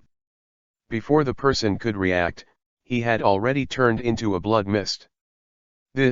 What kind of move is this? The billion-dollar elder is no longer the arrogant appearance just now. His face is full of horror, as if he saw some murderous demon without blinking. Although it was originally the case. However, before Yunwoo could speak, the hundreds of millions of elders had already been kicked out by Luffy's rubber rocket launcher, aiming at the end of the world. Tisk. Yunwoo shook his head helplessly when he saw this. Although this billionaire elder said that his strength was the same, but no matter how he said it, his experience was several grades higher than those of the younger ones, so he was directly beaten by the road. It's a pity that it's flying seconds. After the leading billionaire was sent flying by Luffy, the three of them left as if no one else was there, and continued to search for the golden melee. Luffy stopped when they passed by the beach. Yunwoo glanced behind her, perhaps because she was frightened by her own bloody means. Those pirate hunters did not chase after them desperately, which made Yunwoo sigh inwardly. See the boat. Ace squinted and glanced at the sea. Ah, I see. Luffy grinned, waving his arms in the direction of the Mary. On the other side, on the Mary, Nami was holding a telescope, just saw Luffy on the shore, and suddenly heaved a sigh of relief. I found it. It's Luffy, I found Luffy. I found it? Zoro looked indifferent, and seemed very relieved to his captain. Sanji drank a cigarette, looked at Luffy and said, "That's right, that's stupid." Before Sanji could finish his words, he saw that Luffy seemed to throw his arm towards the boat, then grabbed the handle beside Sanji, and then a red figure flew towards him, not out of nowhere. Unexpectedly, Luffy returned to the boat safely, but Sanji and Chopper lay guns again. Sanji, Tony. Nami wailed miserably for both Sanji and Chopper. Usopp also said with a look of distress and dissatisfaction, I told you. Again. Zoro covered his face and seemed to remember the fear of being dominated by Luffy. Luffy climbed up from Sanji and Chopper with a look of indifference, and said with a big smile, I'm sorry, Sanji, Chopper. Sanji got up instantly, grabbed Luffy's collar and shouted, You bastard don't know how to reflect at all. Be careful I get off the boat. Nami also echoed in dissatisfaction, That's right, do you know how much trouble you have caused everyone? You should also have a little self-consciousness as a captain. Nami is also very helpless, after all, her captain is a master who can't rest at all. Luffy raised his head and apologized helplessly, but at this time, he suddenly remembered Yunwoo and Ace who were still on the shore just now. By the way, Yunwoo and Ace. Luffy ran to the side of the boat, looked at the shore carefully, looking for the two figures, but found nothing. Seeing this, Zoro asked suspiciously, Are you with your brother and sister just now? Usopp also asked worriedly, Is it okay to leave the two of them? Luffy, who was unsuccessful in his search, helplessly lowered the straw hat on his head and looked at everyone with a smile, Well, it should be fine, they are very strong. Chopper asked with a cute face, Are they strong? If Yunwoo sees Chopper like this, I am afraid that he will not hesitate to hold Chopper in his arms and torment him well. That's right. Luffy agreed, although Ace didn't eat devil fruits before, Yunwoo rarely used knives before. Even so, I didn't beat them once. In short, they are very strong. Nami heard the words, cold sweat broke down on her face, Did you not win once? To two ordinary people? Nami was a little unbelievable. Although she didn't know how Luffy's fighting power was when he was a child, he wouldn't be too weak after thinking about it, not to mention that Luffy was already a devil fruit user in his early years, but faced Yunwoo, who were about the same age. Ace, even if he is a devil fruit person, is still not an opponent, and he has never won once, which is a bit unbelievable. Usopp complained with an ugly face, Sure enough, the monster's brother and sister are big monsters. Yeah, I always lose. Luffy admitted his own defeats for many years without hesitation, but then he asked again, But now, I will definitely win. Ha ha ha ha.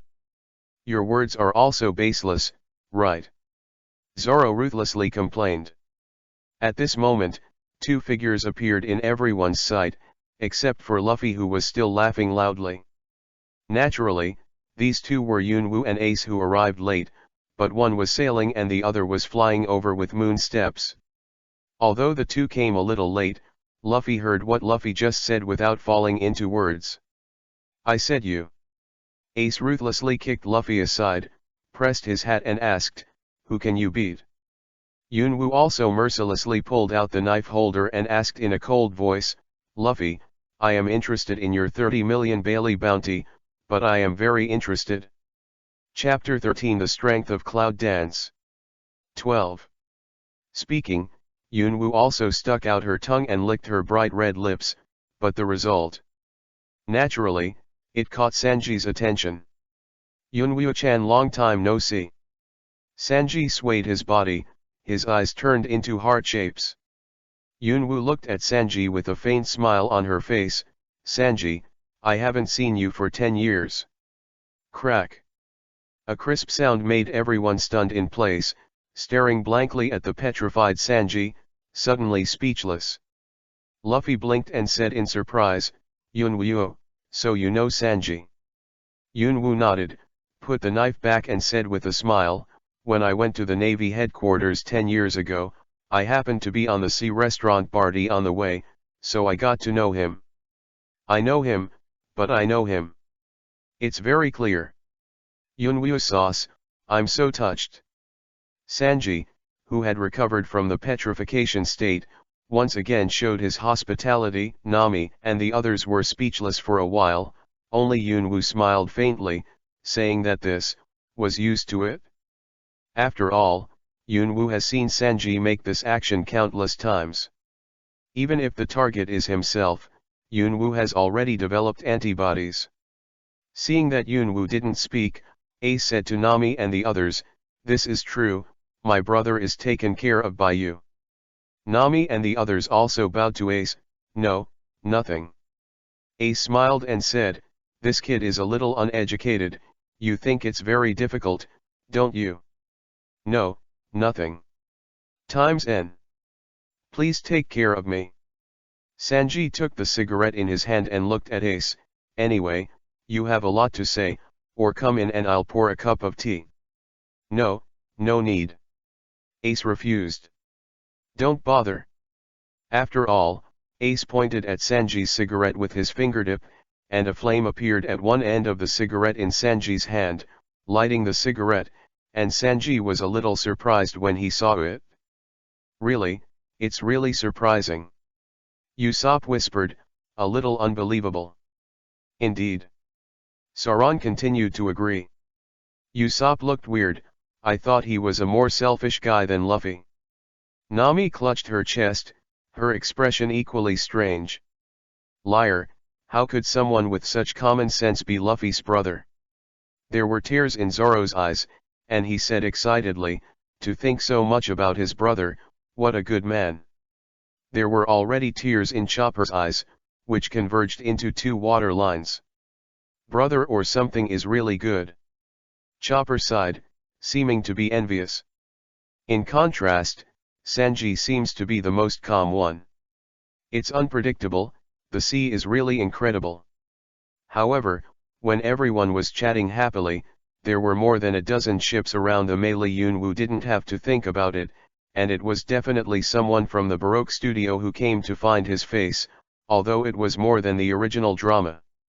There are more than 10 more ships from the 5 ships, but Yunwu also smiled disdainfully, took out the phone bug from his chest, and gave orders to Euler and others who had been guarding nearby. Luffy, Ace, let me get it done. Yunwu showed a cruel smile on her face. This smile surprised Nami and the others. It was hard to imagine that Yun, who had a faint smile just now, now showing this cruel smile. Then let us see the means of the genius major of the Navy headquarters. Sauron said lightly, but his eyes kept staring at Yunwu. This woman is too mysterious. Moonstep. Yunwu jumped up from the Mary and flew directly into the air, and then stepped on several times, just like this, soaring in the air, but the speed was not fast enough, the bullets and shells of the pirate hunters below were not at all. He couldn't catch up with Yunwu's speed. The weak, don't even have the right to choose death. Yunwu shouted coldly, squinting her eyes. Her posture changed suddenly. She pulled out the knife around her waist, the blade shone with a dazzling cold light, no one dared to doubt its sharpness. One shot flow. 1-2. A silver sword energy nearly 100 meters long was cut out by Yunwu. After penetrating more than a dozen ships horizontally, it slowly dissipated after a distance of tens of meters. Yunwu also flew back directly. On the Mary, she was slightly panting. What happened, what? Nami asked in confusion. After all, she was not a fighter on the ship. She had no idea about Yunwu's move. She just thought it was very powerful, but, it didn't appear in those a trace was left on the boat. The sea is still calm, but the difference is that the voices of the pirate hunters who have been shouting on the boat have disappeared. What? Zoro's eyes were rounded, and his eyes were full of shock. He was a swordsman himself. He was the most terrifying person among the people present. What the hell is going on? Chopper asked with a cute face, but Zoro covered his eyes. What's wrong with Zoro? Nami cast a glance at Zoro and asked aloud. Zoro sucked in a breath of cold air and said in a trembling voice, if you are timid, don't look at it. The moment Zoro finished speaking, the dozen or so ships moved. Bang! In the next second, more than a dozen ships were separated almost at the same time, and the separated place was a flat scratch. But the key is not here. The pirate hunters on the boat, starting from the waist, the upper body and the lower body are detached, the internal organs are mixed with blood splashing, and after a while, the sea water within a radius of 100 miles has been dyed blood red. How is this possible? Nami covered her mouth, her face turned pale. Wei Wei and Chopper were not much better, their faces were extremely ugly, and the only one who was better was Zoro. Zoro's eyes even showed a strong desire to fight. Just when everyone was stunned, a warship stopped next to the melee, and a shadowy figure jumped off the warship. They all sucked in a breath of cold air, for fear that Yunwu would give them a knife if they were unhappy. However, Yunwu pouted like a child, as if I was unhappy, and quickly coaxed me, which shocked everyone's jaws. Ola, why are you hitting me? Huh? You're asking me, see for yourself what you've done. Ugh. Isn't it just killing a group of people? No? Do you know how troublesome it is to clean up? Euler's words made everyone roar in unison. You are so angry about this. A few hours later, Aura had already led the team away to clean up the battlefield, while Yunwu stayed on the melee, but Nami and the others also had a little more fear of Yunwu, a powerful and bloodthirsty woman. Meaning. It's really gratifying, Ace and Yunwu have become our partners. Cheers. On the Mary, Usopp and Luffy Chopper clinked glasses excitedly. Ace said helplessly with the glass of wine, who said that he would become your partner? Yunwu smiled faintly, holding up the wine glass with a symbolic bang. The three stayed for a while, and Usopp continued, then for this good wine. Cheers. Nami explained with a smile, don't worry, they're just making an excuse to toast. At this time, Luffy turned his head and asked again, Ace, are you really not my partner? Ace didn't reject Luffy directly, but explained, I'm chasing a man, that guy's name is Blackbeard, Marshall D. Teach. Yunwu interjected, her eyes narrowed slightly, killed the captain of the fourth team of the Whitebeard Pirates, Sachi, robbed the dark fruit, and then defected to the Whitebeard Pirates and ran all the way. Luffy, you will meet in the future. To his. After speaking, Yunwu didn't care about Ace's surprised expression, and said sternly, Ace, as a younger sister, I advise you, don't go. Hunt. Tiki. That man is not something you can deal with. Once an accident happens, the world will change dramatically because of this. 4. Don't ask why. Yunwoo's face was cold, and her expression was extremely serious. 4 emperors, red-haired Shanks, I think everyone is familiar with it, especially me and Luffy. Luffy, do you remember the 3 scars on Shanks' left eye? Luffy nodded. Ah, there are indeed 3 scars. Those 3 scars were caused by Tiki. Ace, do you think you have the ability to fight against the 4 emperors? Ace was silent. To this day, he still remembers the fact that he was easily defeated by Whitebeard that day. Yunwoo, needless to say, Tiki. I must go. Ace gritted his teeth. Tiki is my team member, I must catch him with my own hands. Yunwoo was silent for a moment, then sighed lightly. Ace, sure enough, you won't give up. If that's the case, keep this with you. With that said, Yunwoo took out a blue short knife and handed it to Ace, who also took it with a puzzled look. This knife is called a famous knife. Si-ming. It can withstand a fatal injury, but, only one chance. Ace grinned, pinned the famous swordsman to his waist, and fixed it carefully. Only then did Yunwoo show a slight smile, but the smile was more worried. Yunwoo was also a little helpless at this time. Famous knife. She is not unfamiliar with the weapon of Si-ming. It is precisely because of the special property of this knife that it can withstand a fatal damage. Yunwoo will buy it and give it to Ace in case of an accident, but Yunwoo knows that a knife only has one chance. Afterwards, she wanted to buy a few more for Ace, but Yingyu told her that before the passive effect of this knife was triggered, Yunwoo's heart was half cold when she couldn't buy the second one. Like a resurrection armor, or a famous sword. It's not that Si-ming has similar passive effect props and equipment, but he can't afford it with Yunwoo's assets. But Yunwoo also made a way to deal with it. She used a prop to leave a sensor-like device on Mingdao Si-ming. As long as Mingdao Si-ming's passive is triggered, Yunwoo can immediately receive the news. Chapter 14 The Importance of Women's Clothing to Sanji. After making preparations, although I don't know what the future will be like because of this knife, Yunwoo is still relieved. The battle between Ace and Blackbeard is actually only the end of Ace being caught. But more importantly, Blackbeard used Ace as the fuse to trigger the top war.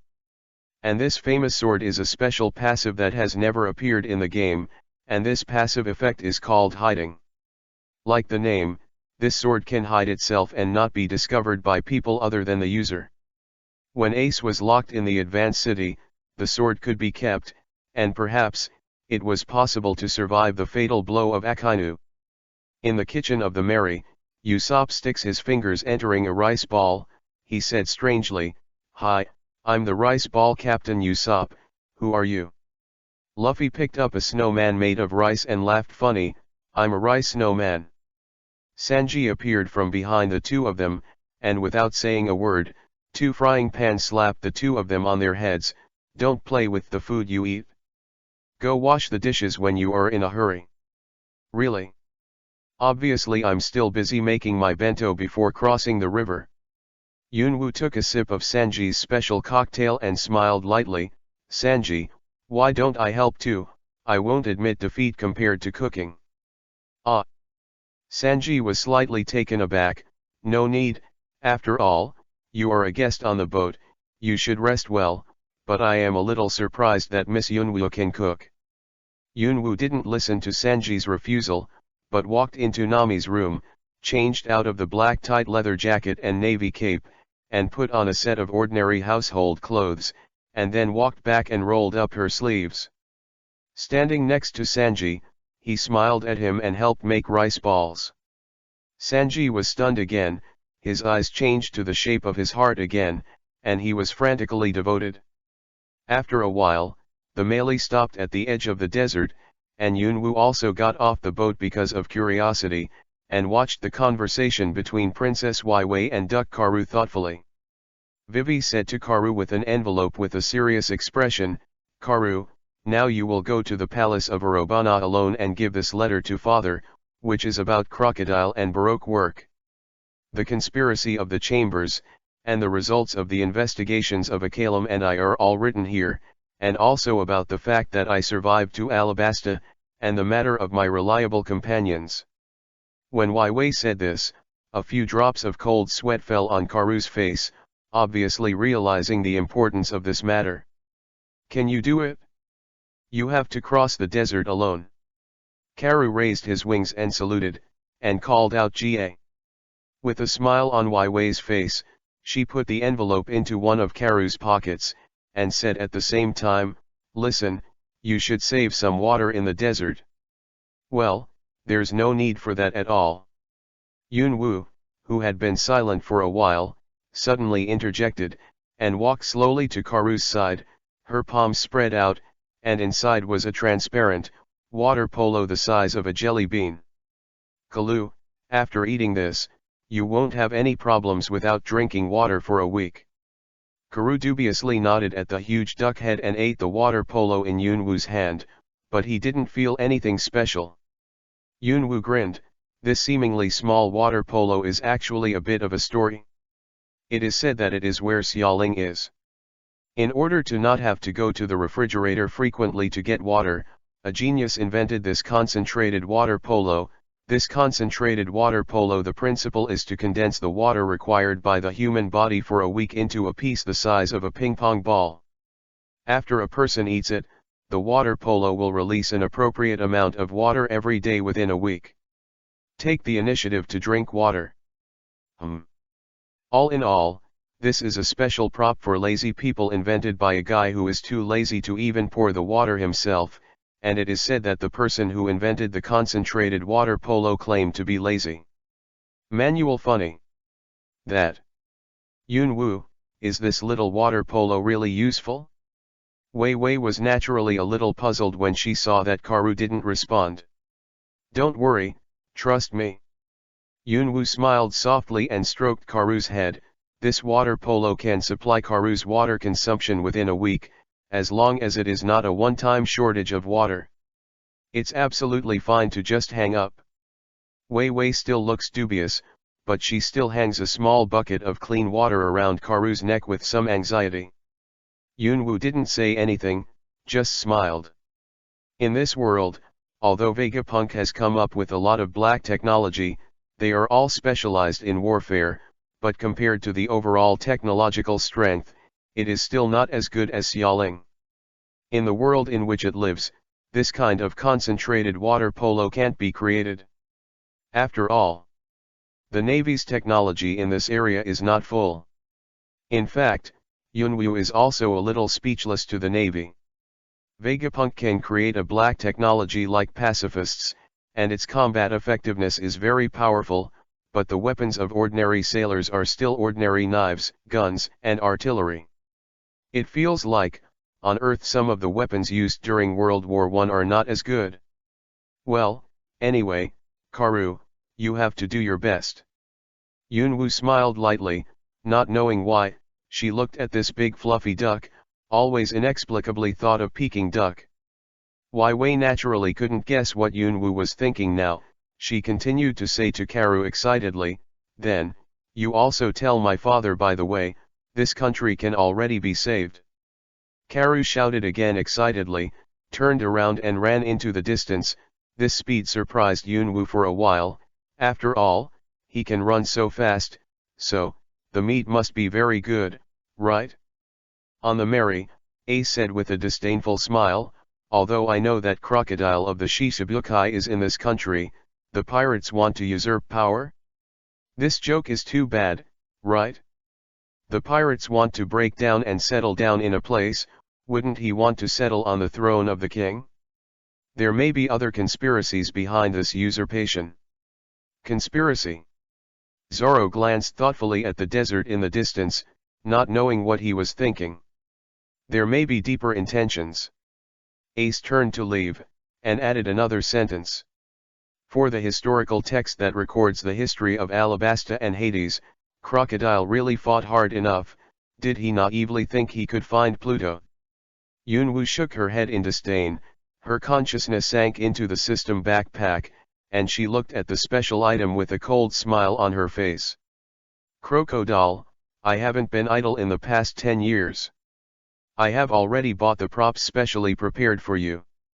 After a period of travel, the Mary was about to arrive at the shore, and Nami's face gradually showed a smile, but when she thought that the goal of this trip was Crocodile, who was the king of the seven Wuhei Sea, she couldn't help but panic. Chopper looked at the shore and sighed, I'm finally going to enter the desert, it will still be very hot. With a wicked smile on Nami's face, she said, I heard that the temperature can reach 50 degrees during the day. Chopper suddenly let out a miserable wailing, really? At this time, Nami also walked out of the house wearing a white robe that covered her entire body, and Sanji, who was beside him, broke down in cold sweat and roared, What's the matter, Nami? Where's the dancer costume?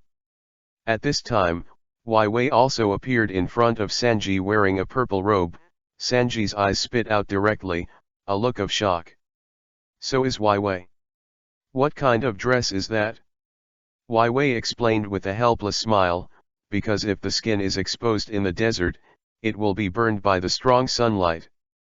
Plop. How could this be? Sanji fell to the ground helplessly, as if he had completely despaired of life. Sanji, what's wrong with you? Yunwu appeared in front of Sanji very timely, and looked at Sanji who was rushing on the street with a puzzled face. Short jeans, and a camisole on the upper body. The turbulent face seemed to be about to come out, but this suit was produced by the system after all. Naturally, there will be no accidents such as Yunwu's disappearance, but Yunwu's navy cape was randomly stuffed into a corner. In fact, Yunwu doesn't like cloaks very much. It's not that there is anything wrong with wearing a cloak. On the contrary, it is a little handsome, but Yunwu always makes up such a picture. When a certain Superman was flying in the air, the cape behind him got tangled in the propeller of the plane, and then the Superman was torn to shreds. Yunwu couldn't help shivering again, and the corner of her mouth couldn't help twitching. Fortunately, there are no planes in this world. Seeing Yunwu dressed as Sanji, he was instantly revived with blood, swaying his body, his eyes turned into heart shapes for the nth time and shouting excitedly, Yunwu sauce is so cute. Yunwu also helplessly raised his forehead. After ignoring Sanji, he put something like a Bluetooth earphone in his ear, and walked to the side of the boat, waiting for something. Miss Yunwu, aren't you worried that your skin will get sunburned when you wear this dress? Why don't I prepare a set for you? Wei Wei asked cautiously, although Yunwu didn't know why she used this dress speak in a tone of voice. Well, this kind of temperature is not effective for me. At most, it will tan my skin a little bit. Don't worry. Yunwu explained with a gentle smile. Inexplicably, the nervousness in Wei Wei's heart was also suppressed by Yunwu. Gentleness dissipated a little. Okay, landed. At this time, Luffy gave an order, and everyone on the ship moved, doing their own work. Zoro, who was about to lower the anchor, was suddenly stunned, and looked at the sea that suddenly made waves with a puzzled face. What is that? Suddenly, dozens of creatures that looked like turtles, but looked like seals, appeared under the sea. Wow! Times N. It appeared. Kung Fu Manatee. Yunwu narrowed her eyes, with a faint smile on her face. Chapter 15 Kung Fu Manatee. Sauron, who was not far away, happened to hear Yunwu's words to himself, and was stunned for a moment, and began to be curious about this woman again in his heart. After all, Yunwu is too mysterious, and the sudden appearance of Kung Fu Manatee seems to be her. As expected, but after thinking about it for a while, Sauron is not surprised. After all, Yunwu had predicted her appearance 10 years ago. But after thinking for a moment, Sauron turned his attention to the Kung Fu Manatee who had just appeared. Is it a turtle?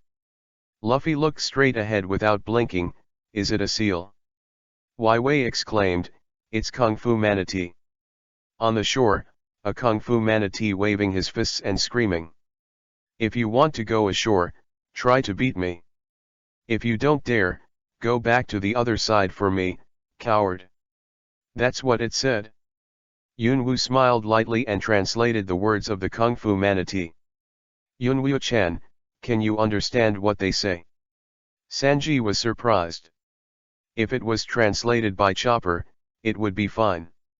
After all, it is a kind of animal, but Yunwu can understand as a human being. This is a bit unbelievable. If it is said that he ate some kind of devil fruit in terms of language, then it is understandable, but the result of their analysis is that if Yunwu really ate a devil fruit, it is definitely the same as the prophecy. About the ability of course I can. Yunwu looked at the kung fu manatee and said indifferently, her fingers calmly swiped across the little black thing beside her ear, it's just a little prop that I borrowed. So it is. Hearing Yunwu's explanation, Sanji breathed a sigh of relief, but was a little curious about the little props in Yunwu's mouth. Humph. Usopp didn't care why Yunwu could understand this question. He smiled confidently, I've been called a coward and I can't be silent anymore. I'm up. After all, Usopp jumped off the boat, with an aura that a strong man would never return. Seeing this, Yunwu kindly reminded, Usopp, they are very strong. Just. Yunwu's reminder still seems to be a little late. In just a few seconds, Usopp has been beaten by a kung fu manatee, his nose is bruised, blood is flowing, and he falls to the ground and twitches. Nami looked to the other side, looking at Luffy who won the battle with kung fu manatee, but there are people who won there too. It's even worse if you win. Wai Wei roared. While several people were talking, the kung fu manatee that Luffy had defeated had come to his senses and bowed to Luffy, his eyes turning into little stars. What are you doing? Luffy tilted his head in confusion, not understanding what was going on at all. Wai Wei explained helplessly, if you lose, you must learn from that person. This is the rule of Kung Fu Manatee. Zoro nodded, it turned out to be the martial arts faction. Whoa. Whoa whoa. At this time, dozens of Kung Fu manatees with golden eyes gathered around Luffy, and Vivi roared, I haven't finished talking yet. The number of disciples has increased. Compared to Wei Wei's anger, Luffy put his hands on his hips in high spirits and ordered, okay, everyone come with me. Come on. Wow. Times N. Okay, like this. Wow. Times N. Yes, and then again. Wow. Times N. Very good, again. Wow. Times N. That's it? Wow. That's it? Wow. That's it? Bang. That's your sister. Luffy, give me a little more. Yunwu slapped Luffy out, she was really arguing with Luffy, and the most important thing, these Kung Fu manatees were set up by Yingyu. It was designated as a wild monster area in this area. Although these Kung Fu manatees are not very strong, they have a lot of experience. As a result, he didn't do anything, and Luffy had already robbed the monsters. After some training from Yunwu, Luffy also became completely honest, looked ahead and shouted to set off. Wait for me, hello. Zoro frowned, the muscles at the corners of his mouth twitched constantly, he looked at the large number of Kung Fu manatees neatly arranged behind Luffy and roared, are you going to take them too? Nami crossed her hips with dissatisfaction on her face, no Luffy. They have a long way to go to Yuba this time. If they bring this large group of Kung Fu manatees with them, the materials will be completely consumed before halfway. Wai Wei also discouraged, it is impossible for manatees to cross the desert. The Kung Fu manatees naturally heard the conversation between Nami and Wai Wei, and they all put on a pitiful appearance, hugging Luffy's thigh tightly and refusing to let go. Nami and Vivi were ashamed, their eyebrows wrinkled unconsciously. Kawaii. Why do I feel like I've done something so outrageous? Me too, what should I do? It's simple, I have a way. Yunwoo raised her eyebrows, with a weird smile on her face, just like looking at little Lolita's weird slut.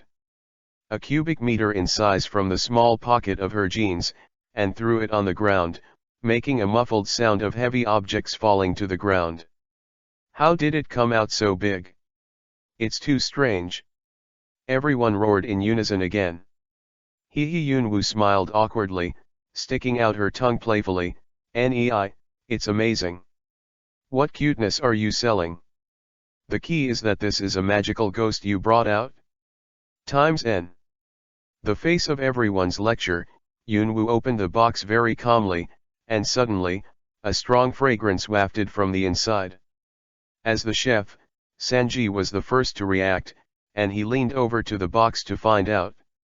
However, after looking at the contents for a long time, he didn't say a word, as if he couldn't figure it out. "This is, what?" Yunwoo narrowed her eyes, her body exuding a cold killing intent. "These are the food I made after seeing millions of creatures being slaughtered in that place with my own eyes."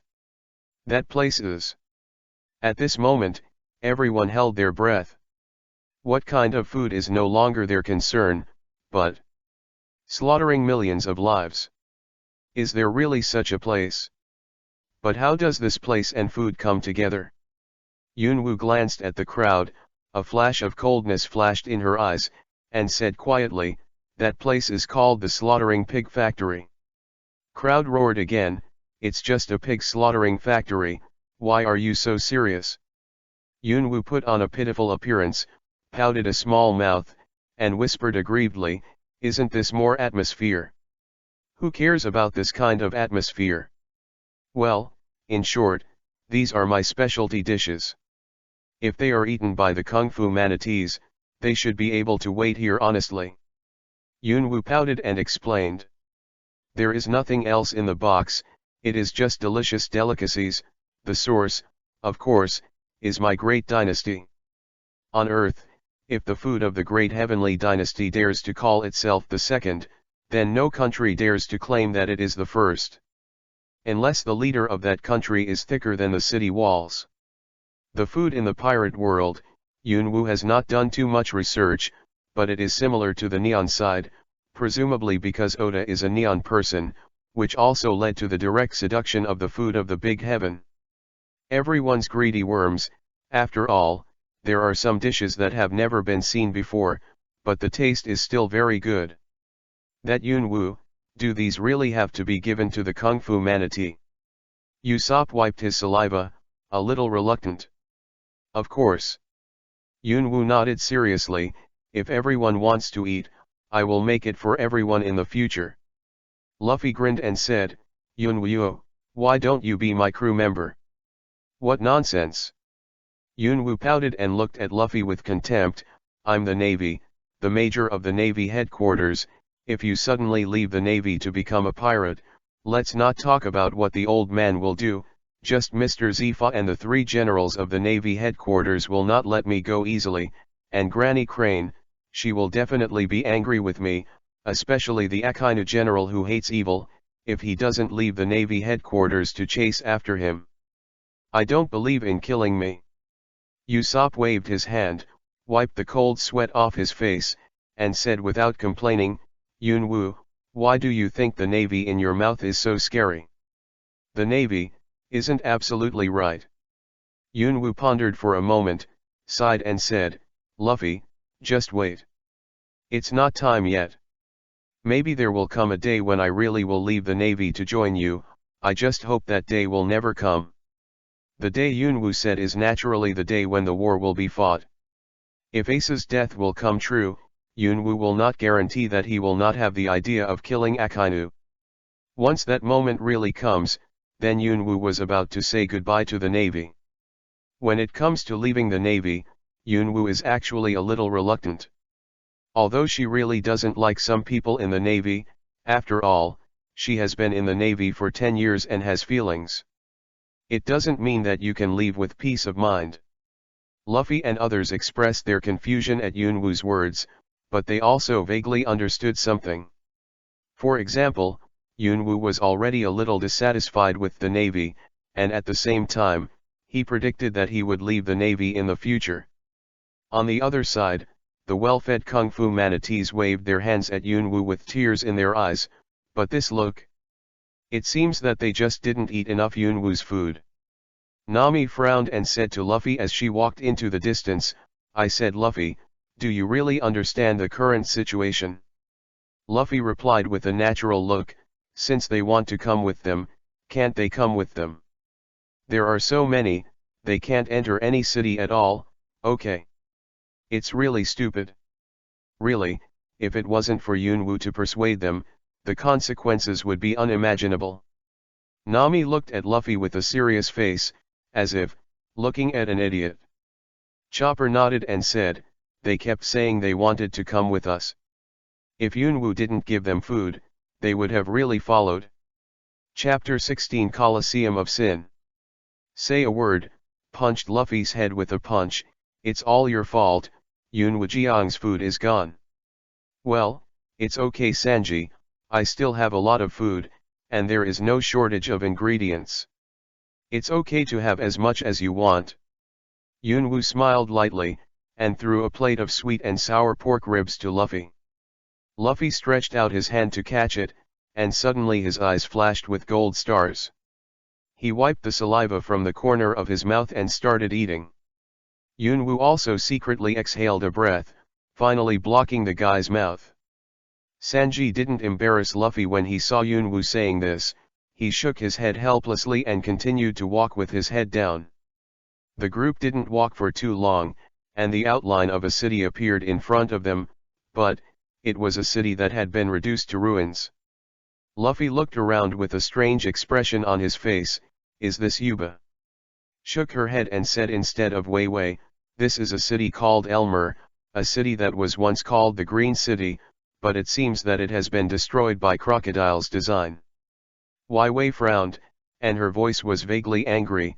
"After you have seen this place, you will know what the Baroque society has done to this country, and what suffering the citizens of Alabasta are suffering from. Not long ago, it seemed to be a lush and vibrant city." Yunwoo sighed. "After all, this is a country that is being baptized by war. There are probably places like Elmer." "Not a lot." "That's right." Wei Wei nodded, "Although it didn't rain much here before, but after storing this scarce water, the city was barely kept, but in the past 3 years, on all the land in this country, not a drop of rain fell. After Sauron kicked the stake at Will, he wondered, but, even if it doesn't rain, isn't there still the river we crossed just now? Wouldn't it be enough to divert water from that big river?" Wei Wei cast a melancholy glance at everyone, and continued, "The answer is ahead." However, at this time, Yunwoo suddenly stopped, her face changed suddenly, a smile appeared on her face, and her voice said to everyone with a hint of apology, "I'm sorry, I have some things to deal with, just go ahead and I'll catch up with you later." "Okay." Luffy said regretfully, "I must finish it quickly." "How? Can you help me?" Ace looked at Yunwoo and smiled. Yunwoo quickly waved her hand. "No, this time is an order from the Navy headquarters, the location is near Alabasta, and the Navy station there has already set off. If you appear there, Ace is probably going to be messed up." After hearing this, Ace gave up the idea of following Yunwoo. After all, in his capacity, appearing in front of the Navy is indeed a bit of a hassle. That's right. Before leaving, Yunwoo took out a slap-sized item from her pocket and threw it to Nami. "This item, if you encounter any difficulties, open this item. Well, it can only be used once, but it's enough to solve your troubles." The kit that Yunwoo gave to Nami is naturally not an ordinary kit, but a low-level life-saving kit that sells for 10,000 points. The props to be opened will be selected according to the user's situation, such as food, water, or means of transport, but for the dangers that can be encountered in the deserts of Alabasta, ordinary low-level life-saving tips are enough. After saying goodbye to everyone, "By the way, I hugged Nami way tightly and ate enough tofu before leaving with a trace of reluctance. However, Yunwoo did not notice the direction of departure. This direction was the direction everyone had just moved. When Yunwoo used the moon step to find a hidden place in the air, she jumped down from the air, dodged into the crack of the stone, and the next moment, Yunwoo's figure had disappeared in place. 10 minutes later, when Luffy and his party happened to pass by, Chopper suddenly stopped. "What's wrong with Chopper?" It stopped suddenly. Nami looked puzzled, a little puzzled. "There is the smell of Yunwoo here." Chopper's face was full of doubts. "The smell of cloud dance." Zoro's face was as calm as ever. "Isn't that normal? Looking at the route she just took, she should have happened to pass by here." Chopper shook his head and said firmly, "No, the smell of Yunwoo has always existed on the way before, but..." Chopper looked at the crevice where Yunwoo was hiding, but the smell of Yunwoo disappeared completely there. Disappeared completely. Usopp said in shock, "Could it be that Yunwoo is actually a ghost?" Nami frowned, slapped Usopp on the ground with a slap and shouted, "How could there be such a terrifying thing as a ghost in this world?" Somewhere in the distance, Perona, who was playing with the zombies, sneezed silently. Sauron pinched his chin and thought, then, since it can't be a ghost, why did Yunwoo disappear? She really is a mysterious woman. Luffy didn't care at all, and said carelessly, "Well, it must be some ability of Yunwoo, don't care." Ace frowned. Although he didn't say anything, his curiosity was aroused by his cheap sister. At this time, in another space. This is a giant coliseum that stretches for thousands of miles.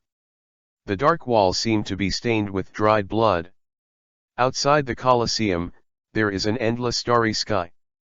This coliseum is a magical building built in the universe. At this time, life in the coliseum was already full of life, and it seemed that they were constantly cheering for someone, and the cheers became louder and louder. In a room inside the coliseum, 10 people of different shapes sat on the sofa without saying a word, as if waiting for something. At this time, a lion-headed guy couldn't hold back his loneliness, got up and walked towards a shadowy figure in the far corner. Special sudden task: get the first place in the intermediate duel in the Coliseum of Sins. Time limit: 1 day. Task completion reward: 1 million points and special item rewards. Task failure penalty: deduct 1 million points and random 3 items. If the number is insufficient, obliterate. Yunwoo sighed faintly. It was the second time she came to this Coliseum of Sins. When she first came, she was only 10 years old, and she was the youngest in the Coliseum of Sins over the years. There was no accident that time. Yunwoo was defeated. There were 10 people in the group. She was the only one who survived by relying on a one-time high-level item. However, Yunwoo was almost wiped out by the system that time, and the number of points reached extremely high. Dangerous point.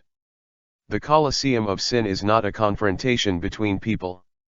The confrontation here is 10 people fighting a monster from another world. Of course, the strength of monsters against different levels will also be different. For example, the last time Yunwoo was only playing against low-level dual-level monsters, but Yunwoo's original level was only a second lieutenant. Even if you count all his cards, he could only fight head-to-head with the lieutenant colonel, and he couldn't beat it, but low-level monsters. Strength: after Yunwoo's evaluation, it is at least a colonel-level existence in the pirate world, and the intermediate level is about the strength of a lieutenant general. The power of the pirate can be countered. That kind of power, even if all the high-end combat powers of the pirate world are put together, can one fight or be defeated, but it will also pay a very painful price. Intermediate duel. Monsters from another world are the strength of a lieutenant general. Damn, how can this be fought? Yunwoo's remaining points and props are added up. Even if the mission fails, it will not be wiped out, but it will almost empty Yunwoo's family, but Yunwu is not a lieutenant general's opponent at all, and naturally it is impossible to be an intermediate level. The opponent of Warcraft. Even if he has props, he can only save his life. However, the duel depends on the cooperation of the team. Yunwu has already checked the strength of the 9 people except himself. There are 3 major generals, and the remaining 6 are estimated to be between the brigadier general and the colonel. That, commonly known as, a vase. But Yunwu is not willing to become a vase, but don't forget, Yunwu has a system, has various props, is proficient in the 6 naval styles and some ordinary swordsmanship, although it can't be as strong as Warcraft, but it can also become an assistant. Exists, although this assistant has no stun, no knock-up, no slowdown, and no damage. Hey chick. Huh. Yunwu was taken aback by the sudden voice, and her train of thought was interrupted at the same time, and she felt unhappy in her heart. What's the matter with you? Yunwu said angrily. She was already very upset when she received this kind of task that was almost like sending points out of nowhere. How dare you come to me? Look at your tender skin, how could you come to such a place? Your parents, will you be worried? The lion-headed man seemingly carrying words had undisguised irony and a sneer of disdain on his face. This will not bother you to worry. Yunwu replied lightly, ignoring him, and the remaining 8 people also turned their heads with little interest, not looking at Yunwu. Like this kind of person who has no strength and likes to pretend to be forced, hundreds of thousands of people die every day in the Colosseum of Sin, and if there is one more cloud dance, they will not feel it. At most, they think that such a good girl will die. It's a pity. Seeing that Yunwu was ignoring him, the lion-headed man sat back. In his heart, Yunwu was almost a dead person. As for him, he will win the final victory among 10 teams and 100 people. Although, every time the villain who thinks this way, except for those who have the halo of the protagonist, basically all kneel. At this time, a tentacle monster that looked like a staff member appeared in the middle of the living room, and said in a weird tone, the lion-headed Shikeping, the mouse-headed Mendeo. The human race Yunwu, it's your turn to play. Now. Chapter 17 Fellow? Yunwu patted her butt, stood up first, and followed behind the tentacle monster. Shikeping, a lion-headed clan, and people from several other races also followed. After everyone entered a dark passage, they stopped. The 2 sides suddenly lit up, illuminating the interior of the passage. There were dozens of different weapons on the walls of the passage, including knives, guns, sticks, and even laser weapons. The only downside was that there was no protective equipment such as armor. Yunwu is not surprised, after all, this is the practice of the Colosseum of Sin. Anyway, even if protective equipment is prepared for you, you are still as fragile as paper in front of monsters. If you want to survive from the hands of monsters, you have to rely on your own speed is high, because once you don't escape any blow from Warcraft, it will turn into dust in the air or, minced meat, unless your strength is above Warcraft. The rules of the Colosseum of Sins are that each person can carry 3 kinds of weapons. Yunwu is also welcome. He carries a longbow made of special material on his back, which can absorb the surrounding energy and turn it into arrows for use. And, a charged laser gun. The rest of the people shook their heads secretly when they saw Yunwu's choice. They all knew that Yunwu's strength was the weakest among the 10 of them. The person who attracts the attention of the monsters is also the most likely to lose his life. Of course, Yunwu didn't know that she would make such an unwise choice. Although she didn't know much about monsters, she was very clear about one thing: monsters couldn't fly. That is to say, as long as Yunwu has sufficient physical strength, she can always use the moon step to fly the kite of the monster in the air. As for whether this will annoy the audience, haha, they only care about the splash of blood and the collision of life and death. As for the way, they don't care at all. After choosing the weapon, everyone continued to walk to the depths of the passage. It didn't take long for everyone's eyes to light up, followed by a tsunami of cheers. The crowd didn't pay much attention to these cheers, because these audiences would not hesitate to give these worthless cheers to everyone. The 10th group is very lucky, because they have to fight against otherworldly beasts that are extremely powerful but relatively slow. Oh look! There is also a beautiful lady from the human race among them. I don't know who this lady is. Is her blood as fascinating as she herself? The host's words made the audience roar for a while Yunwoo pouted in disdain, took off the handle of the laser knife from his waist, and pressed a button lightly, and suddenly a 2-meter-long green laser shot from the grip extended out, with a terrifying high temperature. After another nonsense from the host, a huge black container appeared right above the center of the Colosseum. Beast roars were constantly heard from inside. Yunwoo raised his brows. This voice, why is it so familiar? Woolen cloth? This time, the world of monsters from another world comes from a world called One Piece. Cloud Dance. Its name is known locally as Tyrannosaurus Rex. Cloud Dance. When our staff arrived on the island where the Tyrannosaurus Rex is located, there were 2 middle-level monsters, but unfortunately one of them escaped. The location is unknown now. Okay. Now, let's start our blood feast. The next moment, the container was opened by the staff, and a tall Tyrannosaurus Rex with extremely thick arms appeared in everyone's sight.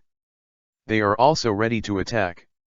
Isn't this the same kind of Tyrannosaurus Rex that he killed when he was practicing?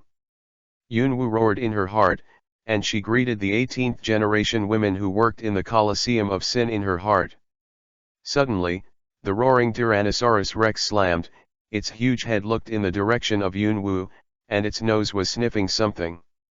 Yunwoo was suddenly startled. Just when he was about to dodge, someone tripped his foot. Unprepared, Yunwoo fell directly to the ground. Yunwoo raised her head, her eyes revealing killing intent. She looked at the man who tripped her, the lion-headed scholar Keping. At this time, Shi Keping, who had fled far away, looked at Yunwoo with a ruthless expression, as if he was looking at a corpse. Although Yunwoo could stand up and continue running at this time, the distance between the Tyrannosaurus Rex and her was already very close, and even if she ran away, she would not be able to escape very far. Damn. I don't want to use props yet. Yunwoo frowned tightly, took out an unknown item from the system backpack, and stood there, her muscles collapsed, and then she closed her eyes. Iron block. Absolute defense. A minute later, the huge power and impact Yunwoo imagined did not appear. What's the situation? Yunwoo closed her eyes and asked in confusion. Her props were not activated, which means that Yunwoo did not suffer any damage. The noisy cheers had long ceased, and turned into a discussion conversation. Yunwoo opened her eyes and her face became weird. Tyrannosaurus Rex has a pitiful expression. After seeing Yunwoo open his eyes quickly called out twice. Blinked, her face, dazed. Damn, he killed his friend himself, and he still looks at me like this? What is this called? In other words, if it finds out about this, will it slap me to death? After thinking about it, Yunwoo silently put on something like the earphones she had used before, and now she understood the meaning of the Tyrannosaurus Rex. Fuck me, fellow. Cloud dance. Oh. In the eyes of others, the Tyrannosaurus Rex screaming is like this in the eyes of Yunwoo. You smelled that guy's blood. So you killed him? Thank you, fellow, I was caught by these weirdos because I sold my teammates. However, let me tell you, those weirdos actually let me fight those weak chickens. Tisk tisk tisk, I'm so small. And I'm telling you. Cloud dance. Audience. Other contestants. Everyone except Yunwoo was stunned, and had no idea what the Tyrannosaurus Rex was screaming, but Yunwoo felt an inexplicable sense of intimacy. What's the matter, Interrupt. Yunwu's face was a little weird, and she wondered, where did you come from? I'm not the one in the Beast Island. Yunwu had an illusion at this time. For a moment, she thought she was in the northeast, chatting with a local person. If it wasn't for the huge size of the Tyrannosaurus Rex reminding herself, I'm afraid she would really be completely confused. However, Yunwu was not in the mood to chat with the Tyrannosaurus Rex, and immediately interrupted him, by the way, you watch this game. I'll do it for a while. Tyrannosaurus Rex waved his hand with a look of indifference. At this time, the lion-headed she-keping's eyes were dull, and he vaguely guessed what happened to the person and the dragon in front of him. The Colosseum of Sin is located in the mezzanine of the middle plane and the high plane.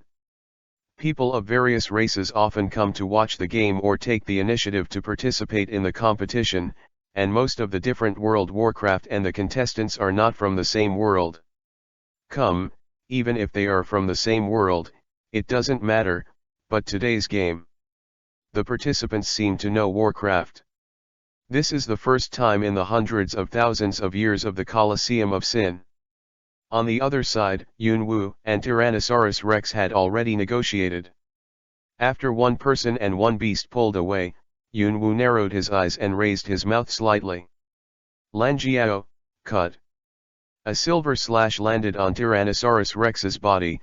Tyrannosaurus Rex wailed suddenly, as if it had suffered multiple injuries, but the reality was that Yunwu's blow could not even break the skin. The Tyrannosaurus Rex slapped Yunwu with a swift palm, as if to slap her into a meat pie. Yunwu took a step back and easily dodged at the close call. But even if it's acting, of course, it has to be pretentious. If you don't suffer the slightest injury, it's too fake. Pistol, stab. Yunwu stabbed out a finger, leaving a slap-sized blood hole on the back of the Tyrannosaurus Rex. A bunch of blood was sprayed out, and the audience burst into cheers, but they didn't know that the hole looks hideous, but it is drizzled to the huge Tyrannosaurus Rex.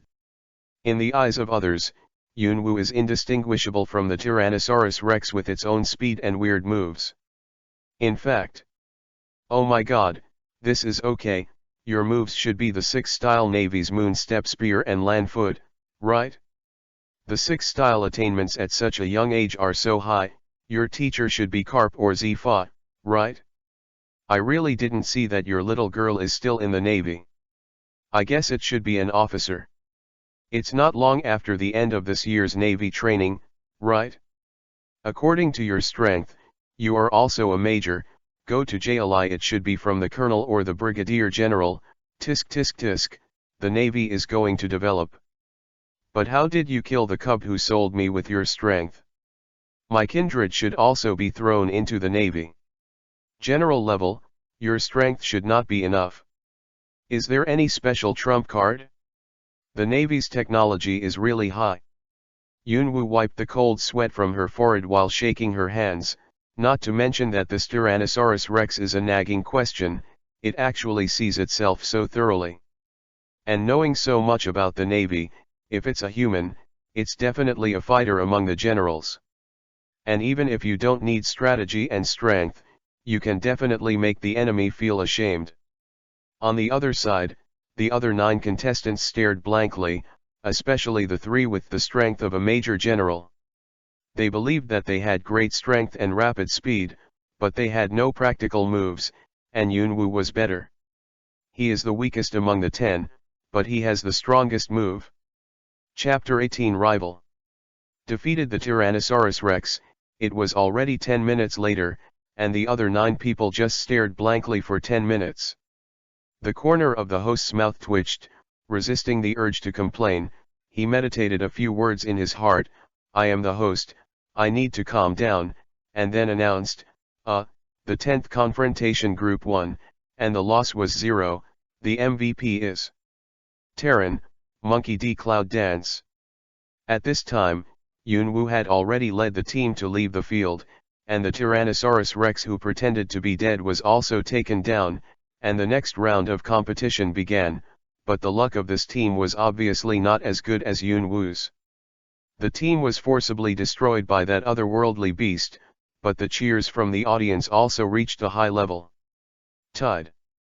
In the waiting hall, Yunwoo stood in front of Shi Keping, her eyes narrowed slightly, revealing a hint of coldness. This account will be calculated with you later. Yunwoo said something cruel and sat back in the corner, took the book, looked at it with great interest, and occasionally let out a sweet chuckle, as if nothing had happened just now. Shi Keping's face was a little bad. He didn't take Yunwoo's words as a verbal warning, but kept it in his heart and was always on guard. The competition is a group of 10 people, and there are 10 teams in one competition, that is, 100 people participating.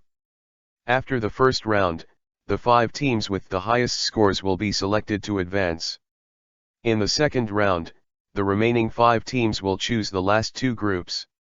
The third round is different from the previous battle against the otherworldly World of Warcraft.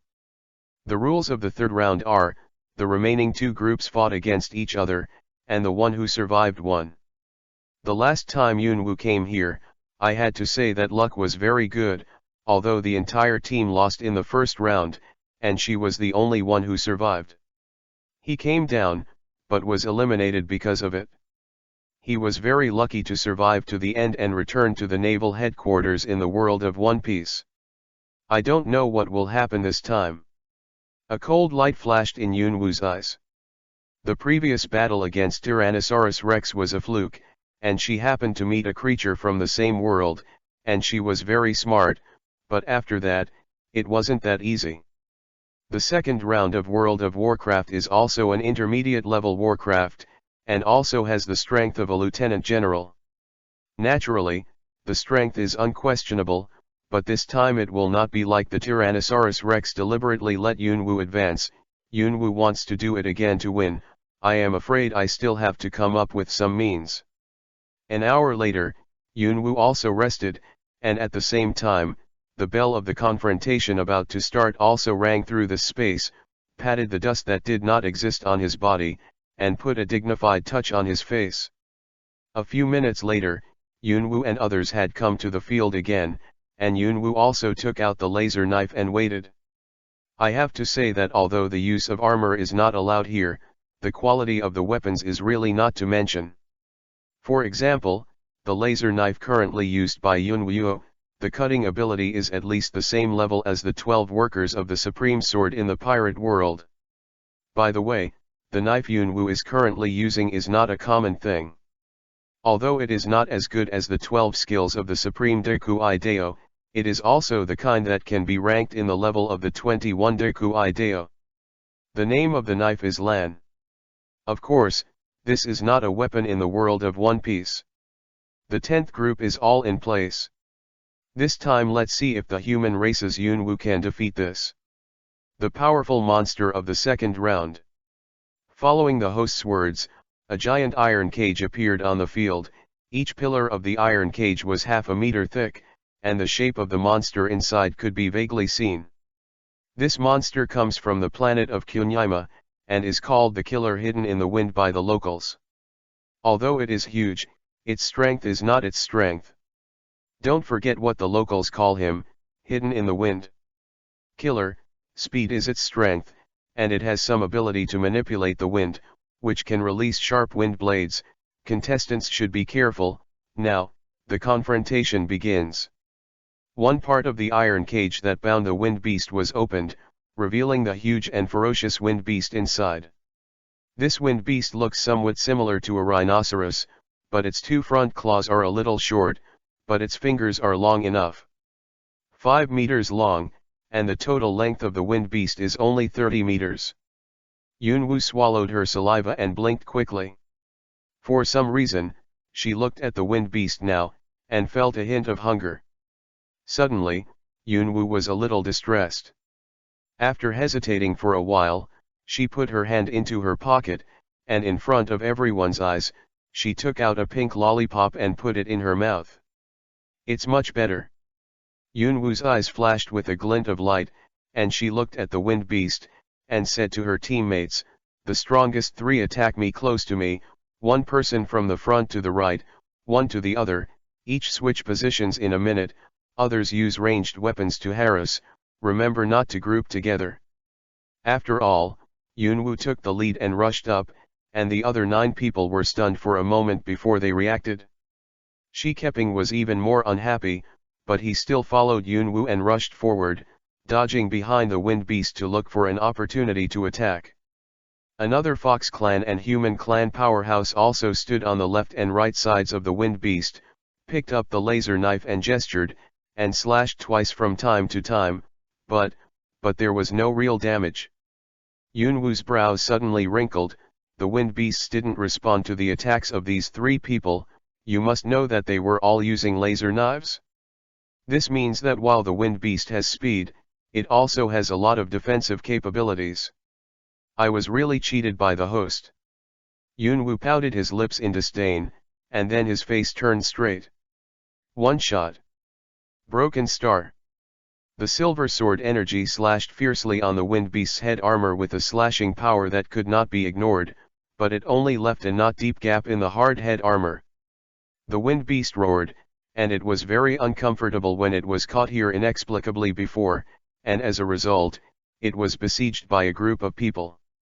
For example, in the current team, these 3 inexplicable guys have been attacking the position with the highest defense on its body. The wind beast didn't care, and ignored Shi Keping and the others, but Yunwu's knife shattered his head armor and successfully angered it. Suddenly, the wind beast moved and disappeared from everyone's field of vision almost instantly. However, Shi Keping, who was originally behind the wind beast, suddenly flew into the air with a mouthful of blood, and then fell to the ground with unknown life and death. The corner of Yunwu's mouth twitched. Although this Shi Keping is not compatible with her, it is still a powerful fighting force. Even if you don't know any moves, you won't be stunned by pretending.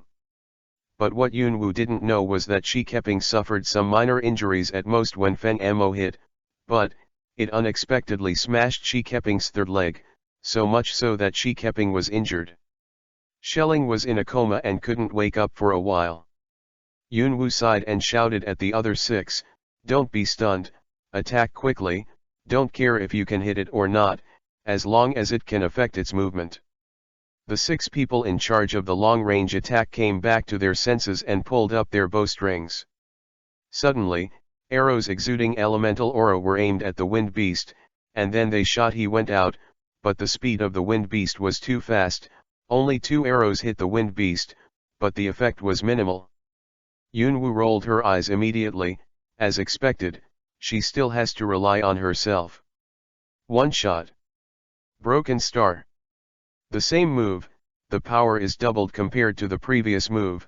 The sword chi swept through the body of the wind beast, bloody mouths were left on the exposed skin, and the wind beast suddenly screamed again.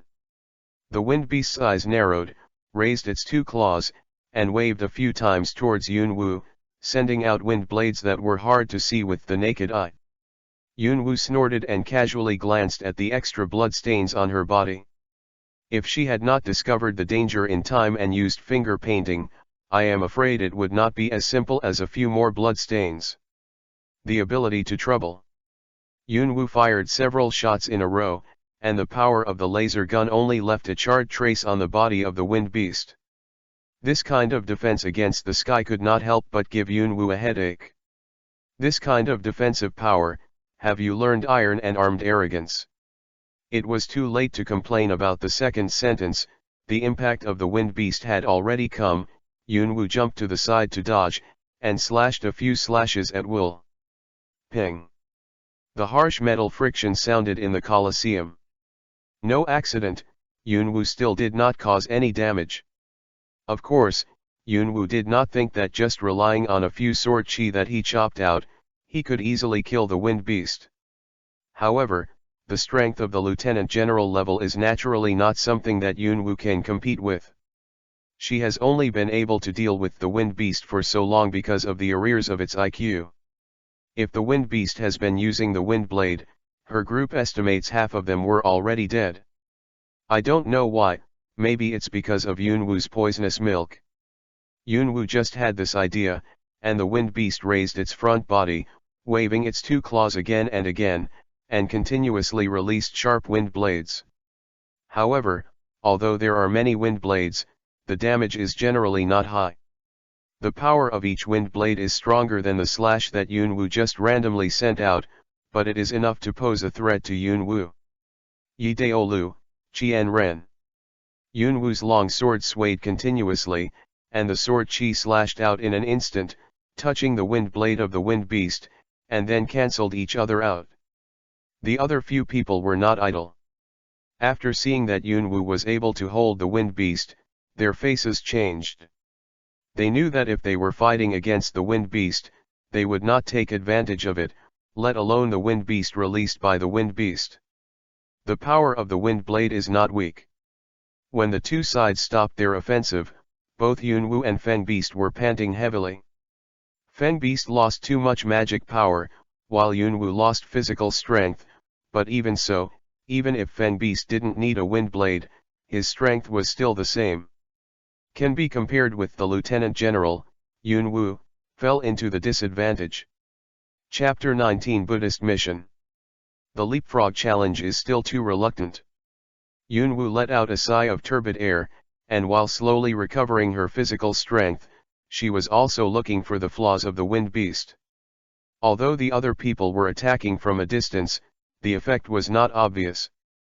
Yunwu has the urge to hit people at this time. These people don't say that their strength is top, but they also have the strength of Brigadier General and Colonel. Although they don't know any moves, they can use their strong physical fitness to solve it. What the hell is your attack power so weak? It's really a 1-9 qualifying match. However, just as Yunwu was thinking about countermeasures, a voice sounded in her ears. Don't fight, stop fighting, fighting is really tiring. Is it bad to eat and drink every day? Cloud dance. If she guessed correctly. It was Feng Beast who said this just now. Yunwu dodged to the distance, took off the earphone in her ear and checked it over and over again. After confirming that it was not damaged or scrapped, she calmed down, but she wanted to laugh vaguely. The Tyrannosaurus Rex in the first round and himself are compatriots, it is understandable to let him go, but this wind beast, actually wants to be a salted fish? With such a strong fighting power, you told me that fighting was too tiring so you didn't want to fight? Why are they so Buddhist? Yunwu was silent for a moment, and under the shocked eyes of everyone, Feng Beast shook hands peacefully. The meaning was obvious. Shaking hands made peace. The meaning of Feng Beast was even more obvious. The world is at peace. The host was silent, just looking at the wind beast lying motionless on the ground and snoring. The corners of his mouth could not help twitching, he no longer knew what to say. Cough, that, The second round. The 10th group won, the MVP was Yunwu of the human race, and the lion-headed warrior Keping was seriously injured and disqualified. After the host finished speaking, someone brought Yunwu and the remaining 8 people back to the waiting room. Everyone tacitly did not speak, and all looked at Yunwu. At the beginning, everyone thought that today would be a fierce battle, not to mention that they could win, but they would definitely lose a few people. What was the result? In the first round, they won inexplicably, and in the second round, they shook hands inexplicably and made peace. They even wondered if they came from the fake Colosseum of Sins.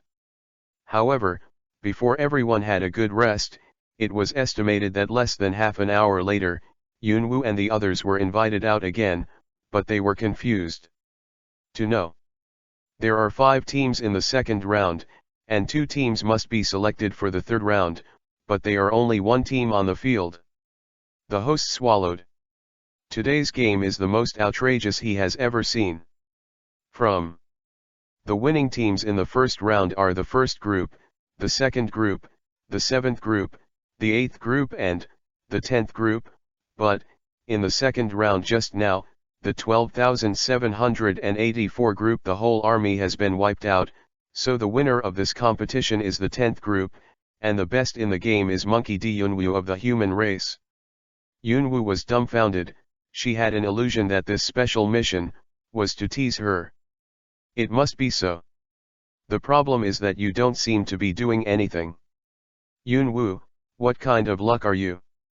In her mind, Yingyu looked at Yunwoo in a stunned manner. She knew the difficulty of this task. With Yunwoo's current strength, it would be even more difficult to complete this task, not to mention that there are many strong players among the contestants. There are even one or two stronger than Warcraft, but, except for the Yunwoo team, all of them have been destroyed. Yunwoo slapped her lips, and her face was a little weird. I'm still wondering, this time is too evil, don't you think I'm actually a fighter in Oyu Huangzhong? Or maybe I stole the lucky fruit inadvertently. And then eat it yourself? The two of you chatted with each other like this, but soon, Yunwoo was teleported back to the pirate world. After all, the game here was over, and she had no reason to stay here. On the other side, in the naval headquarters a few hours ago, Akainu's arm turned into lava, and angrily smashed the desk in front of him into pieces. Why doesn't that guy from Yunwoo obey his orders? Don't you think about me as a general? In fact, in normal times, Sakazuki would not be angry because of some unimportant things, but for some reason, Sakazuki always felt that one day he did not settle the cloud dance, and his heart would be uneasy one day. Because of the tone of Yunwoo's words to him that day, it aroused his dissatisfaction, and coupled with his own personality, this is also to bear hatred on Yunwoo. A major general in Sakazuki's office wiped his cold sweat, glanced at the report in his hand, and said, and it's a little strange, not long after Yunwoo arrived in Alabasta, he completely lost contact with him. Even her phone bug has no signal, so we suspect that something happened to Major Yunwoo. Before the Major General could finish speaking, Sakazuki gave him a stern look. The Major General was taken aback and did not continue. Yunwoo must have used some method to block the signal of the phone bug, and she is in danger? What danger can Alabasta be in? There was a hint of helplessness in the Major General's eyes. After all, he didn't say anything. After reporting a few unimportant things, he withdrew. At the same time that Akainu was furious, Yunwoo had returned to the position where she started to disappear. It's still a good world here. Yunwoo exhaled, and then turned his eyes to the system screen. 5 big red characters appeared in Yunwoo's eyes. Yunwoo, 1 million points and a prop have been sent to your backpack. Take a look at the rest, and don't think about finding me after introducing anything. I'll tell you about this troublesome thing. Yingyu was rubbing some skincare products on her face while talking to Yunwoo, as if she didn't take it to heart. The corner of Yunwoo's mouth couldn't help but twitch. Does anyone want this kind of system that doesn't care about the host at all? Sell at a low price? However, Yunwoo didn't care too much. After all, Yingyu probably inherited Xiaoling's habit, and she felt uncomfortable without wearing a mask every day. After complaining a few words in her heart, Yunwoo also looked at the extra things in the system backpack. 1 million points is not much, but it is not too much. Yunwoo didn't care too much and just skipped it. The props after that made Yunwoo's eyes shine. This mission is really not in vain. Exclusive equipment rewards for special tasks, volume ring, ring type armor, attribute, double the wearer's personal attribute, special ability, the wearer's attack strength increases by 10%, resists a fatal attack every day, the cooldown is 1 day, durability 100/100. Although the doubling of attributes is indeed good, the special ability behind it makes Yunwoo a little surprised. There are not a few life-saving items sold in the system mall, but most of them are disposable items, and most of them are ridiculously expensive. Even the famous sword that Yunwoo gave to Ace for self-defense. Ming is also the life-saving equipment that Yunwoo spent millions of points to buy, but this volume ring can also resist a fatal damage. Although it can only be triggered once a day, there are almost no restrictions except the time limit. Said to be a very precious piece of equipment.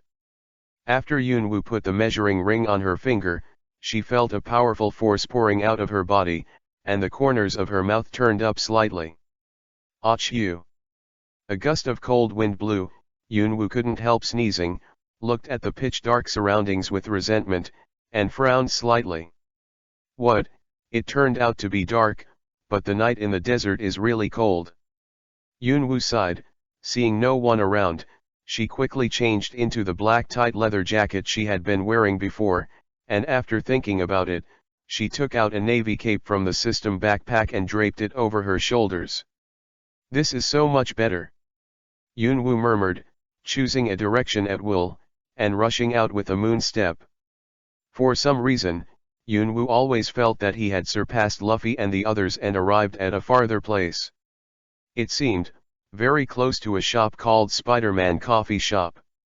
I remember this. It seems to be the gathering place of the Baroque Work Club. According to the plot, several senior agents of the Baroque Work Club should have arrived at this time. Yunwoo's heart moved, and he suddenly had the urge to kill them, but he was quickly suppressed. Well, forget it. After all, Zoro has to rely on Mr. 1 to break through the realm. Nami, Chopper and Usopp also need to experience and improve their combat effectiveness, otherwise it will be difficult to survive in the sea area. Ah! Yunwoo suddenly remembered a sentence I saw on the internet at this time: Zoro was not injured 2 years ago, and he was not injured 2 years later. Now think about it, tisk tisk tisk, it's so true. In the early stage of Zoro, there was a feeling of being deflated. At this time, Yunwoo's eyes narrowed, and she looked at a tall man walking towards the Spider-Man coffee shop. Mr. 1, it looks like they are going to meet Crocodile in the rain.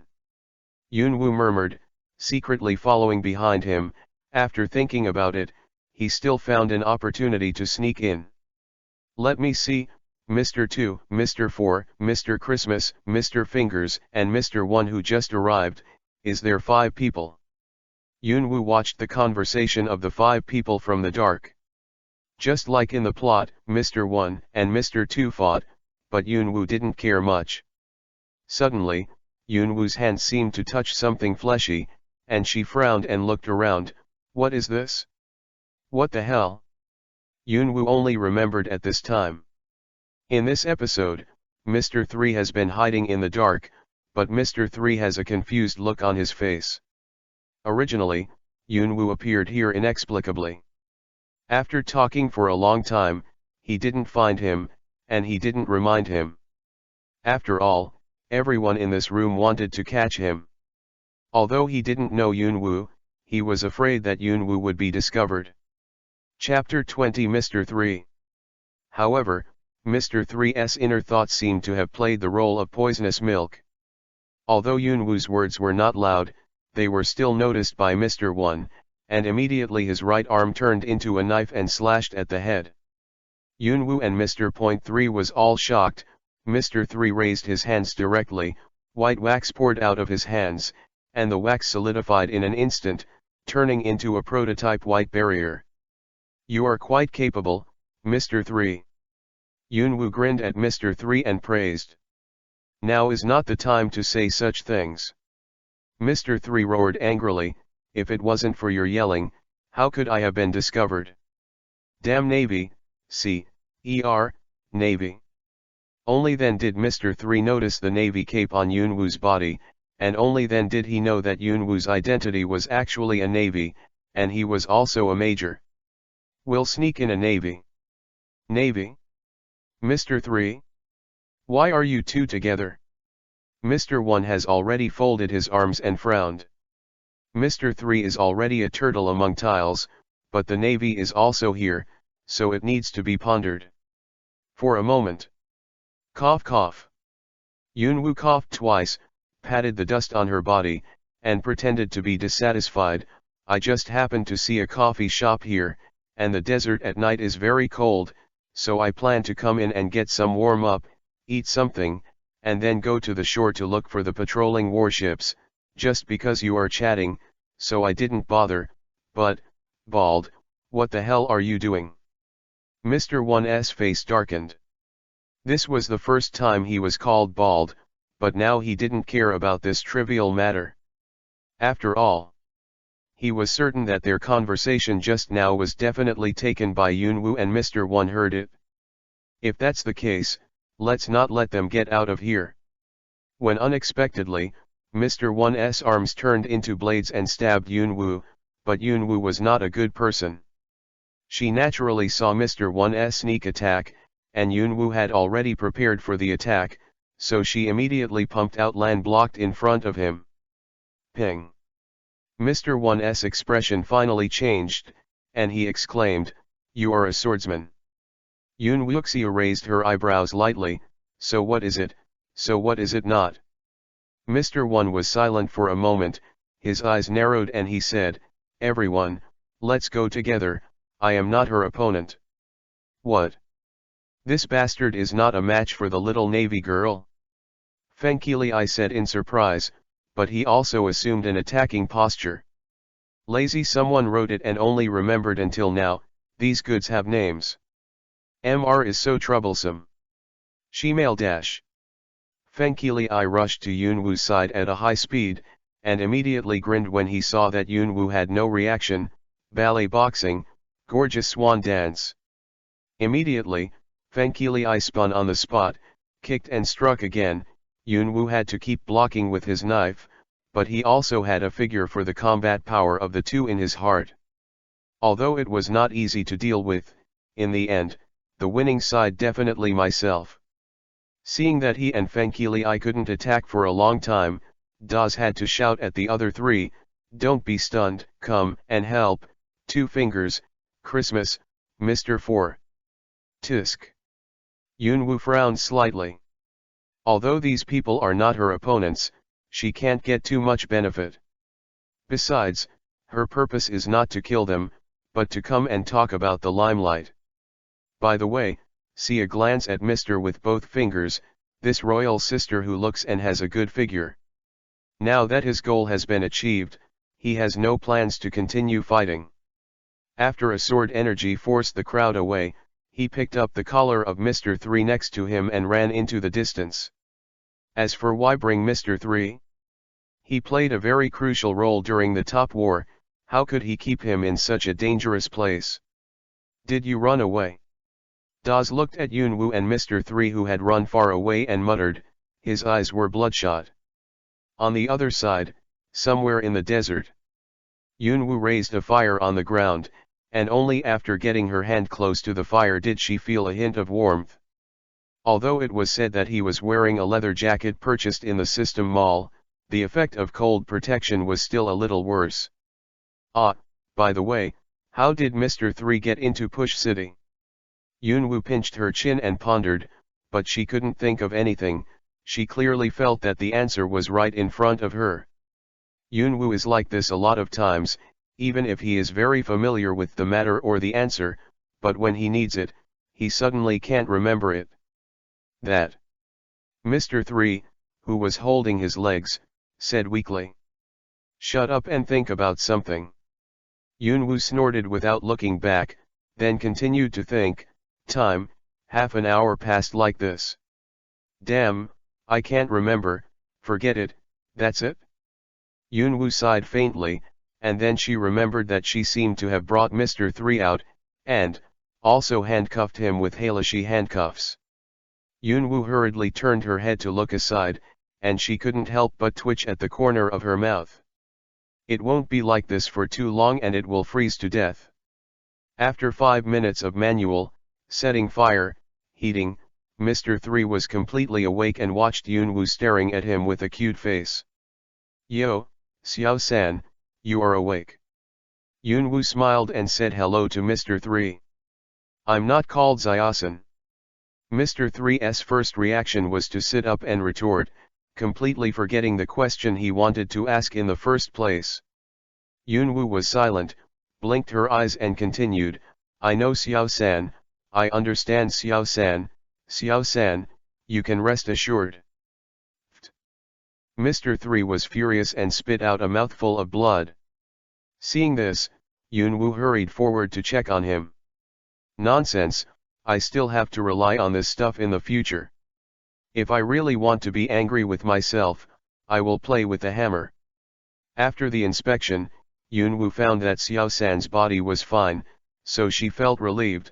A slight smile appeared on the corner of her mouth, and she thought of her own plan. Little San, are you interested in hanging out with me? Anyway, you rarely appear in front of the Navy, and the bounty isn't very high. Mr. 3 was stunned for a moment when he heard the words. He originally thought that Yunwoo grabbed him to imprison him in the Push City or something, but it seemed that he was planning to win over him. But why? Do you say? Does she see how handsome I am? If Yunwoo knows what he thinks, it is estimated that no, he will definitely let him try the top 10 tortures of the Qing dynasty. What about me? I need a subordinate, do you understand what I mean? Yunwoo looked down at Xiao San without blinking, with a hint of coldness in her eyes. If the junior agrees, it's fine, if not, then let's throw the Push City first, and let Magellan take care of it first, he won't die anyway. The little 3 is not stupid, and naturally he has seen that if he refuses, he will be arrested in the Pushing City. You must know that there is no place for people to stay. Compared with being arrested, it is better to follow a beautiful navy. Isn't it beautiful? Moreover, the bounty can be cancelled. This kind of beautiful difference that kills two birds with one stone is not often encountered, so Xiao San agreed without any hesitation. Very good. There was a strange smile on Yunwoo's face, and she said with a bad face, first of all, I will find a way to solve your bounty, but there is a task that can only be handed over to you. Yunwoo pretended to be hesitant to speak, bit her fingernails lightly, hesitantly, seemed a little embarrassed, and her little face was flushed. Xiao San swallowed a mouthful of saliva, raised his eyebrows, and couldn't help but soften his voice. What mission? I promise to do it. Really? Yunwoo said excitedly, wiping away the tears from the corners of her eyes that she used for acting. Of course it's true. It's hard to chase after a man's words. Little San patted his chest and said with oath. Then, I said. I need you, to advance the city undercover. Little San. Wait. Go to Push City to be an undercover agent? Do you want me to be a jailer? No, you are a navy, why do you want to put an undercover agent in Push City? Yunwoo did not answer the question of why an undercover agent was installed in the advanced city, but said indifferently, when did I say, let you be a jailer? Yunwoo knew in her heart that actually letting Xiao San be a jailer would be more helpful to her future plans than a prisoner with a bounty, but one thing should not be forgotten, if Yunwoo wanted Xiao San to be a jailer of the advancing city, he would be the only one. The bounty is enough to make Yunwoo toss for a while, not to mention that it is too troublesome to arrange this and that in the future. In contrast, it is not too easy to throw Xiao San directly into the advancing city. The big deal is to tell Magellan. Just don't be embarrassed, little 3. That is to put me directly in the Push City. Xiao San said in disbelief, even if I go in, how will I come out? Yunwoo rolled his eyes at him and said, you don't have to worry about this, when the time comes, someone will help you out. Your mission is to do your best to help that person. By the way, you still know this person very well. The kind. Xiao San looked sluggish, he no longer knew how to communicate with this guy. By the way, sign this one. Yunwoo took out a piece of paper that seemed to be a contract book from the system backpack. There was a small square at the bottom of the paper, which seemed to be a place to write a name. Little San didn't doubt it, or wondered something, and directly signed Mr. 3 words. Is your name Mr. 3? No, my name is Galantino. Yunwoo was silent for a long time, then handed him a piece of paper again and asked him to write his real name. He slapped him when he saw that he had finished writing, and shouted at the same time, so you have a name. You didn't ask. Little San looked aggrieved, but couldn't do anything about it. Forget it, it's better to call you mistress. Smiled lightly, and then, picked up Dinyo. Ah no, Xiao-san, dashed in one direction, took out the phone bug on the way and notified Euler, who was still on the sea, and told her take someone to the shore and wait for yourself. The ghost knew how long Yunwoo had been running, when she felt that her physical strength was about to run out, and then she saw the sea in the distance and the few, frozen shivering marine soldiers and Euler. Chapter 21 Conspiracy against Yunwoo. Yo-hoo, everyone, it's been a long wait. Yunwoo waved to the people in the distance, ran over with a smile on his face, and then, just threw Xiao-san on the ground. Shaved. Euler shouted coldly. Yunwoo was stunned for a moment, and before she could react, there was a sharp pain in her head. It seemed that there was still a bag when I touched it. Yura. What are you doing? It hurts. Yunwoo covered her head and complained with a dissatisfied pouting mouth, and her small eyes looked at Euler stubbornly. Euler raised her eyebrows, squinted her eyes, and a strange smile appeared on the corner of her mouth. Xiao Yunwoo. If you have something to say, how about going back to the warship? Or go to my room, let's have an in-depth exchange. Yunwoo trembled all over, and immediately got goosebumps all over her body. At the same time, she regretted bringing Euler to her, and even more regretted giving her that pill. After all, no one could have imagined that, during the 10 years that La became a girl and stayed by Yunwoo's side, her personality has completely changed from a man to a woman, but her sexual orientation still hasn't changed, so she has her eyes on Yunwoo, which is exactly what the reason why Euler always gets furious when Yunwoo peeks at the girl. But in general, the relationship between Yunwoo and Euler is also very strong. What about sleeping together, taking a bath together, discussing the beauty of a certain female admiral, etc., but Yunwoo also I found a problem, that is, Euler's desire to control is very strong, and more importantly, this guy is still a shaking S. Looking at her strong man before, no matter how you think about it, it doesn't look like a shaking S. Hey. Why 10 years is? Forget it, it seems not bad to think about it. Well, Euler, this time there is mainly a small matter, that is, to lock Xiaosan on the warship for a while, and when my affairs in Alabasta are resolved, we will go directly to the advanced city. I have something to deal with. Euler nodded when he heard the words, and took out a small notebook from his chest to write something, and as it was written, Euler was suddenly taken aback. What's his name? Little San. Yunwoo smiled slyly, as if she was a harmless little sister next door. The corner of Euler's mouth couldn't help but twitch, but she still wrote down the name, but gossip has already started in her heart. By the way, Xiaosan is not a devil fruit person, so he doesn't need Halashi handcuffs, just tie it up. Yunwoo was still a little worried, so she gave an order to the Navy soldiers. Yes.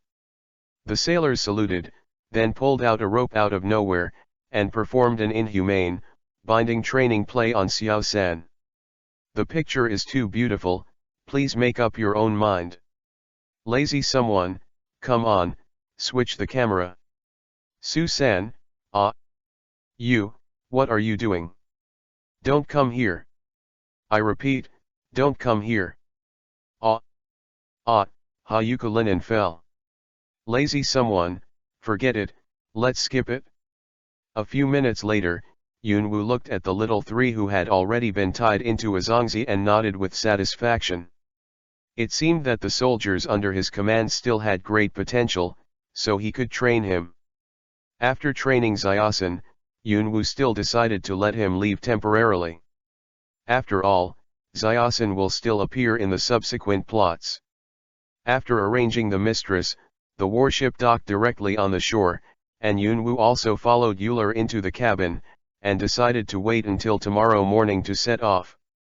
After all, I took my mistress to walk a lot today, using the moonwalk, almost halfway through. The distance from Alabasta, the physical strength has long been exhausted, and the night in the desert is really a bit cold, and I have no clothes to keep out the cold, so I can only do this. In the cabin, in Aura's bedroom, Aura helplessly took Yunwoo's hand, looked at Yunwoo with some anger and said, "Yunwoo, what did you do to make Admiral Akainu so angry? Even I sent Lieutenant Future Meller from the G-10 branch of the Navy directly to look for you. It is estimated that he is still looking for you in the waters near Alabasta. Also, why did your phone bug lose contact again?" In the last sentence, Euler's tone was very serious. Compared with the understated words before, this last thing was what she cared about the most. A hint of warmth rose in Yunwoo's heart. He smiled and said, "Well, it's actually nothing, there was only a small snail in the place where I could block the signal of the phone bug. I'm sorry, Miss Euler." Aura twisted Yunwoo's face angrily and blamed, "If this happens again next time, see if I don't take care of you." Yunwoo smiled and agreed, but there was a hint of helplessness in her eyes. After all, the place she went to was not even on this planet, and she was helpless when the phone worm didn't have a signal. After chatting for a while, the two turned off the light and went to bed, hugging each other before going to sleep, but when Euler was about to fall asleep, Yunwoo asked weakly, "Euler, are you getting bigger again?" Euler glanced at the two lumps on his chest, his face suddenly darkened. Today's night is not destined to be peaceful. For example, Crocodile and several cotters of the Baroque Work Club who were discussing something in the rain, Luffy and his party who didn't know where they were in the desert, and a warship on the coast, were constantly miserable. Crying Cloud Dance. At the same time, in the Rain Banquet, the largest casino in the rain, several people headed by Mr. Wondaz were talking dissatisfied. Hee hee. There was a chuckle on the stairs, and a woman in a white coat was standing there smiling. It seems that everyone's relationship is not very good, but, anyway, there is no need for that. Daz's eyes flickered, "Miss All Sunday." Robin walked up to the crowd with the usual opening remarks. "It's been a long journey, thank you so much for coming here, to this city where everyone wants to get rich overnight by gambling, the Dream City, Rainland. Welcome to the biggest casino, the Rain Banquet." Daz looked at Robin with cold eyes and said impatiently, "The opening remarks are almost done, let's start quickly, Miss All Sunday." "That's right, then I'll say it straight." With a faint smile on his face, Robin walked slowly to the opposite side of the main seat and stood still. Hearing the words, Christmas patted the table impatiently and urged, "That's right, hurry up, hurry up." Robin didn't respond to the urging of Christmas, and looked at everyone. "But before that, I must first introduce that the boss of our company that you have never met, so far I have replaced him to direct your work, but, now there is no need for that, you understand."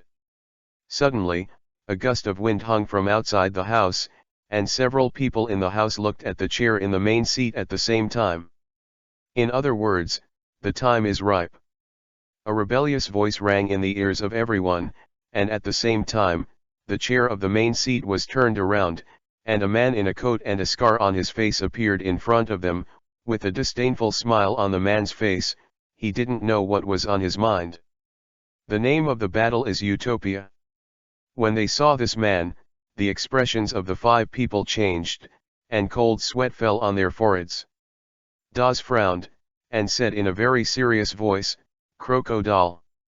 Crocodile didn't care about everyone's reaction, but continued, "This is the final battle of our Baroque Work Club." Robin crossed his chest with his arms, lowered his head and smiled. It seems that everyone here knows his identity. A few drops of cold sweat fell on the forehead of his fingers, and he said to Robin excitedly, "What do you know?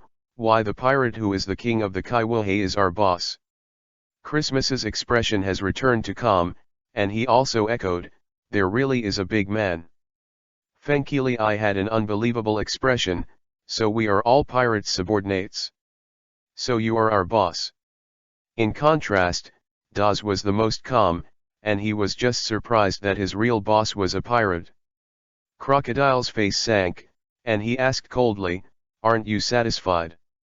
3 words, let the 5 people who are arguing directly shut up, not for anything else, just because, Kaiwuhei, they can't afford to offend. There was a hint of fear in the eyes of both fingers, and the fingertips lightly tapped the table, and asked with some doubts, "It's not dissatisfaction, Kaiwuhei is a pirate recognized by the government and plundered, so why did you set up this company?" After a few seconds of silence, Crocodile said, "I don't want money, nor status, but military power." Seeing that everyone was still a little confused, Crocodile had no choice but to say, "Then I'll start from the beginning.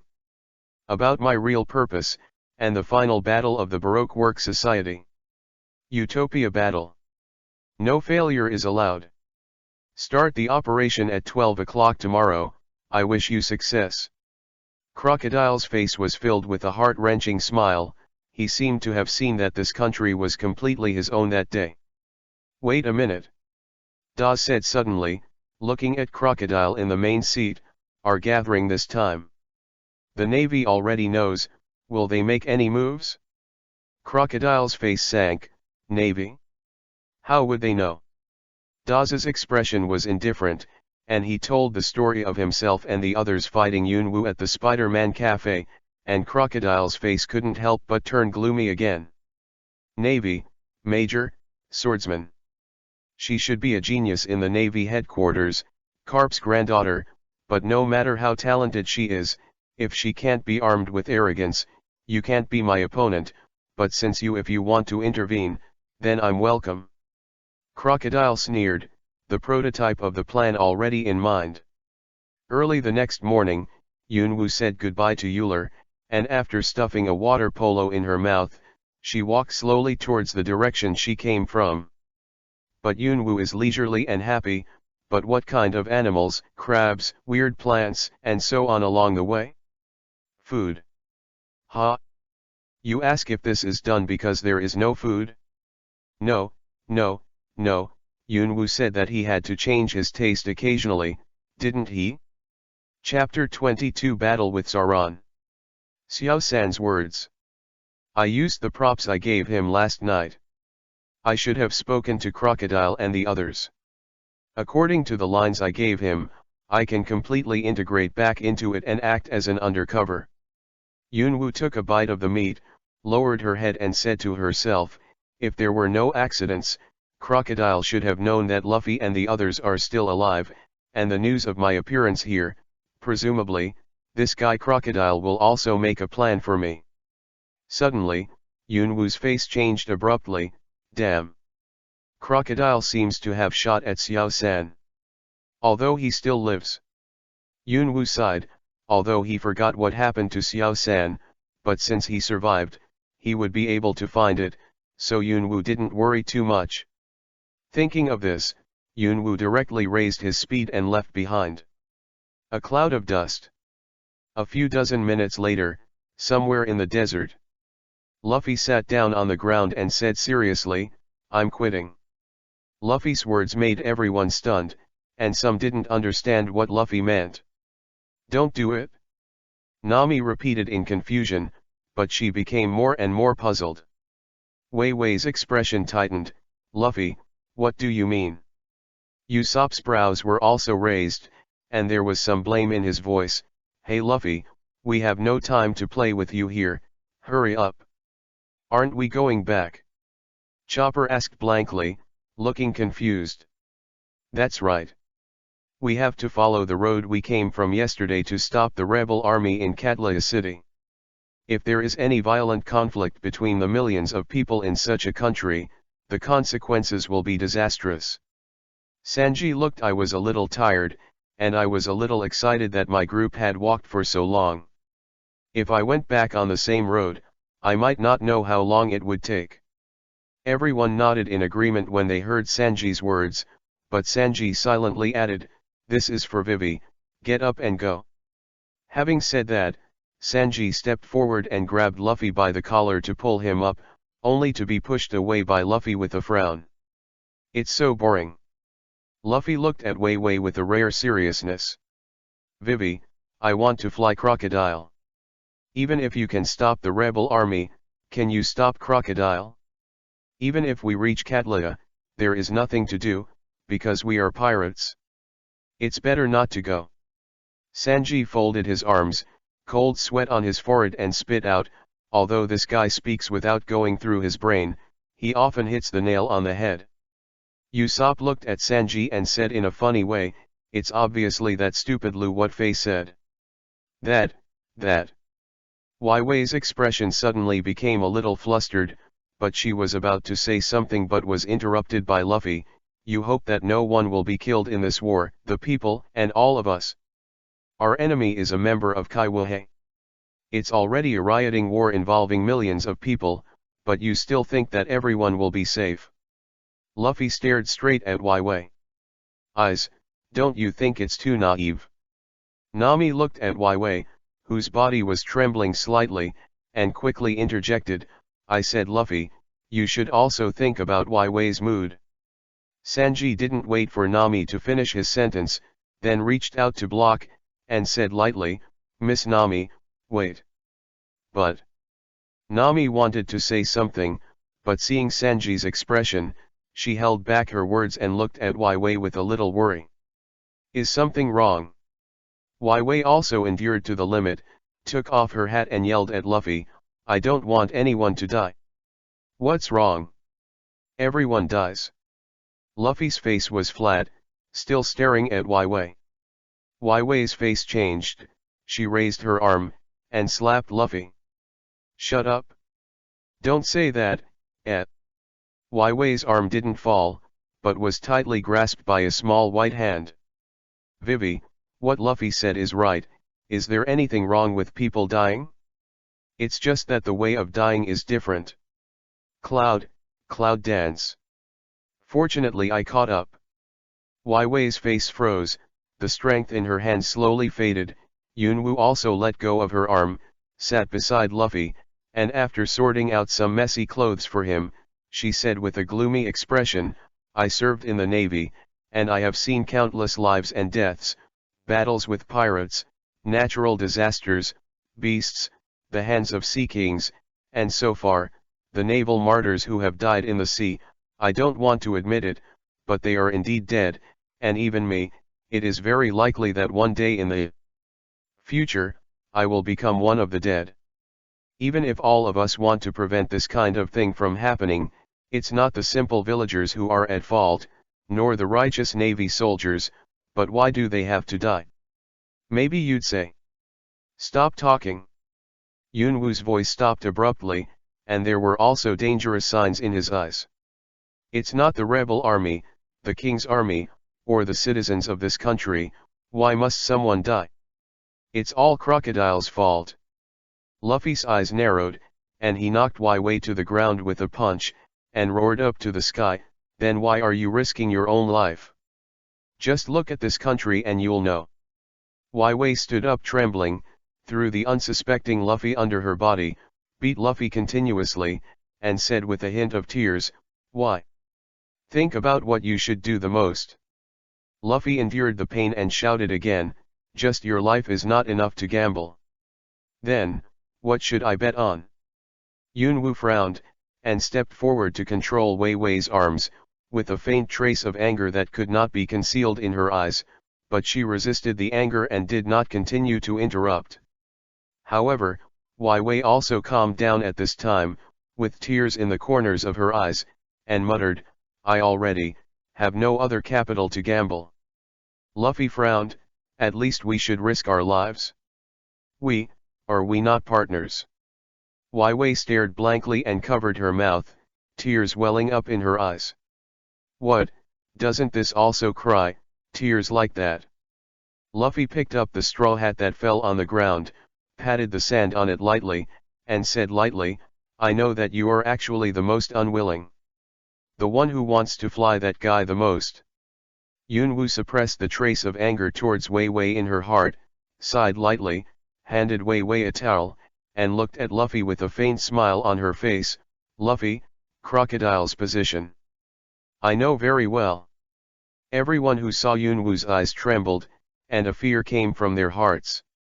Although Yunwu had a faint smile on his face, the depths of this smile hid an endless killing intent. The territory of Crocodile is now in the Casino of the Rain, inside the Rain Banquet, but if you want to kill him, I suggest you, no, now you don't go to die. Well, I remember walking north for a day to get there. Well, if it's just me, it's probably a matter of a few hours. Oh yes, little Nami, it's a gambling city that has nothing to do with rebellion. Yunwu glanced at Nami, who was sitting on the camel, with a faint smile on her face. Gambling. Nami's eyes almost turned into the shape of money, and Yunwu couldn't help but get a big head again. That's right, Yunwu. Wei Wei looked at Yunwu and wondered. Chopper said before that your smell disappeared in that rock crevice. What's going on? Yunwu's body froze, her eyes twitched, she couldn't think of a reason, so she said casually, well, it's actually nothing, I was following a pirate leader.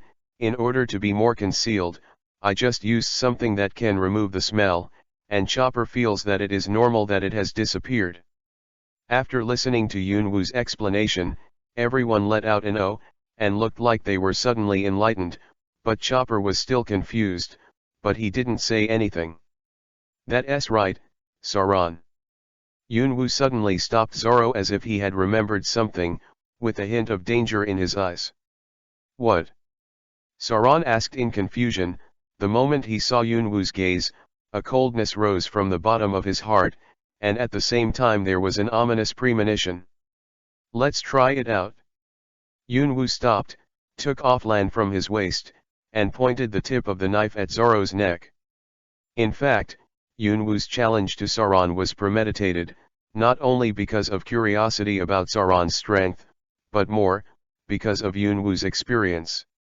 If you defeat Zoro, you will be promoted to high school.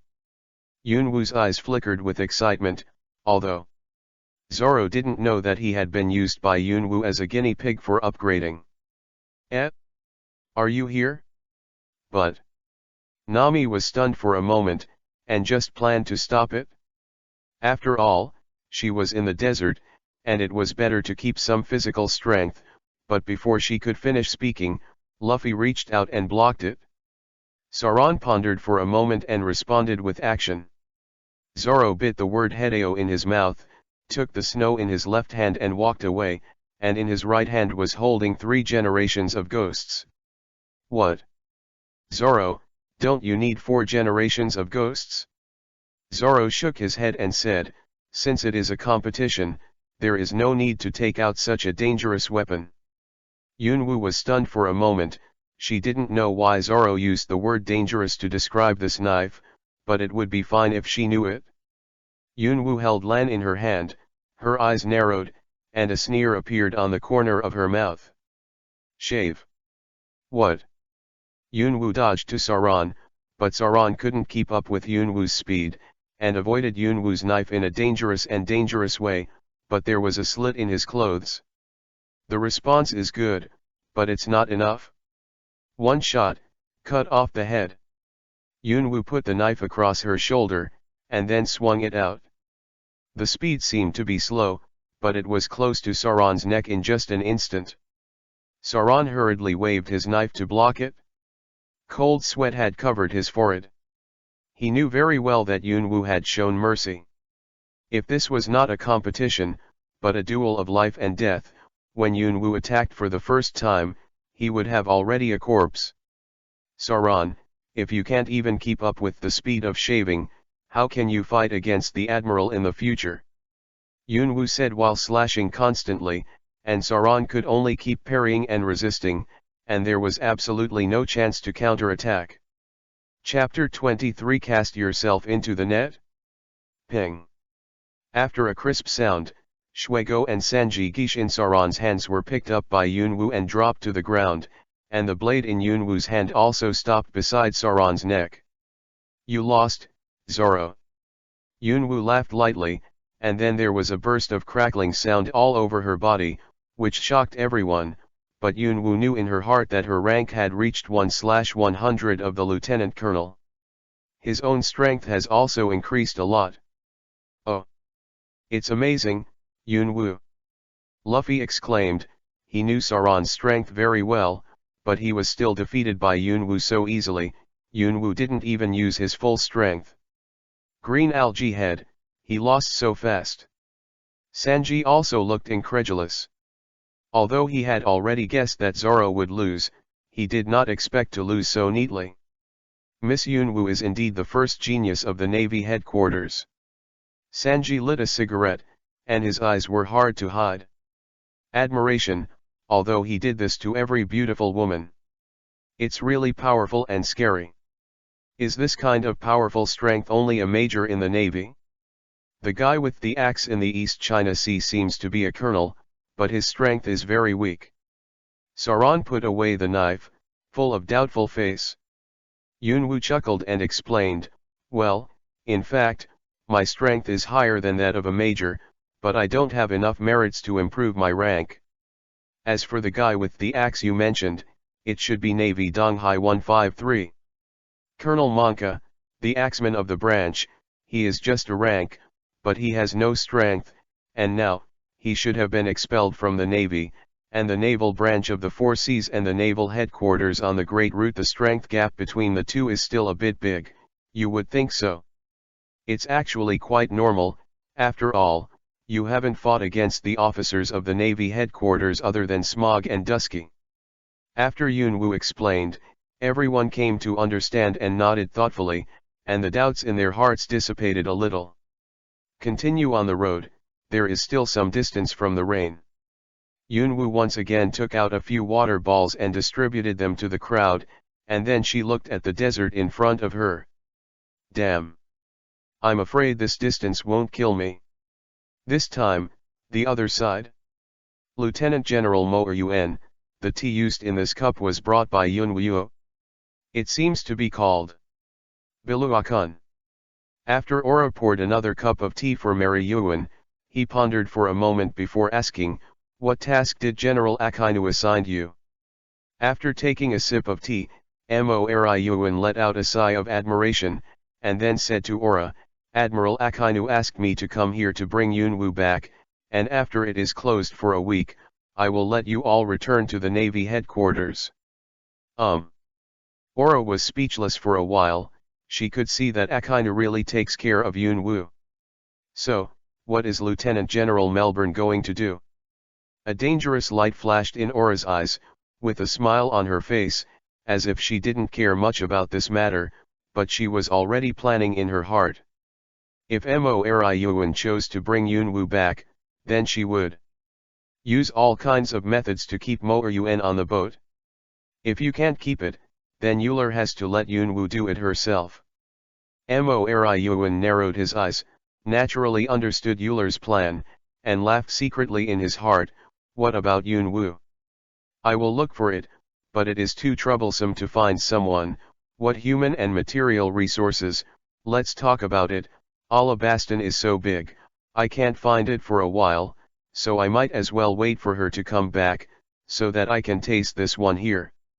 Biluakun, no, I have to ask Major Yunwu for some in the future.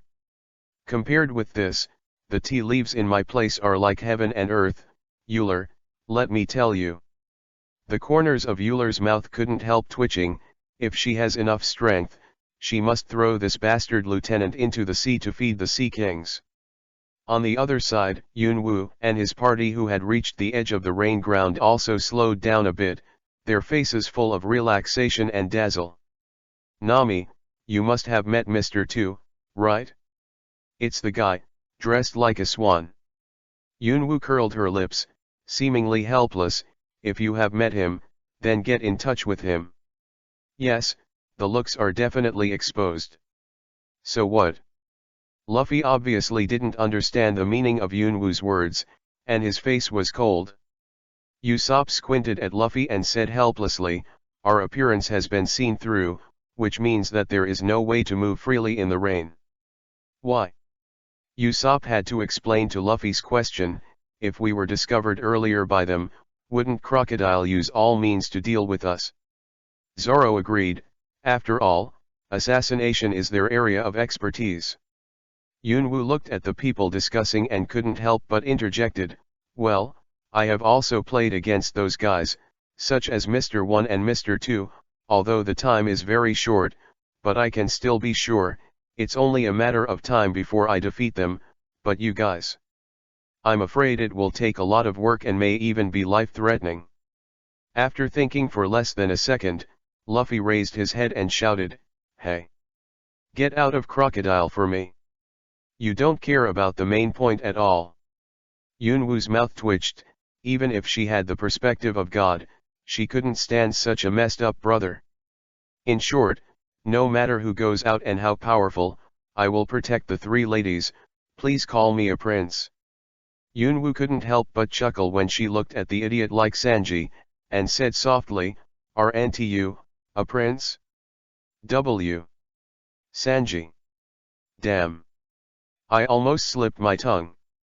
Yunwu covered her mouth with a slap, with black lines all over her face, but fortunately, Sanji just thought that he called him a prince, and now he is so excited. Yunwu, do you still have water polo? Usopp seemed to be seriously dehydrated, his skin was a little dry, and Yunwu couldn't help but started to complain secretly. Well, no more. Yunwu smiled, ignoring Usopp's tragic condition and continued to hurry on the road silently. This was the case with Yunwu along the way. Except for the occasional interjection that he couldn't help but he would only reply a sentence or two when others called him. At this time, everyone had reached the rainy ground, and Luffy and Usopp couldn't help but shouted and rushed out. Yunwu scratched her face and murmured, I seem to remember, who is here? Who is that? I remember it seems to be the same person? Forget it, it's probably an unimportant person. After all, Yunwu didn't bother to think about it, and quickly accelerated his pace and followed Luffy into a store, but unfortunately, and saw four people staring at each other. Smog. Dashki. What the hell? It's the two of them. Yunwu's face changed suddenly, but she took out a camera phone bug and aimed it at the four of them. As expected, Luffy and Usopp said the water was given to Smog and Dashki without hesitation. Although, this scene is a bit embarrassing, but well, it is the most important thing for Yunwu to photograph this scene. Run! Luffy shouted loudly, grabbed the bucket with Usopp and fled, with a large number of naval soldiers behind him. Forget it, I'm not going to interfere for the time being. Yunwu sighed, and hid his body in the dark, followed Saran secretly, and hid on the roof of a nearby house, until he met Daisuke and started to run away. Then he landed next to him and joked, what about Zoro, she looks a lot like Gina, doesn't she? Zoro almost fell down with a choking, and shouted to Yunwu, why are you here, and why do you know Gina? Secrets. Yunwu stuck out her tongue mischievously, and jumped to hide again, ignoring the terrifying Saran with a dark face. What the hell does this woman know? Ah, go in. Yunwu speechlessly looked at Luffy and the others who were forced into the rain banquet by Smog, and felt depressed for a while. Why do I have to stay here for so long? In other words, I should just leave after visiting relatives. Why should I follow them? But the rants returned to rants. Yunwu still covered her face with a cloak and followed in, and then. This trap is so obvious, why did you fall for it? Yunwu looked at this bottomless hole, the corners of her mouth couldn't help twitching. After a moment of hesitation, she jumped down. Right below, Smog pressed his 10 hands against Luffy's chest and said indifferently, the front of this 10 hands is loaded with a rare ore called Halustone, which seems to be an incredible stone that exists in a certain sea area, although it is still a ore full of mysteries, but this thing can emit the same energy as the sea, and it can be understood as a solidified object of the sea. Is that why Luffy becomes weak? Zoro bent down, held the handle of the knife in his hand, and was ready to attack at any time. The prison fences in the Navy headquarters are made of this thing. in order to prevent the perpetrators of devil fruit powers from escaping. So is this fence made of the same material? Nami asked with a hint of doubt. Yes, crocodile is really a big hand. Who is it? Smog was startled, and his 10 hands pointed directly in the direction of the voice, but he was stunned. Major Yunwoo. Yunwoo nodded to Smog, then jumped off the railing, looked at the chair outside with its back facing them, and said, Crocodile, where did you get so many seat towers? I think, even if you are Shichibukai, it shouldn't be easy to get so many seat towers. Is it from Doflamingo's underground black market? Crocodile's face changed, but he recovered quickly, turning his chair around and sneering at everyone in the cage. I really didn't expect that, Major Yunwoo, you would take the initiative to jump out of the net. Everyone was stunned when they heard that Yunwoo was jumping down on their own initiative, but there was no time to inquire about the current situation. Has a face that's even more disgusting than I thought. Chapter 24 Shot. Crocodile looked at Smoker with a mocking and disdainful smile and said, the same wild dog as rumored, Lord Smoker, it seems that you didn't take me as your own a long time ago, but yes, you by the way. Smoker, let you die unexpectedly, you have tried your best to fight a little pirate like the Straw Hat, and I will report it to the government. Although I don't know why you came to this country, it was your decision anyway, right? The government couldn't have sent you here, because they trust me as Kaiwohei. Hey, don't forget me. Yunwoo coldly shouted in annoyance, she has no sense of existence, these two chats actually forgot me. Crocodile looked at Yunwoo and said with a smile, if you don't speak, I will forget you, Major Yunwoo. I really forgot about my father. Yunwoo was furious, grabbed Smog's 10 hands and stabbed it out through the gap in the fence. Crocodile was not in a hurry to dodge, so he had to carry it down abruptly, and suddenly his figure suddenly retreated 5 or 6 meters before stopping. Down. Tisk, what a pity. Yunwoo casually threw his 10 hands to Smog, then sat on the ground, leaning against the fence and closing his eyes. You bastard. Crocodile covered his waist, his face was terrifyingly black, but he forced the anger down and returned to his chair. Yunwoo closed his eyes and smiled slightly, his eyes narrowed, and then his body slowly dissipated. After a few seconds, he disappeared into the fence. Luffy and the others didn't notice anything at all, only Zoro. He glanced thoughtfully at the place where Yunwoo disappeared, and then fell back asleep. Somewhere in the shadow of Yu Yan, a human-shaped shadow suddenly appeared, and the shadow slowly changed into substance, and finally turned into Yunwoo's body. Is it about to start? Then I'll avoid it for the time being, this is their stage. After Yunwoo came out of the fence using the props, she put on makeup in the shadows, and put on a white veil just in case. The navy cape was also changed, and she put on a set of alabasta common clothing. That's all right. Yunwoo walked out of the shadows, her brows suddenly wrinkled. Just after Luffy and Smog made a fuss, the number of guards in the rain banquet increased by at least 2 or 3 times, but it was not in the way. Yunwoo walked to the front desk and exchanged hundreds of thousands of Bailey's chips at random. She found a gambling table and sat next to it with some interest, and threw a few coins where the word small was written. Chian Bailey's chips, luck is good, luckily 1-1, and more than 10,000 Baileys are in hand.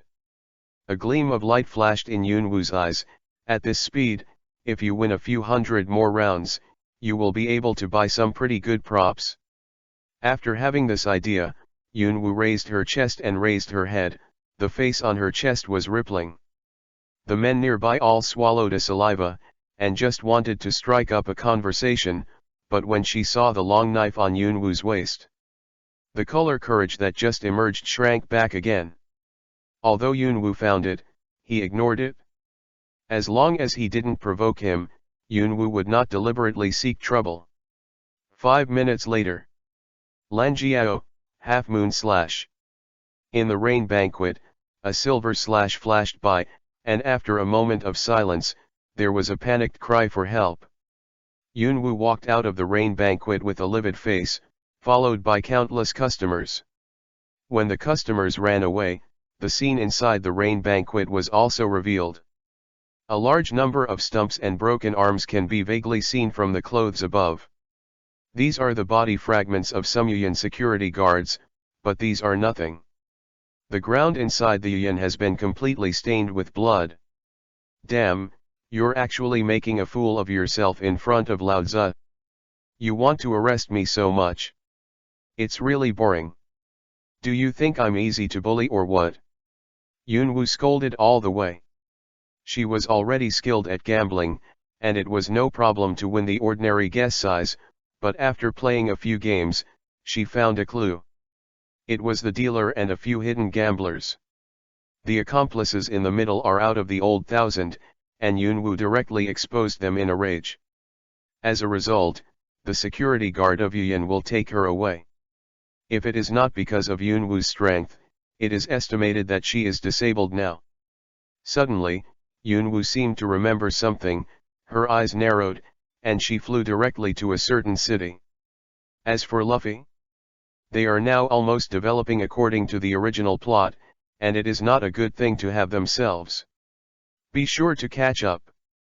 After dozens of minutes, Yunwoo stopped at the edge of Narohara, and not far from the coast, a huge ship rushed straight to the shore. Fortunately, catch up. Yunwoo's eyes tightened, even if she had already arrived, but Feng Qili's performance. I'm afraid it's almost over. Yunwoo took off her turban, waved her little hand, and draped a white navy cloak on her body. The word justice was particularly conspicuous, and the cloak floated in the air automatically without wind. Since I'm here, how could you still be allowed to do things in this country? Shave. A phantom was left behind Yunwoo. The next time it appeared, it was already 100 meters away, and then disappeared again. When it appeared for the last time, Yunwoo had already arrived at the place where the ship must pass. A huge ship is rushing in, run away. Why didn't the ship stop? The residents screamed in horror and fled wildly into the distance. Only Yunwoo walked slowly in the crowd, walking in the opposite direction of the crowd. Sea, Navy. At this time, many people found Yunwoo, and they couldn't help but be surprised, and a trace of hope rose in their hearts, but this trace of hope was also extinguished by themselves in an instant. Run, even if you are a navy, this situation is not something you can solve. An old man said to Yunwoo worriedly.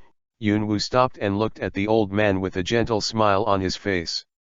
Uncle, run away first, the navy can't give up civilians at this time. You. The old man was stunned for a moment, with tears in his eyes.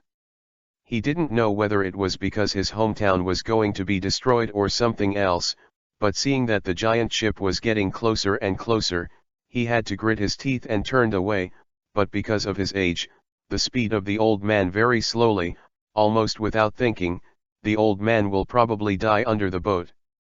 Looking at the size of this ship, Yunwoo's face showed a rare dignified expression. Just trying to solve the trouble of this ship is no small matter, let alone Mr. Wonda's and Mr. Fingers are also nearby. Although you can defeat them, once you are entangled by them, your actions will be delayed. It doesn't matter, it can only be like this. Yunwoo took out an elixir from the system backpack and stuffed it into her mouth. Suddenly, power poured into her limbs. In Yunwoo's eyes, a 30-minute countdown appeared in the lower right corner of the screen.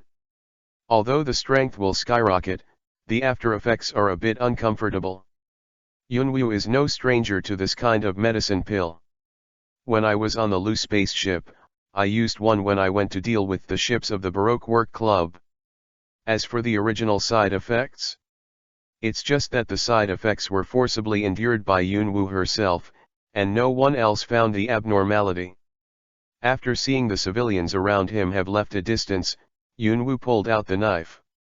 Seeing that the boat was less than 30 meters away from him, Yunwoo moved. Nothing, turning everything in the world into nothingness, a knife flow, no existence. A black sword light was cut out, and the black sword light was like a void, blocking the sunlight, blocking all the light of this piece of heaven and earth, turning it into darkness. What is this? It's that navy. Can it really be said that she can stop this ship? Of course, Yunwu did not live up to their expectations. After the black sword light flashed past the ship, it finally landed on the sea. Suddenly, a huge gap dozens of meters deep appeared in the sea. After more than 10 seconds, the gap is filled. After the black sword light slashed, the giant ship slid forward for more than 10 meters before it stopped. Then, countless cracks appeared on the body of the ship. The next second, the whole ship exploded and turned into nothingness.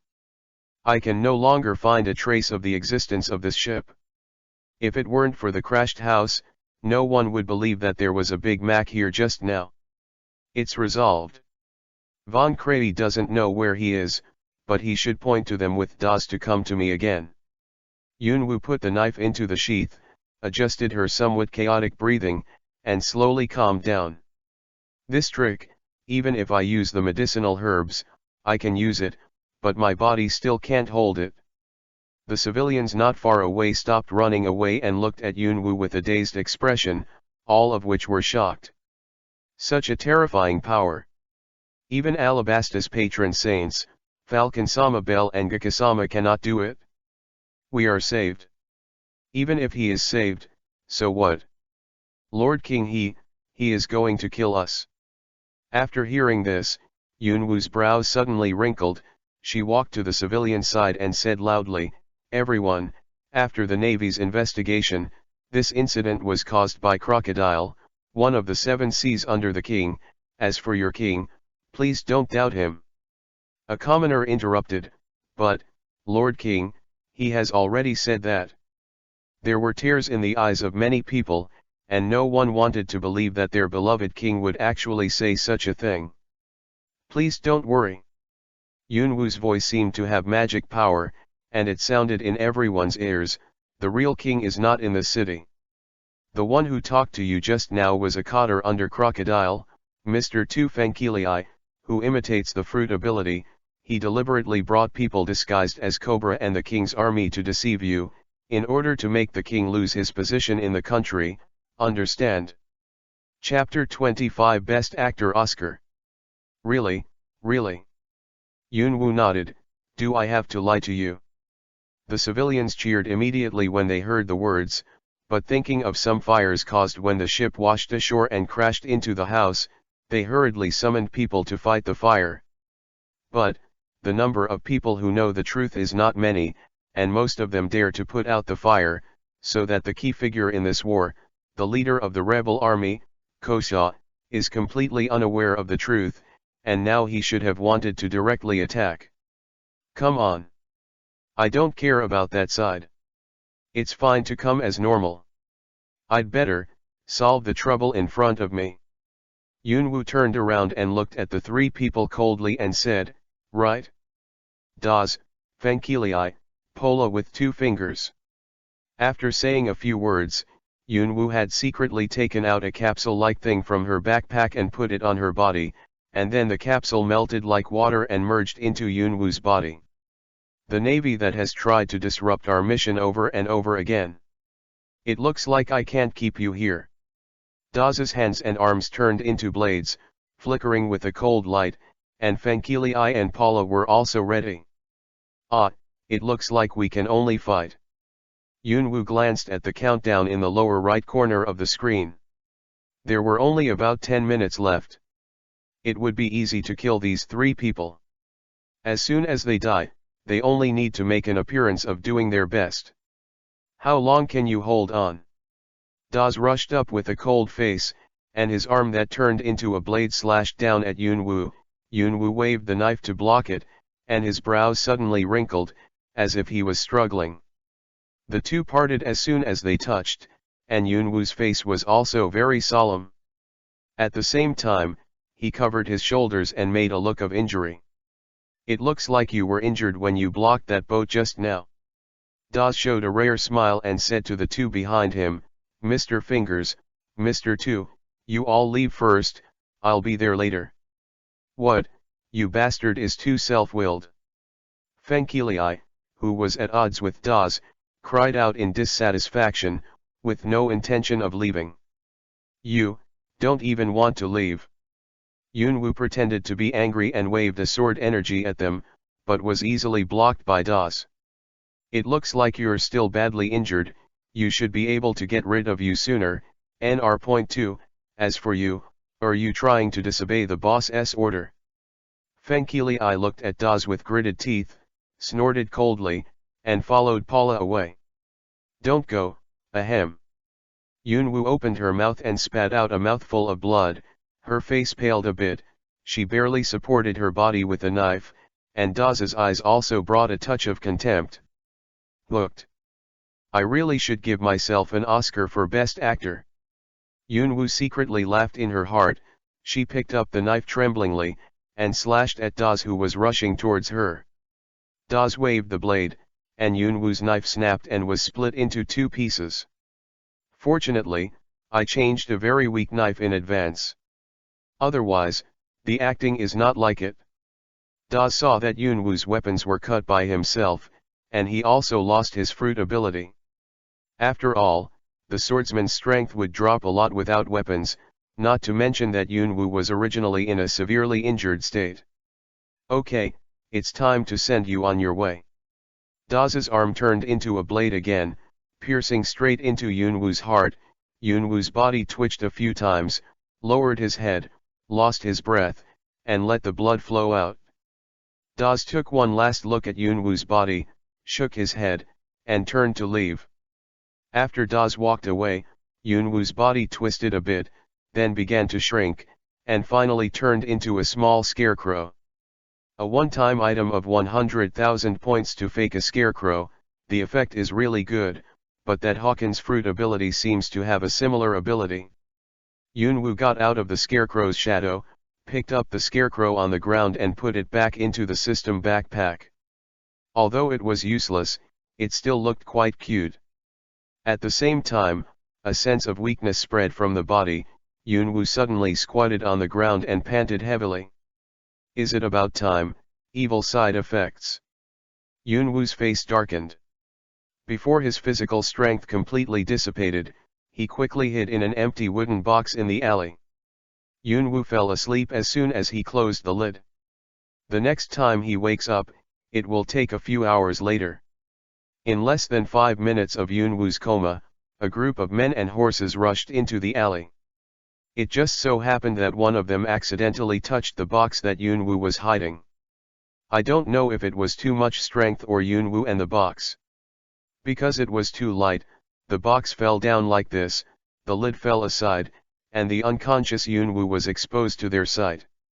One of the leading men was stunned for a moment, turned over and dismounted to look at Yunwoo, and immediately frowned. How can there be a navy here? It seems that he has suffered serious injuries. A burly man with a hood next to him asked someone to bring a stretcher to lift Yunwoo up, and then he said to the leading man, "Captain, this navy might know what happened here." The man called the captain hesitated for a while, and called the doctor who was at the end of the line to give Yunwoo emergency treatment. Although the doctor couldn't understand it, Yunwoo had multiple injuries on his body, and the position of his heart on his chest was also very different. The blood spilled, and the whole person was extremely weak, but it seemed, this Navy woman had nothing serious but fell into a coma. After another 10 minutes, Yunwoo woke up leisurely, looking at the large group of men around him and shivered in fright. Fuck. Who are you? The captain twitched the corners of his mouth and said helplessly, "We are a team of the rebel army. When we were looking for the giant ship just now, we happened to meet you who was in a coma. We treated you well. Were you also attacked by the king's army? Is that so?" Yunwoo breathed a sigh of relief. She did not answer the following questions, but she let go of her hanging heart. She still trusted the characters of these rebel members. By the way, the rebels, have they launched a general attack on Albina? Captain nodded, with a trace of hatred in his eyes. This country is completely rotten. We came here this time to find the ship that washed ashore. Speaking of this, the captain said with some doubts, it's just that such a big ship can't be found no matter how you look for it, or, it seems that it doesn't exist at all. It's really strange. That ship? Yunwu was stunned for a moment, thinking of the giant ship that he had just chopped into nothingness, and grinned. That ship has been completely destroyed by me. I think the arms on it should be gone. You don't have to waste your time. Found? What? The captain was shocked. Yunwu said that she destroyed the giant ship. He didn't believe it, but the giant ship really disappeared. The civilians encountered along the way also said that a naval general rescued them and gave the ship to Jean disappeared, but even so, he still didn't believe it was Yunwu's hand, but he did believe that the ship's weapons were gone. Well, it's normal for you not to believe me. After all, you don't think I have that kind of strength, do you? No, that's not what I meant. The captain looked at Yunwu's face, a blush rose on his cheeks, and he wanted to explain something in a panic. Yunwu chuckled lightly, and felt that the team leader of the rebel army seemed a little funny. After feeling his physical condition, although the side effects did not disappear, he also recovered 30% to 40% of his strength. Although he couldn't fight, it was enough to escape. By the way, do you know the truth about this country? After all, Yunwu couldn't help but ask. There were more than a few thousand people who heard her talk before. If these thousands of people were telling each other, no matter what they said, it could be passed on to Kaosha, the leader of the rebel army. The truth? You're an outsider, maybe you don't know it yet. The captain said with undisguised anger on his face. The king of this country, Cobra, used dancing powder that the world government has banned from using in order to make himself drinkable. At first, everyone still trusted the king, but he actually wants to kill all the people who know about it. The information has not been passed on. Yunwu nodded solemnly, but did not tell them the truth of the incident. After finding a reason to join the army, she said goodbye to them. Fierce and angry. Das Fingers. Von Klee. Prepare to lead to death. Yunwu strode through the street full of corpses. These corpses had wounds left by slashing and two-fingered Fenkilii. It was very obvious who the murderer was. Blood stained the streets red, and thousands of people escaped with less than 3 figures. Frenzied. Yunwu clenched the handle of the knife tightly, bit her lower lip, and hurried to Albina. She's had enough, she's made her choice.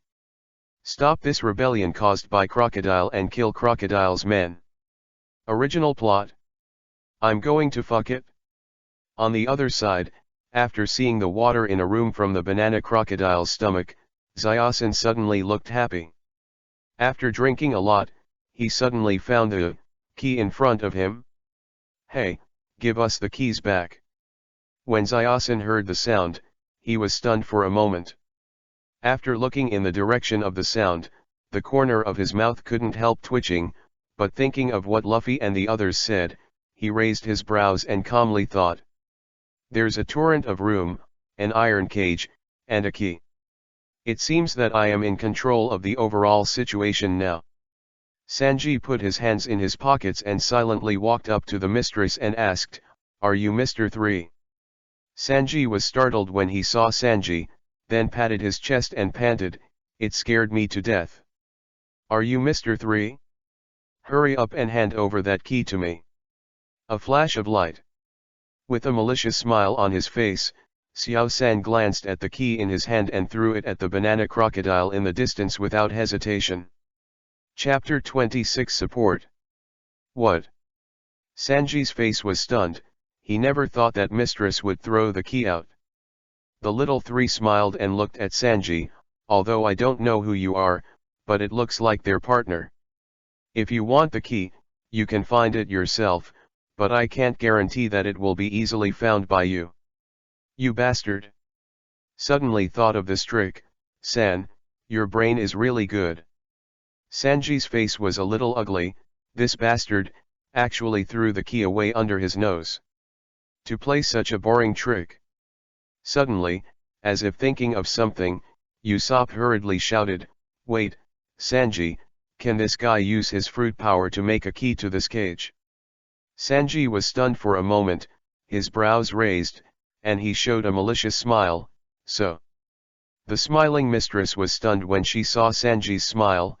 The smile on her face disappeared instantly, a few drops of cold sweat fell on her forehead, and an ominous premonition welled up from the bottom of her heart. "Sarah, let's have a good chat. Sanji seems to be a bad person." Just when he was about to use his fruit ability to make a wall to block Sanji's foot had already stepped on his face. Boom! Xiao-san flew out immediately, and at the same time also realized that he is not this girl's opponent at all. But since hard is not enough, then come soft. Wait a minute. Do you know who my boss is? Say it and scare you to death. Xiao-san sneered with disdain. He already knew Yunwu's background and strength, so he didn't think that the Straw Hat Group were Yunwu's opponent. What's more, the other party is a pirate. Even if Yunwu doesn't do anything, there are countless navies to deal with them. Your boss. Sanji's expression became more and more strange. Isn't that Crocodile? No, no, no. Crocodile is nothing at all. Xiaosan's words made everyone stunned. His boss. Who else could it be if it wasn't Crocodile? My boss. Don't be scared to cry when you say it, Xiao-san said with a cheap smile, but Sanji's solace made him calm down again. My boss, her grandfather is a vice admiral. She is also a major. She is very powerful. Let me tell you the truth, she is the major of the Navy headquarters, Yunwu. How about it, be afraid? Oh ho ho ho, I'm afraid, just let me go. Sanji blinked, and threw the mistress to the ground. What, it turns out to be my own. Oh ho ho ho, how are you, afraid, what? My own person? This time, it was Xiao-san's turn to be stunned. He didn't remember what Yunwu said about the Straw Hat Pirates. Sanji pointed at Luffy and said, that idiot with the straw hat is our captain, and at the same time, he is also the younger brother of Miss Yunmao. Xiao-san was silent, and his heart was constantly sitting and comparing between revenge and reaching the peak of life. Soon, his eyes narrowed, and a flash of determination flashed in his eyes. Man! If you carry hatred that can't be washed away, what's the point of living? What kind of face do you still have to live in the world? After having this idea, a mass of white wax appeared on Xiaosan's hand, and then, turned into a key. Where is the face where the peak of life is important? I don't want this face anymore. After Xiaosan opened the lock of the fence, he slapped himself fiercely in front of everyone's eyes, which made everyone inexplicable. Let's go, we're running out of time. Sanji Shun said to Nami after finishing off a banana crocodile. Well, the way they originally planned to go must be in the direction of Albina.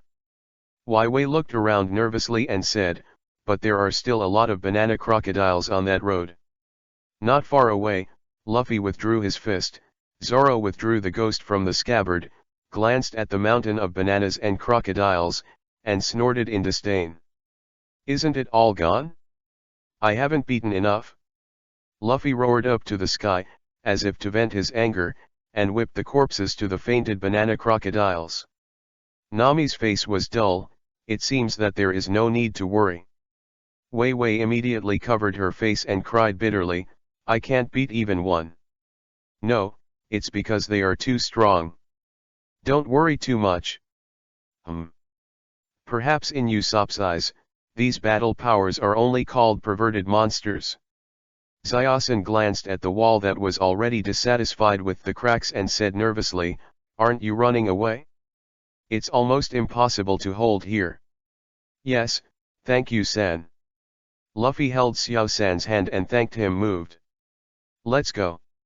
Little San was about to leave with Luffy and the others, but suddenly remembered what Yunwoo had ordered. He gritted his teeth and said to Luffy, "Please, beat me, severely hurt me, I need to stay here. Here, otherwise." Yunwoo said that if I don't do this, it will change the future. Change the future? Sauron's face was solemn. After hesitating for a moment, perhaps because of his trust in Yunwoo, he directly took a knife and slashed Xiao San's body a few times. The wound looked ferocious but not fatal. Luffy and Sanji also hesitated for a while, and also carried out a brutal beating on the mistress. There is no way, after all, it was a serious injury requested by others. As for the later, since they said that it is not in the way, of course these outsiders don't need to care. After everything was ready, Luffy and his party escaped directly with Smog, while Xiaosan was in a coma here. As for why Yunwoo did this. Because Yunwoo at that time had the intention of respecting the original plot, so. Little San, thank you for your hard work. After that, it was similar to the original plot. Luffy stayed and challenged Crocodile. However, neither Luffy nor Crocodile noticed that a sand dune not far away bulged slightly, only a gap was exposed, and a pair of bright eyes were looming inside. Let her escape, Princess Wai. Robin chuckled as he looked at Wai who had fled far away. No matter how they escape, the spy agents have already gathered in Albina, go and get in touch. After Crocodile finished his instructions to Robin, he looked at Luffy with a gloomy expression. You've gone too far, Straw Hat Luffy. Luffy sat up, took off his turban and said to himself, that guy, he is obviously weak but he wants to save everyone he sees, and it is precisely because he can't throw away anything that he is in so much pain. And hope that no one will die in this rebellion. As Luffy said that, Robin smiled instead. Funny little guy. Crocodile sneered and asked indifferently, don't die for anyone? You really know how to say that, that innocent piece idiot, that's because she doesn't know what a real fight is. Do you think so too? Luffy didn't hesitate, just nodded in agreement, which surprised Crocodile a little, but that's all. But that guy, as long as you are still with her, he will fight you to the death, that's why I have to deal with you here. He, it's so boring. It seems that you are the hopeless fool. This is a good example. I have seen many people like this because of being too intimate with others. Crocodile disdain with a sneer, it's like, teaching a junior. Then aren't you a fool too? Crack. Crocodile bit the cigar in his mouth, his face extremely gloomy. He. What's so funny, do you want to die too? Nicole. Robin. Robin smiled lightly, if you want, do as you like. After that, Robin turned around and left, and said as he walked, didn't we agree not to call it this name? What a useless woman. Crocodile's face turned gloomy again, he took out an hourglass from his arms and threw it at Luffy's feet. I'll give you 3 minutes, if it's more than that, I won't have the patience to play with you anymore. Any opinions? No, that's it? Luffy moved his joints, and suddenly there was a burst of noise, and then his arm suddenly hit Crocodile. Rubber pistol. Crocodile dodged, his body turned into a piece of flying sand, and then condensed in front of Luffy.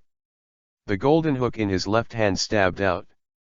Luffy quickly bent over to dodge, and kicked out at Crocodile, but he pierced directly past Crocodile's deserted body. Rubber machine gun. Luffy kept throwing his fists, but they were all useless. Although they all hit Crocodile, they all passed through his deserted figure. If you don't have armed domineering or sea tower weapons, you want to win the natural system? The devil fruit abilities. Tough. Listen to Straw Hat Luffy, you can't win this useless attack no matter how long you last. With a mocking sneer on Crocodile's face, Luffy was instantly angered, and he fired a rubber rocket launcher. The effect was naturally the same as before, except, the man who had been hiding next to him shot. The body was strong, and the whole body was tightly wrapped, so that even men and women could not tell the difference. More importantly, the long sword in the opponent's hand with a layer of light blue light made Crocodile feel a sense of crisis. "Who are you?" The man didn't answer, he just stabbed with the sword, pointing directly at Crocodile's heart. Crocodile snorted disdainfully, but at the moment when his body was deserted, the tip of the sword had pierced into Crocodile's flesh. "It can actually stab me, is it a seafloor stone weapon?" "That's it? But do you think you can beat me just like this?" "Naive." Blue veins appeared on Crocodile's face, and his right hand was raised high and slashed in the direction of the man. "Desert sword." Visitor was startled and hurriedly dodged away, but Crocodile was stunned for a moment. "What you just used, is the shave in the Navy's 6th style. It looks like you are a Navy." The corner of the person's mouth hidden behind the turban couldn't help twitching, knowing that she wouldn't need any Navy 6. Chapter 27 War. "Who are you?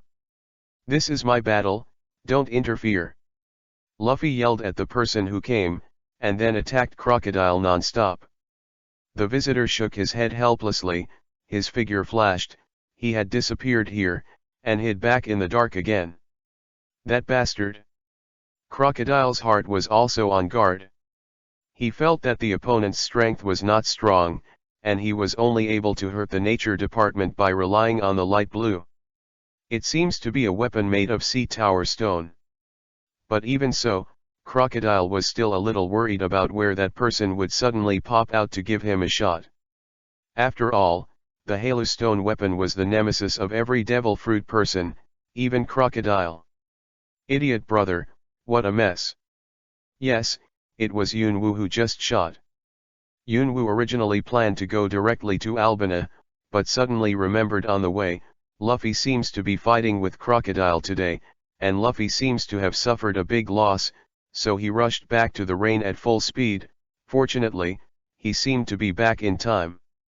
But even so, Yunwu doesn't plan to interfere in Luffy's battle, unless Luffy is threatened with his life. After that, just like in the original play, Crocodile released a sandstorm in the direction of Yuba, and Luffy was also pierced by Crocodile's body, and blood continued to pour out of the wound. "Straw Hat Luffy, if you let go of those boring feelings, you might be able to live a little longer."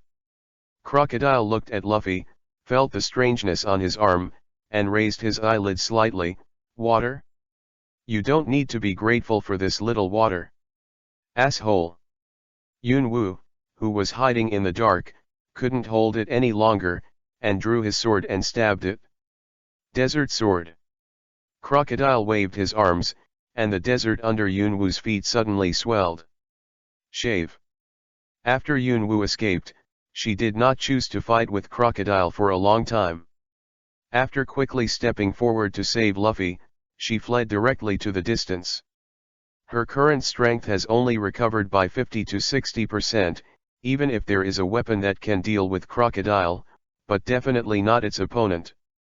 After seeing Yunwu and Luffy leaving, Crocodile just glanced at him lightly. Yunwu saved Luffy within his expectations, but it was later than he thought. "This bastard." Crocodile squinted. The only thing that was unpleasant was that the Navy who rescued the Straw Hat Boy inexplicably. Fortunately, the injury is not fatal.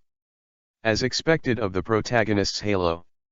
No, as expected of my younger brother. Yunwu put Luffy flat on the ground, according to Luffy's current situation. It won't take long for him to bleed to death. "Thanks, thanks." Luffy struggled and said thanks in a loud voice. Yunwu was stunned for a moment, then smiled helplessly, took off the hood and put it aside. "Luffy, you messed up guy, it's because of this that you always make us brothers and sisters worry." With that said, Yunwu's hand groped in the robe, took out a medicine box and put it aside, and skillfully applied medicine to Luffy to bandage the wound. "Sister? Why are you here?"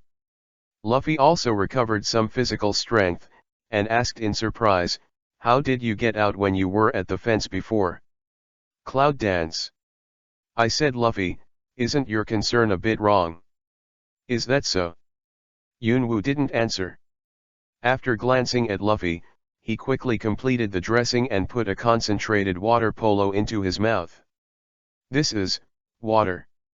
The moment Luffy swallowed the water polo, his severely dehydrated body suddenly recovered, and he shouted on the spot that he wanted to fight Crocodile again. Yunwoo punched Luffy on the head disdainfully. Luffy, you can't even beat Crocodile, how can you beat him? But Luffy looked wronged and wanted to justify something, but Yunwoo was telling the truth again, he really couldn't defeat Crocodile. It's really a pair of siblings who have a very good relationship. Yunwoo raised her head, looked at the direction the voice came from, and said with a smile, Miss Robin, the relationship between our sister and brother has always been so good. Robin, dressed in white, stepped out of the shadows and said a little surprised, it seems that Miss Navy knows me. Nicole Robin, the devil's son who was offered a bounty of 79 million Baileys by the Navy at the age of 8, of course I know you as a Navy. Yunwoo smiled kindly and said, although I know the Navy, or the reason why the world government wants you, but I have one thing like you, I also want to know what happened in that blank 100 years. In a way, we have a common goal, of course, this is just one of my goals. Robin opened his mouth, and a few drops of cold sweat fell on his forehead. He pretended to be calm and said, Miss Navy, do you want to know something from me? Yunwoo shook her head, no, I want to make a deal with you. Yunwoo glanced at Luffy who was confused, and then, took out the halustone handcuffs and handcuffed him directly, slapped him unconscious, and patted the dust on his hands that didn't exist before continuing. I can tell you the location of a part of the historical text. Of course, you have to promise me one thing. The historical text is undoubtedly very attractive to Robin. She has traveled all over the world over the years, in order to find the historical text and know the truth hidden in the blank 100 years, but Robin is not stupid, the historical text is not Chinese cabbage in the market. Yunwoo said that she knew the existence of a part of the historical text. Robin believed it, and the request made by Yunwoo was the key. It might even be a trap set by the Navy. She must mention it. Alert. Don't worry, Robin, this is not what the Navy wants to deal with you at all, it's just what I put forward. My subordinates should all be near the coast and won't come to catch you, but there is a midterm future to catch you. Yunwoo coughed awkwardly and said sternly, my request is very simple, to be my brother's companion, to be Luffy's companion. Following him, you can get everything you want, and as a reward, I can tell you the location of a few historical texts first. Yunwoo paused and shook his head as if feeling speechless to himself. Well, I suddenly forgot, even if there is no such a deal, you will take the initiative to join the Straw Hat Pirates. What do you mean? Robin frowned, even if there was no such transaction, would he take the initiative to join? Why? Yunwoo glanced at Robin with deep eyes and said lightly, I know everything. Well, let's see, there is one in the Royal Tomb Sacrificial Hall in the Royal Tomb of the Kingdom of Alabasta. You should know about this piece. On the empty island, there is a piece on the base of the Golden Bell. Let me tell you this first, my brother. I'll leave it to you, see you later. Yunwoo smiled and hugged her in Robin's inexplicable eyes, then quickly left, and at the same time took away the halustone handcuffs from Luffy's hands. Monkey. D. Yunwoo, people like you with a D in their name, what kind of existence? Robin used his ability to pick up the straw hat that had fallen not far away, and threw it on Luffy, sighing faintly. I found you. A man wearing an Arabian turban, with dark purple four-pointed star makeup on the eye sockets, wearing a white robe with many black quadrangle patterns on the robe and turban, and wearing 2 orange necklaces. He walked slowly to Robin and said angrily, what did you do to Princess Wai Wei? Ah, Belle the Falcon, are you awake already?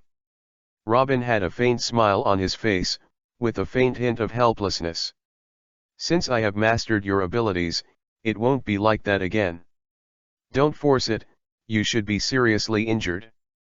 You came just in time, how about taking this child back for treatment? Robin pointed to Luffy at his feet, then turned and walked towards his crocodile car. Belle was stunned for a moment, looking at Luffy in a coma with some doubts, waiting for Robin's next words. He is the brave knight who escorted your noble princess to this country, and the princess is all right. Now she is on her way to Albina, but I don't know what will happen in the future, it will depend on the development of the situation. After Robin finished speaking, he rode away in the crocodile car without looking back and disappeared from Belle's sight.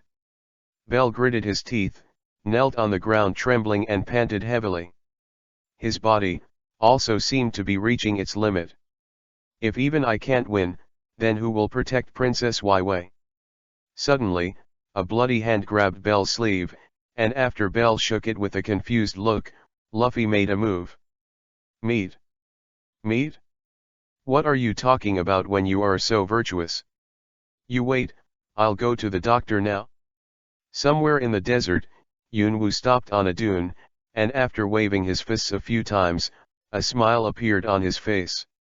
The strength has recovered, and now even if I encounter Crocodile, I can beat him so much that Ivankov, the Shemale king, doesn't recognize him. But then again, Robin's two lumps are so fragrant, so big, and so soft, he. Yunwu wiped the saliva from the corner of her mouth, shook her head, glanced at the already bright sky, and accelerated to Albina again. At this rate, by the time I get to Albina, I'm afraid they've already started fighting. Huh? That's the rebel army. Damn, it turns out that my mother. I have already run so far. Yaha, I remember where Cobra is. Forget it, let it die, anyway, you can't die, I'd better go to the city to defend first. After a while, Yunwu hid in a corner where you could see the southern gate of Albina. Her face was very unnatural, but you could see the emotions in it. Angry, helpless, sad, and a little sorry. I'm obviously capable of stopping this war, sorry. I'm really sorry. Vivi. Everyone. Chapter 28 Zoro's Same Style. On the city wall, the king's army had already started shelling, and countless shells fell on the crowd of the rebel army. Almost in an instant, the rebel army was killed and injured countless times. No one flinched, no one took a step back, everyone was in fear in their hearts, but even so, they still did not step back. The king's army is burdened with its own country, while the rebel army is burdened with freedom, peace, and equality. But no one knows, this is just a war caused by Crocodile, they are all just making useless sacrifices. Crocodile, why? Yunwu sighed, she was a little confused. Wars are very rare on the earth where she was originally, and there are only a few small countries fighting on the whole earth, but here, in the world of One Piece, wars are very common, no matter what the reason, for what purpose, or who caused it. She didn't know what to do, whether to stop it or let the war go on. Maybe she can stop this time, but she can't stop all the wars that will happen in this world. Shit. Yunwu cursed secretly and slapped herself fiercely, leaving a handprint on her face. I have nothing to mess with, I'm just an outsider, I don't belong to this world. I blame that dead perverted golden retriever with double ponytails, if it weren't for him, I would still be staying on Earth. Well, how could it be? Yunwu was silent, her expression was a little struggling, but in the end it turned into a sigh, and then her eyes became firm. Rather than live a lifetime in obscurity, it would be better to fuck him once with vigor. Plot. Yunwu has paid too much attention to this for more than 10 years, and she has been timid in doing many things, so she won't get involved too much, but now, she doesn't care about it anymore. Go and help them first, the war here has already begun, and the current situation, I can't stop it.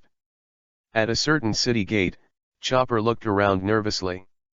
Just now, Mr. Four and Mr. Christmas had disappeared, and Chopper, who had no goal, was also a little flustered. Suddenly, the ground where Chopper was standing suddenly sank to form a hole in the ground. Chopper hurriedly ducked to the side, but the sand under his feet sank like quicksand again. The sound of Christmas comes out. Let me introduce, this is our number 4 thug. Chopper was stunned for a moment, looked blankly at a hole in the ground, and then, a metal bat slowly appeared, followed by Mr. 4's fat body. When Mr. 4 appeared, he was still vaguely carrying, appeared in BGM. Number 4, the thug. Chopper swallowed a mouthful of saliva, a few drops of cold sweat appeared on his forehead. This guy looks difficult to deal with. However, when Mr. 4 was waving his bat majestically, a red leather shoe slapped his face fiercely, leaving a red shoe print. This is what? Mr. 4 said slowly, with a confused look on his face. Idiot, these are shoes, they are shoes. Let me tell you, I bought these shoes when I took the time to buy them in the rain. It's 500 Baileys. Yunwoo leaned against the wall not far away, holding another shoe in her hand, sneering with disdain on her face. Cloud dance! Chopper exclaimed, a smile on his face. Chopper! Yunwoo stopped Chopper and said, wait for Usopp to come over. I won't help you with these two guys, unless you are dying. What's the matter? Kobo suddenly had a bitter face, and stopped depressed. Chopper, you are pirates, of course you have to improve your strength. Isn't this time an opportunity to improve your strength? You know, only fighting can quickly become stronger. Yunwoo rubbed Chopper's furry face and said softly, you don't want to be a burden to Luffy's side, do you? By the way, if you're a gopher, you can consider doing something about the hole, after all. Are the same. I get it. Whack-a-mole. Xiaoba's eyes were firm, and his brows were furrowed, as if he was thinking about what Yunwoo's words meant. Therefore, even Yunwoo had secretly left without knowing. Somewhere in the city, the seriously injured Kalu stumbled with Waiwei, and behind them was Fanfiction who was chasing after them. Karu was injured all over, and ran for a long distance. His physical strength and body could no longer hold on, and he fell directly to the ground. His eyes were wide open, and his face was full of pain. Kalu!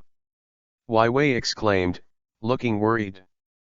At this moment, Fanfiction also jumped up to catch up, and exclaimed disdainfully, didn't I say it's useless? Karu struggled and waved his wings, screaming frantically, obviously wanting to let Waiwei leave. Don't get in my way, be careful, I'll clean up with you too. Crack. Before Fanfiction could finish speaking, a shoe and a duck's foot directly pressed against his face, and a duck slammed into his chest. Fanfiction flew out instantly and fell directly on the ground dozens of meters away. You're doing a good job, Captain Duck, he's really a man, and Yunwoo, you're so handsome in throwing shoes. Sanji walked out of the side alley, first praised Captain Quick Run Duck in a serious manner, then swayed his body, his eyes turned into the shape of love, and circled Yunwoo. Cloud dance. Sanji, remember to accompany me with a pair of shoes, 500, no, 50,000 Bailey is also fine, these shoes are almost worth the price. By the way, don't ask me why I only have one shoe, the other one I will shoot Mr. Point 4 in the face. Okay, Waiwei, you should step back first. Just leave this to me and Sanji, and Waiwei, just focus on the rebellion. Fanfiction also threw it back at this time, and his face changed suddenly after seeing Yunwoo. You are that Navy. How is it possible? That bastard Mr. One said that you are already dead. Yunwoo waved her hand helplessly and said, do you understand suspended animation, turned into a bastard? If you let Crocodile know that I'm still alive, shouldn't you send someone to trouble me? You'll have to fight then, don't you know? You know how tiring fighting is. Wouldn't it be better to save yourself some trouble? Fankili. Don't get in the way, my target is Princess Waiwei, it has nothing to do with you. And the guy in the suit next to you, who are you? Who are you? Let's go, Vivi, Karu, take it away first. Waiwei and the two fast-running ducks she supported saluted, and she didn't know where to get a stretcher to lift Karu away. Waiwei also ran into the city. She even let her escape. The muscles on Fankili's face twitched, and his face was extremely solemn. The moment Yunwu appeared, he knew that he had no chance to catch up with Princess Waiwei. When he fought against Yunwu before, he knew that he was not at all her opponent, but now not only Yunwu, but also a guy whose strength is unknown. This is a bit difficult. When Fankili was in a dilemma, Yunwu patted Sanji on the shoulder and said, Sanji, I'll leave it to you. After all, he's your enemy, so I don't want to interfere. By the way, I'll leave him alone. I'm very jealous of his devil fruit. Nodded with some doubts, then he was suddenly stunned, greedy for Mr. 2's devil fruit? What's the meaning? Just when Sanji wanted to ask Yunwu, he found that Yunwu had left at an unknown time, leaving only, a red leather shoe. Cinderella. Cinderella? Is Yunwu-chan suggesting something to me? Yunwu, who hadn't left yet, happened to hear Sanji talking to himself, and stumbled directly onto the roof, his face ashen. I just don't want to run around with a shoe all the time. What are you thinking about, slutty cook? Is there a story of Cinderella in this world?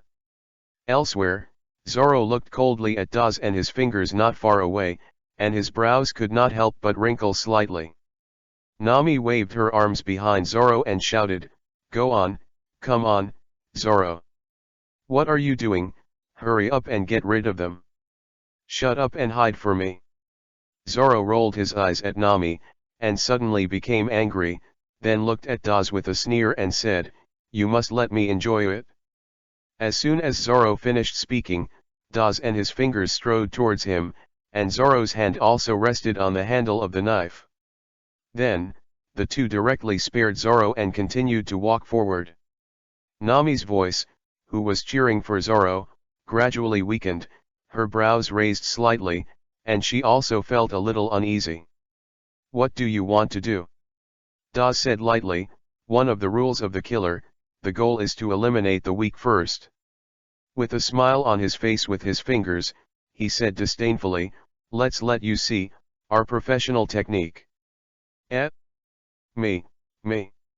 Nami looked left and right, and quickly waved her hand with a hint of embarrassment and fear when she found no one. Wait for me, even if I get rid of me, it doesn't make sense, although my looks and body are top-notch, but I don't have any means, it's out of strategic considerations. So we didn't say it just now, but it's efficient to deal with people like you first. Cold sweat kept pouring out from Nami's forehead, and her body trembled slightly. Nami forced a smile and patted her head, It's amazing, you're right, tell me I'll do the same, don't. Zoro looked at Nami, who turned around and ran away, and said, That's why I told you to shut up and hide. Yunwu, who was hiding in the dark, twitched her mouth and looked at Zoro who was chasing after him and shook her head helplessly. It seems that this is the rhythm of getting lost. Zoro, have you really never eaten the fruit of road madness? 5 minutes later. Yingyu tapped Yunwu's head to teach a lesson. Yunwu. I said long ago that you are the worst host I have ever brought. How dare you say that Zoro ate lychee fruit? You follow so much you can be embarrassed to talk about someone else when you are alone. Chapter 29 Depressed Cloud Dance. Yunwu grabbed Yingyu with a slap, pressed it tightly into her arms and said dissatisfiedly, Yingyu. No matter what I say, I am also the host, is it really good to say that I am? Also, I am not a Luna. Tisk tisk tisk. Yingyu looked at Yunwu with questioning eyes, and Yunwoo suddenly felt a big head. This system really sucks. Ah, that is, see, over there. Yunwoo's eyes suddenly lit up, and she shoved Yingyu back into her system backpack and rushed over. What are you doing, Yunwoo? Quickly release the system. Yingyu kept shouting in Yunwoo's mind, but Yunwoo ignored them all without hesitation. Not far away, Sanji was seriously injured in the last blow of the confrontation between Sanji and Fengkilii, but Fengkilii had no strength to resist. I lost.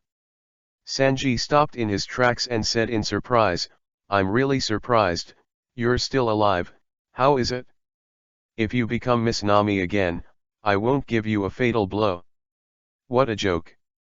Fengkilii smiled bitterly and said, I can't move anymore. What if I dodge? You win, kill me. Anyway, I can't escape the fate of being destroyed by the organization. What are you dawdling at?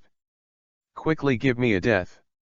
Fengkilii opened his eyes and looked at Sanji, but he couldn't say a word when he reached his lips. He widened his eyes and watched Sanji stretch out his hand in disbelief, his eyes filled with shock. It was a good duel, and there should be no other words to speak of. Fengkilii was stunned for a moment, but finally reached out and held Sanji's hand tightly. This is a true symbol of friendship with an opponent. But I won't cry. At this time, Sanji raised his leg and kicked Fengkilii's head, but a long white and tender leg stretched out from the side, perfectly blocking Sanji's blow. Sanji, I can't let you give him one last shot. Smiled, and then, kicked Fengkilii to the ground, and then a white light that only Yunwoo could see flew out of Fengkilii's body and merged into Yunwoo's body, turning it into experience. Miss Yunwoo, when did you come back? Sanji couldn't help asking while covering his wound with a puzzled face. Well, I was going to follow Zoro just now, but I think I seem to have lost my way. As a result, I accidentally turned around and came back to see you on the way. You just happened to be done.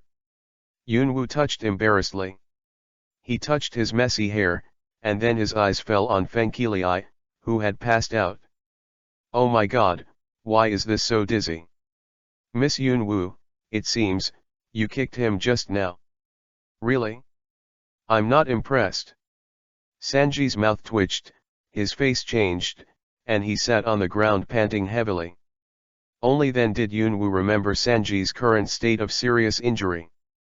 He took out the medical kit from the system backpack and began to bandage the wound for Sanji. He also took off his upper body clothes and shoes. I have to say that Sanji's figure is still very good, especially the muscles on his feet. Muscle? On the feet? Why are there such obvious muscles on hairy feet? And this shape is ABS, right? Is that right? Manually funny. After Yunwoo wrapped him up with a livid face, she put away the medical box and said, Chopper and Usopp should have already dealt with Mr. Four and Mr. Christmas. Sanji, go find them. I think Chopper should need help, just leave this guy Fengkilii to me. Sanji nodded, although Yunwoo gave him emergency treatment, and now there is no serious problem, but the injuries on the bones still have to be handed over to Chopper. Miss Yunwoo, be careful, there may be people from the Baroque Working Club nearby. Yunwoo waved to Sanji. The top-ranked members of these Baroque work clubs are not his opponents. As long as Crocodile is not there in person, there is no pressure on him at all. After seeing Sanji leave, Yunwoo skillfully took out a contract identical to the one given to Xiao-san, and he grabbed Fengkilii's hand and signed his name on it, and also pressed a handprint by the way.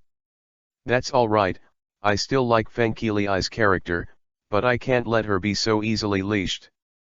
Yunwoo smiled, and after dealing with the wound on Fengkilii's body, he hesitated for a moment, and then took out a tube of blood from his body before leaving. As for whether he will die of ischemia, Yunwoo believes that Oda-sama will not allow this to happen. Say, where is Zoro?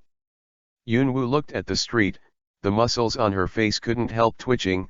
That guy, Won't be lost. Yang Yu's disdainful voice resounded in Yun Wu's mind. You are the one who got lost, host Lucci. Huh? How could the old lady be Lucci? Why not? When you first became Lucci, you imitated Zoro's three-sword style 10 years ago, haven't you been Lucci since then? And you are the only one who can get lost in the Navy headquarters. Get one. Yun Wu was stunned and turned her head to the side. What the hell, Yang Yu, open the map and let me see where Zoro is. Yang Yu snorted coldly, and placed the translucent Albina map in front of Yun Wu. Yun Wu took a closer look and confirmed Sauron's position, and then she ran over directly. Hey, host. You ran the other way. That's right over there. Huh? Oh. Wrong, right. This is so. Why would I have a host like you? This guy is free, does anyone want it? Hey, no matter what, I'm also the host, don't want me. Just as Yun Wu and Yang Yu were arguing with each other, there was a faint sound of swords clashing in front of them. This is the war zone? Tisk, why did I come here? After hesitating for a moment, Yun Wu still hid in a corner of the battle zone and looked around. Suddenly, Yun Wu's eyes stopped on a man who looked very young, with a slight smile on his face. That guy, is it called Kosha? Is it the leader of the rebel army? Yun Wu picked up the speed, and in a few seconds, he was by Kosha's side. Who is it?